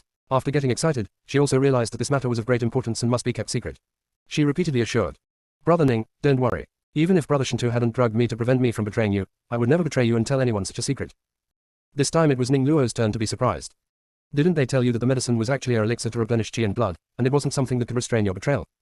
The true bloodlines of Ning Suyun and Ning Luo had long been known to Wuji Mountain's direct disciples and Shangwen Ziqian. They didn't mean to hide it from Sichu Yunsa. After spending more than 2 years together, they had already regarded her as one of Wuji Mountain's direct disciples and naturally trusted her. But before, I never had the chance to say it. Sichu Yuna. He looked at Chuyu who was sleeping soundly in his arms in silence, feeling that he was the biggest fool in the world. As they were going crazy, a mechanical device that looked extremely familiar but had a strange shape was rushing towards them at full speed. Ning Luo recognized the standard in front, quickly lifted his hidden state, and waved at it. Brother Shangwen, Mother, we are here. Shangwen Ziqian in the cockpit braked suddenly, and Ning Su was at Ning Luo's side in an instant, grabbing Sichu Yuna who was still hiding. Are you two okay? Did you rescue Xiao Yu? After knowing Ning Suyun's true identity, Sichu Yuna was no longer indifferent to her being able to see through her hiding state. She immediately appeared and handed Chuyu to her arms. Uncle Ning, Chuyu must have contracted the blue-eyed demonic whale during his breakthrough. The impact on his soul and body was too great, so he is still unconscious. Ning Suyun's spiritual sense immediately checked Chuyu's body, and after confirming that he was fine, she breathed a sigh of relief and took them back to the submarine, which had been disguised as a mechanical submarine. After Ning Luo gave a concise summary of what had happened, he suggested leaving the Rakshasa tribe as soon as possible to avoid being hunted down and surrounded. But before they could finish their words, their mechanical submarine was shaken by an earthquake-like turbulence, and the steering wheel became unresponsive. A giant dinosaur-like creature slowly rose from the front of their mechanical submarine, and on it lay an extremely charming Rakshasa woman. Her eyes were orange-yellow, and she was born with an evil aura. Her gaze passed through the crystal surface of the mechanical submarine and locked onto Sichu Yuna's ocean blue eyes. She smiled with great pride. Sichu Yuna, it's really you. Why don't you keep running? Let's see if I can catch you. Come out quickly and come back to this princess to get married. How? Why are you still standing there? Do you no longer want to maintain the peace agreement between you, the mermaids, and us, the Rakshasa? Sichu Yuna trembled slightly for a while. She felt uncomfortable being stared at by her and hesitated whether to go out. It is rumored that the princess of the Rakshasa tribe raised an extremely brutal deep-sea monster and fed it thousands of marine creatures every day to keep it under her control. Moreover, it must be fed to a spiritual creature that already has spiritual consciousness. Many times, the eldest princess would throw all the male favorites she was tired of or the maids who had made mistakes to this giant beast. Seeing Situ Yuna's disgust and fear, Ning Luo patted his shoulder soothingly. Don't be afraid. If you don't want to go out, you don't have to pay attention to her. Mom and I will help you deal with her. Absolutely not. Let Situ Yuna marry such a cruel and heartless princess. Ellipsis. Chapter 335. Who did you give it to? But that giant beast of hers is almost invincible in the ocean. If they were to suffer because of her, Situ Yuna would rather bear the consequences herself. Ning Suyun glanced at the giant dinosaur-like beast and sneered. You're just an underwater dragon, yet you dare to yell at me. Son, get out and knock it down. Ning Luo, Mom, although I think it's more likely to knock me down first, I will still go out. Hey, how could I have given birth to a son like you who helps others to become more ambitious but destroys my own prestige? If you had just transformed into your true form, it wouldn't even dare to raise its head. Ning Suyun cannot transform into a dragon, and the sea area is not as sealed as the original demon realm, so it is very likely to be exposed. Ning Luo is a transformed dragon, and also an ice dragon that is still in the ascension stage, so it is reasonable that he is not in the fairyland. Hearing this, Ning Luo became even more helpless. Meeting her son's indifferent yet complicated eyes, Ning Suyun finally realized and slapped her head. Oh, I forgot that you haven't fully awakened the bloodline of our ice dragon clan yet. It's okay, you go out and carry it first, your elder brother Shangwen and mother will cover you. Ning Luo nodded and was about to leave, but Situ Yuna followed him. Facing everyone's puzzled looks, he was particularly determined. Although my engagement with her was arranged by our ancestors, it actually had certain conditions. Once the conditions become impossible to meet, one of the parties can cancel the engagement. We happen to meet today, so I can talk it out with her and cancel the engagement. Ning Suyun had heard of the marriage conditions of the mermaid or Rakshasa tribes, and patted Situ Yuna's shoulder encouragingly. Little Situ, come on, Uncle Ning is here to support you. If she was exposed, the worst that could happen was that she would just have to go back to the fairyland.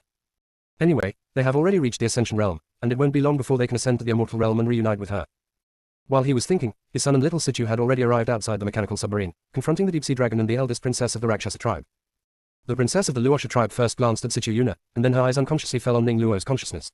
The orange light in her eyes became even brighter, and the corners of her mouth raised slightly, with an evil look. Yunsa is so good to this princess. Not only did she come to the Luosha tribe to throw herself into their arms, but she also brought her brothers along with her. Is she trying to imitate Ehuang and Envy Ying, and serve this princess together? Such a generous offer is hard for me to refuse. After you marry me, your brother will also come into the palace with you. I will give him the position of concubine, how about that?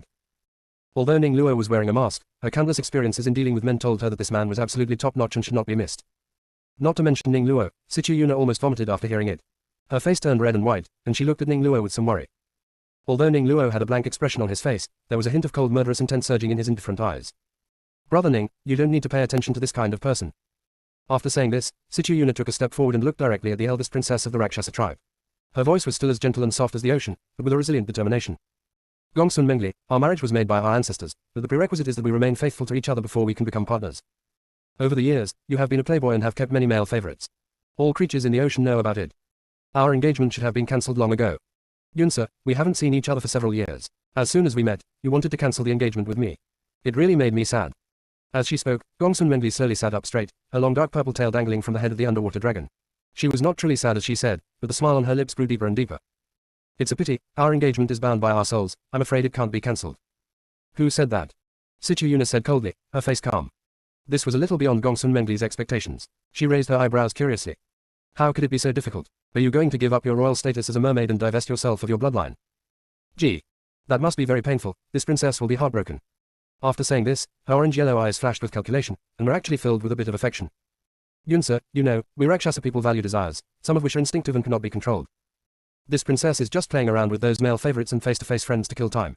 If you don't like it, this princess will dismiss them and only keep you two brothers, okay? If it was the Situ Yuna of the past, although he hated Gongsun Mengli, he was so simple and inexperienced that he would definitely hesitate after hearing her affectionate words and sweet talk. Situ Yuna, who had seen so many ups and downs in Wuji Mountain and witnessed the love and hatred of many inner disciples, how could she not see through Gongsun Mengli's lies and expose them without hesitation? You don't have to be so hypocritical with me. You want to marry me simply for the rich resources of our mermaid race and for my status as heir. But it is impossible to fulfill our engagement. Because, if we both lose our virginity, we will break the marriage contract passed down by our ancestors. How could you? Before Gongsun Mengli finished speaking, she saw Situ Yuna biting her left thumb, pressing it against her brow, and chanting the mermaid's obscure but melodious Sanskrit songs. Situ Yuna, how dare you? Stop it, princess, do you hear me? Seeing that Situ Yunsa completely ignored her and was determined to cancel the engagement, Gongsun Mengli flew down from the top of the sea dragon and threw a black net at him. The black net was obviously more powerful than the black net released by the third prince before. Ning Luo had already understood the Rakshasa's tactics thoroughly. Without even raising his eyelids, his 5 fingers produced an ice net that was several times finer than the previous one. It directly wrapped the black net tightly, and the black net instantly turned into powder and dissipated. How can it be? Gongsun Mengli was even more shocked than the third prince. Apart from the Rakshasa Emperor and the Rakshasa Queen, her black net had the strongest attack and defense power in the clan. There were few sea creatures in the sea who had more powerful moves than her. It was broken so easily by a tiny human. She was so shocked that she was stunned for a long time. Situ Yuna's side was already enveloped by the sea blue halo that extended from the sea surface to the bottom of the sea. Gongsun Mengli's face changed drastically, and the next moment, she was uncontrollably sucked into the halo, a light that she was completely unable to resist. Ancient Buddhist chants rang out from the blue halo. With absolute solemnity and caution, he declared, "The way of heaven is clear and everything follows its course. The Prince of Zhao Palace and the Princess of Luosh once made an alliance in the heart of the sea. Now, because both of them have failed to fulfill their chastity, in accordance with the laws of nature, we swear that your engagement is dissolved." The two venerables are willing to prioritize peace, release the previous agreements, and go their separate ways. They pray that in the future, they will have smooth sailing and peaceful times, and both of them will meet good partners and enjoy lasting blessings.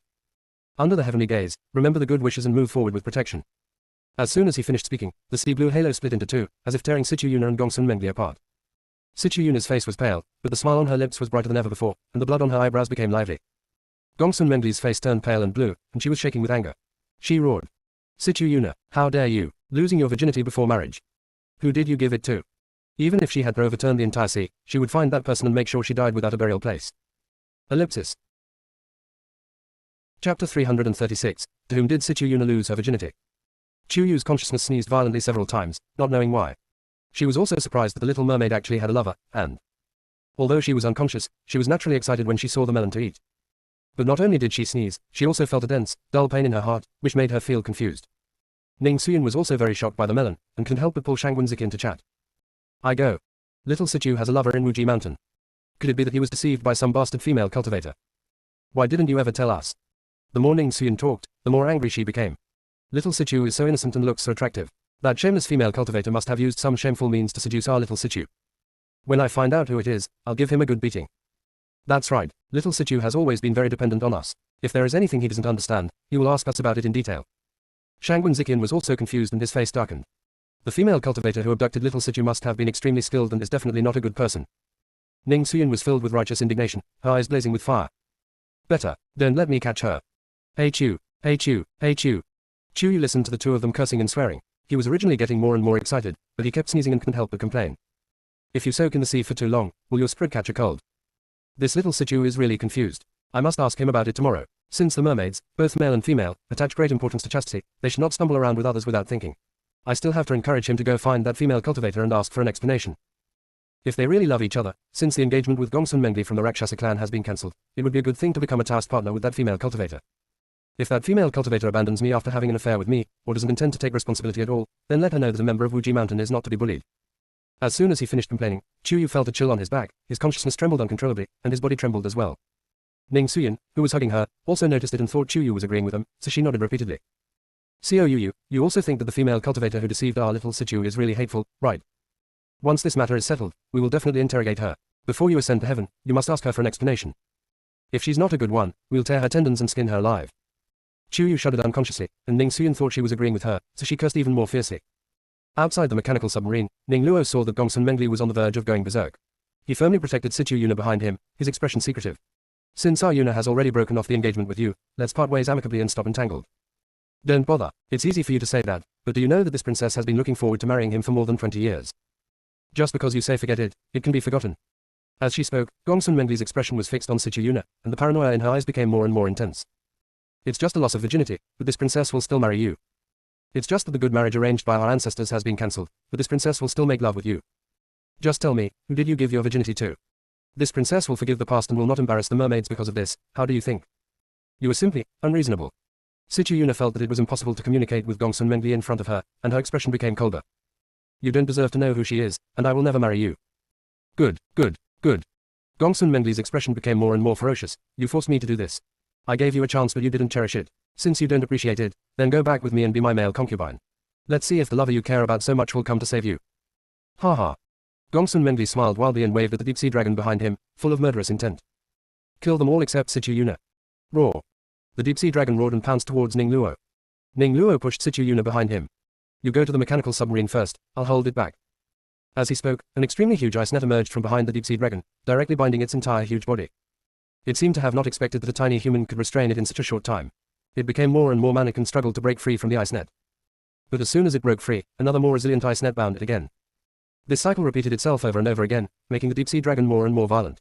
The speed of its vibrations became faster and faster. Finally, it stopped trying to break free and rushed directly towards Ning Luo, starting a fight. Before Situ Yuna could return to the cabin, he was blocked by Gongsun Mengli and was about to be tied up by the black net. Ning Suyun's ice blade shot out from the sky, cutting the black net into pieces. This was the second time today that Gongsun Mengli's black net was so vulnerable that her orange-yellow eyes were almost red with anger. But when he saw a woman as beautiful as a fairy with clear eyes and eyebrows protecting Situ Yuna behind her, he immediately became jealous and mad with hatred, pointing at Ning Suyun. Did you sleep with this bitch? Tell me. Fuck. Beep beep beep. Ning Suyun exhaled a fragrant breath, and she teleported over and gave Gongsun Mengli a big slap in the face. With a pop sound, the surrounding sea areas could hear the vibration clearly. The Rakshasa guards and the third prince who had caught up with them were all stunned on the spot, not knowing whether to advance or retreat. Have they been closed in the South China Sea for too long? Are all humans in the world of cultivation so brave nowadays? In the past, whenever sailors encountered the Rakshasas or the mermaids, who were much gentler than them, they would be like frightened birds and run away as fast as they could. Now, these humans have frozen their Rakshasa clan's third prince, insulted and assaulted their most ferocious eldest princess, and even dared to challenge the deep-sea dragon raised by their eldest princess. When did humans become so ridiculously strong? How dare you, lowly human, hit this princess? Gongsun Mengli reacted and her whole body began to tremble violently from suppressing herself. If you want to die so badly, this princess will grant your wish. Before she finished her words, a blood mist spread from her body. Smelling the blood, the deep-sea dragon became more and more manic, and instantly broke free from Ning Luo's ice net. Its speed instantly increased several times, and it slapped Ning Luo away. Oh no, the eldest princess has gone crazy and activated the go-burning mode with the deep-sea dragon. Retreat, everyone, retreat quickly. The third prince of the Rakshasa clan hurriedly gave orders and fled as fast as possible. Ellipsis. Chapter 337 Chu Yu, Wide Me. Once mutual burning is activated, all people will be killed except those who were ordered to stay alive by Gongsun Mengli. In this state, they share the same fate and fighting power. In other words, Gongsun Mengli's combat effectiveness will increase several times, on par with the deep-sea dragon. Just now she ordered that only Situ Yuna be left, and everyone except him would be hunted by the deep-sea earth dragon and Gongsun Mengli, including the Rakshasa tribe within their sight. Their crazy actions will not end until they are completely defeated or they complete the hunt. Ning Suyun also noticed that Gongsun Mengli's condition had changed, and immediately pushed Situ Yuna back into the cabin. Hide well, don't come out. Ugh. Before she could finish her words, Ning Suyun was whipped away by Gongsun Mengli's fishtail and vomited blood several times before she could stop. Damn it. A dragon swimming in shallow water is bullied by shrimps. Today, I was beaten by a Rakshasa and vomited blood. If this gets out, she probably won't be able to hold her head up when she goes back. The more she thought about it, the angrier she became. However, Ning Suyun only held the long sword and slowly released the ice dragon pressure around her, trying to suppress Gongsun Mengli through her bloodline. But Ning Suyun was afraid that releasing too much energy would lead to excessive dosage and cause bad consequences, so she was still hesitant in fighting. The result was that the effect of the coercion and suppression was minimal, and he was forced to dodge frequently by Gongsun Mengli, who was already bloodthirsty. Ning Luo was facing a frenzied deep-sea dragon, which appeared frequently. Soon, he had more than a dozen wounds on his body, and his blood seeped into the seawater, making him look sad and desolate. Situ Yuna's heart was in a knot as she paced around in the cabin anxiously. What should I do? What should I do? Brother Shangwen, if this continues, Uncle Ning and Brother Ning will be in great danger. We must think of a solution quickly.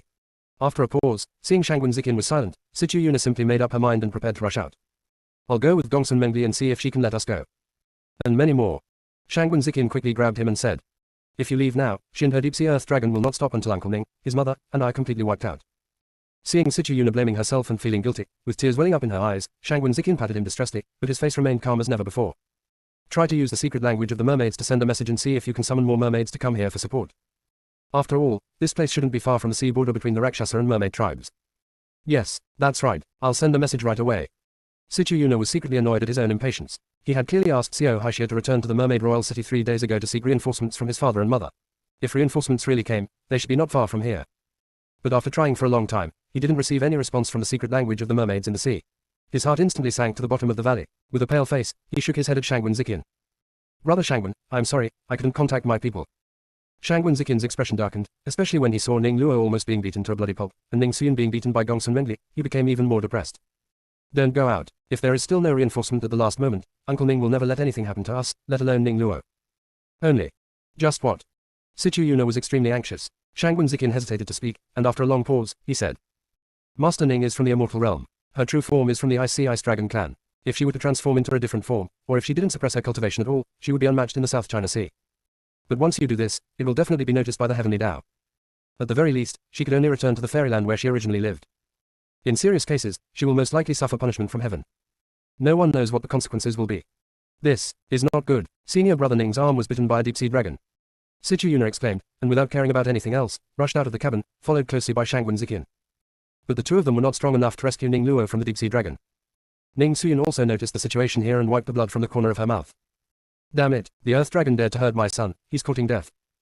After she finished speaking, the icy white light around her suddenly surged, sending Gongsun Mengli, who was rushing towards her again, flying dozens of meters away. The pressure from hers and ice dragon was like a hidden blade, and all the creatures in the nearby sea felt it and couldn't help but tremble. But the next moment, a huge monster appeared out of nowhere behind the deep-sea dragon and bit its neck. Roar! The deep-sea dragon let go of Ning Luo in pain, and Sichu Yuna and Shangwen Ziqian immediately stepped forward to catch him. Brother Ning, are you okay? As she spoke, Sichu Yuna covered the wound on Ning Luo's arm and frantically sprinkled the hemostatic medicine in the mustard bag on it. However, because it is in the sea, the powdered hemostatic drug will be washed away by the seawater and will have no effect at all. Sichu Yuna could only follow the method she learned from Shen Tuyin and use clean gauze to firmly press the wounds on Ning Luo's arms and shoulders. Shangwen Ziqian stuffed the pill into Ning Luo's mouth. Brother Ning, don't be afraid. This is a blood-generating pill. No matter how much blood you lose, it can be replenished in the time it takes to drink a cup of tea. Ah. Ning Luo's lips were originally pink and white, but due to the blood loss, they became even whiter and more transparent. He looked at Ning Suyin with some concern. Mother. Hearing Ning Luo's call, Ning Suyin slowly opened her eyes. A flash of silver appeared in her eyes. She withdrew the pressure around her and returned to the cabin with the three of them. The marine creatures suddenly felt the overwhelming and terrifying pressure disappear in an instant. If it weren't for the constant fear in their hearts, they would even think it was an illusion. Looking at the two sea monsters biting and fighting, Ning Luo spoke weakly. The blue-eyed demon whale was contracted by Junior Sister, and she ordered it to fight the deep-sea dragon. Junior Sister, let us take this opportunity to leave the Rakshasa tribe's waters and get rid of the Rakshasa tribe's eldest princess, Gongsun Mengli. Ellipsis. Chapter 338, One Thing Defeats Another, Yun Banjian vs. Chu Yu.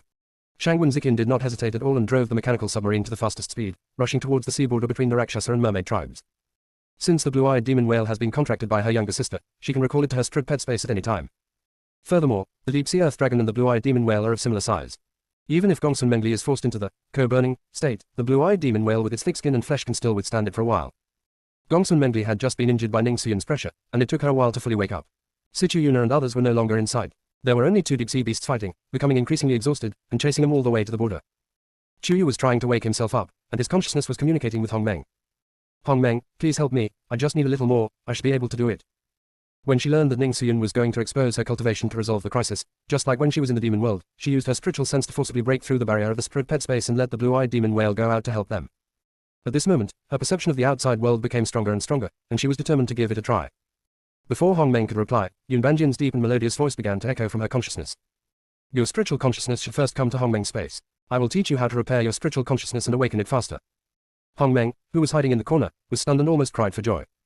Yun Ban was surprised to see that this guy was finally willing to take the initiative. How rare. Chu Yu's consciousness immediately jumped in. Master, please teach me. Yun Banyan glanced at her expressionlessly and pointed to the pool where he had been soaking. Go soak there. Chu Yu hesitated. Does it have to be like this?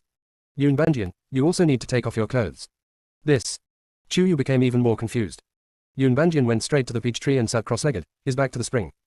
If you don't do this, it will take at least 7 days before you wake up. Upon hearing this, Chu Yu no longer hesitated, thinking that it was just spiritual consciousness, and Yun Banjian would not be bored enough to peek at her, so she simply stripped herself clean and soaked in the spiritual spring. As soon as he entered the water, Chu Yu's pupils shrank suddenly in shock. When Chu Yu came into contact with the spiritual spring water, he felt as if his skin was lightly touching nectar, like silk satin sliding across his body, warm and refreshing. There is a faint fragrance lingering around, and every pore is stretched, absorbing the spiritual energy of heaven and earth. The gurgling spring water cleansed her body and mind, as if bringing new life to her entire soul. Because the physical cultivation breakthroughs during this period were so rapid, they have now been very well consolidated. Chu Yu really wanted to ask Yun Banjian how he got this spiritual spring into her Hongmeng space. But considering her current situation, she felt that chatting like this was really inappropriate, so she held back. As if sensing Chu Yu's uneasy mood, Yun Banjian whispered a reminder. Empty your mind and return to your original nature. The faster you enter a state of meditation, the faster the spiritual spring will repair your soul and body. When practicing, the most taboo thing is to have impure thoughts like you do. After being taught a lesson, Chu Yu's expression tensed, as if he was back in the time when he was learning from his master. He quickly discarded all distracting thoughts and entered into a state of meditation in an instant.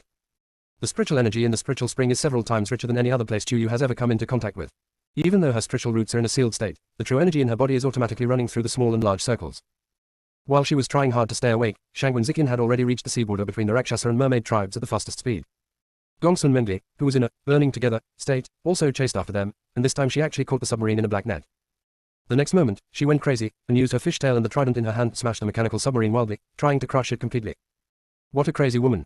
Ning Suyin complained helplessly, if we keep hitting her like this, our submarine will definitely be destroyed, and she will also be injured. After escaping from the co-incineration state, she won't be able to recover without recuperation for 10 days or half a month. Shangwen Ziqian had adjusted the defense system to its strongest state, but Gongsun Mengli, who was at the same level as the deep-sea dragon, was too strong. In just a cup of tea, the entire cabin was already shaking. Finally, Gongsun Mengli smashed it down violently again like a madman, and it shattered into pieces and scattered in the sea. Shangwen Ziqian and Sichu Yuna supported the seriously injured Ning Luo, while Ning Suyin held the unconscious Chu Yu. Before they could steady themselves in the sea, Gongsun Mengli's fish tail swept over. Seeing that the fish tail was about to hit Ning Suyin, she quickly held Chu Yu in her arms, ready to withstand the attack of the fish tail with her back. The next moment, the expected critical hit did not hit them. All 5 of them were wrapped in a sea blue halo and teleported to a safe place, the sea area under the jurisdiction of the mermaids. When Gongsun Mengli looked up, she saw the majestic and handsome face of the Mermaid King. She was stunned for a moment, then roared like thunder. Zhao Huang, the good son you raised was extremely undisciplined before marriage, having an affair with a human woman until he lost his virginity. Moreover, you disregarded the dignity of both your and my tribes and forcibly cancelled the marriage between our 2 tribes. For my Rakshasa clan, this is a great shame and humiliation. If you don't give me a satisfactory explanation today, then one day our 2 tribes will come to blows. The Mermaid King was originally looking to question the other party angrily, but unexpectedly the other party turned the tables on him. Moreover, when he heard that his beloved youngest son was actually with a human woman, he felt as if the sky was about to fall. Turning to meet his youngest son's evasive eyes, he knew that the words were true, and his brows furrowed so hard that they could kill a fly. Yunsa, how could you be so confused? For mermaids, regardless of gender, innocence is an extremely precious treasure, yet they actually gave it to a human woman. Although he was angry, in front of outsiders, the Mermaid Emperor always stood on his son's side and immediately restored his usual dignity and uprightness. Princess, Yunsa is young and impulsive. Even if he made some mistakes, his crime does not deserve death. You shouldn't have done such a cruel thing to him. Just now he felt that someone had started a common burning operation on the seabed, and guessed it might be aimed at Sichu Yuna, so he hurried over. Fortunately, it was in time. If it was later. Since you 2 are not destined to be husband and wife, you may as well cancel your engagement. Since our merman prince took the initiative to cancel the engagement, we, the merman tribe, will compensate you. Compensation is absolutely necessary for this princess, and the engagement will absolutely not be cancelled. Gongsun Mengli said domineeringly, her eyes swept over the few people standing with Sichu Yuna, and her eyes were so cold that they made people feel gloomy. Also, please ask the Mermaid Emperor to hand them over to this princess. If I don't kill these humans who led Yuna astray, I will never be able to get rid of the hatred in my heart. Impossible. Sichu Yuna was firm, hand them over unless I die. These words were said to Gongsun Mengli, and even more so to the Mermaid Emperor. But Gongsun Mengli broke down again and started cursing. Bitch. You are protecting these humans so much, there must be your lover among them, right? Shameless scum. Maybe not only women, but men are your mistresses too, right? How can you be so shameless, ah? Before Gongsun Mengli could finish her curse, she was blown away by an extremely strong force. The one who took action was neither the Mermaid King nor Ning Suyin, but Chu Yu, who woke up at some point. Ellipsis. Chapter 339. Chu Yu beats up Gongsun Mengli. Comparing to being lowly, who can compare to your Rakshasa clan's eldest princess Gongsun Mengli? You want both. Do you think you have the final say over the entire South China Sea? Who gave you face? Chu Yu was floating in the depths of the sea, his black eyes, like those of a deer or a fox, staring intently at Gongsun Mengli's eyes, which were orange and red. Waves surged in his eyes, and his anger could no longer be suppressed. He spoke even more rudely. Comparing the worst, is there a princess worse than you, Gongsun Mengli? Where do you get the nerve to condemn our Prince Yuna for losing his virginity before marriage? I'm afraid you yourself have no idea how many females or males you've played with before you even reached adulthood, right? You can keep male favorites and concubines before marriage, but our Prince Yuna is not allowed to have sex with other women. They may also be in love with each other, and when their love is strong, they can't help themselves. What about you? It's pure animal estrus, no bottom line at all. I bother. Such a huge output shocked everyone present. Ning Suyin looked at her empty arms. How did Chu Yu leave just now? Why doesn't she feel anything? Shangwen Ziqian smiled helplessly and dotingly. Her little sister is still the Chu Duodui, who makes people love and fear her. I miss her so much. What's going on? When Sichu Yuna heard Chu Yu defending him without asking why, her sea blue eyes surged even more violently than the sea water, and her heart was beating uncontrollably. Since childhood, his sisters all knew that Gongsun Mengli was fickle and promiscuous, and they all just advised him not to choose male when differentiating and choosing his gender.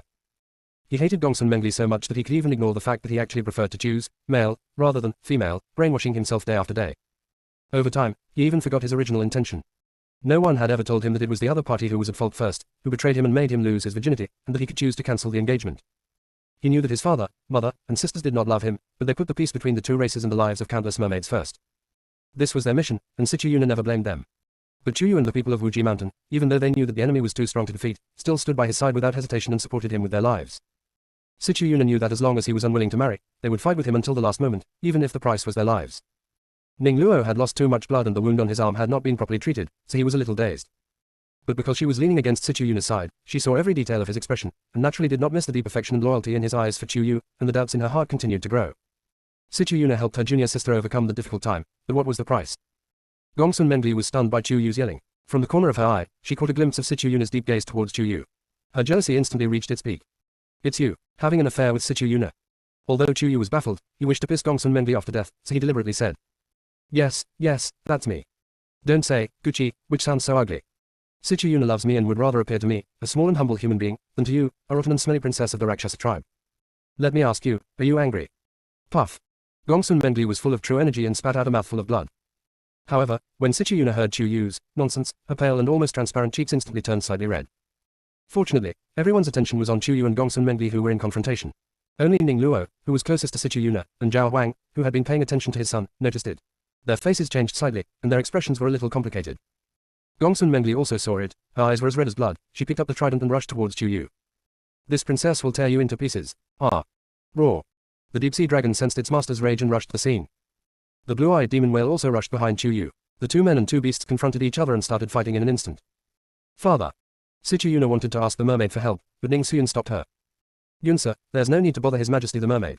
It's us humans who are teaching the Rakshasa a lesson. It has nothing to do with the mermaids. This was to shut up the many sea creatures that had gathered around to watch. If the Rakshasa and mermaid tribes are destined to break up, the mermaid tribe cannot be left in a passive position. The mermaid king looked at the humans around Situ Yuna in surprise. In his understanding, humans were small and fragile, with complicated minds that were difficult to understand. They were profit-driven and would sell out the principles for a little treasure. But now it seems that not all humans are like this. No wonder his useless son would. While he was thinking, the battle between Chu Yu and Gongsun Mengli had entered a white-hot state. The sea creatures around were confused, but seeing Chu Yu's fighting state, they couldn't help but discuss. Oh my god, is this woman really human? She's fighting the eldest princess of the Rakshasa tribe without any weapons. The Luosha clan's princess's combat prowess is among the best of the new generation of sea creatures. She's likely reached the ascension realm of a human cultivator. How could this human be able to contend with her? Did he cultivate some forbidden technique? Moreover, she has been suppressing the eldest princess of the Rakshasa tribe and beating her up, especially in the face. Did you hear that? That human woman is still beating and cursing me. Isn't she afraid of the Rakshasa tribe's revenge later? Am I crazy? Or is that human woman crazy? I am becoming more and more confused about the humans in the Hongmeng world. Ellipsis. Because the deep-sea earth dragon was restrained by the blue-eyed demon whale, it consumed more and more physical strength during the battle, and the physical strength that could be shared with Gongsun Mengli became less and less. On the other hand, Chu Yu became more and more ferocious and excited the more he beat her, with each punch hitting the flesh. Beat you to death, you shameless bitch. Not only did he behave improperly, but he also dared to turn the tables and put the blame on us, Situ Yuna. Court death. Hit my uncle Ning. Let your pet bite my senior brother. Destroy the amphibious mechanical ship that my eldest brother painstakingly built. I don't believe I can't kill you today. Bang bang bang. As the battle progressed, Gongsun Mengli was almost beaten up by Chu Yu, with her head bleeding and face disfigured. She couldn't even hold onto her trident and fell into the sea. Chu Yu became more and more excited as he fought. The golden energy around him grew stronger and stronger, so dazzling that no creature in the sea dared to get close. It turns out that the feeling of a physical cultivator beating up a piece of trash is so satisfying. Chu Yu just doesn't love me too much. Gongsun Mengli never dreamed that she would be beaten so hard by a human being. She was beaten so hard that she had no power to fight back. She roared in shame and anger. Mercury King, our tribe's allies. This princess was bullied, and you stood by and watched coldly. What is your intention? Ellipsis. Chapter 340. Do you think she dares not to kill? Although the mermaid looked very happy, he was actually quite conflicted inside. The two tribes still have peaceful diplomatic relations. The eldest princess of the Rakshasa tribe was beaten up right under the nose of the mermaid king at the border of the two sea areas. If the Pope stood by and watched, it would be really unacceptable. He was still thinking about how to deal with it when the overly cruel human woman punched Gongsun Mengli again and said viciously. Can you be a little more ambitious? Didn't you want to kill everyone before? I'm standing right in front of you, and you're not going to kill me, but are going to seek help from other races. The Rakshasa clan has such a lousy royal family like you, and they're going to lose all their face. You, kill this princess if you dare. Gongsun Mengli was certain that the mermaid king would never let her die here, and this human woman would certainly not dare to kill her. But Chu Yu is not a human being who plays by the rules. The Lingxi sword emerges from his body with a golden light, and like its owner, it is filled with a cold murderous intent. The surrounding sea creatures were frightened and looked terrified. It was hard to tell whether he was afraid of the murderous intent surrounding Chu Yu or the golden pressure from her Lingxi sword. Gongsun Mengli also noticed something was wrong, her pupils filled with fear. You, how dare you? Oh, why wouldn't I dare? Chu Yu curled his lips and sneered, looking arrogant and wanton. The next moment, he raised his sword and pierced Gongsun Mengli's fishtail, nailing her to the coral stone behind her. What? Gongsun Mengli let out a sharp, shrill cry that shook the surrounding sea. Among them, it was sending a distress signal to the Rakshasa royal family. Chu Yu didn't understand, but the mermaids heard it clearly, so the mermaid emperor tried to persuade them. My fellow human, please show some mercy. What's the grudge between the two sides? How about we sit down and talk it out? She's about to kill me. Is negotiation useful? It's not that Chu Yu doesn't respect the advice of the mermaid king, but that you shouldn't be merciful to such people. But the following advice from the Shark King was not without reason. If you really kill her, you will be making an enemy of the entire Rakshasa clan. They will definitely come out in force to strangle you. Don't be afraid. Cou, kill this stinky fish and make fish soup for me. Ning Suyin doesn't want Chu Yu to suffer humiliation and be hunted by the Rakshasa tribe. At worst, she could transform into her true form and wipe out the entire Rakshasa royal family first, and then see if the remaining minnows and crab generals are still able to do anything to Chu Yu and the others. Chu Yu turned his back to Ning Suyin and made an, okay, gesture. He looked at Gongsun Mengli who was struggling in vain with a look of disgust on his face. Her disgusting Rakshasa soup is so stinky that even I find it disgusting. After saying that, she punched the other person in the chest again. Why are you yelling? I haven't killed you yet. Isn't this called a fatal blow? The sea creatures watching the excitement around inevitably shuddered. When did humans become so cruel and terrifying? The fish tail is the strongest part of the mermaids besides the teeth, yet it can be pierced by a sword. Gongsun Mengli was unable to break free, which shows that the sword must be extraordinary. Filled with shame and anger, she roared loudly again, her entire face turned ferocious like a beast, her mouth opened to reveal a mouthful of fangs, and she bit towards Chu Yu's fist that was about to strike down again. Careful. Except for Ning Suyin, everyone else's heart was in their throat. There was a crisp sound of crack, and everyone thought it was the sound of Chu Yu's hand bones breaking. But the next moment, Gongsun Mengli saw that half of her fangs were broken and fell into the sea with a mouthful of blood. The scene was so shocking that for a moment, everything around seemed to become quiet. The next moment, Gongsun Mengli screamed and roared even more frantically, struggling in a panic, completely losing her image. This princess is going to kill you. Kill you. Ah. Kill. Just you. Chu Yu shook the hand that had just been bitten by her and waved towards the surrounding sea creatures. Please bear witness for me. It was Gongsun Mengli, the eldest princess of the Luosha tribe, who tried to kill us first. I was acting in a legitimate defense. If I used too much force and anything bad happened, it's not my fault. After saying that, Chu Yu took out the silver needles he carried with him from the mustard seed bag, and with a flick of his white hands, hundreds of silver needles flew out and all pierced Gongsun Mengli's right hand. The latter was horrified. You. My hand. What on earth did you do to me? It doesn't hurt, but I can't move at all. I'm helping Her Royal Highness the Princess heal her wounds. Chu Yu seemed to be smiling, but there was a coldness in his eyes. Just now she just glanced at Ning Luo and saw his bloody right arm hanging limply. Shen Tuyin is not here now, her spiritual roots are sealed, and she cannot use spiritual power to heal. My senior brother is so patient that his frown never relaxes, which shows that he must be in excruciating pain. If he doesn't retaliate, Chu Yu will not be able to vent the anger in his heart. Just as Chu Yu was about to deliver the final fatal blow to Gongsun Mengli, a pressure that was comparable to that of the Mermaid King came towards her. Chu Yu seemed to have expected this, so he drew out the Lingxi sword, and easily avoided it, swimming to Ning Suyin's side. The latter was particularly regretful. Cou, you should have just killed her.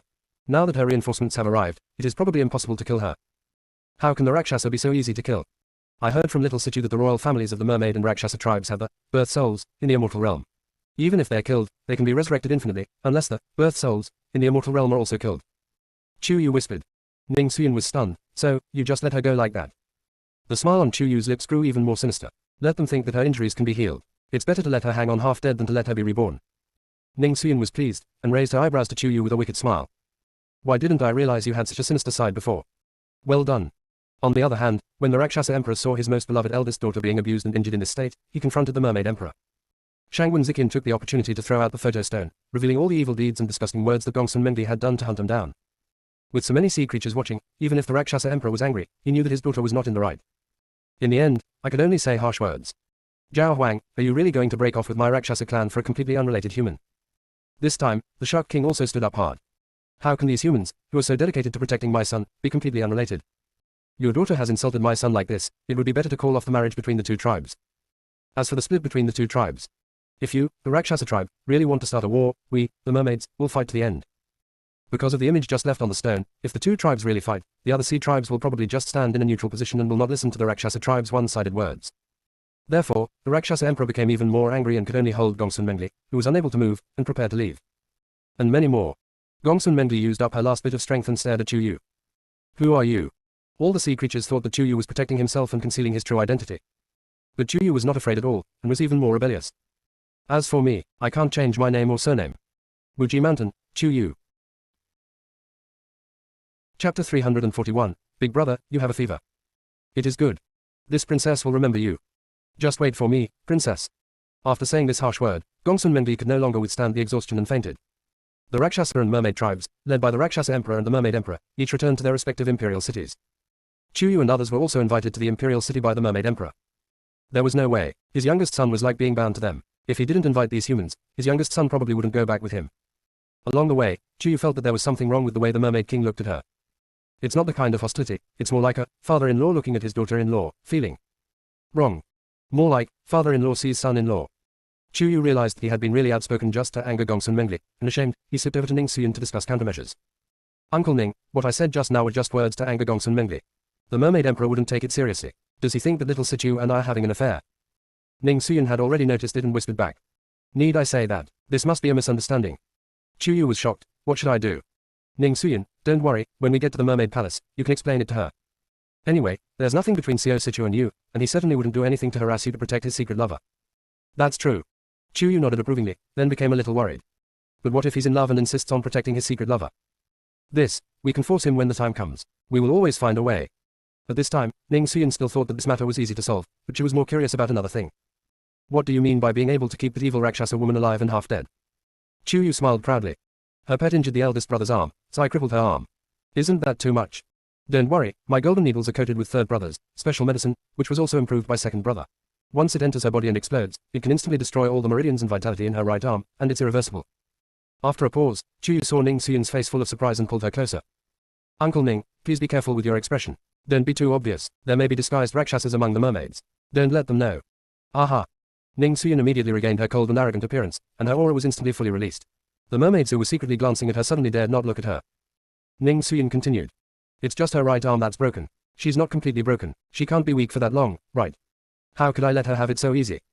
If she hadn't used some evil and crooked cultivation methods that harmed others and benefited herself, and if I had treated the wound she had inflicted with my spiritual sword properly, she might have recovered after a few months of rest.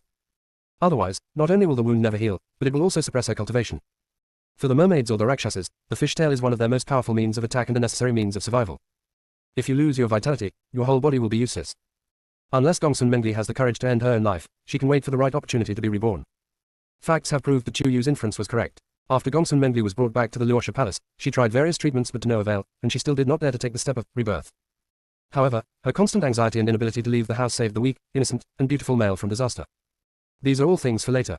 Now, after Chu Yu and the others followed the Mermaid King back to the Mermaid Palace, the most devastated were Ji Chen and the dozen or so people who were scattered on the sea. Because they didn't have the jade slips, they could only move according to the red light spot on the locator. But the location of the red light spot was completely uncertain. Sometimes in the south, sometimes in the north. Sometimes it is still, sometimes it moves rapidly. After running back and forth for a whole circle, Ji Chen and the others finally broke down a little. Where on earth is it? Can you give a definite answer? Fortunately, although the mechanical ship was destroyed, Shangwen Zikin brought the positioning device with him. This time, Ji Chen and others discovered that the red locator had not moved for 3 days, so they began to rush towards the location of the Mermaid Palace at full speed. Chu Yu and others who have been here for a few days have not had an easy time.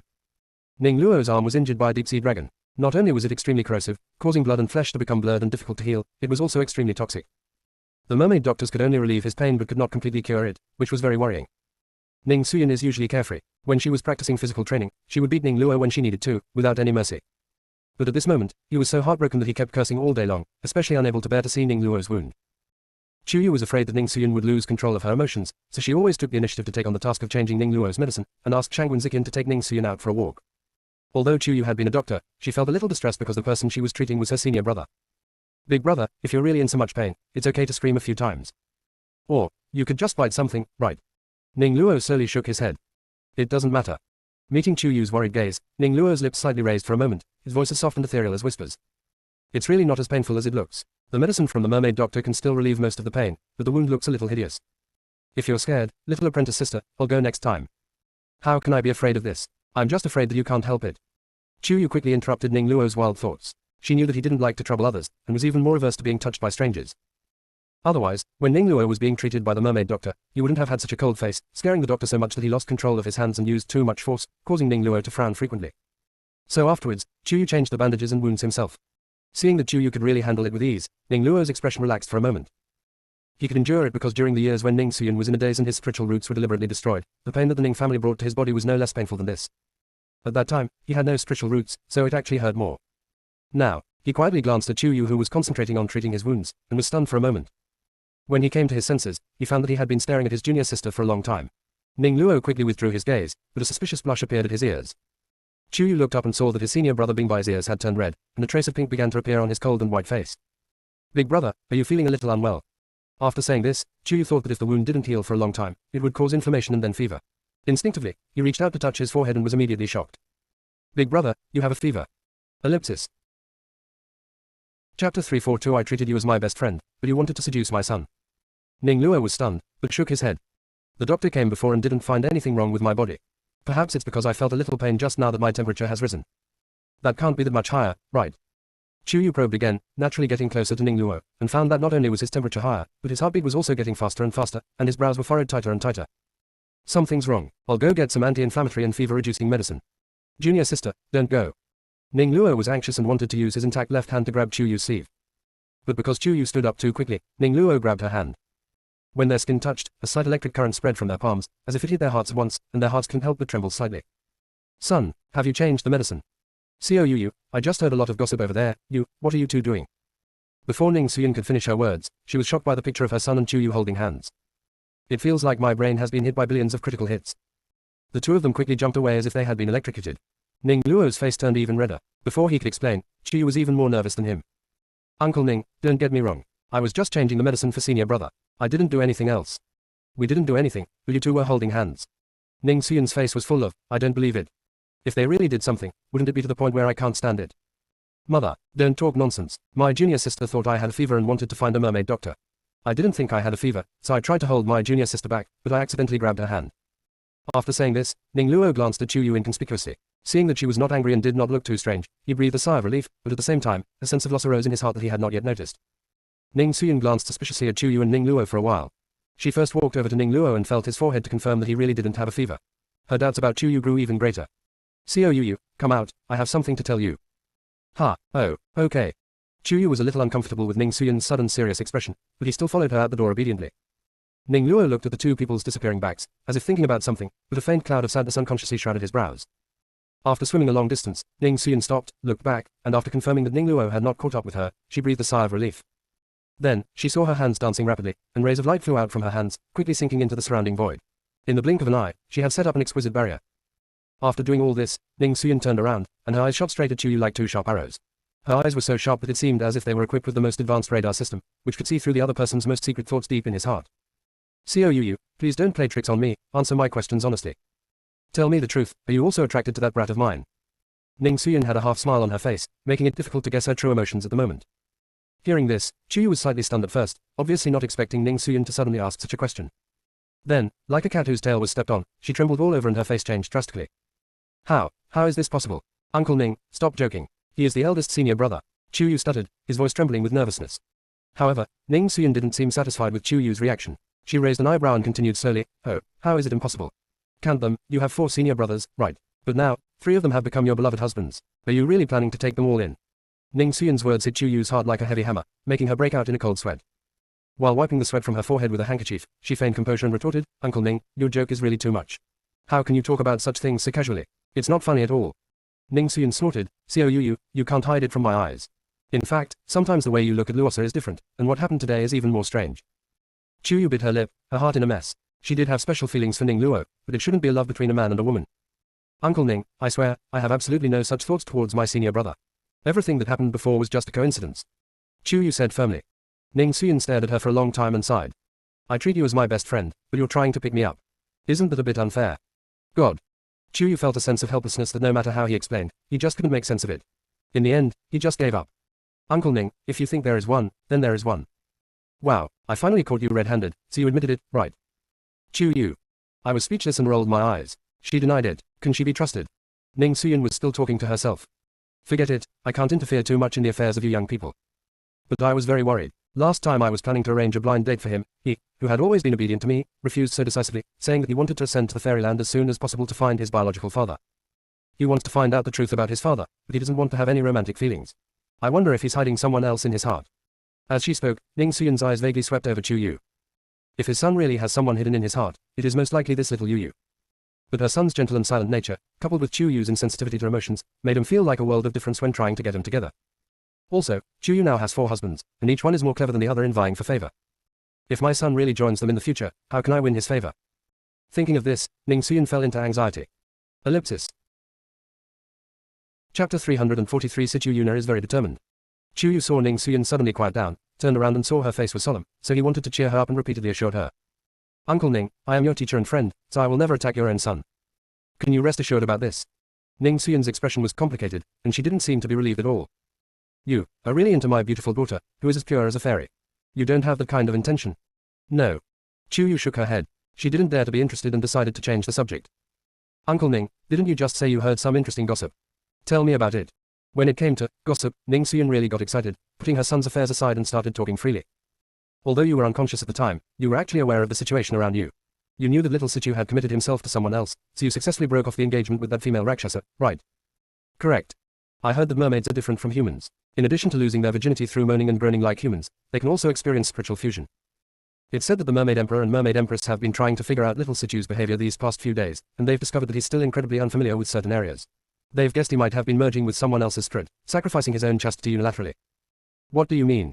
Chuyu was confused when he heard it, but he felt that it was familiar. Ning Suyun was not too sure, she just guessed. I heard from them that after this kind of sacrifice, the mermaid can only be loyal to the other party and can no longer have intimate behavior with other opposite sexes or even the same sex. If that's true, little Situ is in deep trouble this time. No way. Chuyu felt familiar with it. It was almost the same effect as in those Interstellar Beast novels she had read, where rare females use their mental power to thoroughly and deeply mark males. The difference is that the mermaids are the ones who are actively marked. While Chuyu was thinking, he heard Ning Suyun continue to chatter. It's said that young Situ is extremely tight-lipped and hasn't revealed who he's with yet. Just imagine, how skilled must this woman be to deceive him? Even after all this, she's still protecting him. If that doesn't work, wait for Shintu and the others to arrive and give him some truth medicine. Let's not do it. Although little Situ is a little bit over the top in love, this is his personal choice. Although Chuyu didn't understand, he still had to respect it. Besides, now that he's returned to the mermaid tribe, he's protected by the mermaid king and queen, and other members of the royal family. He won't be bullied by human women no matter what. It's best for us to respect his personal wishes. Ning Suyun pondered for a while and was about to nod, but bursts of thunder came from above her, shaking the entire seabed. No way. Chuyu and Ning Suyun looked at each other and said in unison. The next moment, Ning Suyun grabbed Chuyu by the collar and swam towards the sea at high speed. 90% of the time, this is the tribulation thunder that will cause you to break through to the ascension realm. Go to the sea alone to overcome the tribulation, and don't harm the mermaids. Me. Before Chuyu could even explain himself, he was thrown into the air.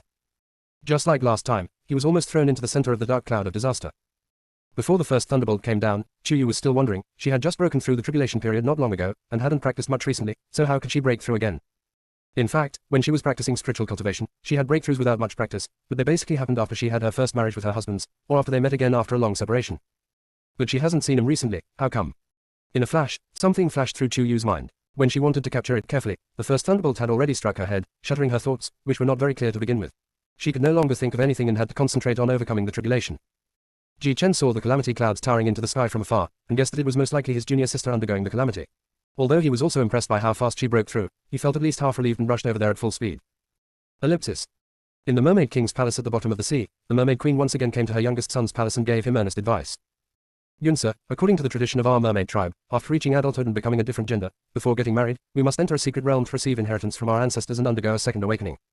You haven't entered the secret realm yet because of the situation. I didn't expect you to. Never mind, never mind. My father and I were young once, and it's hard to control passion when it's intense. I just didn't expect you to resort to the method of sacrificing your soul and chastity. It's done, you should bring her to us and let her accompany you to the secret realm to receive the inheritance, right? The Mermaid Queen knew that Situ Yuna was resisting, so she did not directly ask them to get married. Instead, she compromised and asked them to go to the secret realm together. Unexpectedly, Situ Yuna still shook her head. Mother, I will go to the secret realm alone to receive the inheritance. I don't need anyone to accompany me. Nonsense. The queen was so angry that her voice rose several degrees, but when she saw her youngest son's stubbornness, her heart softened and she felt helpless. Yunsa, you must go as a chaste woman before marriage, otherwise you and your partner must go together. Otherwise, you might anger the mystical realm's mermaid fairy or the mermaid god's remaining spirit, and you won't know how they'll punish you. Not inheriting and granting you awakening is a light punishment, you might even be in danger of your life. If you are sentenced to death during the inheritance of the secret realm, your birth soul in the immortal world will also be annihilated, and there will be no hope of rebirth. I know. Situ Yuna said calmly, her ocean blue eyes flashing with determination. Mother, please don't say anything more. This is my own choice. Besides, didn't you and your father just have a new baby? At that time, tell it to grow up and differentiate and select males, so that our mermaid tribe will not be without heirs. What's more, your father is in his prime, and you're young and beautiful, so you will definitely have more children. Please forgive me for being unfilial. Yuna. The Mermaid Queen was shocked again, and her heart was shaken when she met her son's determined eyes. No one knows a son better than his mother. How could she not see that her youngest son was determined to fight to the death and would never reveal the identity of the human woman no matter what? If we continue to push him, he might do something extreme. After sighing helplessly several times, the Mermaid Queen was about to return to discuss matters with the Mermaid King, but a guard came to report that Chuyu was undergoing a tribulation high above the sea. All the sea creatures within 100 miles had come to watch, and they were suddenly surprised. Isn't it very common for humans to survive tribulations? Why are the sea creatures so rare? After returning to the mermaid, they came to watch because the scale of Miss Chu's thunder tribulation was so huge that the entire South China Sea was probably shaken. How can it be? The Mermaid Queen was shocked. 150 years ago, the thunder tribulation that the previous Mermaid King and Mermaid Queen experienced when they ascended to become immortals was so large that it shook the entire South China Sea. How could the thunder tribulation of a human who has just advanced to the Ascension realm be so powerful? While thinking, the Mermaid Queen only felt a colorful figure flash by her side, and there was no trace of Situ Yuna in the palace. This kid is particularly concerned about the people from Wuji Mountain. While he was complaining, the Mermaid Queen also followed. Ellipsis. Chapter 344 is Situ Yuna in danger. Edited. The entire South China Sea was shrouded in darkness, and even the world of cultivation would probably be shocked by the situation here. The Mermaid Queen was also extremely shocked by this scene. Is this really just the thunder tribulation that comes with breaking through to the Ascension realm? How could it be more vast than the thunder tribulation required to ascend to immortality? Yuna, is your friend really just an ordinary human being? She had heard that Chu Yu had beaten the eldest princess of the Rakshasa tribe, Gongsun Mengli, with his bare hands, leaving her unable to fight back. Previously, she thought that it was an exaggeration of rumors, but when she saw the thunder tribulation today, the Mermaid Queen suddenly believed it. Situ Yuna knew that Chu Yu still had the blood of the demon race, but she always felt that if more people knew about it, it might bring unknown dangers to Chu Yu, so she was vague about it. When I first met her, she was just an ordinary human being who had been cultivating in the world of cultivation. She must have a strong character. After a pause, Situ Yuna saw that Queen Zhao was suspicious and added. Uncle Ning said that Chu Yu is practicing physical cultivation, so the thunder tribulation will be more powerful than the thunder tribulation of ordinary human spiritual roots. But Situ Yuna didn't expect that it would become so big. The Mermaid Queen was shocked again, and her voice changed tone. Physical cultivation. Are there still cultivators who practice physical cultivation in the world of cultivation today? Yes, many cultivators in Wuji Mountain are practicing physical cultivation under the guidance of Uncle Ning. Moreover, some independent cultivators with average spiritual roots, as well as the half-demons unified by us, many of them are practicing physical cultivation full-time or part-time, and their combat effectiveness is no weaker than that of sword cultivators. Moreover, many of them use weapons such as knives, swords, and crossbows, and their physiques are even stronger than ordinary sword cultivators. Situ Yuna was slightly puzzled. Why is the Queen Mother so surprised? When the mermaid heard that there were so many people practicing physical cultivation in the world of cultivation, she was shocked for a long time before she came to her senses and said slowly. Thousands of years ago, there were many human cultivators who practiced physical cultivation and those who relied on spiritual roots.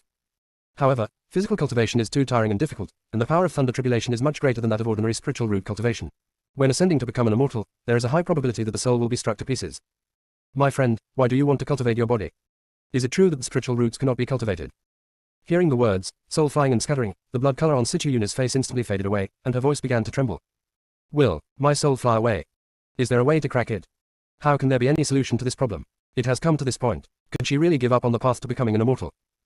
The Mermaid Queen said it subconsciously, but when she saw her son's face looked unusually bad, the words that the Mermaid King had talked to her until late at night when he had just brought Situ Yuna back flashed through her mind. He said that his son had a special feeling for Wuji Mountain, especially for the female cultivator named Chu Yu. He even suspected that his son was very likely to have sacrificed his chastity to Chu Yu. At that time, the Mermaid Queen was very angry. She felt that if this human woman did not admit it, she would be irresponsible. She was ready to ask her for an explanation, but was stopped by the Mermaid King, who told her a lot about Chu Yu's character and responsibility. In the following days, the Mermaid Queen also observed Chu Yu on purpose and felt that she was indeed not the type of person who could not take responsibility, so she stopped paying attention to her. But now, her son's nervousness towards her made things even more confusing. She tried to ask, Yunsa, are you on good terms with this Miss Chu? Situ Yuna was stunned for a moment, then realized that her reaction was a bit extreme, and tried to calm herself down. Mom, the reason I was able to stay safely in the cultivation world for such a long time and learn so many skills is all because of Chu Yu and the others' kindness and righteousness. It is not an exaggeration to say that they have given me a new life. If they were in danger, I would naturally try to find a way to help them through it. Seeing that her youngest son looked normal, the Mermaid Queen thought that she had been too sensitive and nervous recently, and was really a little jumpy. So she stopped worrying about it and focused on watching Chu Yu overcome the tribulation.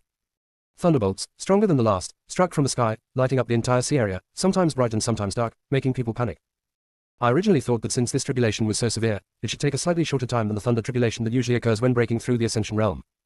Unexpectedly, after 7 days and 7 nights, the thunder tribulation was still continuing, with no sign of weakening at all. Ji Chen and others also rushed to the scene. Seeing that the junior sisters' thunder tribulation had not yet ended, they inexplicably felt a sense of absurdity and déjà vu. They still didn't know the dangers of the physical cultivator's final ascension to immortality. Except for Shen Tuyin who went to heal Ning Luo's injuries, everyone else was flying in the air and actually chatting. Ji Chen put his hands in his pockets, looking high-spirited and smiling. Do you think junior sister will break the record this time? Nangong Yan waved the peach blossom folding fan in his hand, looking dashing and romantic. Anyway, it's already been 7 days, which is the longest duration of our thunder tribulation. It's exceeded the time limit. I just hope she doesn't faint this time. I heard from Uncle Ning that she fainted for several days last time and was even auctioned off. Luckily, senior brother and little Situ were there, otherwise the consequences would be disastrous. Ji Chen was also frightened for a while, but he still had his sanity.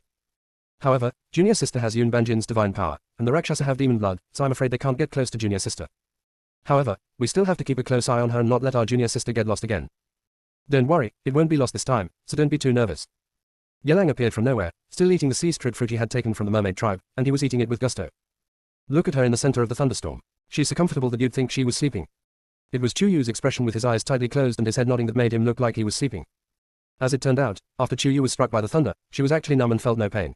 The thunder tribulation had not ended and lasted for too long, so she really fell asleep. During this period, a major event happened to the mermaid tribe. After the mermaid royal family came of age, they should have immediately entered the secret realm to receive inheritance. Before, they were not allowed to go because Situ Yuna was not there. Now that he is back and has rested for such a long time, many royal elders have appealed and demanded that he be sent to the secret realm immediately. The thousands of years of rules of the mermaid tribe must not be broken. It was already the limit for the mermaid king and the mermaid queen to suppress their emotions for such a few days. Even if Situ Yuna was reluctant to explain who she had sacrificed herself for, he had no choice but to go to the secret realm without hesitation. When Chu Yu successfully returned from the calamity, he found that no one looked happy, and a sense of unease surged in his heart. What's going on here? I have successfully transcended the tribulation, and you are still not happy. Ning Suyin explained the whole story.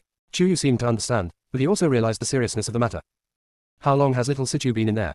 How long does it usually take for them to receive the inheritance? It is said that we have to be out for at least 7 days, otherwise it will be very dangerous. Ning Suyin looked at the time around her. It's been 6 days since we entered. If we haven't emerged from the secret realm by midnight tonight, we'll most likely be in danger. We'll see how the mermaid king and mermaid queen handle it. In fact, the elders and the mermaid king and queen can enter the secret realm before the inheritance is opened. But they did not have equipment like jade slips and photo stones, and there were no spiritual messages on the seabed. Even if they had jade slips, they could not broadcast the situation inside live, so they could only worry. Time passed by minute, and it was really painful. After Ning Luo's wound was treated by Shen Tuyin, it was obviously much better, but his brows were still furrowed, as if he had encountered an extremely difficult problem. Until midnight, there was no news of Situ Yuna coming out of the secret realm, so everyone prepared to find the mermaid king and the mermaid queen to find out the situation, but the latter two came to the door first, with anxious faces. The queen was so anxious that she almost cried. Please, fellow monks, save our Yuna. As she spoke, the mermaid queen was about to kneel down before them, but Ning Suyin helped her up. Your Highness the mermaid queen, little Situ is our friend and our family. If we can help him, we will definitely do it without hesitation. You just need to tell us, how can we help him? The Shark King helped the already somewhat collapsed Shark Queen up and said slowly. It's been over 7 days. Yuna must have angered the mermaid fairy or even the remnant soul of the mermaid god, which is why she can't get out. We can't go in and help her right now. He usually gets along very well with you guys. Have you noticed any signs that he is in love with that human female cultivator? For some unknown reason, no matter how we promised not to harm the human female cultivator, he was unwilling to reveal her identity. Now the only way to get out with him is to find out who the female cultivator is and let her enter the secret realm. Only she can enter at this time.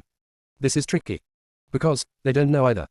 Among these people, Jiang Xinbai was the most thoughtful, and all their eyes fell on him.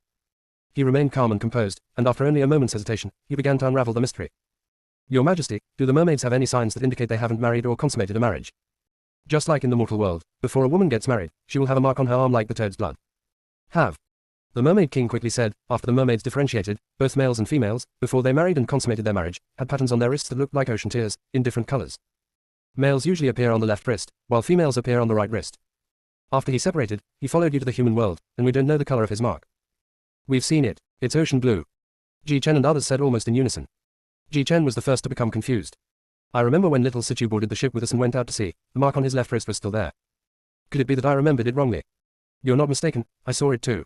Jiang Xinbai echoed. Nangong Yan's imagination was more open. Is it hard to believe that he was afraid that we would find something unusual, so he painted it himself? Impossible. Shen Tuyin rejected it outright. Under everyone's doubtful gaze, he said with great certainty. I could sense that the mark on his hand at that time was innate. Shen Tuyin's glass heart can perceive the essence of all things. Since he said so, naturally no one would doubt it. So, little Situ's self-sacrifice could only have happened after he went out to sea, which means it happened recently. Jiang Xinbai came to a conclusion, and his eyes vaguely swept over the other 3 female cultivators besides Ning Suyin and Chu Yu, and asked politely. 3 junior sisters and little Situ, have you? How is that possible? I always treated him as the boy next door. Before he could finish his words, Yi Jinya was the first to jump in anxiety. Although he and I also like to joke around, but we both like to joke around, it's impossible. Zisha also shook her head repeatedly. I'm the same as Zisha, and have never crossed the line with Xiao Situ. You were all watching on the boat. Xian was relatively calm. The 3 of us are still virgins, how could we have any intimate behavior with little Situ? 3 female monks, you don't know that when we, the mermaids, sacrifice our souls in chastity, we don't need to go through the same rituals as humans do. It's just a touch of the soul. Moreover, the sacrificed person will only feel as if his strit is being embraced and his forehead is being kissed. But for the sacrificer, the feelings will be more intense. The mermaid queen described it very tactfully, causing the 3 female cultivators to blush slightly. They looked at each other, suddenly feeling a little unsure as to whether Situ Yuna had secretly done anything to them. No one noticed that when Ning Luo heard words like hug and kiss, his expression was stunned for a moment, and then his brows frowned even tighter. Everyone only heard Yi Jinya's voice of denial again. I still think it's impossible. Although we occasionally play around and spar, we always stay within the bounds of etiquette. There's absolutely no kissing or hugging. The other two also nodded repeatedly, indicating that there was absolutely no guilt between them and Sichu Yuna. When he was in a dilemma, Chuyu suddenly said, "Your Majesty, the Mermaid Emperor and the Mermaid Empress, do you have any treasures that can prove or verify who has an intimate relationship with young Sichu? Just verify it and you will get the result, right? It's really hard to say what the sacrifice of the soul is. What if little Sichu is secretly in love with someone but doesn't dare to confess, and secretly offers sacrifice while the other person is in meditation or sleeping?" Having said that, the Mermaid King and the Mermaid Queen instantly understood. No wonder my son refused to say anything. It is very likely that he was secretly in love with her and was afraid that the other party would find out, so he kept his mouth shut. With a helpless sigh, the Queen quickly took out a 7-colored rough stone from her arms. This is Yuna's natal stone. Except for the 2 years he spent in the human world, he has been with it since he was born. If Yuna really sacrifices herself to the 3 female cultivators, you only need to drop a drop of blood on it, and Yuna's natal stone will emit a 7-colored glow. After saying that, the Mermaid Queen placed Sichu Yuna's natal stone on the table made of polished pearls and looked at Yi Jinyao, Xian and Zisha with a pleading look. The 3 girls didn't think anything of it at first, but now they became inexplicably nervous. Ellipsis. Chapter 345 Chuyu, I really don't know anything. The 3 of them looked at each other again and again, still hesitant. It's not that they hate Sichu Yuna, but they're afraid that if the other party really has a crush on them and sacrifices himself for them, they don't know how to deal with the situation. Yi Lang gently pushed Yi Jinyao from behind. "Second sister, go ahead and don't worry. With your carefree and aggressive personality, even more aggressive than boys, comparable to Chuyu, it's definitely not you the little Sichu has a crush on." Yi Jinyao. Everyone else. Ye Lang is such a good-mouthed person. Fortunately, he was protected by his grandfather, Sect Master Wen, otherwise he would have been put in a sack. But this guy was quite calm, and when he met the glares from the women, he just smiled a little embarrassedly. "I'm not saying they're bad, but little Sichu looks so delicate, it doesn't seem like a good match." Originally, he had only offended 2 people, but now he had offended Sichu Yuna as well. Who likes to hear the word, delicate, used to describe their son? Although Sichu Yuna loves to cry, that happened before the split and when she was just caught and tormented by Chuyu and the others. After going to the world of cultivation, he was still very strong. However, after Ye Lang's disturbance, the originally awkward and stiff atmosphere was eased a lot. Yi Jinyao was no longer so nervous, but laughed at herself and said, "My junior brother is right, it can't be mine." After saying that, she took the lead to step forward, cut her finger, and dripped blood on Sichu Yuna's birthstone. 5 breaths passed, and the birthstone did not react at all. Yi Jinyao breathed a sigh of relief. She was even more nervous than when she first entered Xuanji's sect to verify her talent. "I told you it wasn't me. Junior brother is pretty good at judging people." At this moment, she was so happy that she didn't care at all about Ye Lang's teasing. Compared to Yi Jinyao's survival, Xian and Zisha are not having an easy time at the moment. If it is really, choose 1 out of 3, 1 has been eliminated at this point, and the probability of the remaining 2 is 50%. With the attitude of, die early and be reborn early, Zisha stepped forward first and dripped blood on the birthstone, silently praying in her heart. After 5 breaths, Zisha found that it didn't light up, and she almost jumped up with joy. But when he thought that it wasn't her, then it must be his senior sister Ziyun, he didn't dare to show his excitement so obviously. He suppressed the corners of his mouth that were about to rise, and his expression became particularly funny. "Big sister, do you still want to try?" Everyone's eyes fell on Xian again, which made her feel uneasy. However, her intuition told her that it was unlikely, so she gritted her teeth and walked forward to drip blood on her. Even if she is asked to take responsibility, the responsibility must be made clear. But after 5 breaths, this birthstone still did not react at all, and everyone couldn't help but feel puzzled. Ye Lang wanted to study it but was hesitant, so he could only try it out. Is the stone really accurate in verification? The Mermaid Emperor and the Mermaid Queen nodded in unison. Of course it's accurate. Does that prove that these 3 aren't the ones that little Sichu has a crush on? Ning Xuyin took a step forward, holding her chin with one hand, and circled around the natal stone twice. Then, a light bulb went off in her head, and her face changed color with shock. She stammered and questioned. "Maybe we were heading in the wrong direction from the beginning. Well, is it possible that the object of little Sichu's sacrifice is not a woman, but..."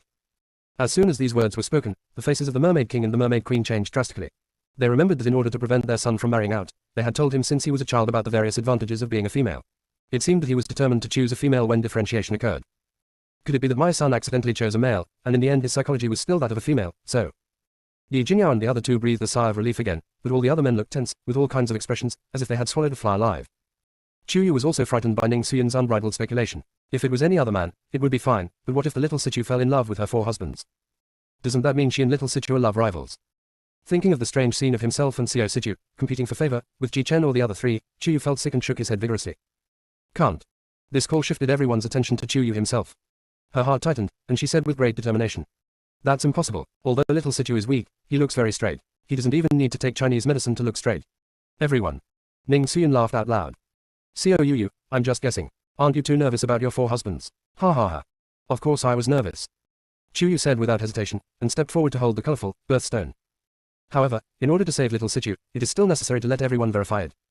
Suppressing the inexplicable and unhappy thoughts in his heart, Chuyu still put Sichu Yuna's safety in the most important position. So, after half a cup of tea, more than a dozen men on the same boat with Situ Yuna all dropped blood to have it verified by the birthstone, but still no results were found. Jiang Xinbai once again deduced a possible conclusion. It's very likely that when we were scattered looking for Yu, little Situ had contact with someone or a sea creature we didn't know about, so. No way. Chu Yu was very upset. If this happened because of looking for her, she would feel uneasy. Because she was uneasy, she lost her mind and unconsciously stroked the birthstone on the table. Accidentally, the tip of my index finger touched a sharp edge and was cut, making a hiss sound.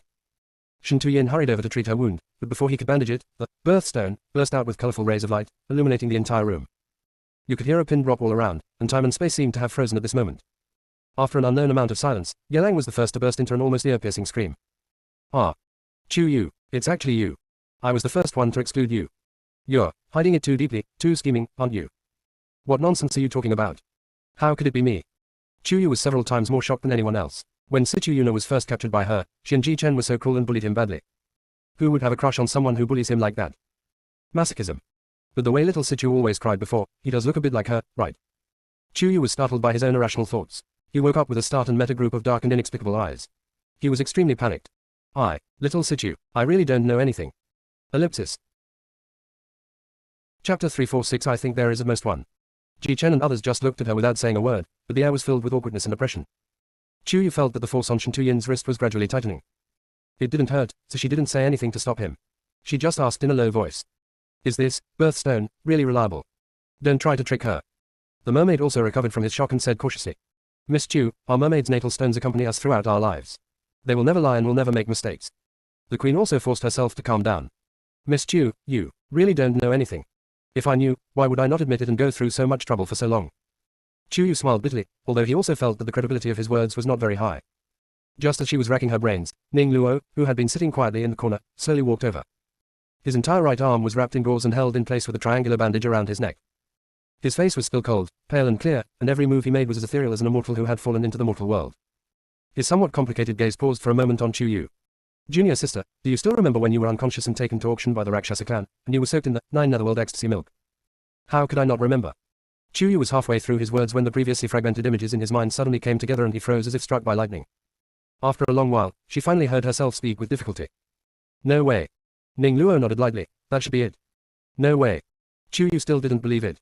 Ning Luo sighed helplessly. Do you still remember how you felt when little Situ helped you? I felt my consciousness being embraced, being. Having said this, Chu Yu suddenly understood, and everyone present also understood it immediately. Seeing Chu Yu completely stunned, everyone's expressions were indescribable. Ning Luo had actually guessed it a long time ago. He had promised Situ Yuna to keep it a secret, but he would not stand by and watch someone die. Therefore, even if Chu Yu did not accidentally break her finger just now, Ning Luo would have asked her to try it to verify. This way, it wouldn't be considered as him saying it on his own initiative, and it wouldn't be considered as him breaking his promise. Miss Chu, are Yuna? The Mermaid King and the Mermaid Queen. After a brief moment of distraction, Chu Yu calmed down. He knew what they were going to say and spoke first. Could you please give me some time? I need to sort out my thoughts alone with the 4 gentlemen. This matter was completely beyond her expectations. She couldn't leave Situ Yuna alone, but she had to discuss it with them first before doing so. Even though the Mermaid King and Mermaid Queen were anxious, they knew that this was their son's choice and they had to give Chu Yu the right to choose whether to go to the secret realm or not, so they went out with Ning Suyin and others. When only Chu Yu and her 4 handsome husbands were left in the room, the atmosphere became tense, with a touch of comical awkwardness. Chu Yu had just said a word when Ji Chen interrupted her. Yu, the situation this time is rather special, and we all know that this was not your intention. But little Situ has been with us day and night for such a long time, and his manners and behaviors regarding humans were all taught to him by me and my 3rd senior brother, so we also don't want anything to happen to him. As for how you're going to deal with him next, let's talk about it after we rescue him, okay? It was rare to see Ji Chen being so magnanimous, and Chu Yu was stunned for a moment. Shen Tuyin had already silently treated Chu Yu's finger wound. While packing up the medicine box, he whispered, "Save people first." Jiang Xinbai smiled at Chu Yu, as if bathed in spring breeze. Yu, time is running out. You should go find the Shark King first and then enter the secret realm. This. Chu Yu was even more confused. She had a hunch that something was not right with these 4 people, as if they were hiding something from her. But Nangong Yan took action directly and pushed Chu Yu out. Hurry, hurry, little Situ is so weak. If you delay any longer, it might be too late. The Mermaid King and the Mermaid Queen didn't expect Chu Yu to come out so soon, and they hurried forward eagerly. Facing their expectant and pleading eyes, Chu Yu naturally couldn't say no, so he let them take him to the secret realm of the mermaids. Inside the room, 4 people gathered together, their faces all looking somewhat solemn. This time, Jiang Xinbai was the first to speak. If Nangong saw correctly, there were 10 evil, light beads, in front of Yu at that time, right? That's right. The fantasy at that time was so real that it was hard for Nangong Yan to blur the memory. Also, I recalled later that each person could only absorb 1 evil, light bead, at most. At that time, including my junior sister, there were only 8 of us present. You mean, maybe there were 2 other men who weren't there?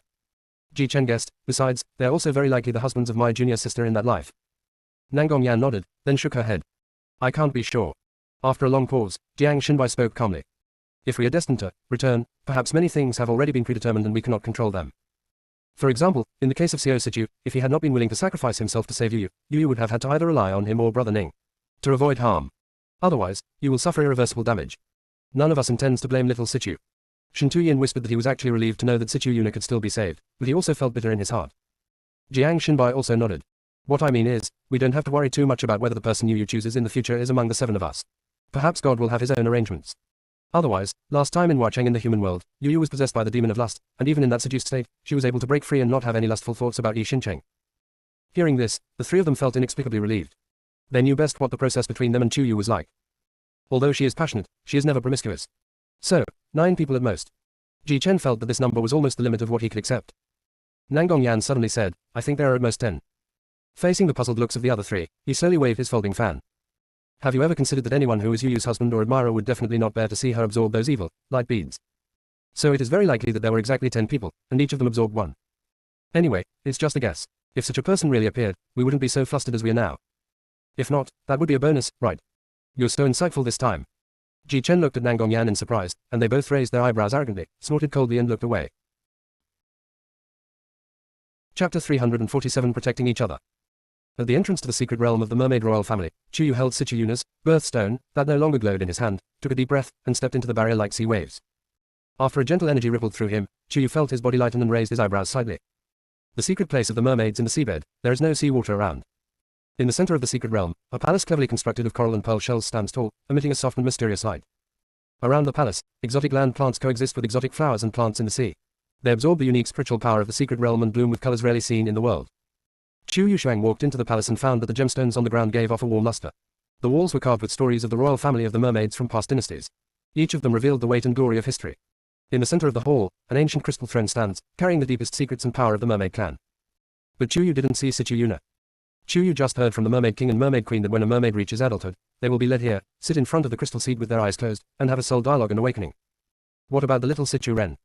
Little Situ, little Situ. Chu Yu searched around the hall for a whole circle, but still couldn't find Situ Yuna. A little anxious, he tried to communicate with Hong Meng. What's going on? The entire secret realm is so small. Could it be that little Situ has been made invisible? Hong Meng, master, can you go and take a look at that crystal stand? Chu Yu followed his instructions and came to the crystal throne. He walked around it several times but still didn't find anything unusual.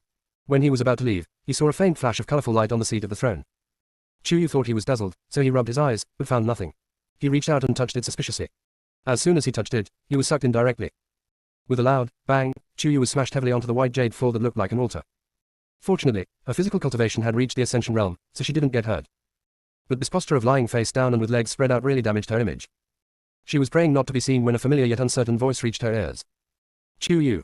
Chu Yu's body stiffened, and the next moment, he spun around in an extremely cool posture, trying to save his image. Unexpectedly, when his body had just spun halfway in the air, he fell onto the jade slab again with a bang. Fortunately, this time he was lying face up, still with his arms and legs spread out. Chu Yu. Situ Yuna was so distressed that she even forgot to ask why Chu Yu was here. She wanted to go over and help him, but she was lying there unable to move, so she could only comfort him softly. As long as one's cultivation has not yet reached the level of a mortal, the altar of the merman tribe will be able to restrain them and prevent them from flying. You didn't tell me earlier. Chu Yu was exhausted and fell again in vain. Didn't she have any dignity? Situ Yuna opened her mouth, but ultimately did not refute Chu Yu. He felt embarrassed and finally realized why Chu Yu appeared here. There was a gleam in his sea blue eyes and a suspicious blush appeared on his fair cheeks, but he remained silent and secretly glanced at her from time to time. What scares me most is that the air suddenly becomes quiet. Chu Yu didn't know what to say. They're like two people who are both familiar and strangers, and are far from the stage of communicating with each other. At this moment, more than a dozen tall and mighty mermaid figures suddenly appeared around the altar, each with a look of surprise on their faces. The one at the center asked in a deep voice. Situ Yuna, is she the one you sacrificed your soul and chastity to? Why didn't you bring her in before? Do you know that if she had come in a quarter of an hour later, you would have suffered the consequences of sacrificial atonement? She doesn't know about this. This is all my wishful thinking, it has nothing to do with her.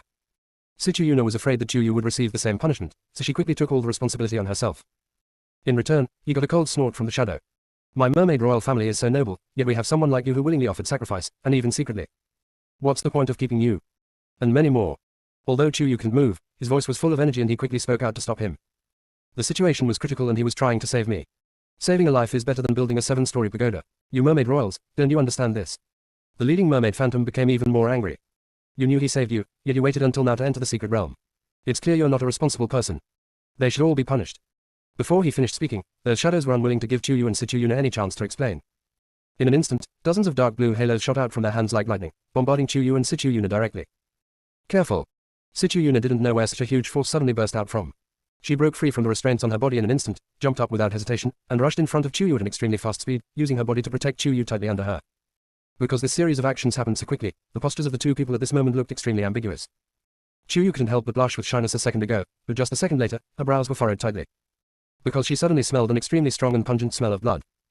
Chuyu subconsciously lowered her eyes and glanced downwards, and the scene that immediately came into her sight made her heart tighten suddenly. It turned out that on the altar, which was originally as white as jade and as smooth as a mirror, a long trail of blood was slowly flowing. And this blood was caused by the serious injury to Sichuyuna's beautiful seven-colored fishtail when she tried to break free from the restraints. And his back was covered in blood because he had to block the attack for Chuyu. In just a moment, Chuyu's eyes turned red, and the hostility in his body surged. You bunch of indiscriminate guys, could you please listen to what I'm saying before you take action? For an ant like you, and someone like him who doesn't value the royal bloodline of the mermaids, there's no need to say more. Leaving you alive in this world would be a disgrace to our mermaid royal family. That's unreasonable. Chuyu was really angry. When Ming Ming came in, the Mermaid King and the Mermaid Queen repeatedly assured him that as long as both of them entered, the remaining soul of the mermaid immortal in the secret realm would forgive him. After all, more than 100 years ago, there were several cases similar to Sichuyuna's, and they all came out safely. Why is it that when it comes to Sichuyuna and her, it is considered unforgivable? And many more. Was it something that happened about 100 years ago? The time point almost coincided with the battle between the cultivation world and the half-demon clan. What do the immortals in the fairy world want to do? Clean up the world of cultivation, the world of demons, and the geniuses in the sea area connecting the world of immortals and the world of cultivation. Seeing that the dark blue attack was about to fall again, Chuyu spun around with all his might, this time protecting Sichuyuna firmly under him. Because she couldn't protect his long fish tail, she temporarily took out the defensive net that Nangong Yan had made for her from the mustard bag and covered both of them at the same time. Chapter 348 Chuyu kills the immortal. The attacks of these phantoms were similar to spiritual power but stronger than spiritual power. Most of them were blocked by the defense net, and a small part fell on Chuyu's body and Sichuyuna's fish tail. Although it hurt, it reduced a lot of damage. Especially Chuyu, her physique is now extremely strong, and there is no scar on her back, which shocked the leading shadow. Physical training. Chuyu snorted coldly, too lazy to talk nonsense with her, but found that Sichuyuna was still hugging him unconsciously. It must be because she was hit on the fishtail just now and it hurt too much, but she was too embarrassed to cry out. At this moment, she was biting her lower lip tightly, and her whole body was trembling.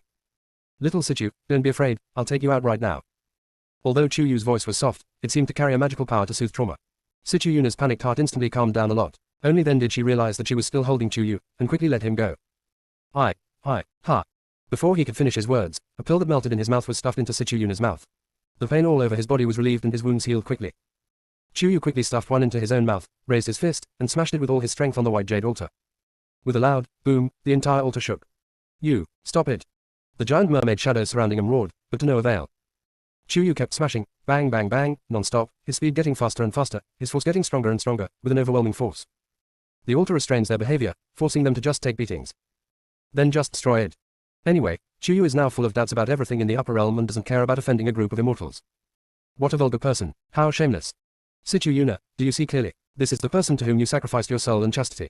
Now she wants to destroy the altar of our mermaid race in the secret realm that has been there for thousands of years. That is the only connection point between our mermaid race and the fairy world. If it is destroyed, it will mean destroying the inheritance of the mermaid royal family and the future of the entire mermaid race. If you stop her immediately, we will consider sparing your life. Chuyu said nothing, just kept smashing, leaving the choice to Sichuyuna. He saved her life, and if he were to turn against her because of a few words from the so-called remnant souls of the mermaid fairies, she would let him hurt her. But she would never be able to carry it with her again. Although she was touched by his efforts to save her, she didn't need someone who didn't trust her around her. What surprised Chuyu a little was that, faced with the future of her own race and Chuyu's life, Sichuyuna hesitated for a moment and actually chose the latter. Chuyu is right. After a pause, he continued. You never intended to pass on your legacy to me. You started suppressing and scolding us right from the start. You didn't even listen to our explanations and just wanted to take our lives. Do you really think I'm the ascended merman immortal from my merman race? Then why were the former mermaid royals and their companions forgiven when they entered the secret realm? Do we have to be punished to death? How dare you question our identities? You're courting death. After he finished speaking, several shadows appeared like ghosts, flashing in the air, and the weapons in their hands, which were full of light, kept bombarding forward. Every collision produced a deafening sound, as if the entire space was shaking. The defense network that seemed indestructible could no longer withstand such a fierce attack and began to crumble. Countless attacks fell like raindrops, hitting Chuyu's body and Sichuyuna's tail. However, even under such a violent attack, Chuyu and Sichuyuna still gritted their teeth and persevered. Hold on, it's almost there. Chuyu took advantage of the brief gap and whispered to Sichuyuna under him. Before she finished her words, she swung her fist again, smashing it hard at the sacrificial white jade platform in front of her at a faster speed than before. Ever since embarking on the path of physical cultivation, Chuyu has increasingly felt that when problems can be solved with action, it is better to talk as little as possible. This direct use of force made her feel extremely refreshed. At this moment, she was concentrating on the sacrificial white jade platform in front of her, with only one thought in her mind, to destroy it completely. She was completely unaware of how terrifying she looked at the moment. She exuded a chilling aura, like a killer walking out of purgatory. No matter who dares to block her way to survival, she will kill him without mercy. As time went on, the phantom's attacks became more and more intense, one wave after another, leaving Chuyu no chance to breathe. But Chuyu did not retreat even a step. Instead, he faced the surging attack and smashed the sacrificial white jade platform more and more frantically. Her fists fell like a torrential rain, interweaving with the attacks of the phantoms, forming a thrilling picture. Finally, after a hard battle lasting a cup of tea, a slight, click, sound suddenly rang out. Although the sound was not loud, it was like the sound of nature to Chuyu, who was in the midst of a fierce battle. The corners of her lips curled up slightly, revealing an imperceptible smile. Due to the long-term bombardment by the enemy, a trace of blood had seeped from the corner of her mouth and slowly flowed down her cheek. It was this trace of blood, coupled with her murderous smile, that made her look both dangerous and charming, like a flower of death blooming on the other side, exuding deadly temptation. In the next moment, accompanied by a deafening roar, the altar could no longer withstand Chuyu's heavy blow and shattered. In an instant, gravel flew everywhere, smoke and dust filled the air, and the whole scene was in a mess. Chuyu stood in the center of the ruins, his body straight as a pine tree, his eyes as cold as ice, as if he didn't care about anything in the world. The shadows in the air seemed to have completely failed to expect Chuyu to be able to smash the platform. They all shook at first, and then became visibly thinner. Seeing this, Chuyu directly drew out the Lingshi sword. The golden light appeared and swept through the army. A bunch of demons and monsters, devoid of compassion and tyrannical, how dare you call yourself an immortal? I, Chuyu, will kill any immortal like you. How dare you? Before he could finish his words, the shadow had instantly vanished into thin air due to the golden sword energy swept out by Chuyu, leaving only screams lingering around. In the fairyland, in the mermaid fairy mansion, 7 or 8 mermaid fairies opened their eyes instantly, covered their chests, and spat out blood. The middle-aged man in the lead had a sullen face and a cold voice. Damn aunt, she actually dared to swing her sword at us. The mermaid sitting in the first seat on the left was a little anxious. But big brother, our only connection with the mermaids in the sea has been destroyed. How can we prevent these extremely gifted mermaids from ascending to the immortal realm? And how can we absorb the spiritual energy of the sea to aid our cultivation? Those idiots aren't that smart. Even if their cultivation suddenly increases, they won't suspect us. The leading merman said angrily. Besides, even if they improve their cultivation now, we have already absorbed enough of the spiritual energy of the sea, and they may not be able to break through for a while. It's just that damned human, I'd better not let me see her again. Ellipsis. Chapter 349, The Way Out, Spiritual Communication. In the royal secret realm of the mermaids, after Chuyu swung his sword, he did not suffer much damage. Instead, he felt refreshed and his true energy was restored. The state of mind is elevated to a higher level. When she first entered the Hongmeng cultivation world, she actually admired and yearned for the immortals. But after the demon world, she began to doubt certain behaviors of the fairy world and was still a little hesitant. Until today, the moment she swung her sword towards the immortal, the barrier of her Tao heart was broken. The difference between immortal and demon is just a thought away, there is no absolute. When you believe that you are blameless, you don't need to bow down to any force. When Sichu Yuna entered the secret realm, she was prepared to not be able to get out. She never expected Chuyu to come in and protect him with such a strong attitude. At this moment, she was like a god to him, and she became his faith from then on. The moment Chuyu put away the Lingshi sword and turned around, he met Sichu Yuna's eyes that were full of admiration and almost obsession, and he even felt embarrassed to look at her. When did Xiao Sichu start to have these feelings for her? Realizing that she had exposed her thoughts on her face and that Chuyu had happened to see her, Sichu Yuna's cheeks turned red like a ripe wax apple. It makes his eyes, which are as pure as the ocean, appear even more crystal clear, and I feel pity for him. He dodged and dared not look Chuyu in the eye again, and even wished he could find a hole in the ground to crawl into. Chuyu looked at the mess on the ground and his bloody fish tail, and reluctantly walked over slowly and handed him a healing pill to take. While sprinkling the external application powder on his fish tail, he muttered. I smashed the altar left by your ancestors. Will your parents give me trouble? No, I cannot. Sichu Yuna's voice was as soft as a mosquito's, but the voice in her heart was particularly resounding. She did this to protect him. If his father and mother blamed him, he would take all the blame on himself and would never let her be implicated in the slightest. Shen Tuyin's medicine was really miraculous. It stopped the pain as soon as it was applied, and the wound healed automatically after a while. The air became unbearably quiet again. Chuyu bit her lip, not knowing what to say. Sichu Yuna was a rather timid person to begin with, and she always felt that she was taking advantage of Chuyu, which made her feel guilty and at a loss. After a long time, Chuyu slowly sat cross-legged next to Sichu Yuna and discussed in a low voice. How are we going to get out now? Upon hearing this, Sichu Yuna's originally pale pink cheeks instantly turned as red as a tomato, and her ears seemed to be dripping with blood. She lowered her head even more, not even daring to look in Chuyu's direction out of the corner of her eyes. Seeing him like this, Chuyu suddenly thought of something, his heart skipped a beat, and he guessed a possibility, and things started to look bad. Her thoughts wandered for a while, and she took several deep breaths before trying to make her tone sound as calm as possible. If you have something to say, just say it. It's better to get out first so that everyone outside won't be anxious. When they came in, the Mermaid King and the Mermaid Queen told Chuyu that as long as Sichu Yuna could successfully accept the inheritance, the exit of the secret realm would automatically open.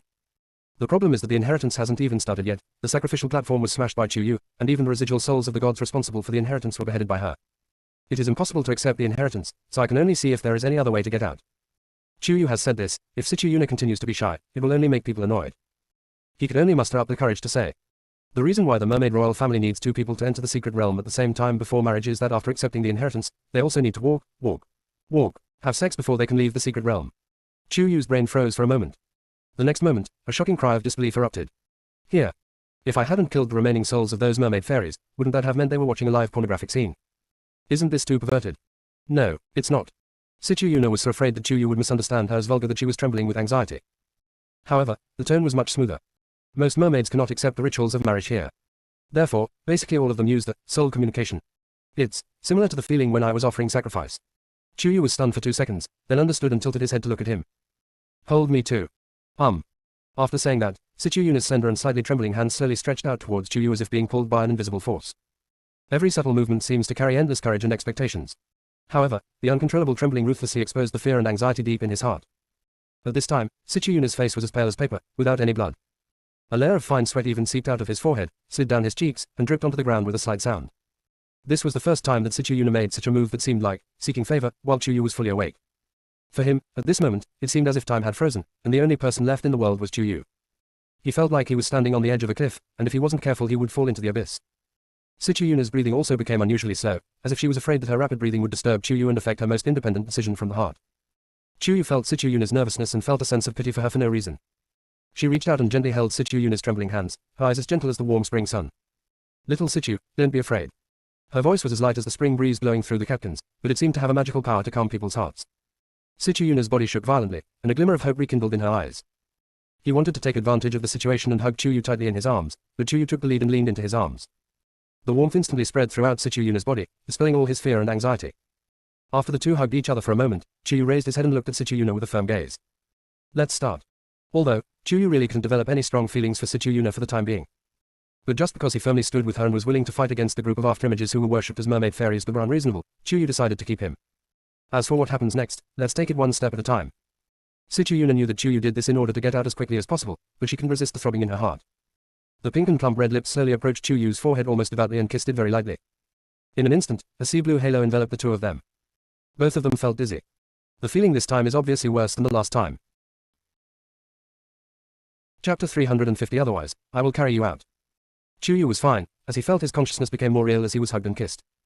But Sichu Yuna couldn't bear it anymore and began to tremble slightly, even suppressing. After a long time, the halo dissipated from the two of them. When he opened his eyes, Chu Yu was startled by the scene in front of him. Sichu Yuna was drenched in sweat, as if she had just experienced a great battle and was completely exhausted. Is it so exaggerated? His chest kept rising and falling, and Chu Yu looked away in embarrassment. Okay. Can't think about it. Chu Yu immediately stood up from his arms and was about to help him up, but they both fell at the same time and were suddenly back on the crystal throne. The sea blue entrance appeared outside the palace again. Chu Yu was delighted and was about to pull him out, but found that there was no seawater here, and Sichu Yuna's fishtail was not convenient for swimming. Under normal circumstances, he might be able to control his spiritual power and fly over. Now he looks like this. Or, I'll carry you out. No. Sichu Yuna refused without even thinking. Although he liked the feeling of being close to Chu Yu, he was a male, a man in the eyes of humans. How could he be hugged by a woman? Can you turn your back for a moment? Although he didn't know what he was up to, Chu Yu still turned around respectfully. Soon, she heard the sound of rustling clothes behind her. Then, he saw Sichu Yuna standing beside him, tidying up the hem of her skirt, and unexpectedly transformed her fishtail into legs. Okay, let's go out. Chu Yu was stunned for a long time, and then he nodded slightly as if waking up from a dream to show his agreement. She clearly remembered that when she first met Sichu Yuna, his small stature was almost as tall as herself at the time, only about 1.7 meters. Who would have thought? After being a human for only 2 short years, this little fellow has grown so much like bamboo shoots after a spring rain. Now, he is almost catching up with tall people like Jiang Xinbai, and his height is about 1.88 meters. Although his body still looks a little thin, he appears tall and straight, and his every move reveals a unique grace and elegance. Especially that face, which is even more delicate and charming than that of a woman, and it makes me feel pity for her. No matter who it is, just a quick glance can make people's hearts soften instantly, and they can't help but feel pity and love for them. They're really lovable. And now, he has successfully broken off his engagement with the scumbag eldest Princess Gongsun Mengli of the Rakshasa clan. With his outstanding appearance and extraordinary background, he will undoubtedly become an excellent marriage partner that all the sea creatures in the South China Sea will compete to marry. However, he chose Chu Yu, a human who was considered too ferocious in the eyes of the sea people without hesitation. Even Chu Yu himself found it hard to believe, and his heart was filled with countless questions and confusions. She thought to herself that she must find an appropriate time to solve these mysteries one by one and interrogate Situ Yuna. Seeing the two of them leave the secret realm safely, the large bloodstains on their bodies were shocking. Shen Tuyin immediately ran over to check Chu Yu's pulse, but raised his eyebrows slightly in surprise. Junior sister, your cultivation has improved a lot. Well, it's a long story. Chu Yu glanced at Situ Yuna obscurely, and she immediately understood what she meant and quickly said to the Mermaid King and Mermaid Queen. Father, Queen Mother, Chu Yu and I encountered something unusual in the secret realm. I would like to ask you two for advice, is that okay? The Mermaid King and the Mermaid Queen knew their son well. He was not a serious person and was not too serious about cultivation. He said this because he must have encountered an extremely urgent situation. The two of them quickly dismissed their attendants. Originally, they only wanted to have a detailed discussion with Chu Yu and Situ Yuna, but Chu Yu insisted that more than a dozen people from the cultivation world be present, and Situ Yuna also resolutely formed a united front with Chu Yu. This made the Mermaid King and the Mermaid Queen beat their chests and stamp their feet, lamenting that the son has grown up and cannot be kept, but they finally compromised. After Chu Yu and Situ Yuna explained exactly what happened in the secret realm, the house fell into a strange silence again. After a long time, everyone heard the sound of Yelang swallowing his saliva. Chu Yu, you just said that you killed the remaining souls of those mermaid fairies. Fortunately, there were several layers of barriers around, which prevented Yelang's broken voice from being heard.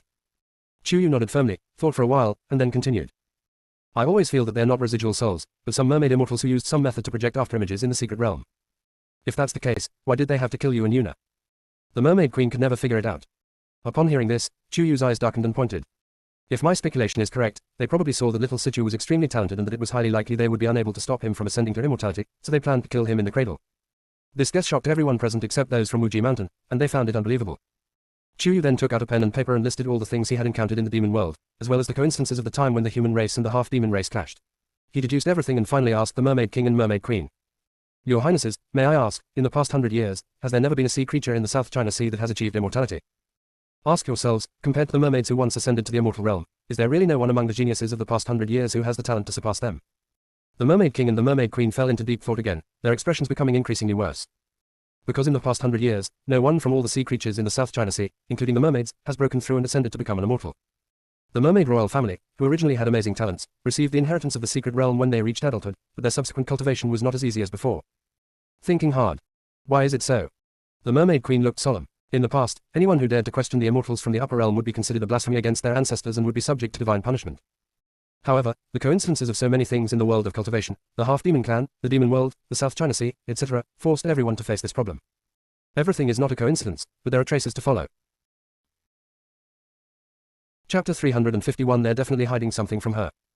Even though this is the inference, there is still a lack of theoretical evidence, which makes the Mermaid King and the Mermaid Queen still hesitant in how to deal with this matter. Situ Yuna chimed in. Father, Mother, haven't you noticed that the spiritual energy in the sea, which is conducive to cultivation, is much richer than before? The Mermaid King and the Mermaid Queen looked at each other and saw surprise in each other's eyes. They had discovered this anomaly several hours before Chu Yu and the others came out. They originally thought that Situ Yuna had accepted the gift of inheritance in the secret realm. After all, similar situations had occurred when the previous 6 daughters accepted the inheritance. However, the spiritual energy only increased briefly and soon returned to normal, unlike this time when it lasted for such a long time. Unexpectedly, it was because Chu Yu destroyed the altar and killed the remaining soul of the mermaid fairy. If my inference is correct, then the altar should have been a place for your royal family to receive orthodox inheritance in the past. But since 100 years ago, I'm afraid that the inheritance has not been a real place of inheritance, but a place that suppresses your breakthrough and ascension. It will even continue to absorb the spiritual energy of this sea area, making your cultivation difficult. If you are worried that making the secret realm's happenings known to the public will cause panic among the mermaids, your highnesses can temporarily block the news and secretly observe the progress of the members of your tribe, especially the royal family, in their cultivation in recent times. That's right. Father, Mother, since no merman royals will reach adulthood in the near future, there's no need to enter the secret realm, right? Situ Yuna hurriedly said, fearing that they would blame or punish Chu Yu, she did such a treasonous act just to save him. The Mermaid King and the Mermaid Queen were already a little annoyed by their son's repeated actions of defending Chu Yu. Now that things have come to this, what else can they do? However, the person has been rescued safely now, but the previous situation between their son and Chu Yu has made the two of them feel a little troubled. The question seems not whether they agree to this marriage, but whether Chu Yu and the others will accept it. Chu Yu has a family and 4 handsome husbands, each of whom is as good as her own son. After discussing the important matters concerning the stable development of the mermaid race, the situation fell into an awkward situation again. Yelang was very tactful this time and actually stood up cheerfully. Hey. Next is your family affairs, we won't disturb you. After saying that, he actually invited everyone except those from Wuji Mountain to go out together. While everyone was deliberating, Ji Chen was the first to speak. Xiao Situ, we would like to talk to you alone, how about it? Facing Ji Chen's playful smirk, Situ Yuna couldn't help but shudder, but still mustered up the courage to nod. It is good. Chu Yu frowned suddenly as she watched her 4 husbands take Situ Yuna to the compartment. And many more. Why did you do this without telling her? The inexplicable doubts she had before became even stronger. They must be hiding something from her. Even Ning Suyun smelled something unusual and quietly moved closer to Chu Yu and whispered.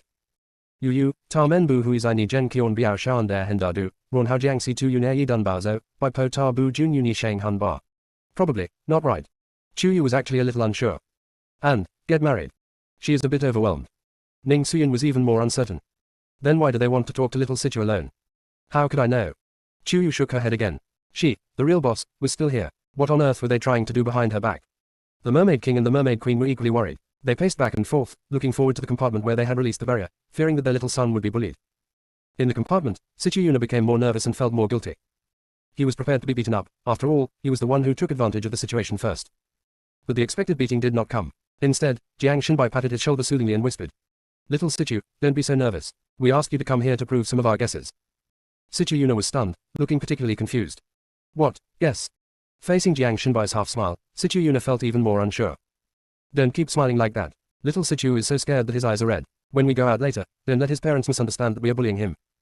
Nangong Yan pushed Jiang Shenbai in annoyance, and the latter rolled his eyes at Ji Chen. I'm talking about you. Hurry up. I'm looking for it. Why are you rushing me?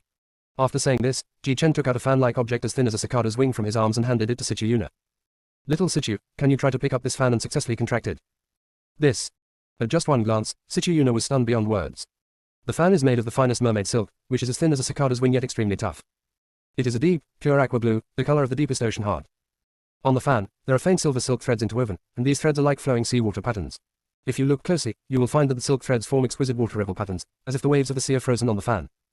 The edge of the fan is inlaid with tiny blue pearls, which emit a soft blue light, complementing the aqua blue color of the fan. There are 9 fan bones in total, each of which is made from the ribs of deep-sea whales. The ribs of the strud whale themselves contain powerful water spiritual power, and the fan bones have a translucent blue glass texture. Ancient mermaid runes are engraved on the fan bones. The runes will flicker when injected with spiritual power. These runes seal and guide the power of the water element. The end of the fan rib is inlaid with blue crystal, which is shaped like a water droplet, adding a touch of lively beauty to the entire fan. This is the legendary supreme spiritual weapon, the water blue shark silk fan, used by our mermaid ancestors. It can be used for both attack and defense, and can provide support. It has a strong control over the water element, but unfortunately it was lost thousands of years ago. Senior brother Ji, why? Ji Chen spread his hands. I said it was brought from my domain. Do you believe me? Situ Yuna hesitated for only a moment, then sighed sincerely. It's incredible. Senior brother Ji, your domain is truly a treasure. Come on, try it quickly. Ji Chen urged. During the few hours that Chu Yu entered the secret realm of the mermaid royal family, the 4 of them reviewed the situation again and seemed to have found one of the commonalities for identifying men who had a close relationship with Chu Yu, weapons that could touch Ji Chen's god of war domain, and make him recognize his master. In fact, even if Situ Yuna would be hurt after being touched, or would not be able to recognize her master, Ji Chen and the others had no intention of stopping him from staying with Chu Yu, as long as the 2 of them could achieve it on their own. It was simply a group of young men who were filled with youthful enthusiasm and wanted to verify the guesses. Situ Yuna was not that nervous originally, but when they stared at her one by one, she became inexplicably nervous. Is this some important ceremony? Ellipsis. Chapter 352, Men and Quat, slapping each other and Quat. Situ Yuna was too embarrassed to ask, so she took a deep breath and reached out to the water blue shark silk fan. The moment he started using it, he felt a spiritual energy as friendly and inclusive as the ocean, spreading from his fingertips throughout his body, making his whole body feel much smoother. His fingertips gently scratched the blue crystal on the fan, and the contract was completed almost instantly. The sea blue halo dissipated, and Situ Yuna met 4 pairs of gazes, some understanding, some indifferent, some teasing, and some surprised. She raised the water blue shark silk fan in her hand a little awkwardly. I've signed the contract, what next? Ji Chen suddenly jumped to his side and pointed at his head. Didn't you see anything special when you signed the contract just now? Situ Yuna thought about it seriously and shook her head blankly. No. The others looked at each other and understood instantly. Having only signed the contract but not actually consummating the marriage with junior sister, it seems that I cannot see the situation in the past. This situation never happened when Ning Luo contracted the ethereal ring. However, let the little Situ and his junior sister, Yu consummate their marriage. The 4 of them all had their heads pressed against Situ Yuna. Ji Chen smiled with some ill intentions, still as bright as the morning sun. Little Situ, isn't it time to tell the truth? As he spoke, he clenched his hands together, squeezing his joints until they cracked. Nangong Yan also waved the fan, looking particularly showy. TSK. I never thought you, little Situ, who seems so weak and gentle on weekdays, could come up with such a powerful move at the critical moment, catching all of us off guard. Jiang Shenbai seemed to be smiling, his eyes dark. Confess and be lenient. Shen Tuyin said nothing, but took out a bottle of black stuff from the mustard bag and rubbed it. He didn't even raise his eyebrows, but Situ Yunsa was already trembling. I say. Now that it has come to this, Situ Yuna can only risk it all. Actually, I don't know when I started to have feelings for Chu Yu. By the time I realized it, it was already. At first, Situ Yuna asked him to ask and answer questions. Then, he seemed to have thrown away his thin skin and started to review it all at once. Everything that should and shouldn't be said was said. including, but not limited to, listening to Shen Tuyin and Chu Yu's wedding night on Qingyuan Island, Ji Chen's torment in the next room, accidentally breaking into the barrier on Wuji Mountain and seeing Jiang Xinbai and Chu Yu, and Mu Chan sitting on the jade table in the courtyard. She also did not forget to include Sichu Yuna's own feelings about Chu Yu and others doing such things. At first, Sichu Yuna thought that Chu Yu was an unforgivable vicious human being who bullied a mermaid like him and was extremely fickle. She already had a husband, but she married another husband and even deliberately let her previous husband eavesdrop. The more they get along, the more his attitude changes. His eyes even follow her involuntarily. Seeing her, forcing Jiang Xinbai and then officially announcing her relationship with him, Sichu Yuna felt sad and nervous, and still didn't understand what she really felt towards Chu Yu. It was not until Chu Yu, Nangong Yan and Yelang disappeared when the seal collapsed during the battle between the cultivators and the half-demons that Sichu Yuna realized that their world had fallen. She was no less anxious and confused than Ji Chen and the others. Then, he joined them in madly throwing himself into the war against the half-demons. Afraid that others would discover the clues, Sichu Yuna had to suppress her longing for Chu Yu, feeling extremely tormented. After waiting for Chu Yu to return from the demon world, she finally had Nangong Yan by her side. Originally, the four of them wanted to tease Sichu Yuna, but they never expected that they would reveal such a fatal gossip for themselves. Especially Jiang Xinbai, he even felt that his underwear was about to be exposed. His handsome face, which was always calm and composed, like a banished immortal, turned red and white, and the ink in his eyes was surging wildly, on the edge of anxiety. Ji Chen lowered his head very low, his shoulders shaking from time to time, and he didn't dare to look up and look at anyone present. He was afraid that if they looked at each other, he would burst into laughter, and then there would be no end to it. Nangong Yan and Ji Chen were in a similar state, with their eyes lowered and their lips bitten tightly, unable to hold back any longer. Shen Tuyin seemed normal on the surface, but a closer look revealed that his tight jawline and tightly pursed lips betrayed his current indifference. Sichu Yuna realized later that the atmosphere at the scene was a little strange, and thought that it was because of her previous eavesdropping that made him unhappy, so she hurriedly explained. Senior brothers, I really didn't mean to eavesdrop or peek. That time on Qingyuan Island, I was thrown into the pond and couldn't move. During the time at Wuji Mountain, you all led teams to other sects for exchanges and learning. The sect leader was in seclusion, and a landslide suddenly occurred in the back mountain. I didn't know if there would be any other shocks later, so I could only go to Elder Jiang to discuss it. I didn't expect to see you and Chu Yu. Shut up, stop talking. With a low growl, Jiang Xinbai could no longer bear it and was about to cover Sichu Yuna's mouth. Unexpectedly, in a fit of anger, he lost his composure and strength, and with a bang, he hit Sichu Yuna right on the mouth, so loud. Jiang Xinbai withdrew his hand in a panic, but when he saw that Sichu Yuna's mouth was red and swollen from being hit by him, he felt even more panicked and guilty. Ah ha ha ha ha ha. Ji Chen couldn't help but burst out laughing. Jiang Xinbai, ha ha ha. You're too weak. The first time, you were so. Shut up. Jiang Xinbai was so angry that he flew over and kicked Ji Chen. Ji Chen dodged it easily, but he still kept on saying. Oh, if you really can't do it, why didn't you say so earlier? The brothers wouldn't laugh at you, ha ha ha. The more he laughed, the more Jiang Xinbai chased him and beat him. Seeing this, Nangong Yan couldn't hold back her laughter any longer and fell backwards. Elder Jiang, you have this hidden illness, why didn't you tell me earlier? My third junior brother is an expert in alchemy. He can cure your illness in just a few strokes. Right, third junior brother. Cough cough. Shen Tuyin covered his mouth and coughed twice. Although he didn't laugh as exaggeratedly as the other two, the corners of his mouth curled up uncontrollably. The fight between Ji Chen and Jiang Xinbai was still going on. Sichu Yuna finally realized what trouble she had caused. She ran over to try to stop the fight, but was kicked away by Jiang Xinbai's blind kick. When she fell, she couldn't control her direction and slapped Nangong Yan in the face. The latter's fair face instantly had an extremely glaring slap mark. Okay, we haven't even gotten married yet, and you're already taking advantage of us, right? Nangong Yan was extremely concerned about his beautiful face that was so beautiful that it was difficult to tell whether it was male or female. She gritted her teeth and grabbed Sichu Yuna's collar. I can't tell, your scheme is so deep. No. Sichu Yunsa felt so wronged. Seeing Nangong Yan reaching out to hit her, she quickly dodged. As he dodged, Nangong Yan's slap landed directly on Shen Tuyin's face. The scene froze for 3 breaths and became completely chaotic. Ellipsis. Chapter 353. Are you guys having a chaotic fight? Even though Sichu Yuna was passively dodging, she still couldn't avoid being beaten several times. The people outside the barrier waited and waited, but they still didn't come out, and they became more and more anxious. The Queen of Shark discussed with Chu Yu indirectly. Miss Chu, you see, they've been taking Yuna in for so long, isn't it time for her to come out? Chu Yu actually felt that the time was a little longer than normal, but out of trust in those 4 people, she was still able to remain calm. They had a pretty good relationship when they were in Wuji Mountain. Something like this happened suddenly, and I guess the brothers have a lot to talk about, so they probably won't get into any fights. That's good. The Mermaid Queen and the Mermaid King waited for a while, but the youngest son still didn't come out. Instead, they heard his voice coming from the barrier. Father, Mother, Uncle Master Ning. We still have things to discuss, you don't have to wait for us. We have discussed it, and it will come out naturally. Hearing this, everyone looked at each other in surprise. The Mermaid King pulled the Mermaid Queen away tactfully. After all, this was Sichu Yuna's palace, and how they wanted to chat was up to these young people themselves. Before Ning Xuyan and Ning Luo retreated, she first teased Chu Yu as usual, and then she rarely looked serious. As for your personal relationship issues, it would be best to discuss it with a few people if you have a clear conscience. If you have anything to say, you must speak it out. If there is a problem with communication, there will be more trouble in the future. Chu Yu smiled bitterly. I understand, Uncle Ning. Ning Suyin rolled her eyes at her unhappily and became more cautious. Now that your physical cultivation has reached the ascension stage, and the others have basically broken through to the ascension stage as well, what are your plans for the future? Thinking of the summons of the golden dragon shadow gathered by the golden light, Chuyu still felt a little hazy. Uncle Ning, if the golden dragon truly summons us to ascend to the immortal realm as soon as possible, should we continue wandering around the South China Sea to gain experience? Or would it be better to consolidate our breakthrough with the mermaid tribe? Ning Suyin pondered for a while. I suggest consolidating it among the mermaids. The Mermaid King and the Mermaid Queen treated us like honored guests, and sooner or later, you will have to give an explanation for what happened between you and Sichiyuna. Moreover, the mermaids have completely broken off relations with the Rakshasa tribe because of you guys, and they're definitely waiting for an opportunity to strike. Although you destroyed the Secret Realm Sacrificial Forum and released the spiritual energy of the Mermaid Sea area, their cultivation cannot be improved overnight. The overall combat effectiveness of the Rakshasa tribe is stronger than that of the mermaids. If they attack at this time, the mermaids will not have the advantage. If we stay here for a while, it will not only boost their morale, but also prevent the Rakshasa from acting rashly. At the same time, those of you who practice weapon cultivation and talisman cultivation can help strengthen the defense system of the mermaid tribe's sea borders, especially the central imperial city. Alchemists, you can help the mermaids refine more elixirs necessary for war, and see if you can provide some elixirs that can help improve their cultivation.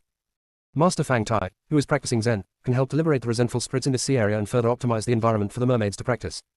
It's not only about repaying their hospitality, but also about building good relationships and forming alliances for future crises.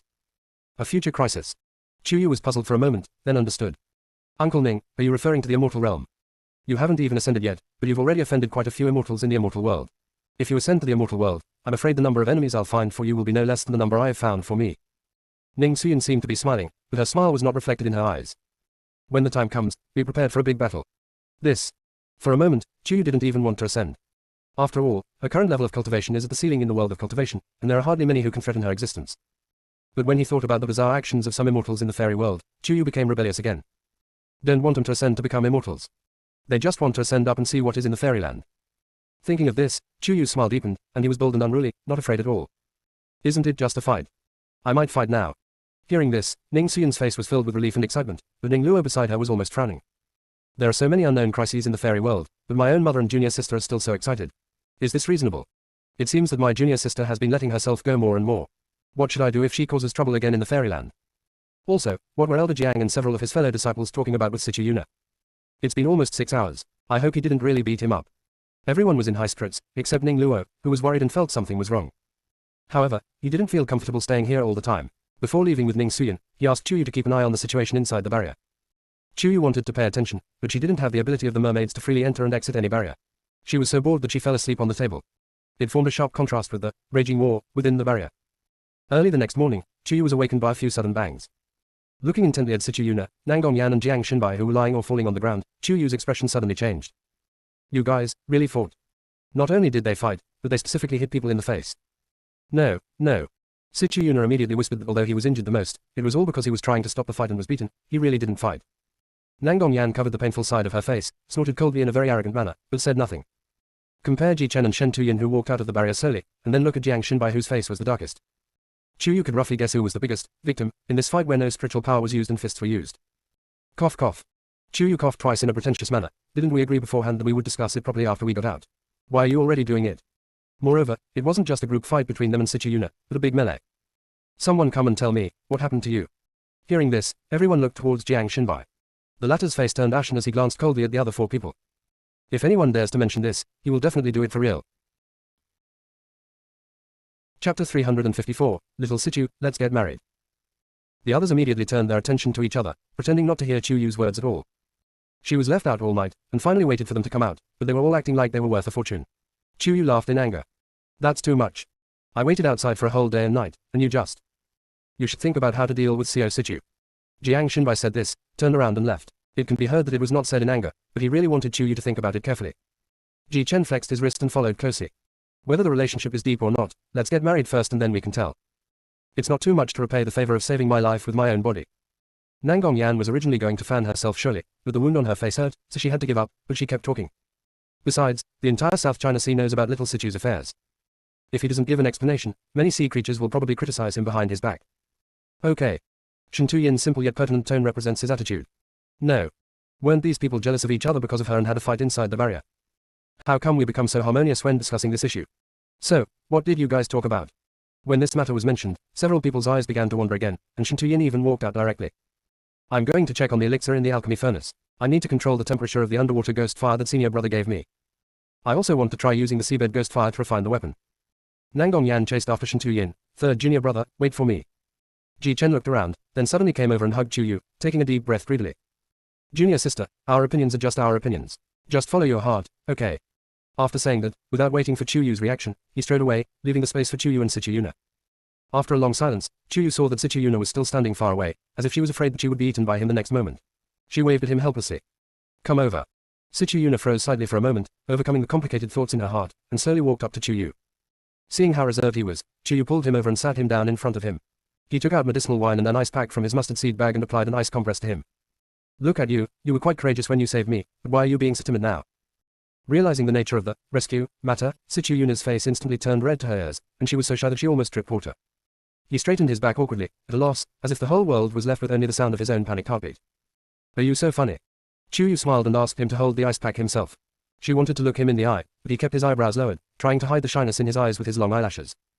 With a silent sigh, Chu Yu stopped forcing him and just said to himself, Little Sichu, are you willing to follow me to the fairyland?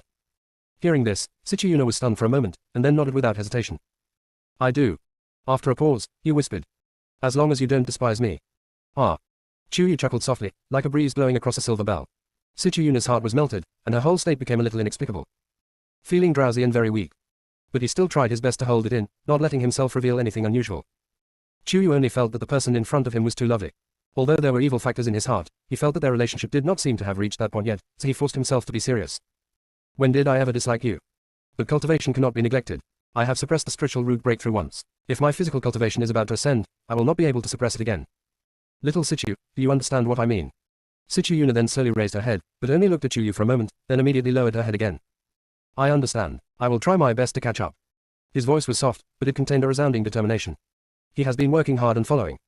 Chu Yu could actually see it too, and with a slight curl of his lips, he stated the decision he had made in the secret realm. How about we get married soon? What? Sichu Yuna looked up in surprise again. She was so shocked that she looked a little silly, which made Chu Yu's smile deepen. How? Don't you want to? After a pause, while Sichu Yuna hadn't responded yet, Chu Yu deliberately said.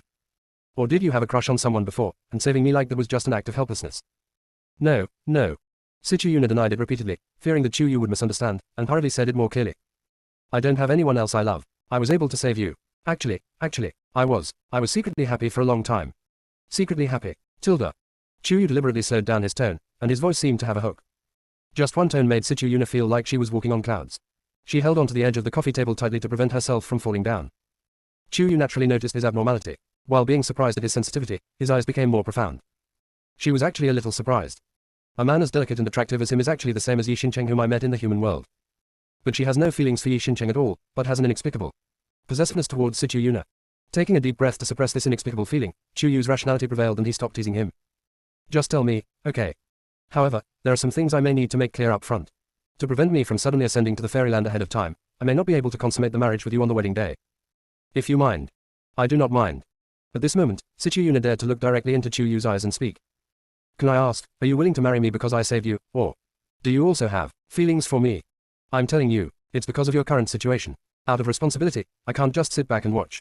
Chu Yu knew that saying this would hurt Sichu Yuna, but she didn't want to lie. Rather than having to use countless lies to cover up this lie later, Chu Yu chose to be frank right now. I may not be completely attracted to you yet, but can I? Their eyes met, and she didn't say anything else, but Sichu Yuna understood. Not only was he not disappointed or frustrated, but he nodded steadily. It is good.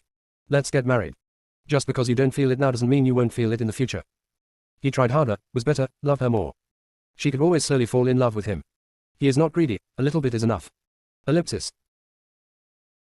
Chapter 355. Don't come up and sleep with me. After learning of the two's decision, Wujishan and other cultivators were not surprised, but the Mermaid King and the Mermaid Queen breathed a sigh of relief. If Chu Yu is unwilling to marry his youngest son, then his youngest son will have to remain single in the future.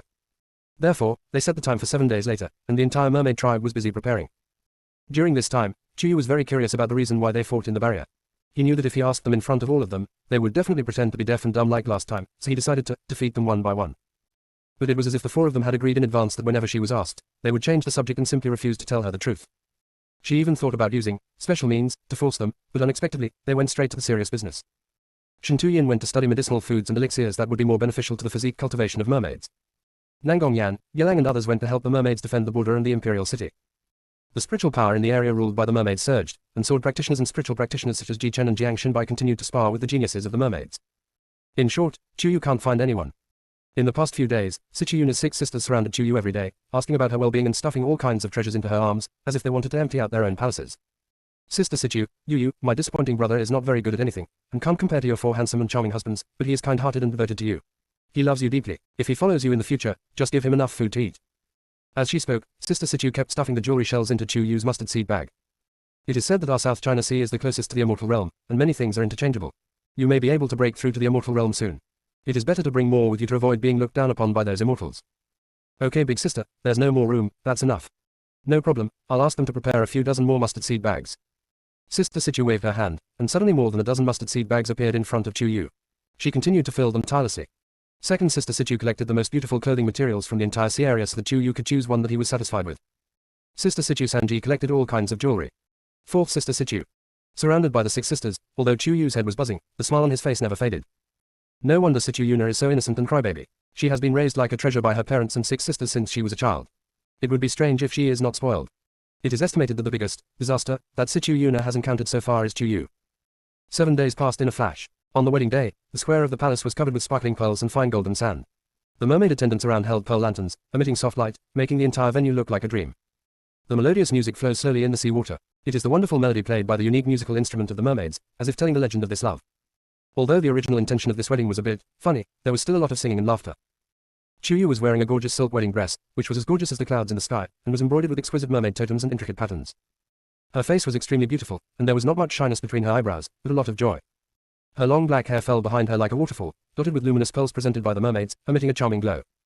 She walked slowly across the red carpet, each step seemed to be on the clouds, and the hem of her skirt fluttered gently with the water, like an elegant sea butterfly. Even though they have seen her countless times, Ji-Chen and the others are still amazed and fascinated by her every time. Today's protagonist, the groom Sichiyuna, was so fascinated that he was a little disoriented. The mermaid attendant beside him reminded him several times before he came to his senses and slowly walked towards Chuyu from the other end of the red carpet. He was wearing a gorgeous sea blue suit, the color complementing his deep eyes. His face, more delicate than a woman's, had skin as white as jade, and his sea blue eyes sparkled with tenderness and affection. With every step he took, his heart beat faster. His eyes were fixed on Chuyu's figure, and the corners of his mouth unconsciously rose, revealing a happy smile. When the two met on the platform at the same time, Sichiyuna nervously stretched out her hand towards Chuyu, her anxiety filled with anticipation. Fortunately, Chuyu did not let him down and gently placed her slender, snow-white fingers on his palm. As their eyes met, Sichiyuna's heart was beating fast. Everything around her turned into nothingness, leaving only Chuyu's figure. Amidst the blessings of the crowd, they slowly walked up to the stage and stood shoulder to shoulder. The mermaid priest held a sea blue crystal emitting a mysterious light, muttered something, and began to preside over the wedding ceremony. The light of the crystal shone on the two of them, as if covering them with a layer of sacred light.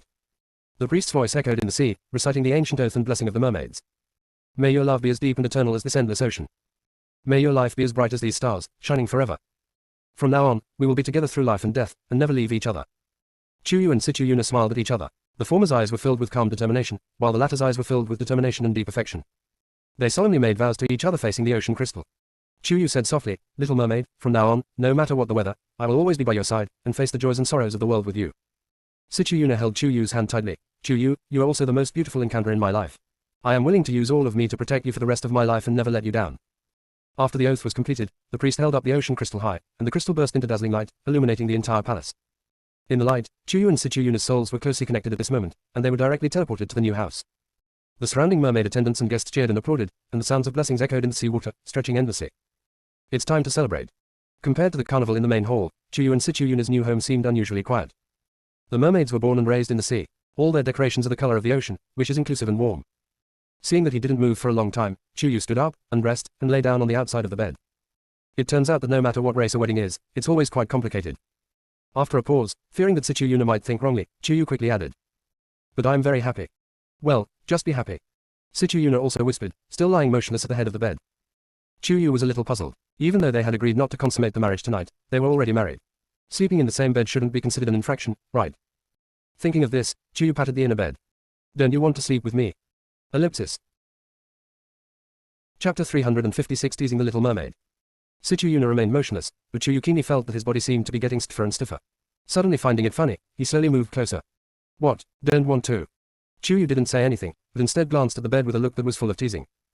It seems to be saying, "Since you are willing, why don't you go to sleep?" Sichiyuna turned her body slowly and mechanically, preparing to step over Chuyu and sleep in the bed. Chuyu laughed directly at this.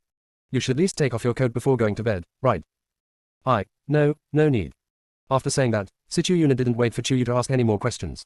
She suddenly crawled to the innermost part of the bed, got into the quilt, and covered her head. That speed was totally incompatible with his usual gentle temperament. Chuyu frowned in confusion, thinking that if something was unusual, there must be something wrong. Little Sichu. I'm here. What are you doing? No, it's nothing. Are you not afraid of suffocating yourself to death? No, I cannot. Okay. Chuyu also lay down as if in compromise, but the hand under the quilt suddenly attacked Sichu Yuna's armpit. What?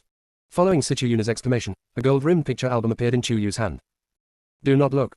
Sichu Yuna hurriedly got up from the bed and wanted to grab the album back, but she was still a step too late. Chuyu had already turned to the first page, the second page. She twitched her lips in surprise and a little shyness, and looked at Sichu Yuna with a slightly complicated look. You mermaids, do you have so many ways to consummate your marriage? Chuyu originally thought that when she transformed into a half-demon in the demon world, she had already done enough tricks with Nangong Yan or Shintu Yin. I didn't expect to see new things here among the mermaids. Sichu Yuna finally snatched the book back and tucked it tightly into her arms. Her face was as red as magma, and her neck and body were probably all red. She was so embarrassed that she lay down facing Chuyu, and her whole body trembled. Yes, my father forced it on me. I didn't think of taking it out tonight. But his father forced it on him when he had changed into his wedding suit and was about to go on stage. Because he was too nervous, he forgot to take the mustard seed bag when he changed his clothes. He had no place to put the seeds, so he could only hide them in his arms. He was very cautious and didn't want to be exposed, for fear that Chuyu would find out and think too much, but he was still discovered unexpectedly. She wouldn't think that he was just being tempted by her beauty, or that he had been planning this for a long time, and that he would completely disregard his previous promise to her tonight, right? Will she hate herself because of this? The more she thought about it, the more nervous Sichu Yuna became. Her whole body became stiff, the color on her face faded, and her voice became low and humble. I really didn't mean to break my promise. It was given to me by my father, and I couldn't refuse it at the time. Chuyu, you. I believe you. Chuyu spoke softly and slowly, leaning over to whisper in his thin and fair ear. My father has good intentions, so how can I blame him? What's more, tonight is our wedding night. I feel quite sorry that I can't consummate the marriage with you for the time being. Fortunately, I just read the booklet, which gave me a way to make up for my regrets. What? Why did Sichu Yuna feel like she didn't seem to understand what Chuyu said? What to make up for? How to make up for it? What method? Could it be that she wanted to communicate with her spiritual consciousness again? Thinking of this, the color that had just faded from Sichu Yuna's face suddenly returned, even redder than before. Like fish being braised in a pot. Delicious food. Although he felt that this metaphor was not very appropriate, it did not affect Chuyu's intention to tease him. She slowly embraced him from behind, kissed his earlobe, and exhaled like orchid. I heard that the mermaids are very sensitive. Well. Sichu Yuna's whole body was tense and she was extremely excited. His voice was filled with tears. Don't want. The next moment, the quilt covering the two of them was suddenly lifted up. It turned out that Sichu Yuna couldn't stand Chuyu's teasing, and the legs that had originally transformed turned back into the fish tail of the mermaid. Looking at the seven-colored fish tail that was more than 10 meters long, Chuyu's forehead twitched and he looked at him helplessly. The latter's eyes were completely red because of his own gaffe. I'm sorry, I couldn't control myself. Shush. Chuyu gently touched Sichu Yuna's pink lips with her fingers, smiling like a flower. My little merman husband is so beautiful and eager to try some new tricks. How can I not cooperate? After saying that, Chuyu's gaze slowly moved from Sichu Yuna's face to his fish tail that was shining with colorful colors. From top to bottom, constantly looking around. Ambiguous, drawing. Just by looking at her, Sichu Yuna felt like she was about to collapse. Especially, she kept staring at his fish tail, and he seemed to be willing to sacrifice himself to her again. Finally, a beautiful sound like a chant came out of his mouth. The next moment, he became stiff and cried out. That's out of control. Too shameful. Chuyu would definitely think he was useless. They hadn't even started yet, and she hadn't even touched him, but he actually. Chuyu was also shocked. She had never expected that he would be so sensitive. It can be seen that she actually thought it was extraordinarily beautiful when he cried. Sure enough, men's tears are women's stimulants. As expected, she has never been a good woman. However, Chuyu still didn't want to expose his bad side the first night, so he hurried over to wipe his tears.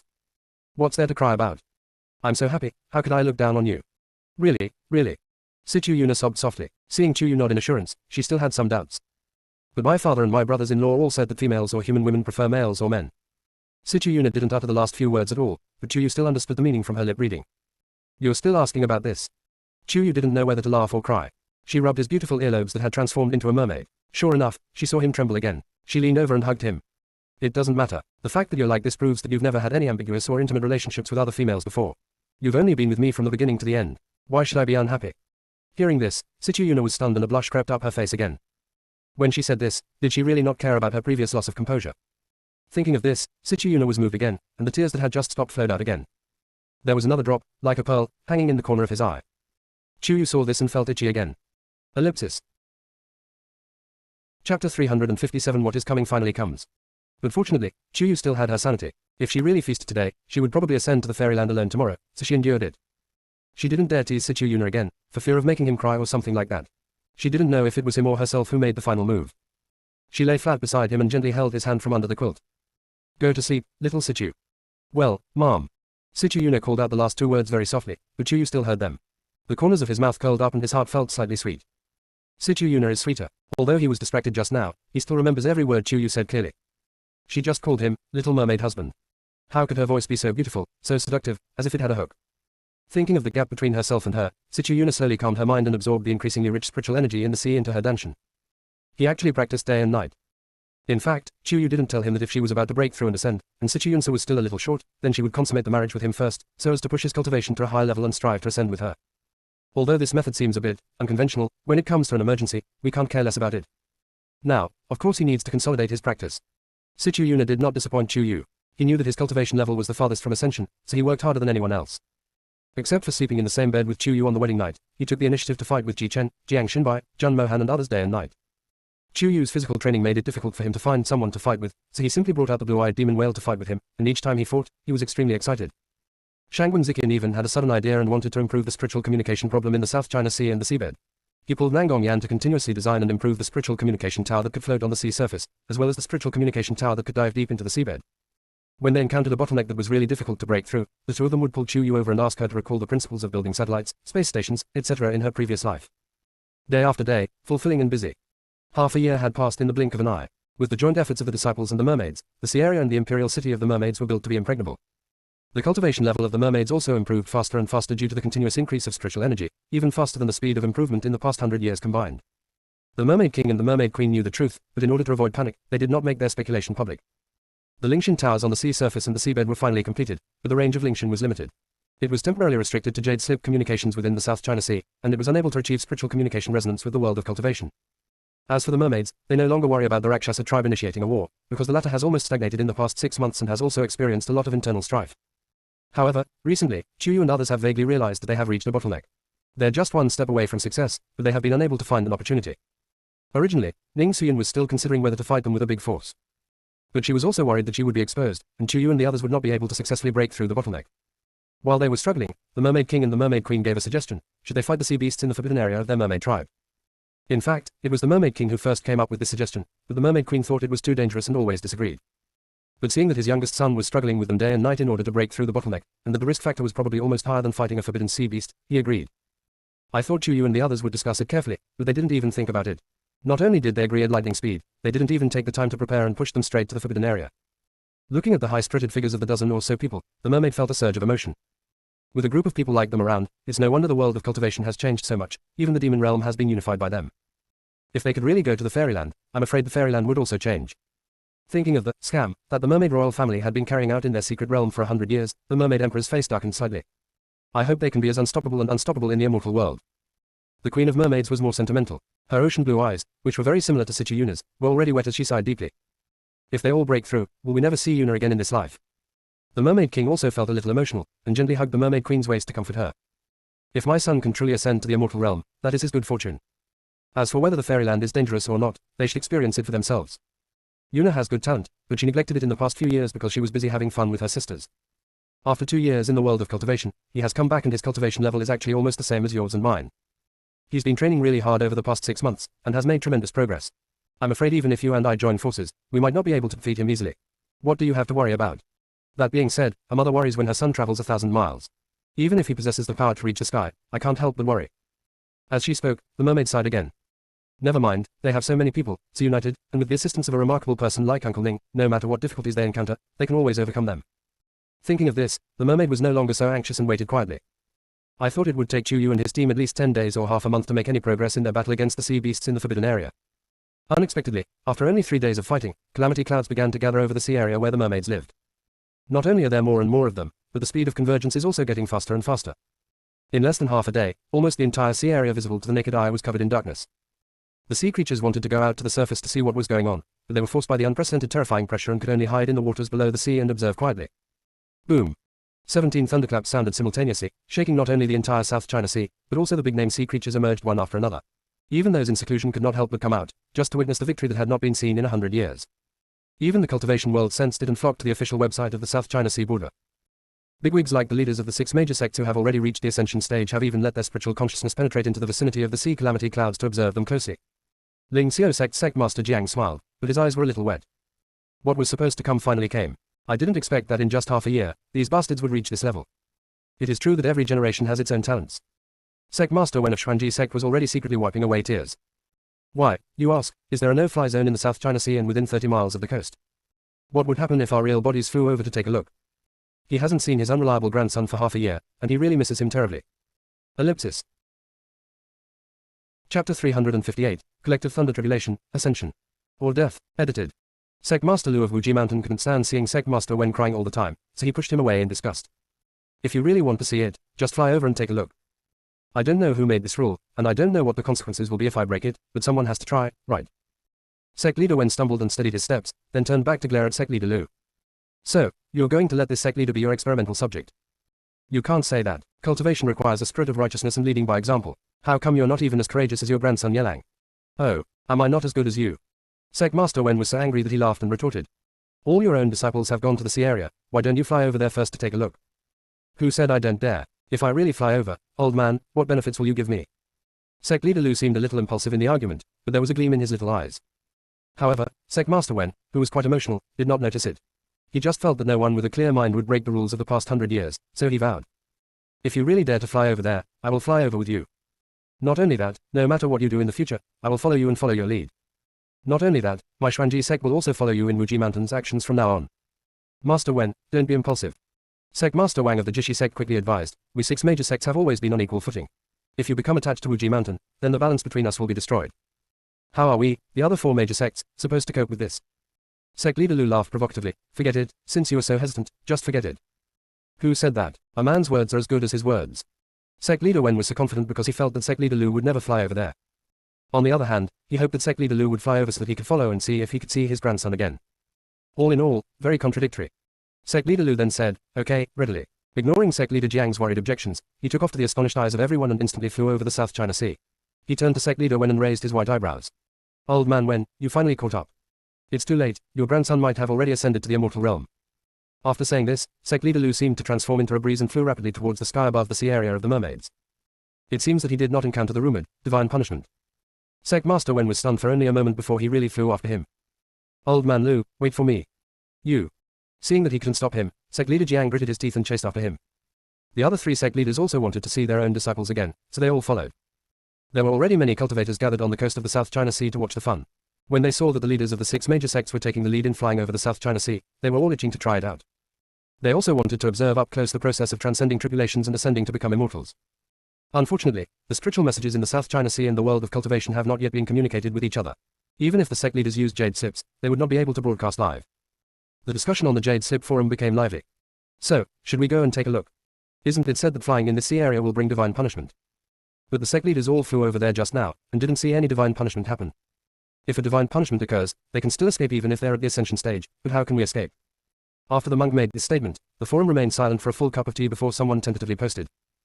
I once read a book in the Jade Sip library that said the South China Sea is the closest place to the immortal realm, the place with the most abundant spiritual energy in the entire cultivation world, and the place with the most opportunities and natural treasures. Moreover, the sea beasts in the sea are more advanced and challenging than the monsters in the secret realms of the cultivation world and the mountains and forests. In the past, when many highly skilled cultivators reached a bottleneck and found it difficult to break through, they all loved to go to the South China Sea for trials and to seek opportunities. I don't know when conquerors started to say that flying in the South China Sea was prohibited. In addition, the risks at sea were several times greater than inland, and sailboats often had accidents. Over time, fewer and fewer cultivators went to the sea to try and break through. Is this really reasonable? Is there really such a record? What's the name of the book?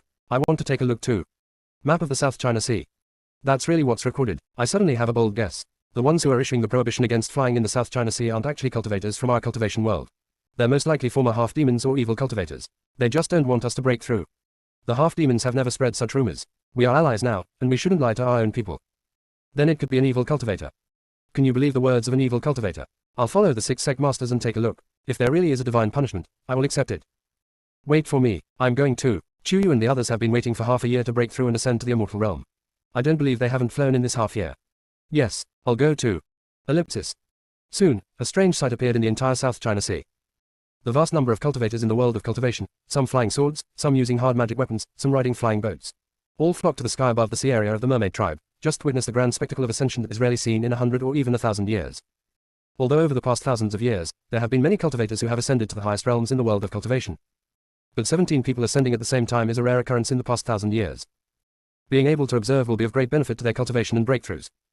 Originally they were full of enthusiasm, but they didn't expect that the deeper they went into the sea, the stronger the spiritual energy around them became. It is even several times higher than the land in the cultivation world. They suddenly realized that they might have been deceived for 100 years. Ellipsis. Deep in the sea area of the mermaid tribe, Chuyu and others had just fought fiercely with the sea beasts in the forbidden area for 3 days when they heard the sound of thunder outside and hurriedly swam towards the sea surface as fast as possible. While traveling, everyone's mouths were busy. Ji Chen, what do you think? If we stay at the bottom of the sea, will the thunder strike us? Chuyu, of course. When I was swallowed by the blue-eyed demon whale, the thunder tribulation didn't stop, did it? Nangong Yan, that's because you haven't been out of the sea for long. How about we all hide under the sea this time?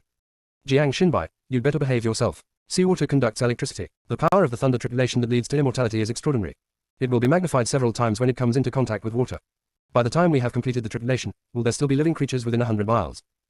Yelang, I really want to thank you brothers on behalf of all the people within 100 miles. Let's hurry up, I feel the first thunderbolt is about to come.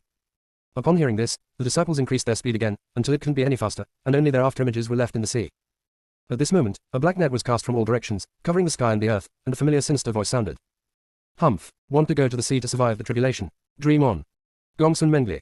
Chuyu cleverly dodged the black nets, but more black nets attacked him, and he laughed in anger. Are you crazy? You trapped us in the seabed to survive the tribulation, and you and these Rakshasas will all be struck to death. You've left me half dead. I'll perish with you. Gongsun Mengli has been tortured for half a year and has now completely lost her mind. She had finally caught the opportunity when Chuyu was trying to transcend the tribulation and ascend to heaven, and she led a group of death warriors, but she never thought that she could go back alive.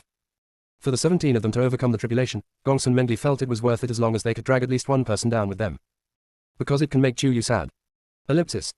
The sea surface was as dark as midnight, with only flashes of lightning and thunder in the sky, gusts of hurricanes, and dark and surging waves. The low-level sea creatures were trembling in fear and dared not show their faces at all.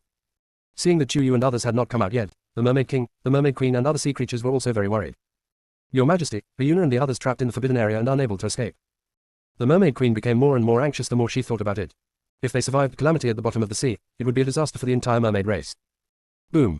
Just as he was worrying, the first thunderbolt came down and struck the sea directly. The sea creatures hiding under the sea and watching the excitement were so scared that they screamed and didn't know which direction to escape. Didn't we agree to observe the thunder tribulation of ascension? Why is this thunder striking them? How can you be so virtuous? At the critical moment, an icy white halo appeared about 10 meters away from the water surface. The next moment, a golden light broke out from the sea and collided with the first falling thunder. Light and shadow splashed everywhere, so bright that it was impossible to open one's eyes. It's our 7th princess consort Chuyu. Someone shouted, and all the sea creatures became excited. The thunder that struck when ascending to the fairyland was indeed extraordinary. Chuyu felt that his body was already indestructible, but after being struck by one, he still felt the pain of his skin being torn apart. Suddenly, he felt a little worried about those fragile Dan cultivators and Fu cultivators. However, in order to avoid affecting the sea creatures in the sea as much as possible, Chuyu flew as high as possible. The second person, the third person. 16 thunders of tribulation fell one after another, and the other 16 people also broke out of the sea. After meeting the first thunder of tribulation, they all flew higher into the sky like Chuyu. When sect leader Lu and the others flew to a place not far away, they happened to see this group of direct disciples flying towards the boundless calamity clouds. They were like a group of people who were willing to sacrifice their lives and live towards death, seeking a new life after destruction. Woohoo, we finally made it. I, Yelang, have finally made it. Woohoo. Flying across the South China Sea was the most unorthodox thing sect leader Wen had ever done in his entire life. He had even prepared himself for divine punishment along the way, but he hadn't expected to see his grandson safely overcome the tribulation. How could he not cry? Sect leader Lu moved away from him with disdain. Could you please stop crying everywhere? It's bad enough that you're embarrassing yourself in the world of cultivation, but you're also embarrassing yourself in front of the South China Sea clan. Where is the sea? Before sect leader Wen finished speaking, he saw several pairs of eyes of different colors and shapes under the sea and on the surface of the sea, staring at him with curiosity and surprise. After a moment of silence, he instantly recovered his immortal demeanor and unconsciously flew closer to sect leader Lu. You old man Lu, there are so many alien races around, why didn't you tell me earlier? He was so embarrassed that he was kicked out of the world of cultivation. Sect leader Lu rolled his eyes almost to the sky, and responded rudely. Are you blind? There are so many sea creatures, can't you see them?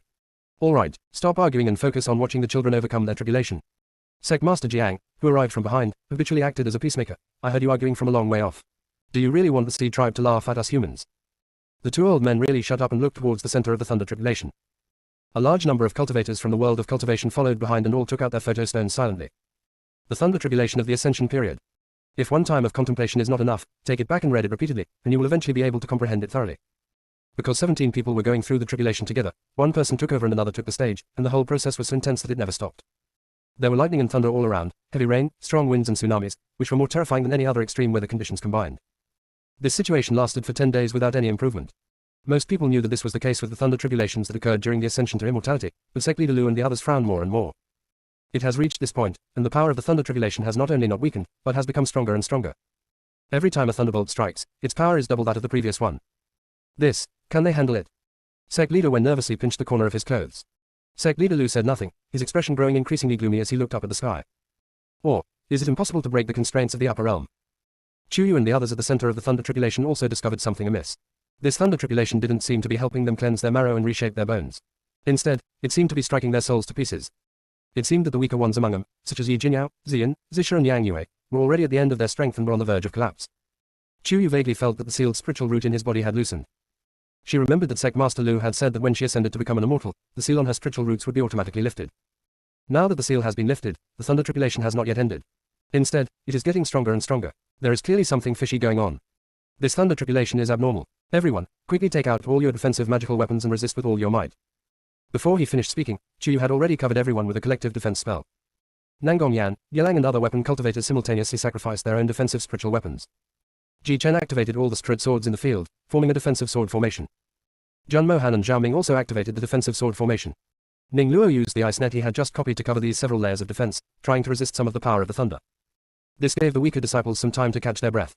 Shen Tuyin took the opportunity to fly to each person's side, stuffed a bottle of pills into each person's hand, and said in a deep voice, "Eat it all. It will quickly restore the dissipated spiritual energy and promote the regeneration of essence and blood." At this time, no one was polite and everyone swallowed it as instructed. However, the power of this thunder increased exponentially. Soon, the defensive spiritual weapons of Nangong Yan, Yelang and others could not withstand it and were shattered into pieces.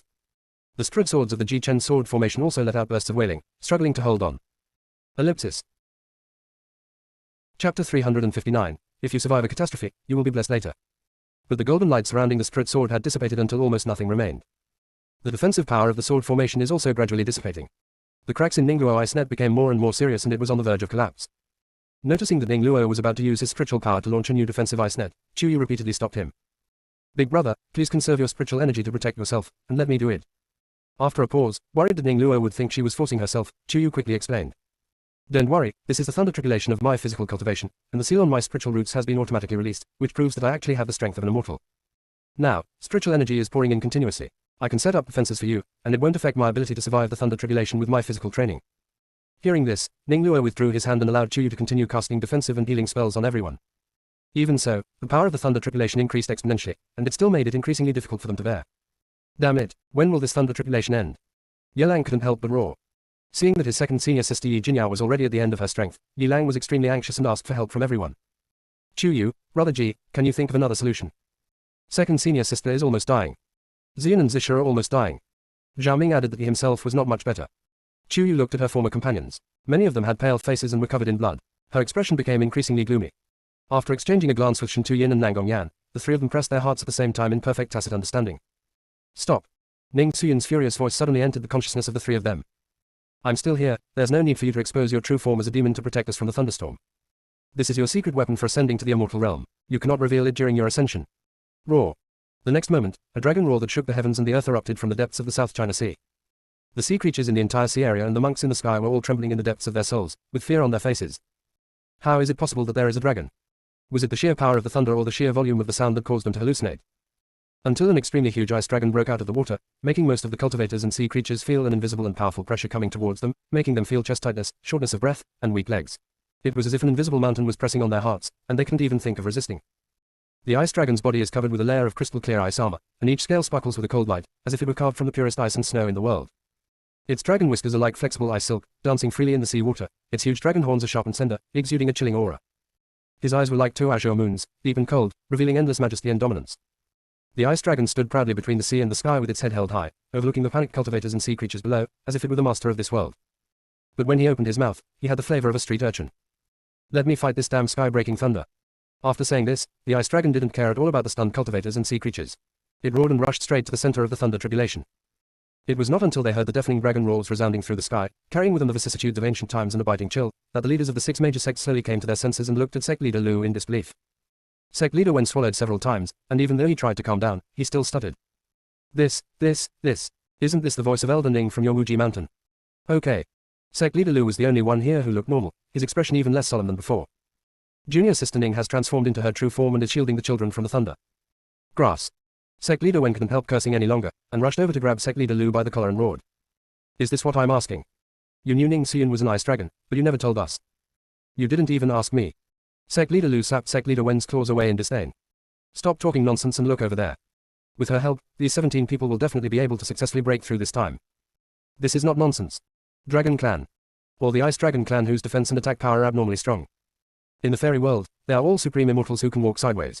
How could they not be able to withstand the small thunder of calamity that mortals need to ascend to become immortals?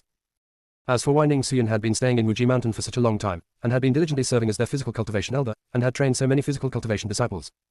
No one could understand it at all, and they couldn't figure out why. They only knew that Wuji Mountain was a sect guarded by an ice dragon, and that it also had an elder, 5 direct disciples, and a mermaid disciple who had ascended to become an immortal. It must be the most powerful sect in the entire cultivation world. Now, they stared intently at the deepest part of the calamity cloud, fearing that they would miss this once in a millennium grand spectacle. Although, in such extreme circumstances, very few images can be seen clearly, it cannot conceal the surging emotions in their hearts. At the center of the thunder tribulation, Ning Suyun withstood most of the thunder for more than a dozen of them, and several of the direct disciples who were about to die were able to catch their breath. Shen Tuyin and Chu Yu hurried over to treat them. Mom, are you okay? Although Ning Suyun is very strong, Ning Luo is still a little worried. Humph. Ning Suyun snorted coldly, her ice blue eyes filled with a sharp chill. These bastards actually used the lightning tribulation that would have allowed immortals to ascend to the intermediate level to strike you. How disgusting. Roar. With another roar from Ning Suyun, the calamity clouds actually dissipated a lot. Then, an icy white halo emanated from her entire body, and her dragon tail began to sweep across the calamity clouds frantically, causing the calamity thunder to become less and less. Soon, 18 silver lights fell together, covering the 17 of them and Ning Suyun. In just a moment, they disappeared, and the calamity clouds slowly dissipated. Is this, successfully overcoming the tribulation and ascending to the upper realm? Still is. Everyone looked at each other, but most of them believed the former, because those abnormally strong calamity clouds were almost dispersed by Ning Suyun in the end. It turns out that this is also possible. Everyone was envious and relieved. I envy them for being the first wave of monks to ascend to immortality in 100 years. Fortunately, they were protected by the ice dragon and ascended successfully. Sect Leader Wen came to his senses belatedly and, surprisingly, he didn't cry. Instead, he smiled with relief. Those who survive a great disaster will surely have good fortune in the future. Their blessings must be in the fairyland. I hope so. Sect Leader Lu also smiled with relief. It didn't matter how difficult the road ahead was. The most important thing is that they finally broke the curse that has surrounded the cultivation world, the Demon Clan, and the South China Sea for nearly 100 years, right? Ellipsis. Chapter 360, Number 1 on the Immortal Realm Jade Slip Wanted List, Ning Suyun. Ah. Sneezing sounds came one after another. When everyone slowly opened their eyes, they found that each other was still not far away, and they all breathed a sigh of relief. Looking more closely, they were standing in halos of light of several different colors. On the guard platform in front, there were 4 people playing mahjong, and 3 people were standing behind them watching the fun. Bullshit. One of them shouted loudly, stood up excitedly, and extended his hand to the other 3. It's a great deal. Give me the money. Triple it. The other 3 cursed, but they still took out 3 gold ingots from their pockets and put them on the table. The winner quickly put it back into his mustard bag. Yi Lang wiped his eyes in disbelief. The weapon they just used was gold, wasn't it? Although Yi Jinyao was still a little weak, her serious injuries had basically healed. She also rubbed her eyes and said uncertainly. If I'm not mistaken, a metal of that color and texture is most likely gold. Are we sure we've arrived in the fairyland? Yi Lang became more and more confused. After all, in the world of cultivation, they use strud stones. In the South China Sea, strud shells are circulated. Only in the human world are currencies such as gold and silver used. How come when we get to the fairyland, we start using gold and silver? If this is true, then almost all they brought with them was strud stones and strud shells. Are they still useful? While the two were talking, someone at the mahjong table glanced at them inadvertently and was so scared that he almost fell off the stool. Oh my god, someone's coming.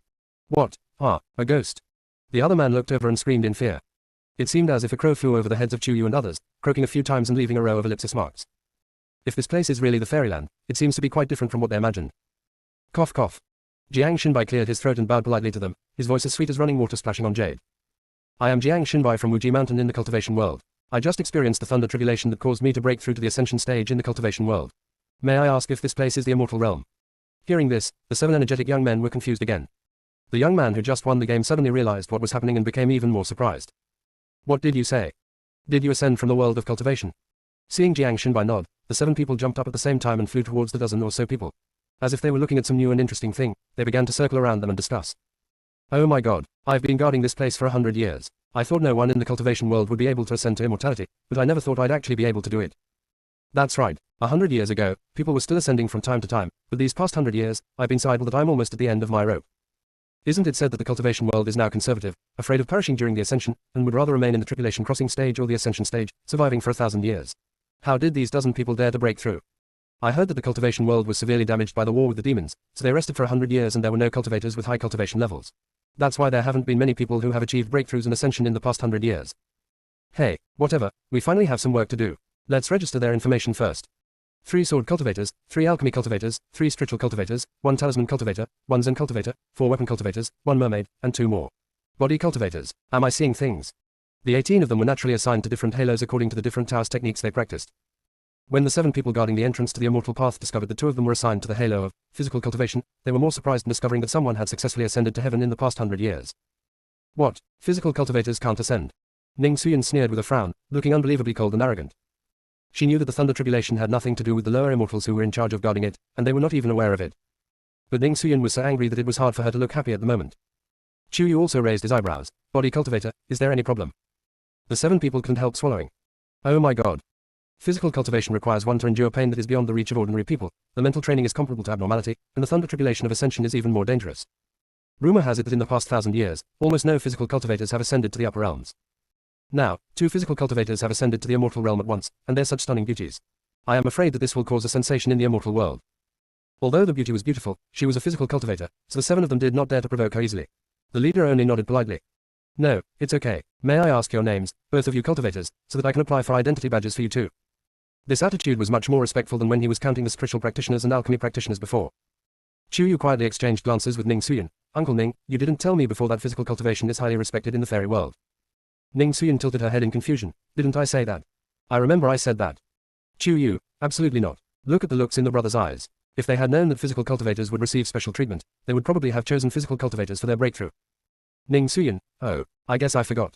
The 2 of them exchanged glances briefly before reporting their identities.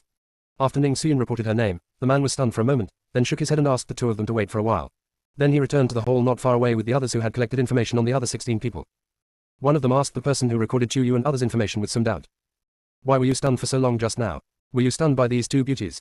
How is that possible? I am still very loyal to my duties. The leader shook his head. I just feel like I've heard the name, Ning Suyin, somewhere before, but I can't remember where. Ning Suyin. It sounds familiar to me too.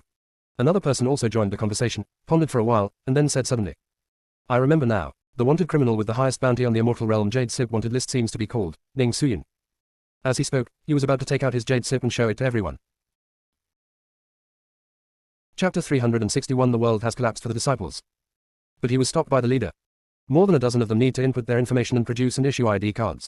We have to hurry up. If we exceed the deadline, our salaries will be deducted. There are so many people with the same name in the world, and I also remember that the number 1 on the wanted list is Ning Suyin, who is from the Icy Dragon clan and has reached the level of an immortal who is about to ascend to become a god. Moreover, she has been on the wanted list for 1,000 years, so she is at least over 1,000 years old. This Ning Suyin has just ascended, and her cultivation level is at most at the lower immortal level. She is also an individual cultivator, so how could they be the same person? Right. The man no longer had any doubts and went to organize the information at a rapid pace. This concerns his salary for next month. He just lost money playing mahjong. If his salary is deducted again, he will probably have to kneel on the washboard when he gets home. The round-faced fairy who stayed there to greet them was called Tutu, so Chu Yu and the others called him Brother CO2. Brother CO2 is very kind and polite, and answers every question. Ask them why they have special respect for physical cultivators. He said that most of the time, all kinds of cultivators were treated equally, but because physical cultivators practiced hardship and ascension was the most dangerous, no physical cultivator had succeeded in ascending in the past 1,000 years. And most of the original physical cultivators in the fairy world died when they ascended to the middle and upper immortals. Among the very few physical cultivators left in the world of cultivation today, they have all made outstanding contributions during every trial, turmoil or competition, and are the objects that all parties are vying to win over. The immortal world admires the strong more than the world of cultivation, so they naturally respect physical cultivation more. Worried that other monks might feel bad, Brother CO2 comforted them. No matter what kind of cultivator, as long as they have good talent, they will be the target of recruitment by major sects, aristocratic families, and even the imperial courts of various countries. I see that you are all relatively young, and you should have ascended to the immortal realm before the age of 100. You must have good qualifications, and it will not be difficult for you to find a good place to go. Wait, what did you just say? The imperial court. After feeling dizzy, Yelang felt that his ears were also not very useful. Isn't that something that only exists in the human world? In the world of cultivation, there are only sects and aristocratic families, and the rest are independent cultivators. How come when we get to the fairyland, we use gold and it belongs to the imperial court? Brother Shatu smiled and explained patiently. The immortal realm is different from the cultivation realm and the human realm. To be more precise, it is like a combination of your cultivation realm and the human realm. The fairyland not only accommodates humans, but also other races, such as demon fairies, sea fairies, and even magic fairies. If they were all transformed into different sects or descendants of aristocratic families, it would be too difficult to manage and conflicts would be extremely easy to arise. After nearly 1,000 years of continuous adjustment and reorganization, in order to create a better environment for cultivation in the fairy world, in addition to the sects and families, 7 countries dominated by humans, sea fairies, demon fairies, beast fairies, and bird fairies were established. In addition to the 3 nations of humans, other immortals have established a nation each to govern their own subjects, excluding those who have taken refuge in the great sects and aristocratic families. The more Yelang and the others listened, the more their brows furrowed. What a complicated worldview. In addition to cultivation, do they also have to be loyal to the court? Brother Shouter was far from finished. In order to improve their own governance capabilities, the 7 major courts have also established 7 academies to train talented people. Every year, they will have large-scale competitions with major sects and families to divide up the cultivation resources. Of course, there are also some top races in the immortal world, such as the Dragon Clan and the Phoenix Clan. They are independent and do not accept foreign species to join them, but when they compete with us, they will also compete for resources with us. Excuse me, if I don't join any of these forces and just want to be a leisurely immortal, is that okay? Zhao Ming really found it difficult to accept this system. Because as long as it involves the court and the government, it will be extremely complicated. Little Chuge looked at him in surprise. Brother Zhao Ming, those who ascended to the immortal realm 100 years ago were all vying to be recruited by sects, aristocratic families, or the imperial court so they could be allocated cultivation resources. If you are just a wandering immortal, you can only live like an ordinary person in the human world.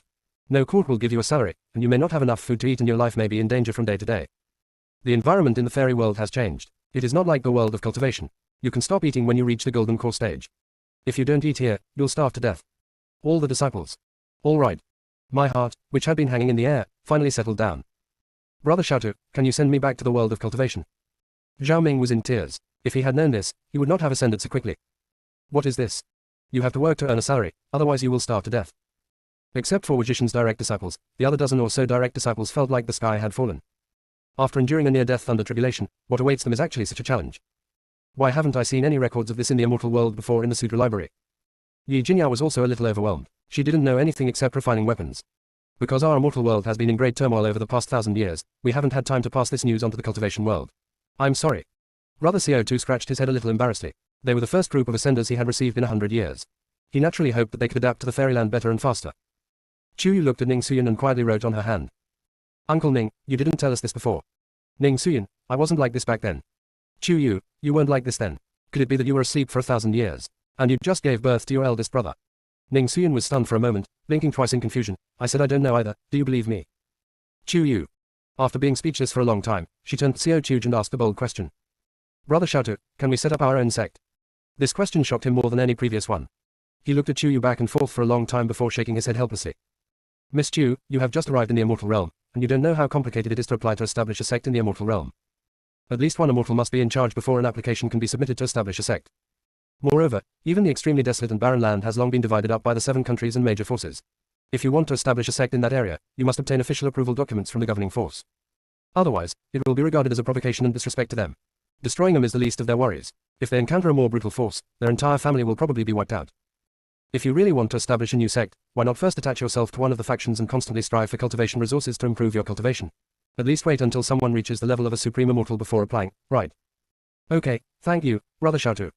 As Chuyu finished speaking, the 6 people who had issued their ID cards returned and handed each of them a bronze card with the names engraved on the back, but the front was blank. Once you've determined which faction you belong to, they'll brand the front of your ID card with their totem or emblem. First, inject your own immortal power into the ID card. Everyone exchanged glances and did as they were told. Then, they led the disciples towards the main hall, and now they had to choose which force they would join. Ellipsis. Chapter 362, Countdown to Shangwen Ziqian's exposure. Including Ning Suyin and Chu Yu, everyone was still dizzy and hadn't quite figured out the situation. After entering the hall, they were even more confused. Originally, when choosing a sect or family in the world of cultivation, there was at least an introduction. Here, whether it is a sect, a family or a country, they all have only a name. No, the names of the 7 countries don't sound at all like they belong to the human race or some other race. What if we choose a country ruled by another race? Yelang was already devastated. From the time he was born till now, he had never encountered such a ridiculous thing. Brother Shoutu smiled slightly awkwardly. Everyone, choosing a faction is not a one-way choice, but a two-way choice. The names here are only those of 7 countries, 5 great heavenly sects, and 4 great heavenly families. Zhao Ming, what do you mean? Brother Shoutu, what it means is that the force you choose must also choose you before you can join it. What if I get rejected? Yi Jinyao was becoming more and more worried. The life and cultivation in the fairy world had seriously exceeded her cognition and ability. This group of 2nd-generation cultivators who were born in the world of cultivation since childhood are actually the simplest group of people among the 7 realms of Hongbeng. Ever since I was old enough to understand, I have been practicing cultivation all the time, and I believe that ascending to heaven and becoming an immortal is my lifelong pursuit. No one told them what life would be like after ascending to the fairyland. How could they not be panicked at this moment? Seeing that several people were worried, Xiao Chuj continued to explain. Each of you will have 3 chances to choose. You will then drop a drop of blood onto the 3 talent stones you have chosen. The screeners from the relevant forces will be able to read your talents remotely. They will then choose to accept or reject your joining based on your talents. If the forces you choose 3 times all reject you, you will be listed as subject to random adjustment, and we will adjust you according to the situation. In our fairy world, the sects and the world are divided into 4 levels: heaven, earth, Xuan, and Huang. Once rejected by the heavenly sects and families, they can only be transferred to the sects of the earth, Xuan, and Huang levels. Their strength and cultivation resources naturally decrease in sequence. After being transferred, no matter which faction you choose, if you still refuse, you will become a casual cultivator. It would be better not to say this, as it would make them even more anxious. Chu Yu sighed helplessly and immediately returned to his relaxed and enthusiastic state. You're all worried too much. Just now, Brother Shatu said that we are the first group of people to ascend in 100 years. Many immortals have fallen in the immortal world in the past 100 years. We shouldn't be rejected. After a pause, Chu Yu suddenly thought of something, and a flash of inspiration came to him. Brother Shatu, you just said that we have 3 chances to choose. If we are chosen by 3 forces at the same time, can I choose against them? If only one faction chooses me, do I still need to confirm before we can reach an agreement? Yeah. I just forgot to tell you this rule, that's it. Brother Shatu looked at Chu Yu happily. For physical cultivators like Miss Chu and Miss Ning, as long as they don't choose the 4 nations established by the Sea Clan, Bird Clan, Beast Clan, and Demon Clan, the other 3 nations, sects, and families established by humans will definitely fight for them. Chu Yu understood and looked at everyone excitedly. That's easy, we all choose the same 3 options, and unless one of the forces accepts all of us, we agree. Otherwise, we will reject them all and accept the adjustment. Once we are transferred to the same faction, we will accept it. After a pause, she considered that Chu Yu and Sichu Yuna were mermaids, and quickly added. However, since little Sichu is a mermaid, it may not be easy for him to be accepted by human forces. If you're worried about being dragged down, you can form a group and we can form a group at Wuji Mountain. How about that? Who are you looking down on? Yelang was the first to be unhappy. Why are you dragging us down? It's clearly us who are dragging you down. Zhao Ming also said. Yes. Are you, the Wuji Mountain, the only ones allowed to gather together like a ball of fire, and scatter like a sky full of stars? After all, we all came from the world of cultivation together, so can't we advance and retreat together, and share difficulties? Jun Mohan rarely took the initiative to express his own opinions, and he was still so upright and righteous. Together, we advance and retreat together. Several other cultivators who were not from Wuji Mountain also expressed their agreement. Even Fang Tai, who was usually silent, spoke up. All living beings suffer, but even in suffering there is joy. My joy is to cultivate together with you, sharing the same ideals. Upon hearing this, Chu Yu and several other people from Wuji Mountain exchanged glances and nodded. This made Xiao Chuj dumbfounded. You really want to do this? Just now, Brother Shatu and the others quietly investigated the approximate qualifications of these 18 ascenders. In fact, there are differences in their spiritual roots or physiques. If one has a heavenly spiritual root, he will naturally be easily accepted by all major forces, just like a physical cultivator. However, ordinary top-grade or superior spiritual roots are almost as numerous as cattle hairs in the fairy world, especially for cultivators like alchemy cultivators and talisman cultivators who are common in the fairy world. I am afraid they may not necessarily be accepted by good sects or families. Although it is not difficult to join a country, it is very likely that you will only be given the title of commoner at the beginning. You will be exhausted all day long and will not receive much compensation and resources. You can only barely make ends meet. That's for sure. The 18 people spoke in unison without any hesitation. Seeing this, Brother CO2 did not try to persuade him any further, but placed the 16 names in front of the 18 people. The 7 great immortal kingdoms, Yunnan Kingdom, Qingyu Kingdom, Qian Kingdom, Yuyu Kingdom, Yuheng Kingdom, Lingyuan Kingdom and Xinghuo Kingdom. The 5 top-grade sects, Changkan Taoist Sect, Xingchen Sword Sect, Bear Cow Fairy Valley, Huanmeng Fairy Pavilion and Xian Divine Sect. The 4 great families of heaven, the Yehei family, the Baiming family, the Duanmu family, and the Gongsun family. Everyone was a little confused about whether to go to the country or to the family sect. After thinking about it, their eyes finally focused on Chu Yu and Ning Suyan in tacit understanding. Chu Yu was ashamed. What are you all doing, looking at us? Yelang, you have the most ideas and methods, and Uncle Ning has the most experience. It's up to you to decide. Chu Yu. Although what he said was not very pleasant to hear, Chu Yu had to admit that what Yelang said was indeed true. Chu Yu and Ning Suyan looked at each other and said in unison. Choose a country. The reason is very simple. Sects and families choose the best from the best, and in most cases, each sect has a different focus. Even comprehensive sects like Wuji Mountain may not be willing to accommodate all of them. A country must have the largest territory and the scope of its jurisdiction must also be extremely wide. Although the hierarchy may be the most, it is precisely because of the levels 3 and 6 inches that they are very likely to all be accepted. Chu Yu had just inquired about it. The 3 major human race countries often intermarry with countries of other races, so it is very likely that they will accept Sichiyuna. It is good. Just choose the country. The others nodded without any hesitation. But when they looked at the names of these 7 countries, they were a little confused. Which 3 should I choose? If none of the countries selected are self-established by humans, they will most likely be rejected, and we will have no choice but to obey the arrangements. But among these names, only Qingyu Kingdom sounds like a country built by animal immortals. The other 6 are hard to judge. Or, shall we draw lots? Chu Yu made another extremely unreasonable suggestion, but it has become a highly feasible method at present. So, under CO2G's third surprised look, this group of disciples actually started drawing lots and counting the votes. When it was finally concluded that the three countries of Yunnan Kingdom, Yuheng Kingdom, and Xingluo Kingdom had the highest number of votes, Chuyu secretly breathed a sigh of relief. Fortunately, Lingyuan country is not on the list, because the name of this country is exactly the same as the name of the female-dominated country in Chuyu's sixth reincarnation. Although it was most likely a coincidence, Chuyu still felt a little uncomfortable. When Ning Suyan handed the selection result to Brother CO2, Chuyu asked in a low voice, Brother Xiaotu, among the three countries established by humans, are they male-dominated countries? Or female-dominated countries? Both. There are even some countries that are more tolerant. Brother Xiaotu smiled and kept the secret. You have only obtained your identity cards, but have not yet been accepted by the forces of the immortal world, so you have not truly entered the immortal gate. Therefore, I am not in a position to reveal too much specific information about these forces. However, you don't have to worry too much. Even if you become a casual cultivator, we will give you a copy of The Grand View of the Immortal Realm, which contains the latest records of the major forces and can help you better understand the specific situation of the immortal world. That's good. Chuyu felt a lot more relieved, at least he wasn't wandering around blindly. Then, under the guidance of CO2GE and others, the 18 people dripped their blood on the 3 talent stones in front of them. For them, it is a very common operation. Because the 18 people huddled together for warmth, they didn't feel nervous at all. Little did they know that the 3 countries they chose, the 4 countries they didn't choose, the 5 great sects and the 4 great families were all in an uproar at the same time. Because the choices of all the newly ascended immortals are in the same immortal jade slip group and can be seen. 18 people ascended at once, and there were only 16 forces for them to choose from for the first time. Not to mention that every faction has someone selected, but according to convention, at least half of the factions should be selected. Moreover, it is common for 3 or 5 of them to make the same choice. 18 people like this, all making the same choice, is rare in the past 1,000 years. Huanmeng Fairy Pavilion Selection Officer, TSK. I saw several fairy ladies and thought our Huanmeng Fairy Pavilion would have new members. I didn't expect that all of them chose the country. The selection officer of Bear Cow Fairy Valley said, there are 3 alchemists here, but Bear Cow Fairy Valley, which prioritizes alchemy cultivation, didn't choose me. Isn't our name obvious enough? The Star Sword Sect selection officer said, our names are obvious, but they didn't choose us, even though they have 2 heavenly grade sword cultivators. What on earth are they trying to do? Purple Flame Divine Sect selection officer, I have a bold guess, but I don't want to say it now. Screeners, TSK. Disdainful emoji. If Chuyu was also in this Jade Sip group, he would definitely be shocked. Because the emoticons sent by these screening officials were exactly the emoticons she designed for Shangwen Ziqian's Beibaozhai Jade Sips.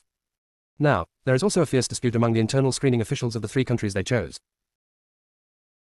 Chapter 363 The number 1 traitor in the fairy world, Shangwen Ziqian. Mother. Ning Luo was ashamed. Although he was indifferent to fame and fortune and forgot about life and death, he would still feel embarrassed when his own mother did this in front of so many people. Ning Suyan only then realized that her son was thin-skinned. When she heard about the extreme actions taken by other sons after being forced into marriage, she lost control of her anxiety and hurriedly smiled and said, Okay. My son is the most obedient, he will definitely not have a rebellious period, right? Ning Luo. It's better not to say these words to comfort a child. Didn't you see that his fellow junior brothers and sisters who were just watching the fun were trying to hold back their laughter? Cough cough. Ning Suyan glanced at Chuyu and the others suggestively. They had indeed put him away. Then she complained to Brother CO2. Why is this kid so rebellious? His parents just married him off to a princess, and they wouldn't treat him unfairly, would they? Even if you don't like her, you can just not marry her. Why hurt yourself? No. Otherwise, how could he have been given the title of the first traitor in the immortal world? The most traitorous person in the immortal realm. Everyone said in unison, their expressions indescribable. Only Shangwen Ziqian couldn't smile at all. He has only been in the world of cultivation for more than 10 years, so how come he has such a weird title? Who came up with this name? Better not let him know. Otherwise.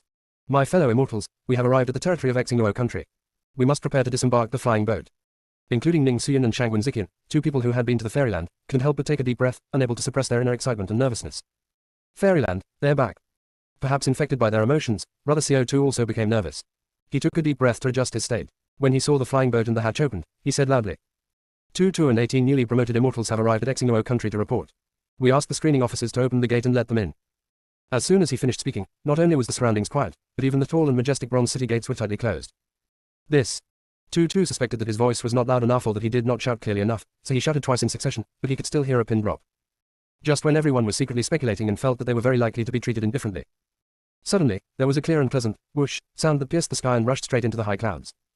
The sound was like a flash of lightning, instantly attracting everyone's attention. Almost at the same time, along with this sound, there was a shocking explosion. In an instant, gorgeous fireworks intertwined with dark blue and silver exploded in the air, as if countless dazzling flowers bloomed in the night sky. These fireworks fell like a meteor shower, dragging long tails and flashing charming light, decorating the entire sky like a dream and beautifully. Before anyone could recover from this dazzling visual feast, a resounding and passionate voice rang out, Brothers Zhou Shuqi, Zhou Anbang, and Zhou Tianxia, on behalf of our great Emperor, Empress, and all the subjects of the Xingluo nation, warmly welcome 18 fellow immortals to officially join our Xingluo nation. The voice was full of energy, resounding through the sky, and filled with sincerity and enthusiasm. However, before he could finish his words, the bronze door that had been closed for a long time slowly opened from the inside out. The moment the door opened, dozens of immortal friends were seen standing in front of the door in an orderly manner, each holding a firework of different colors in their hands. They smiled and shouted in unison, "Welcome! Welcome!" These enthusiastic shouts were like a spring breeze, making people feel warm in their hearts. What is even more surprising is that it is not just here. Looking around, the entire ancient long street, the eaves on both sides, and the dazzling array of vendors are all lit up with colorful fireworks. For a moment, the crackling sound of firecrackers rang out one after another, and the colorful fireworks complemented each other, lighting up the entire night sky. This lively scene is just as festive and peaceful as the spring festival in the human world, filled with a strong atmosphere of joy. For some reason, Chuyu suddenly thought of the first time Shangwen Ziqian took her to the sect competition and got off the flying boat. Her followers were also so enthusiastic, shouting her name and holding banners to welcome her. No matter where you go, sincere people will be treated sincerely. How can one not be moved? What should I do? I suddenly feel like crying. As he spoke, Yelang's eyes were already red. I miss my grandpa. Come on. Ji Chen immediately exposed him. When he said goodbye to Sect Master Wen, he cried bitterly, "Were you eager to go to the South China Sea as soon as possible? Don't think I didn't see it." Yelang, brother Ji, if you are so honest, you may lose me. Ji Chen rolled his eyes. I have my wife, that's all. As for you, hee. You two should stop being so joking and stop making them wait for such a warm welcome. Jiang Xinbai stopped the two from pretending in time, and he and Ji Chen stood on both sides of Chuyu, one on the left and one on the right, and slowly walked forward with everyone. The three Zhou brothers decided in a flash to accept their three screening officers from the Xingluo kingdom. Probably born of the same mother, looked very similar, were tall and full of righteousness. The eldest brother Zhou Shuqi is the most burly, with a long sword on his back. He must be a sword immortal. The second brother, Zhou Anbang, was dressed like a scholar, and it was hard to tell what kind of immortal he was. The third brother, Zhou Tiangxia, looks rather simple and doesn't seem to have any bright ideas. Seeing that the person in charge was the second son Zhou Anbang, he did his best to be a good host and stepped forward to greet Chuyu and the others. My fellow immortals, this is Priang City, the gateway to our Xingluo nation. For nearly 1,000 years, all the immortals who have ascended from various realms to the immortal realm and chosen our Xingluo nation would be arranged to live here as their first stop. Some immortal friends have become attached to this city after living here for a while, married and had children here, or married and lived here, and regarded our Priang City as their home. Some immortal friends love to venture out or travel. After staying for a while, they go to other cities or even the capital of our Xingluo country to seek development. In short, choosing to become a member of our Xingluo nation will definitely not make you fellow immortals regret it. What Zhou Anbang said was extremely insightful. He did not say that the immortal friends who stayed in Priang City were not capable enough and could not go to other cities or even the capital of Xingluo Kingdom to seek development, but that they fell in love with Priang City and decided to settle down. In just a few words, Chuyu and others had a better impression of Zhou Anbang and Xingluo Kingdom. Ning Xuyan exchanged a few pleasantries with them with a smile, but when asked what requirements the 18 of them had for the house, she looked at Chuyu and the others. After all, Chuyu has 5 husbands. Whether we all live together in a big yard or live in different houses, we still have to respect everyone's decision. Ellipsis. Chapter 364. This is simply another catastrophe. In fact, when Ning Xuyan was taking a nap on the flying boat, Chuyu and the others had already discussed it. The latter smiled and said to Zhou Anbang, "Excuse me, Master Zhou, if we want a courtyard that can accommodate 18 people, how much gold will it cost?" Zhou Anbang smiled and shook his head. Chuyu. There's no yard that can accommodate 18 people. Zhou Anbang shook his head again, and amidst everyone's confusion, he said slowly. It's not that there aren't yards that can accommodate 18 people. On the contrary, there are quite a few such yards, and there are several different types of houses for you to choose from. Besides, it's free. I'll take you there with your ID cards and you can apply directly. No money. Even Chuyu stuttered a little. Everyone's eyes turned to Brother Xiao again, questioning in unison. Brother Xiao. Brother Tu scratched his head out of habit, embarrassed. This is only the case in Xingluo country. Other countries and sects must conduct equal exchanges. We can't leak the secret, because if the newly ascended immortals knew this news, they would definitely choose Xingluo nation, and other forces would definitely have objections. So, the 18 of us are incredibly lucky to be able to join the Xingluo nation. Chuyu was faintly excited. Was the way of heaven finally not targeting her, but helping her? But Zhou Anbang shook his head again and said very frankly. It's both fortunate and unfortunate. Fortunately, as I just told you, you will be given accommodation for free, and if you temporarily lack circulating currencies such as gold and silver, you can go to Priang City every day to collect relief supplies. Although they are not delicious, you will not starve to death. Unfortunately, apart from trying our best to protect and comfort you, we can only provide these for free. As for cultivation resources, Xingluo country has almost none. You have to find ways to earn money and go to major auction houses to bid, or compete for them through annual competitions with other forces. However, let me be frank. Our Xingluo country has not won any resources for 100 consecutive sessions, that is, 100 years. Therefore, many powerful immortal friends have either been poached by other forces or have voluntarily switched to other forces. Otherwise, the huge city of Priang wouldn't have only a few hundred people. Sure enough, every action has its consequences. Zhou Anbang is an honest man. Rather than letting them find out and be disappointed later, it is better to tell them directly. If they have the ability to jump ship to other forces, Xingluo country will definitely not stop them. Unexpectedly, the extreme disappointment that Zhou Anbang had expected did not appear. Chuyu and the others were stunned for just a moment before they enthusiastically started discussing. Chuyu, wow, the land is vast and sparsely populated, and there's a free mansion to live in. And you can even choose the layout of the house and the garden. We're making a killing. Ning Suyin, yes, that's right. If we had chosen other countries or sects, they would probably have been overcrowded long ago. Yelang, it's good to have fewer people. Brother Nangong and I can experiment with explosions without worrying about hurting other immortals. Right, Brother Nangong. Nangong Yan, it would be great if we could apply for a larger yard and build a spiritual weapon laboratory. No, nowadays I should say it's a fairy weapon workshop. Ji Chen, that's right. A city with over 100 people is already very lively. When we first came to Wuji Mountain, there were only 6 of us, including Master. Shin Tu Yin, I like quietness. Ning Luo, me too. Yi Jingyao took the 2 sisters Xian and Zisha on her arm and said, I want to live in a small courtyard with you. Didn't we discuss before how to better mix the immortal tools and immortal medicines? Living in a small courtyard will make it easier for us to communicate. Zhao Ming, my senior brother and I. Listening to the 18 new immortal friends talking excitedly, Zhao Anbang was a little confused and interrupted emergently. Wait a moment. Fellow immortal friends, everything else is fine. The cultivation methods you just mentioned are all based on the premise that you have the resources for cultivation. To refine immortal artifacts, even if you have spiritual fire yourself, you still need various refining materials. I'm afraid the refining materials you brought from the cultivation world are not enough to refine immortal weapons. Even if it is successfully refined, it may only be a low-grade immortal weapon. It may be of some use to lower immortals, but it is probably useless to middle and upper immortals and cannot be sold at much price. Refining elixirs and magic pills is the same as refining weapons. Even if you have spiritual fire in the furnace, if you don't have the medicinal materials from the fairy world, you still can't refine high-grade elixirs. The same is true for Fu Xiu. Zhou Anbang was not pouring cold water on him, but was worried that the higher Chu Yu and the others' expectations, the greater the disappointment would be. Unexpectedly, Chu Yu was still not discouraged. Master Zhou, we know the resources are rare and precious. Even if we can't afford them right now, we can still go to the nearby mountains or other places to look for them and mine them, right? Zhou Anbang smiled and shook his head. Miss Chu, you haven't understood what Zhou meant. Our Xingluo country has long been impoverished, with no resources for cultivation anywhere. Including but not limited to immortal plants, immortal metals, immortal talismans and cinnabar materials, etc. Otherwise, with such a comfortable living environment, why would those immortals defect to other forces? Do other forces have cultivation resources? Chu Yu found it unlikely. Sure enough, Zhou Anbang also shook his head. Their cultivation resources are also very scarce, not much better than ours. However, they have more or less won in competitions and trials, big and small, and the resources they are awarded with are endless. And we. Zhou Anbang just said that he hasn't won a single game in 100 years. I guess even the royal family doesn't have many resources left for cultivation. This is simply another catastrophe. Ellipsis. Chapter 365. The worldview is gradually reshaped. However, surprisingly, despite facing such a severe situation, Chu Yu and his group did not seem to fall into complete despair and collapse. Chu Yu frowned slightly and whispered thoughtfully, so, if we want to obtain the resources we need through the auction house, we have to use silver or gold as the exchange currency, right? Her eyes were fixed on Zhou Anbang, expecting him to give a definite answer. Zhou Anbang nodded slightly in affirmation. Seeing that these people looked serious but not too depressed or downhearted, he couldn't help but feel a trace of pity in his heart. After hesitating for a moment, he decided not to tell them the cruel truth for the time being. If they could not obtain enough resources, it would become extremely difficult to produce items that could be exchanged for gold and silver. Due to the lack of necessary raw materials and technical support, they are likely to fall into a vicious cycle. Without sufficient gold and silver income, it would be difficult for them to purchase more and better resources from the market, and without high-quality resource supply, the quality and output of products would inevitably be seriously affected, further restricting the acquisition of gold and silver. If this continues, they may end up having to rely on relief supplies, distributed by the outside world to barely make a living. Under such harsh conditions, surviving is already a luxury, and as for improving one's cultivation, it is almost a fantasy. After all, cultivation requires a lot of time, energy and various precious resources. The lack of any of these elements will make the path of cultivation difficult and even stagnant. You know, the fairy world and the world of cultivation are very different. Practitioners do not rely on spiritual energy to cultivate themselves like everyone else in the cultivation world. This is a world of cultivation where one relies entirely on absorbing immortal energy to improve their cultivation level. However, in recent years, a shocking thing has happened. The fairy energy in the fairy world is actually being lost continuously every day.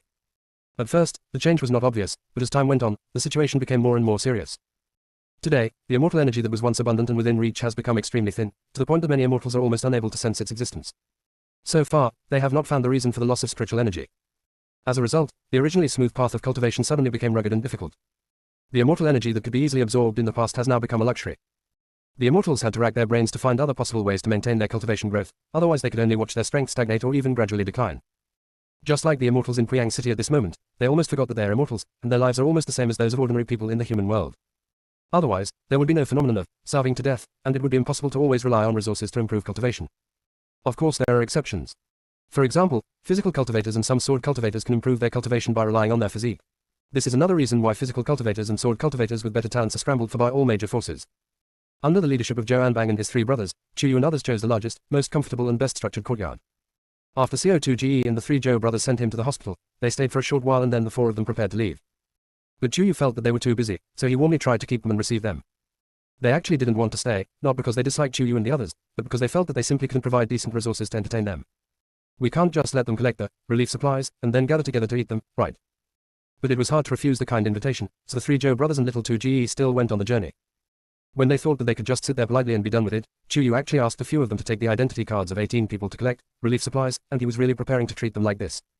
Zhou Anbang was embarrassed. Miss Chu, supplies are in short supply, it's better for you to keep them for yourselves. It's okay, the four of you are guests. It's your first visit, so I don't have much to offer you. Please don't be mean to me. Everyone, please have some tea. While Chu Yu was talking to them, Jiang Xinbai had already brewed the tea quietly and placed it in front of the four immortals with an elegant and warm smile. This is the pre-rained dragon well tea we brought from the cultivation world. Although it's not as good as the nectar from the immortal world, it has its own unique flavor. Would you like to try it, brothers? Zhou Anbang and the others looked at each other in bewilderment. They had intended to pretend to drink 2 glasses, but after taking a sip, they were all stunned.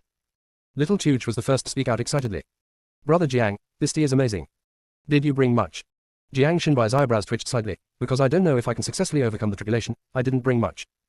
Chu Yu glanced at him inconspicuously. This guy was not telling the truth at all. There was a lot more in the mustard bag. However, since they had just arrived, the resources in the fairyland were much scarcer than they had imagined, so they had to hide a little. Even Yelang, who had always been jumping around, was unusually quiet at this moment. Brother CO2 shook his head regretfully. Oh, what a pity. The taste of this Longjing tea before the rain is no worse than that in the palace. If you can enter the palace, you will definitely get a lot of rewards. Even if it is noticed by a high-ranking official, or if it is auctioned at Beibaozhai, it can bring in a considerable amount of money. Ah. Jiang Xinbai exchanged glances with Chu Yu again, then shook his head regretfully. It's Jiang's fault for being so careless that I didn't have this opportunity. Chu Yu heard something strange from it. Brother Xiaotu, I can understand the royal family, but do the high-ranking officials in the immortal world really like the 3 departments and 6 ministries in the human world? Almost the same, but more complicated. Mr. Zhou should understand this better than I do. Brother CO2 passed the conversation to Zhou Anbang and began to savor the pre-rain Longjing tea carefully. The more he drank, the more intoxicated he became. Zhou Anbang was still very polite. Our Xingnuo nation's highest rulers are the Emperor and Empress. Below them are the regent immortal kings, who assist the Emperor in handling daily government affairs and participate in the discussion and decision-making of national affairs. These are held by immortals of high moral character, great strength, and political experience, and serve as the Emperor's important assistants. After that, there are the Prime Minister, the General, and the Chief Censor, who are also central government positions and are of the first rank. The officials of the Ministry of Personnel, the Ministry of Revenue, the Minister of Personnel, the Ministry of Works in the Government Department, the Marshal in the Military Department, and the Dahlia Mortal in the Judicial Department are of the second rank. A third rank official has. In addition, the Grand Master of Life, the Imperial Master, and the priests of the Sacrificial Department were directly under the jurisdiction of the Emperor and Empress. Special official positions such as the Imperial Spirit Envoy, the Heavenly Secret Pavilion, and the Treasure Casting Master were also appointed directly by the Emperor. Spirit Master, responsible for managing and taming various fairy beasts and spiritual pets, and providing support for the country's military, transportation and other aspects. The Tianji Pavilion manages the Tianji Academy of our Xingnuo country. Every year, teachers and students from the Tianji Academy represent the school to participate in various trials and competitions in the fairy world. Master of Treasure Casting, responsible for supervising and guiding the casting of the country's magic weapons, ensuring that the quality and quantity of the magic weapons meet the country's needs. Due to the loss of immortal energy and the scarcity of cultivation resources, solving the daily life problems of immortals has become the main pace of life in the immortal world. Therefore, court officials mainly manage the daily affairs of the immortals, while a small number of special officials manage their cultivation. Chu Yu hesitated for a long time before trying to ask again. So what should we do if we want to become officials? Science exam, military exam. Are there any gender restrictions? There are no restrictions on gender. It's just a science and martial arts exam every 3 years. Zhou Anbang looked at Chu Yu silently. Miss Chu, are you ready for the exam? Ellipsis. Chapter 366. Is it a coincidence? Lingyuan country is also a country where women are respected. Chu Yu pointed at himself and said, I'll think about it. For Chu Yu, the exam was so far away that she almost forgot when it happened. During the conversation, Ji Chen and others had already returned with the relief supplies. When Chu Yu saw what the relief supplies were, he felt his eyes go dark and he just hoped it was an illusion. Ji Chen smiled evilly and hugged the person. Surprised, unexpected. Looking at Chu Yu's surprised expression, if there weren't other people present, he would have wanted to kiss her hard twice. Seeing the two of them being so intimate, CO2 raised his eyebrows in surprise. Are you two husband and wife? They had been in a hurry along the way, and Chu Yu had not had time to introduce herself to them in detail, so she now introduced the relationships between her 5 husbands. Brother Xiaotu knew they were from the same sect, but he hadn't expected them to have such a close relationship. His expression changed again and again in a complex manner, finally settling on regret. Miss Chu, based on your own conditions and those of your 5 husbands, if you went to Lingyuan, the country where women are respected, you would probably be given an official position right away. You would also definitely start to receive a salary and training resources. Ouch. Brother Xiaotu was kicked by Zhou Tiangxia, the 3rd son of the Zhou family. He realized belatedly that he had said the wrong thing, his face turned red, and he made up a lame excuse. No, gold shines everywhere. Miss Chu is a physical cultivator. Even if she has no resources, her cultivation will surely rise to prominence. Thank you, Brother Xiaotu, for your kind words. Chu Yu really didn't care. Looking at this pile of relief supplies, he raised his eyebrows slightly. Brother Xiaotu, the three young masters of Zhou, please wait for a moment. Our spiritual meal will be ready soon. After saying that, Chu carried dozens of steamed buns into the kitchen. Shen Tuyin followed closely behind him out of habit, and Sichu Yuna also followed happily behind him. Ji Chen and Jiang Xinbai entertained guests together. He was a prince in the human world, and his emotional intelligence and social skills were no worse than Jiang Xinbai's. I didn't like to show off in the past because it was not necessary in the world of cultivation. The fairy world is too complicated now, so he will naturally take on the responsibility. Nangong Yan, Yelang and other weapon cultivators, as well as the only talisman cultivator Yang Yue, greeted the four guests and then began to arrange various defensive and offensive designs for the house. Ning Luo cast a cleaning spell, and the whole house instantly looked brand new. The others went around the house with Ning Suyin and were assigned accommodation. The courtyard with the most houses was naturally reserved for Chu Yu and his husbands. It is easier to allocate the other courtyards. When Chu Yu was processing the pile of steamed buns, he also selected suitable ingredients from the mustard bag.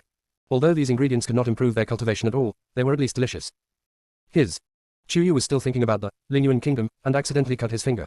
Before he could treat it, Shen Tuyin intercepted him and treated the wound. What are you thinking about? Shen Tuyin had long noticed that Chu Yu had something on her mind, but since she didn't say anything, he didn't ask. But now it has affected her daily life, so Shen Tuyin had to ask. Sichu Yuna, who was washing vegetables, also looked over, her sea blue eyes filled with concern, but she was not as natural as Shen Tuyin and Chu Yu in getting along, so she didn't dare to ask.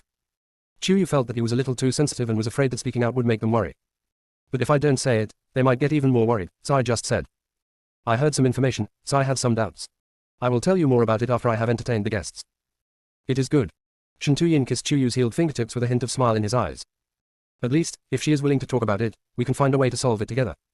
Seeing the close interaction between the two, a hint of envy flashed in Sichu Yuna's eyes.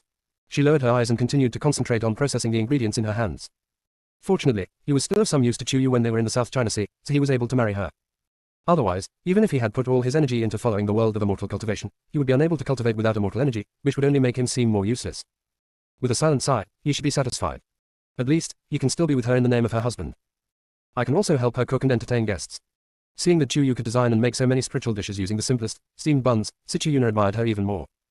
My wife is indeed omnipotent.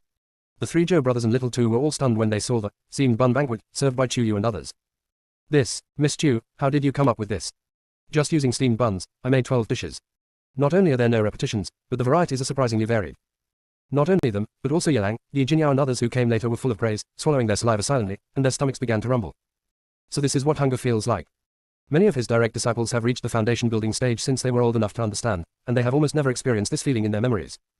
I didn't expect that after ascending to become an immortal, I would have to experience the beauty of grains and cereals again. Have a seat, have a seat. I didn't have time to plan a good dining area today, so you might have to move around and eat your favorite dishes. Chu Yu immediately got into the mood and asked everyone to sit down. Shen Tuyin distributed bowls to everyone, while Sichu Yuna poured the tea brewed by Jiang Xinbai into the teacups. Seeing that everyone seemed a little awkward, Chu Yu decided to break the ice first, raising his teacup high and saying, Today is our first meal since arriving in the immortal realm, and we have met good people like the three young masters of the Zhou family and brother CO2. We firmly believe that our future cultivation journey will be smooth sailing and we will rise step by step. After saying that, Chu Yu picked up the golden bun slice in the middle that was stacked like a pagoda and introduced it with a smile. This is called the golden bun tower. Ordinary buns are cut into small pieces, coated with egg liquid and breadcrumbs, and then fried in oil until golden and crispy. There is a small bowl of condensed milk next to each person for dipping. Condensed milk is extracted from the spiritual milk produced by spiritual cows in the world of cultivation. It has a rich milky aroma and contains trace amounts of spiritual energy, which can originally warm the meridians. But now we are all immortals, and spiritual dishes are not of much use to our cultivation. But at least, it tastes better than eating white steamed buns. Would you all like to try it? As he spoke, Chu Yu had already dipped the food in the sauce as demonstrated and took his first bite with satisfaction. The disciples could no longer bear the hunger and the continuous visual and olfactory stimulation, so they let go of their previous reserve and picked up a piece of the golden bun tower. Except for the people from Wuji Mountain and Shangwen Ziqian, everyone else had shocked expressions on their faces. Even Zhou Anbang couldn't help but look at Chu Yu a few more times, and what he said made Chu Yu and others pause in surprise. Ellipsis. Chapter 367. A good opportunity to make money. Even Zhou Da Zhou Shuqi and Zhou San Zhou Tianxia looked at Zhou Anbang in surprise. Because Zhou Anbang said very seriously, Miss Chu, would you consider opening a restaurant in Priang City? Chu Yu exchanged glances with the other men, understanding what they meant, and pretended to hesitate. Master Zhou we are new here and are ordinary civilians. Are we qualified to open a restaurant? Ordinary civilians cannot open a restaurant without the approval of the Chamber of Commerce. But Miss Chu, your craftsmanship, and Brother Jiang's tea art, it would be a waste if we didn't open a restaurant. The Chamber of Commerce recognizes the place, as well as the restaurant business premises, etc. We will find a way. If Miss Chu and you can make a profit from opening a restaurant, you can give us Priang City 10% of the interest. This is because they are impressed by the talent. Chu Yu and the others want to use the resources and venues of the three Zhou brothers to get a piece of the pie. Chu Yu didn't object to this. It was only 1% of the interest, but it was much more generous than the dividends she had asked for from Shangwen Ziqian. However, Chu still didn't give in, and didn't even show any excitement. Master Zhou, it's not that I'm ungrateful, but as you all said before, Priang City only distributes relief supplies every day, and I'm afraid that most of the people in the city don't have a satisfactory income. Even if I opened a restaurant, there would have to be people who could afford to eat there so I could earn money and save it to buy resources, right? In other words, they don't want to do charity. If you want to open a restaurant, you have to make real money. The immortals in the fairy world are different from the cultivators in the world of cultivation. The cultivators had to contend with the half-demons and constantly improve their cultivation to pursue ascension, so Chu and other direct disciples were able to mobilize everyone's fearless spirit. However, these immortals who ascended to the fairyland have very long lifespans and have lived here for at least 100 years. Since they have accepted their ordinary lives, Chu will not be a saint and force them to improve their cultivation. Zhou Anbang didn't expect that Chu looked easy to talk to, but was actually very shrewd. He couldn't help but show some sincerity seriously. Miss Chu, I suggest you open a restaurant, and I have a way to help you make money. As long as the food you make can be of this level every time. Oh, I'd like to hear the details. Chu didn't guarantee whether he could do it or not, but chose to get the other party to talk first. The undisguised sneaky look made Shangwen Ziqian laugh. His sister really can't stand any loss. He was completely under her control at the beginning, so how could Zhou Anbang be her opponent? Sure enough, Zhou Anbang really retreated again and directly told Chu and the others the way to make money. Although there are only dozens of immortal friends living in Langya City now, it was once one of the most popular big cities and one of the cities where Beibaozhai held auctions every year. Even though it has fallen on hard times, Beibaozhai still holds an auction in Langya City every year in order not to offend the Xingguo kingdom. In addition, Langya City is located at the entrance of Xingguo country and is adjacent to Lingyuan and Yuheng, two countries established by the human race. When the auction is held, many people from their two countries will come to Langya City to join in the fun. If the auction items announced by Beibaozhai on the official forum of Jade Slips include treasures that other countries or forces besides human countries want to bid for, more people will come to Priang City. Where there are people, there are businesses and people need to eat. Priang City was under the jurisdiction of the three brothers of the Zhou family. It was not that they had not opened a restaurant before, but due to their limited resources, the taste was only enough to fill the stomach, and it could not improve the cultivation of the immortals, so the price they could sell it at was extremely low. The money they had saved for hundreds of years was not much, and they couldn't afford any powerful cultivation resources. I was completely amazed by Chu today, so I wanted to give it a try. I see. Chu understood that the warm hospitality really brought him business opportunities. He couldn't help but sigh that emotional intelligence is needed wherever you go. Thinking of this, Chu no longer kept it a secret, but nodded very pertinently and seriously. Master Zhou is willing to give us such a good opportunity, so we should obey your orders respectfully. However, even brothers should settle accounts clearly. How about we sign a contract? Agreeing on the responsibilities and obligations of both parties will also make it easier for the restaurant to manage and operate, right? It is good. As they were talking, Zhou Anbang had already taken out a pen, ink, paper and inkstone from his mustard seed bag and started writing while discussing. The disciples from other sects were stunned while eating. Chu is still Chu. While they were still struggling to make ends meet, she had already signed big deals. Although I don't know whether I can make money, having a relationship with the city lord is definitely better than being an ordinary civilian. After drafting the contract, Chu showed it to Ning Suyun and Jiang Xinbai for review. After confirming that they both had no objections, he signed it. Just as both parties were about to put away the contract, Shangwen Ziqian, who had been silent until then, suddenly spoke. And many more. Did Mr. Zhou miss a step? Hearing this, Zhou Anbang was stunned. I wonder, Master Shangwen, what step do you think we are missing? Or, is there any clause in the contract that you think needs to be supplemented? Shangwen Ziqian curled his lips in a sneer, but the smile did not reach his eyes. What he said made the three young masters of the Zhou family look nervous at the same time. Ellipsis. Chapter 368 Ji Chen moves bricks to build a house. Edited. Just as everyone was astonished, Shangwen Ziqian unexpectedly made a jaw-dropping request. He wanted everyone present to sign a contract called Life and Death Contract. This contract is no ordinary thing. Once both parties officially sign it, it will be immediately submitted to the heaven to report the existence of this contract. This means that this contract will be recognized and confirmed by the way of heaven and become an agreement with supreme binding force.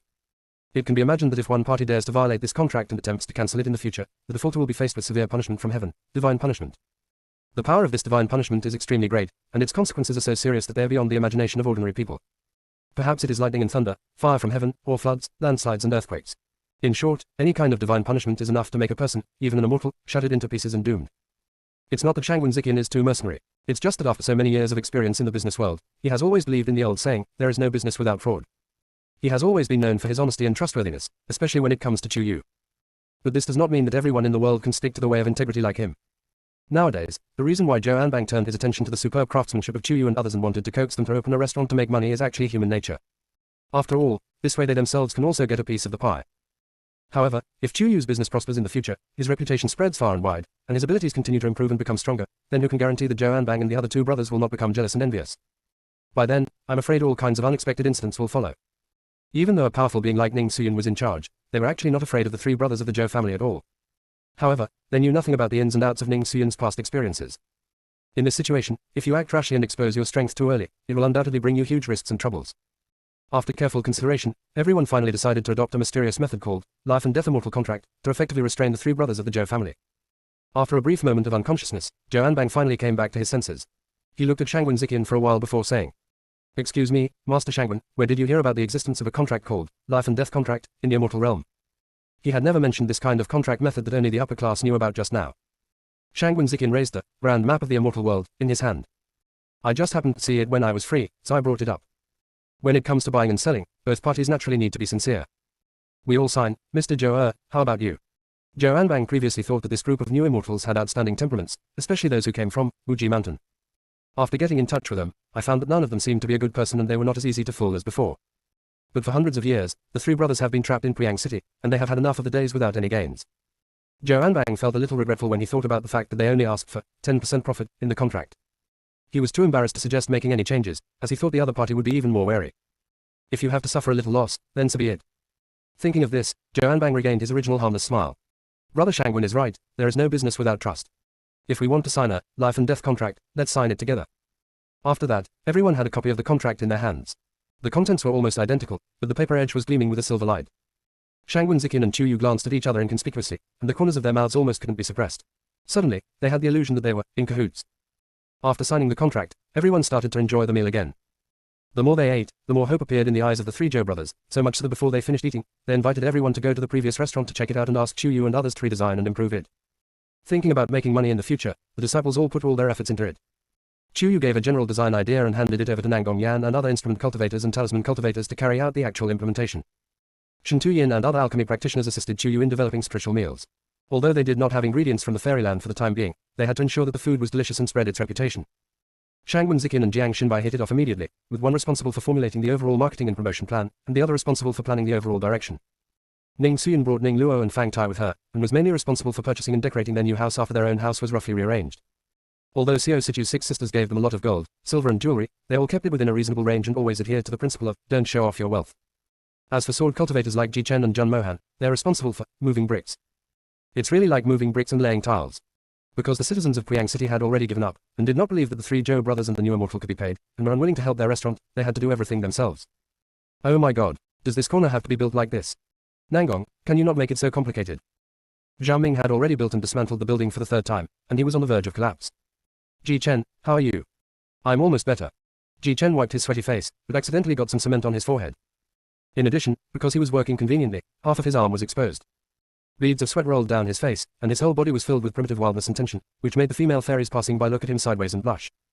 Even some of the braver female fairies stopped and hesitated whether to approach and strike up a conversation. But at this moment, they saw an overly bright and flamboyant woman walk up to Ji Chen leisurely, smiling sweetly, and very naturally took out a silk handkerchief to wipe the wet cement mark on his forehead, with a smile that was half angry. How old are you? How can you get your face stained while doing work? Being scolded, Ji Chen was not angry at all, he even leaned forward and approached, his face almost touching Chu Yu's.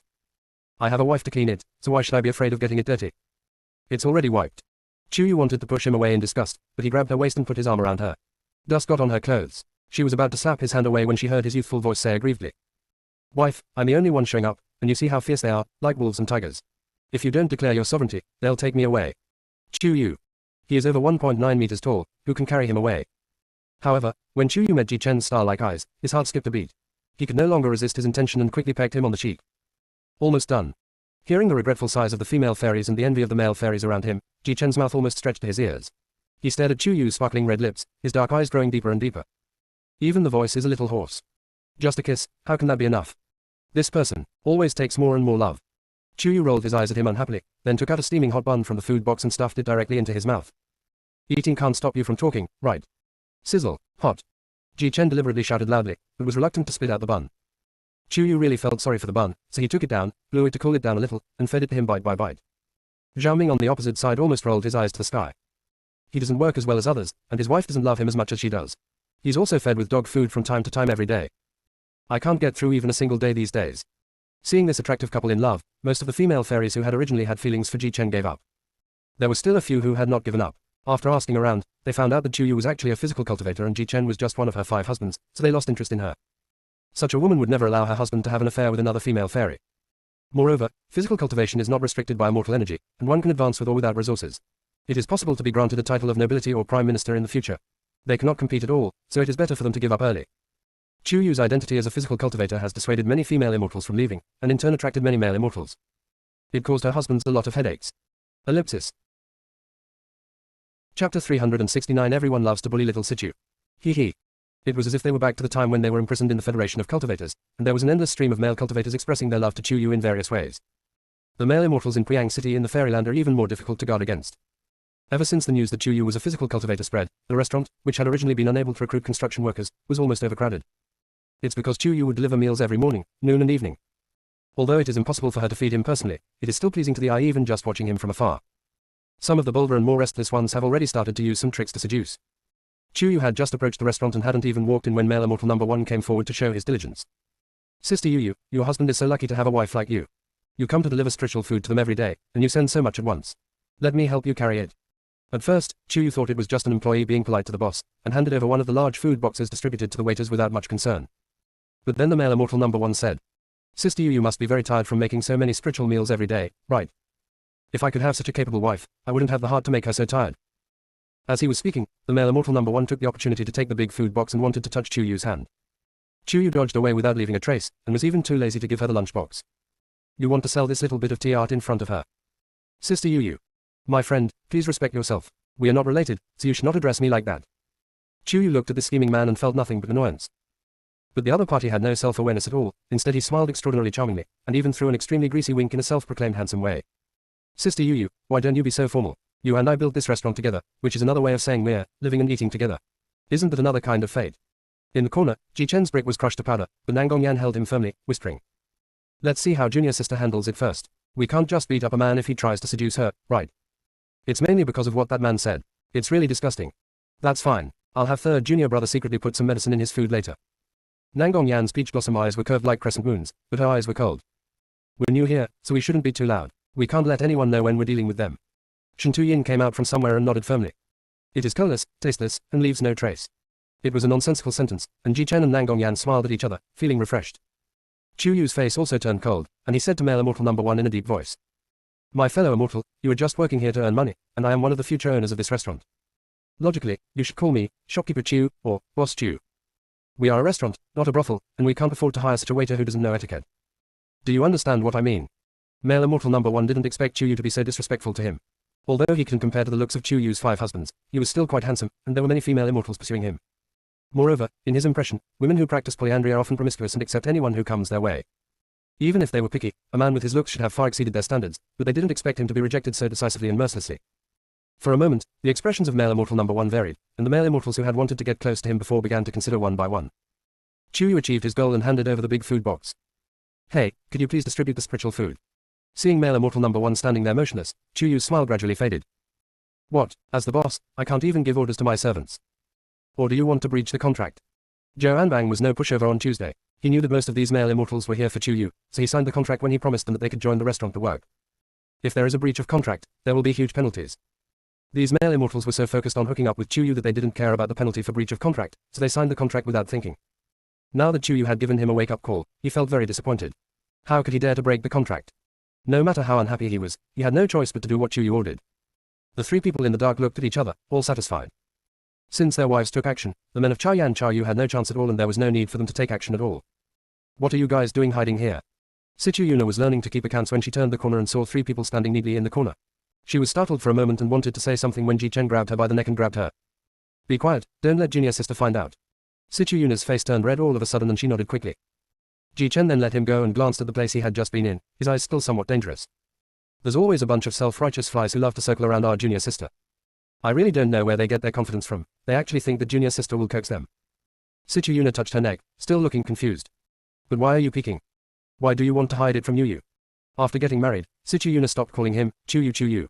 At first, he wanted to call her Madam, but Chu Yu thought it was corny and looked at him with a particularly revealing and provocative look, which almost made him. From then on, Situ Yuna no longer felt comfortable calling her Madam, so she just followed Jiang Xinbai and called her Yu. Before Ji Chen could answer Situ Yuna's doubts, a familiar and unusual voice suddenly came from behind them, and it sounded sinister. What are you hiding from me? What are you guys planning? Some time ago, they agreed to tamper with her card drawer, and 2 or even 3 cards popped out at once. Chu Yu is currently unable to accept this. So, there is no gap between them. As a result, she was in a daze all day long during that period. It wasn't until one day when she drew lots that the cards of 5 people popped out at once. She finally discovered that the box had been tampered with. She was so angry that she didn't let them into the house for more than 2 months. The one who suffered the most was Situ Yuna. He had never eaten meat and was very shy. He originally thought that when 5 people were drawn, 4 of them would give in to him. Unexpectedly, Chuyu discovered it. Now, he didn't do anything, but was caught inexplicably. He didn't even know how to defend himself. However, Ji Chen pushed Situ Yuna towards Chuyu, acting extremely innocent. Little Situ said he wanted to hide something from you, but we don't know what it is. Right, asked Little Situ, we really don't know. Nangong Yan didn't even need to exchange glances with Ji Chen, she just said it naturally. Situ Yuna looked at Shen Tuyin for help and was about to cry. Ellipsis. Chapter 370, Going to the Treasure House in the Immortal Realm to Appraise Treasures, edited.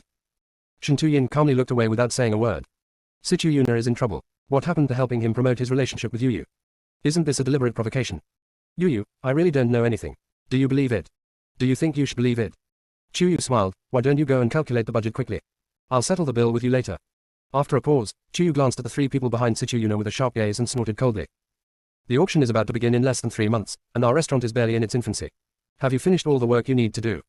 Ji Chen and others, who had been gloating earlier, performed the smile disappearing technique. When my junior sister was practicing in the past, she was not as strict as she is now. Could it be that after being with Shangwen Ziqian for a long time, she became particularly obsessed with making money? Watching Chuyu's ruthless departure, the 4 men were in disarray for a while, then resigned themselves to their fate and went about their own business. Chuyu had already taken care of everything he needed to do, but now he became the one with the least time. She had discussed this with the 3 Zhou brothers earlier. After deducting various operating costs, the maximum amount of funds they could take out was only 100 taels of gold. But in the Jade Slip publicity, 10 taels of gold would be required to be ranked 100th in the world news for 1 day. If you put all the money in, it will last for 10 days. It should have a very good effect, but they don't have any spare money. If they encounter some special situations, they may not be able to handle them at all. After much thought, Chuyu took out all the contents of his mustard seed bag and called Shangwen Ziqian over to ask him to look for treasures that could be sent to Beibaozhai for auction. When it comes to appraising treasures, he is an absolute expert. Shangwen Ziqian knew that Chuyu had collected a lot of treasures, but he didn't know that she had collected so many treasures. There are even many treasures that he has never seen. He screened 100 treasures at once, which Chuyu felt was a bit exaggerated. Brother, isn't that too high profile? Even though Chuyu was showing off, he also knew that when he first arrived, he should not show off his wealth. Shangwen Ziqian was exceptionally calm this time. It's okay. Beibaozhai has done a great job of keeping the secrets of the customers who provide treasures to them. No matter what, their privacy must not be exposed. You don't have to worry about your identity being exposed. Moreover, Beibaozhai's auctions were held in different cities each time, not just because the treasures were collected in a certain city, so they would be auctioned in that city. Instead, all the treasures collected during this period that can be auctioned will be auctioned in a certain city. I see. Chuyu understood, but the look he gave Shangwen Ziqian was filled with undisguised inquiry. Brother, you seem to know a lot about Beibaozhai. Is it because you have been operating in Beibaozhai for many years? That is. Shangwen Ziqian was halfway through his words when he suddenly realized what he was saying and quickly changed the subject. That's because I've been running an auction house in the cultivation world for many years. I'm already familiar with this principle and naturally understand it better. Oh, is it so? Chuyu didn't buy his tricks. But big brother, this is the Beibaozhai of the Immortal Realm. How can you be sure that the business principles are exactly the same as the Beibaozhai you run in the cultivation world? Shangwen Ziqian was secretly anxious. He caught a glimpse of the grand chart of the Immortal World from the corner of his eye, and a plan suddenly came to his mind. I read it in this book. Beibaozhai is the #1 trading company in the Immortal Realm, so it would naturally record everything clearly. Chuyu directly picked up the book, opened it to the page that recorded by Baozhai, and pushed it in front of Shangwen Ziqian, pretending to be puzzled. Brother, are there a lot of words hidden here? Why can't I see what you just said? This time, Shangwen Ziqian was almost sweating coldly and wanted to tear up this tattered book. What's the point of only recording the development history of Beibaozhai? The issue that treasure sellers are most concerned about is not recorded. In fact, the issue of Beibaozhai's absolute protection of the privacy of treasure makers has long been a common practice in the entire fairy world, so it is not recorded in the grand chart of the fairy world. How could he, such a smart person, not come up with such a reason under normal circumstances? But at this moment, facing Chuyu's smart and cunning eyes, Shangwen Ziqian couldn't think of any excuse. He hesitated for a long time and couldn't squeeze out a word. Seeing this, Chuyu did not press any further, but took a step back. Brother, I'm not forcing you to confess anything to me, but I want you to know that no matter what you've been hiding, no matter what your past identity was, you are just my elder brother now. Hearing this, Shangwen Ziqian felt as if his heart was hit hard, his eyes were a little sour, and he was even more speechless. Chuyu put all the treasures he had picked out into the mustard bag and walked out of the house first.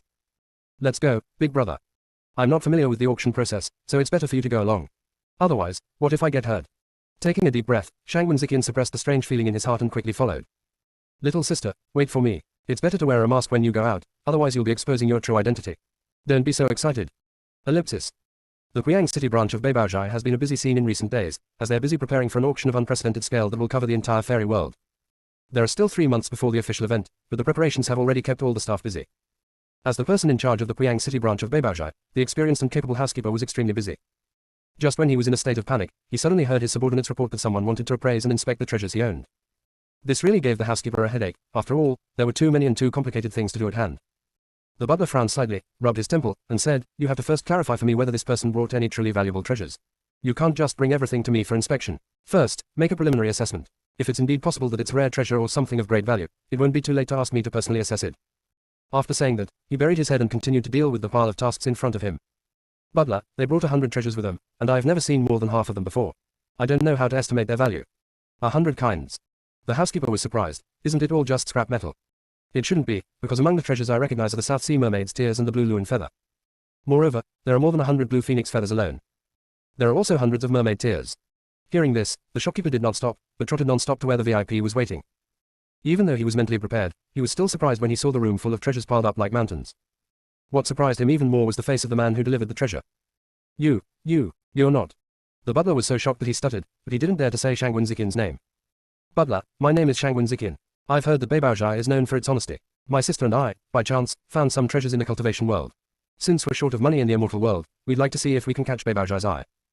Shangwen Zikin introduced himself and took off his mask after entering the room, and asked Chuyu to take off his mask as well. Because with Beibaozhai's strength, it is impossible for them to find out Chuyu's identity, so there is no need to hide it. Shangwen Zikin showed up so openly not because he wanted to establish a relationship with Beibaozhai in the fairy world, but because he was hinting to the shopkeeper not to lower the price, because he set all the rules. When the housekeeper heard Shangwen Zikin give him the surname, Shangwen, instead of Uyang, he thought of the incident between the core members of Beibaozhai more than 10 years ago, and felt cold sweat on his back. Chuyu clearly felt the butler's awkwardness in front of Shangwen Zikin. Seeing that the butler hadn't spoken for a while, he tried to ease the slightly tense atmosphere. "Butler, I'm Chuyu, one of the owners of the Bujishan Pavilion, which will open in the future. Redesigning and renovating the restaurant has almost used up all our already limited money, so we wanted to see if there are any treasures we have collected that can be auctioned. Could you please help me take a look, housekeeper?" Well, while the housekeeper was answering, he was muttering in his heart. Young Master Zikin has returned to the fairyland. If he is willing to bow his head and submit to the head of the Yang family, how could he be short of money and resources for cultivation? But as the steward of the branch hall, he didn't dare to say this. After all, the head of the Yang family gave such a decisive order back then, and this young Master Zikin himself must be even more decisive. The housekeeper didn't dare to ask about the affairs of the upper class, so he busied himself with identifying and evaluating the treasures in the room. The more he examined it, the more shocked the butler became. Who would have thought that the world of cultivation, which is even lower in level than the immortal realm, could actually collect treasures that are relatively rare even in the immortal realm? "Excuse me, Miss Chu, where did these over 100 blue phoenix feathers come from?" The Chinguan is one of the sacred beasts. Although its status in the fairy world is not as high as that of the Phoenix clan, it has not declined much in the past 1,000 years. The Chinguan kingdom has long been a small country with little say. Even so, the Chinguan clan's usual pride remains unchanged, and they would not do such a mercenary act as selling their tail feathers. In the world of cultivation, cultivators who possess a fairy beast like the Chinguan should treasure it very much. How could they bear to pluck the feathers from its tail? "This belongs to my pet." Chuyu said it in a very ordinary way, but the housekeeper was shocked and widened his eyes. "Why are you plucking its feathers?" "This is the Chinguan clan's powerful weapon of defense and attack. Weapons and spiritual fires below the heavenly grade can hardly cause any damage to it. What's worse, it's very difficult to regenerate after being damaged." "What?" Chuyu's mind moved, and he pulled King Air out of the strip head space. "But my Chinguan has had all its feathers plucked out over a dozen times, and it keeps growing faster and faster, and now they're growing back." "Housekeeper. King Air. Is it an honor to have its hair plucked? It was pulled out more than a dozen times. What on earth does the owner of this house want to do?" Looking at the pile of blue phoenix tail feathers, the butler, who always said one thing to one person and another to another, was silent for such a long time for the first time. Chuyu dragged King Air over to its feathers and picked up two to compare. "These are all hairs on your tail, why some the same length and some different lengths?" "What do you say?" King Air couldn't help but roll her eyes at Chuyu. Chuyu pondered for a moment, then suddenly realized. "I see. Your butt is asymmetrical." Chinguan's fur was completely blown up, like a blue rolling ball, and she even shouted angrily. "You are the one with different lengths, your whole family has different lengths. Every time you, that fat bastard, pluck my feathers, the feathers that grow back are longer and shinier, with stronger defense and attack, so naturally they're different in length." "Is that so?" Chuyu smiled evilly to appease the irritated King Luin.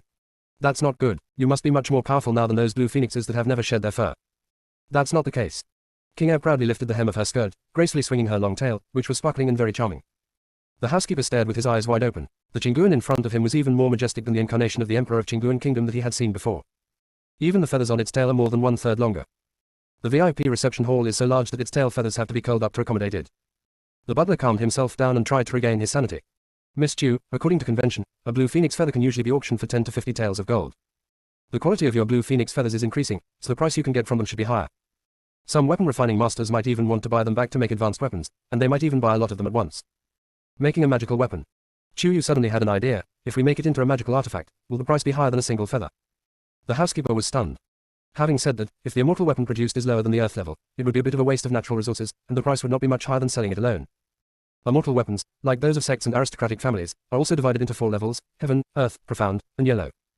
Most of the immortal weapons cultivated by lower immortals are only of yellow grade, and only a very small number can reach the mysterious grade. The immortal artifacts refined by the middle immortals are mostly of the Xuan level, and a few may reach the Dai level. Most of the immortals can refine earth level immortal artifacts. Heavenly grade immortal artifacts depend on chance and are extremely rare, making them extremely precious. If a low-level immortal were to forge a rare refining resource like the blue Luan feather, it would be. In the housekeeper's opinion, Chu Yu and other newly ascended immortals are all lower immortals. Chu Yu, however, has enough confidence in Nangong Yan. That's fine. We won't be selling these blue phoenix feathers for now. Butler, please evaluate other treasures. Since he couldn't persuade him, the shopkeeper could only feel regretful inwardly. When I saw hundreds of mermaid tears, I got stuck again. Excuse me, Miss Chu, how did you get so many mermaid tears?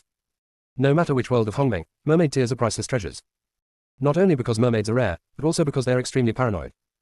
If they refuse to cry, no matter what method is used, even if they're tortured to death, they will never shed a tear. Hundreds of drops, how on earth did Chu Yu get them?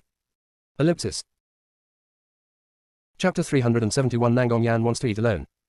Well, Chu Yu couldn't say that she teased Situ Yuna from time to time and took the opportunity to collect the information when he cried, right? Seeing Chu Yu's difficulty in speaking his mind, the butler did not ask any more questions, but smiled and began to evaluate the next treasure.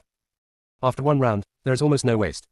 But in terms of value, the blue Luan feathers and mermaid tears are the highest, and it is estimated that the total income may be several thousand gold. After all, the auction starts with silver, and 1 tael of gold is equal to 10 taels of silver. For ordinary people in Priang City, 10 taels of silver might not be enough to be earned in a year. The estimated income is several thousand gold, which is more than the annual income of 2nd or 3rd rank officials in Xingluo Kingdom. However, the housekeeper does not recommend auctioning all of them at once. Ms. Chu, most of the items for the Priang City auction have already been confirmed. You can add up to 10 more of your treasures to the auction. The other 89 treasures can be auctioned in other cities, how about that? After a pause, the butler added. The final auction prices for all our items will be announced on the Beibaozhai Jade Slips official forum. I'll transfer the commission based on the gold to the black gold card I just issued you. If there are no objections, we'll sign the contract. How about that? Butler, are you saying that I have to wait until the treasure is auctioned off before I can get the income after deducting the commission from Beibaozhai? Chu Yu was thinking about promoting Muji Shan Pavilion on the Jade Slips, so it would be better if he had some funds on hand during this period, so he said. Butler, can I get a partial advance? This. The housekeeper was a little embarrassed, and before he could respond, Shangwen Zikin said with a half smile. If I remember correctly, there are more than 10 items that can be auctioned at once, and the advance payment is the estimated auction amount. Could it be that the rule has been changed? No, no. The regulations were all set by this old man. Who could know them as well as he does? It's strange to say, Shangwen Zikin was obviously just a low-level immortal at this time, but with just one word, a look, or even an inconspicuous action, the butler felt so oppressed that he could only obey. Is this the deterrent power that comes from a business genius who has been around for thousands of years? I'll transfer the advance deposit to Miss Chu's black gold card right now. Do you think 500 taels of gold is a suitable amount? The butler was so humble that he didn't have the courage to negotiate business with others at all. Shangwen Zikin looked at Chu Yu and rubbed her head lovingly. Is it enough? Okay. It was already much better than she had imagined. She was not planning to invest continuously, but was planning to invest in the Jade Slip Forum in stages, so there should still be a surplus. As soon as the two of them left the Priang branch of Beibaozhai, they went home to find Nangong Yan. After explaining today's situation to him one by one, they handed all the Qingluan feathers to him and let him use them freely. Nangong Yan hesitated for a rare moment. Yu, I have never refined an immortal weapon before. What if I ruin it and it doesn't even reach the Xuan or degrade? What should I do? It doesn't matter, it's just a little bit of gold anyway. She is now a wealthy woman with a fortune of 500 taels of gold, so she can afford this little loss. Nangong Yan smiled, swaying like a fire tree in silver flowers. Things that others care about so much, she seems to downplay and not think are a big deal at all. What she cares about most in her heart is actually their feelings. The more this happened, the more Nangong Yan loved him. Seeing that Nangong Yan was looking at Chu Yu with eyes that were almost staring, Shangwen Zikin tactfully left the space for them alone. Okay.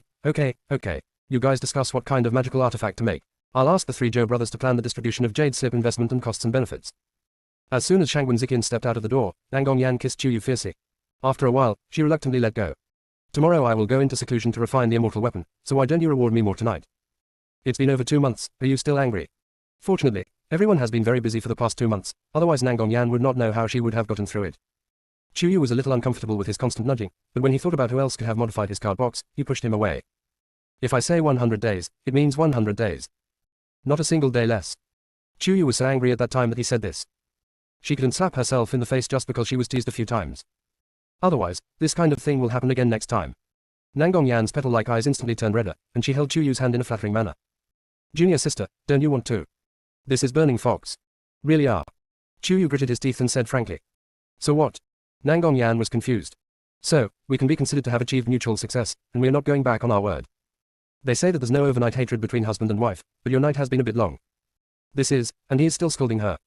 Chu Yu laughed in anger, but he still couldn't shake off the big hand that was tightly wrapped around him. While I was thinking, I heard Ji Chen's energetic young voice rushing in. All right, I was wondering why this fox hadn't been seen in Wuji Shan Pavilion for half a day, and now he's back trying to steal food. That's too much. If I can really eat it, then you guys will eat it later. Nangong Yan gave Ji Chen a cold look. These guys came back at the wrong time. Just now, there were already pink and ambiguous bubbles between him and his junior sister, but as soon as they came in, they disappeared in an instant. Look, the junior sister is urging him to refine the magic weapon again. When Ning Suyun and Ning Luo walked in, they saw that everyone was there, so they told everyone the decision they had discussed for a long time. The mother and son planned to go to the Ice Dragon clan first to inquire about Ning's father's whereabouts. It had been 4 or 5 months since they arrived in the fairyland, and Chu Yu and the others were already living like fish in water, so she could feel more at ease. Caught off guard by separation, Chu Yu and the others fell silent. After a long while, Jiang Xinbai spoke softly, trying to persuade him to stay. Uncle Ning, Brother Ning, you don't have enough silver on you right now. The Ice Dragon territory is far away in the northernmost part of the Immortal Realm. Can you stay a little longer? Chu Yu also said immediately. Yes, our Wuji Shan Pavilion is about to open, and it will definitely make money. We don't want you and senior brother to go to the Ice Dragon clan in such a poor state. After a pause, Chu Yu thought of something. Correct. Actually, there is another way, which is to let the Ice Dragon clan come to Puyang City on their own initiative, which would save us a lot of trouble. What method? Ning Suyun could withstand hunger. After all, she had the appearance of a fairy in the body of an ice dragon. Unfortunately, his son's ice dragon bloodline has not awakened yet, and he is just a lower mortal, so he has to eat. Ellipsis. Chapter 372 Ning family mother and son say goodbye. Today, my eldest brother and I went to the Beibaozha in the Immortal Realm and appraised 99 treasures and deposited them with us for auction. However, they said that for this Puyang City auction, they would only select a maximum of 10 treasures to be included in the auction. The more Chu Yu spoke, the brighter the light in his eyes became. We also have a say in which of the 10 options are chosen. If there were treasures that the ice dragons were particularly interested in, would they be willing to come here and bid for them? It's a good idea, but this race is very proud. Ordinary treasures are not worth their attention. It wasn't Ning Suyun blowing, but she really felt that each of those dragons could not be covered up. Especially Ning Luo's biological father, he almost never opens his eyes to look at anyone. So when that guy was pulled down from the altar, Ning Suyun was secretly happy. Chu Yu believed Ning Suyun's words without a doubt, but she also firmly believed that there must be a way to overcome everything. She happily moved closer to Ning Suyun. Uncle Ning, the Ice Dragon clan is so gifted that they naturally have the capital to be arrogant. But you also said that in your memory, there was no country established in the fairy world, and the Ice Dragon clan disdained to have anything to do with humans and other races. But now, not only have 7 countries been established in the fairy world, but the major sacred beasts and fairy beasts have also established their own kingdoms. During the annual competitions and trials, the Ice Dragon clan would also join in and compete with other races for resources. If there is really a treasure that they are interested in, they will actually come to bid, right? As long as they come, you can find a chance to meet them and you will definitely be able to get a lot of information, right? Ning Suyun pondered for a while and felt that what Chu Yu said made sense, but she was still a little troubled. If I really have been asleep for 1,000 years, and times have changed, I'm not sure what they're interested in now.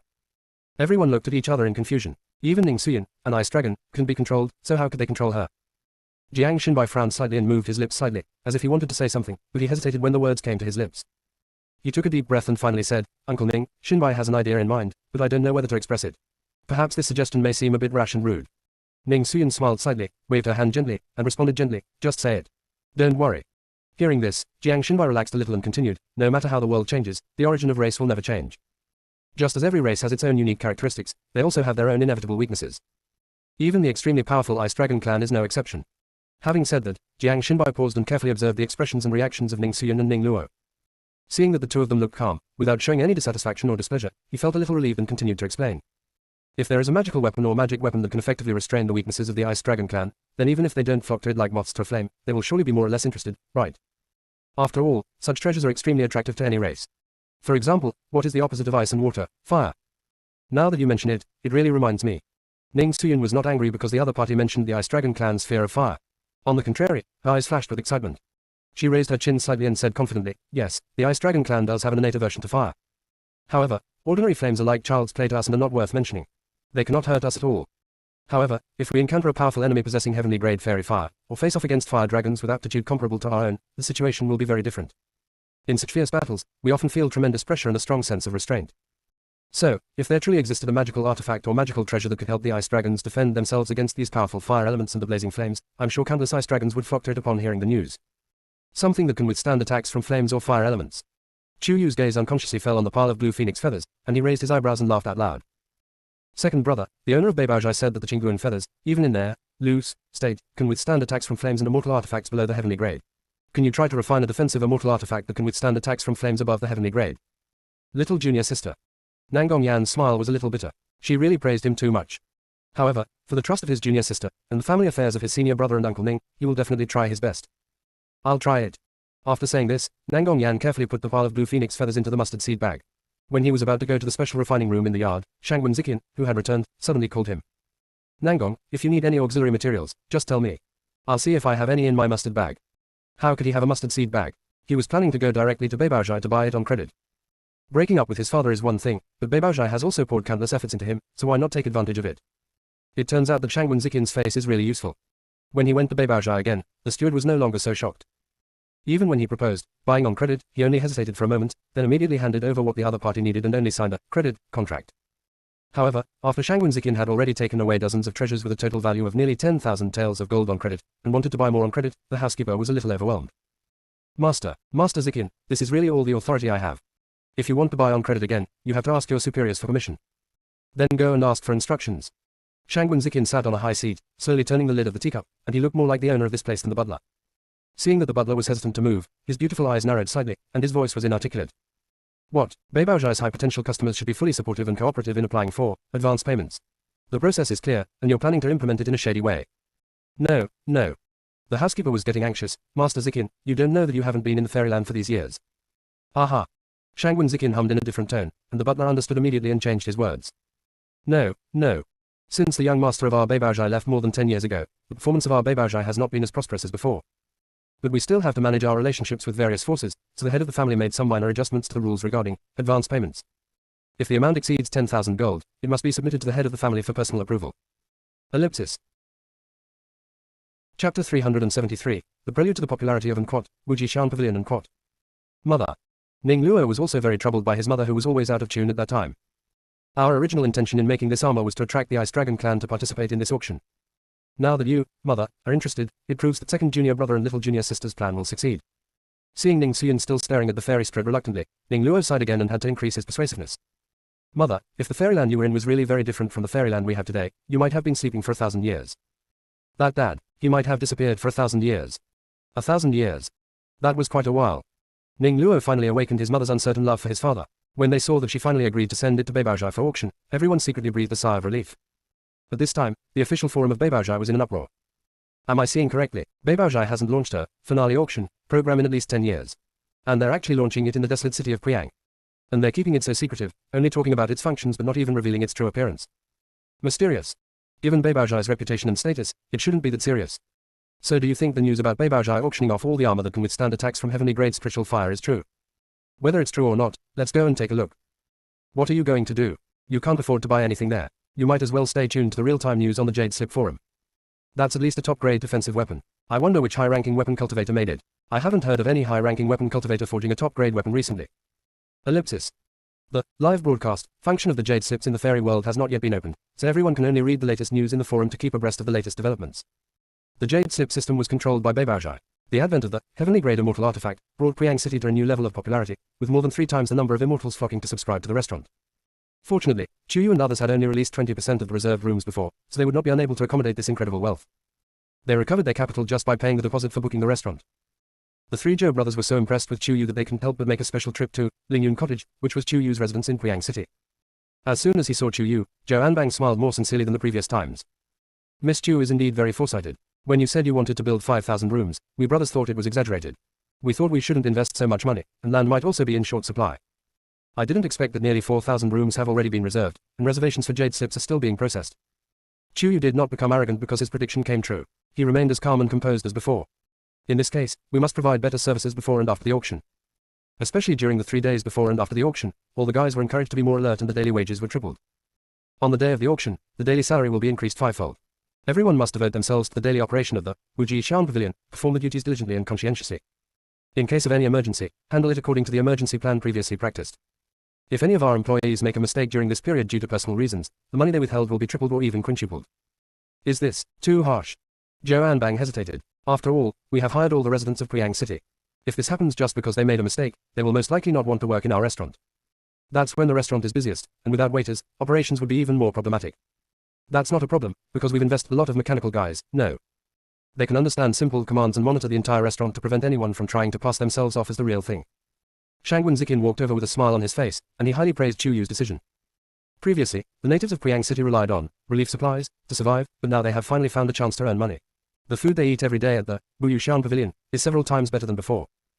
Although the requirements are a bit harsh, compared to their previous dull and hopeless days, they will definitely know how to cope with themselves, and it will motivate them to work harder and make progress. If before, most of the guys who joined Buyuxin Pavilion were chasing after Chu Yu, after a few months of busyness, they had long given up thinking about Chu Yu. The pursuit of money and cultivation has rekindled hope. The brother and sister sang the same tune and convinced the three Zhou brothers in just a few words. They hurried to the restaurant to give their orders. The order was indeed effective. Not only did the Wujishan Pavilion become more organized, but the entire Priang City also took on a new look. The pace was tense and enjoyable. The first group of immortal friends who had arrived in Priang City sighed. I remember when I came to Priang City 30 years ago, there were hardly any people on the streets and alleys, and the decorations were extremely simple, even a little shabby. How could it have changed so much in just 30 years? Although the street scene here isn't as prosperous as the capitals of other countries, it's on par with some of the truly prosperous metropolises these days. It's unbelievable. However, their native population hasn't increased much. Most of them are from Beibaozhai. They must have come to protect this heavenly grade immortal artifact, right? That's right. Let's go. Let's go check into that Wuyushan Pavilion first and fill our stomachs while we're there. To deal with, didn't the Jade Slip describe their living conditions and food and lodging as excellent? You actually believe the pictures posted on the forum. They're so stunningly beautiful, almost surpassing the delicacies in the imperial cities and palaces. They must have taken pictures from somewhere else and posted them there intentionally. This kind of selling dog meat under the guise of sheep meat is not the first time we've experienced this. Just take a look. That's right, but no matter how bad the food tastes, we still have to eat. Let's go, let's go. Ellipsis. The first group of immortals who moved into the Buyu Immortal Pavilion did not hold much hope. But when they entered and saw the decoration of the Immortal Pavilion, they were so shocked that they were speechless. Stepping into Wuyuxin Pavilion is like stepping into a dream palace carrying a 1,000-year-old ancient charm, and what hits you is the rich and mellow ancient immortal spirit. In the lobby, the floor is paved with a whole piece of top-quality white marble. The warm and white stone surface reflects the dazzling light above, and every step you take feels like stepping on a piece of silver moonlight. The texture of white marble is as delicate as silk, like a natural scroll, telling the story of time. The surrounding walls are not made of ordinary bricks and stones, but are inlaid with light blue Xian jade. The jade emits a soft glow, which complements the 9 night pearls hanging in the center of the lobby. The night pearl is round and huge, shining brightly, like a star from the sky falling into the earth, illuminating the entire lobby as bright as day, yet still soft and warm. Although these are not as valuable as gold and silver, they cannot be exchanged for any cultivation resources. But the design is so pleasing to the eye that it is truly refreshing. Ellipsis. Chapter 374 Conquering the Immortal Friends starts with the stomach. Walking along the lobby, you will find the dining area. There are nearly 1,000 square tables made of pear wood placed here. The tables and chairs are all carved with exquisite cloud patterns, with smooth and natural lines, as if the clouds will float up at any time. Each table is placed with a set of tableware made of mutton fat jade, which is warm and delicate to the touch. On the cups and plates, gold powder is used to outline the exotic flowers and plants, rare birds and beasts of the fairyland.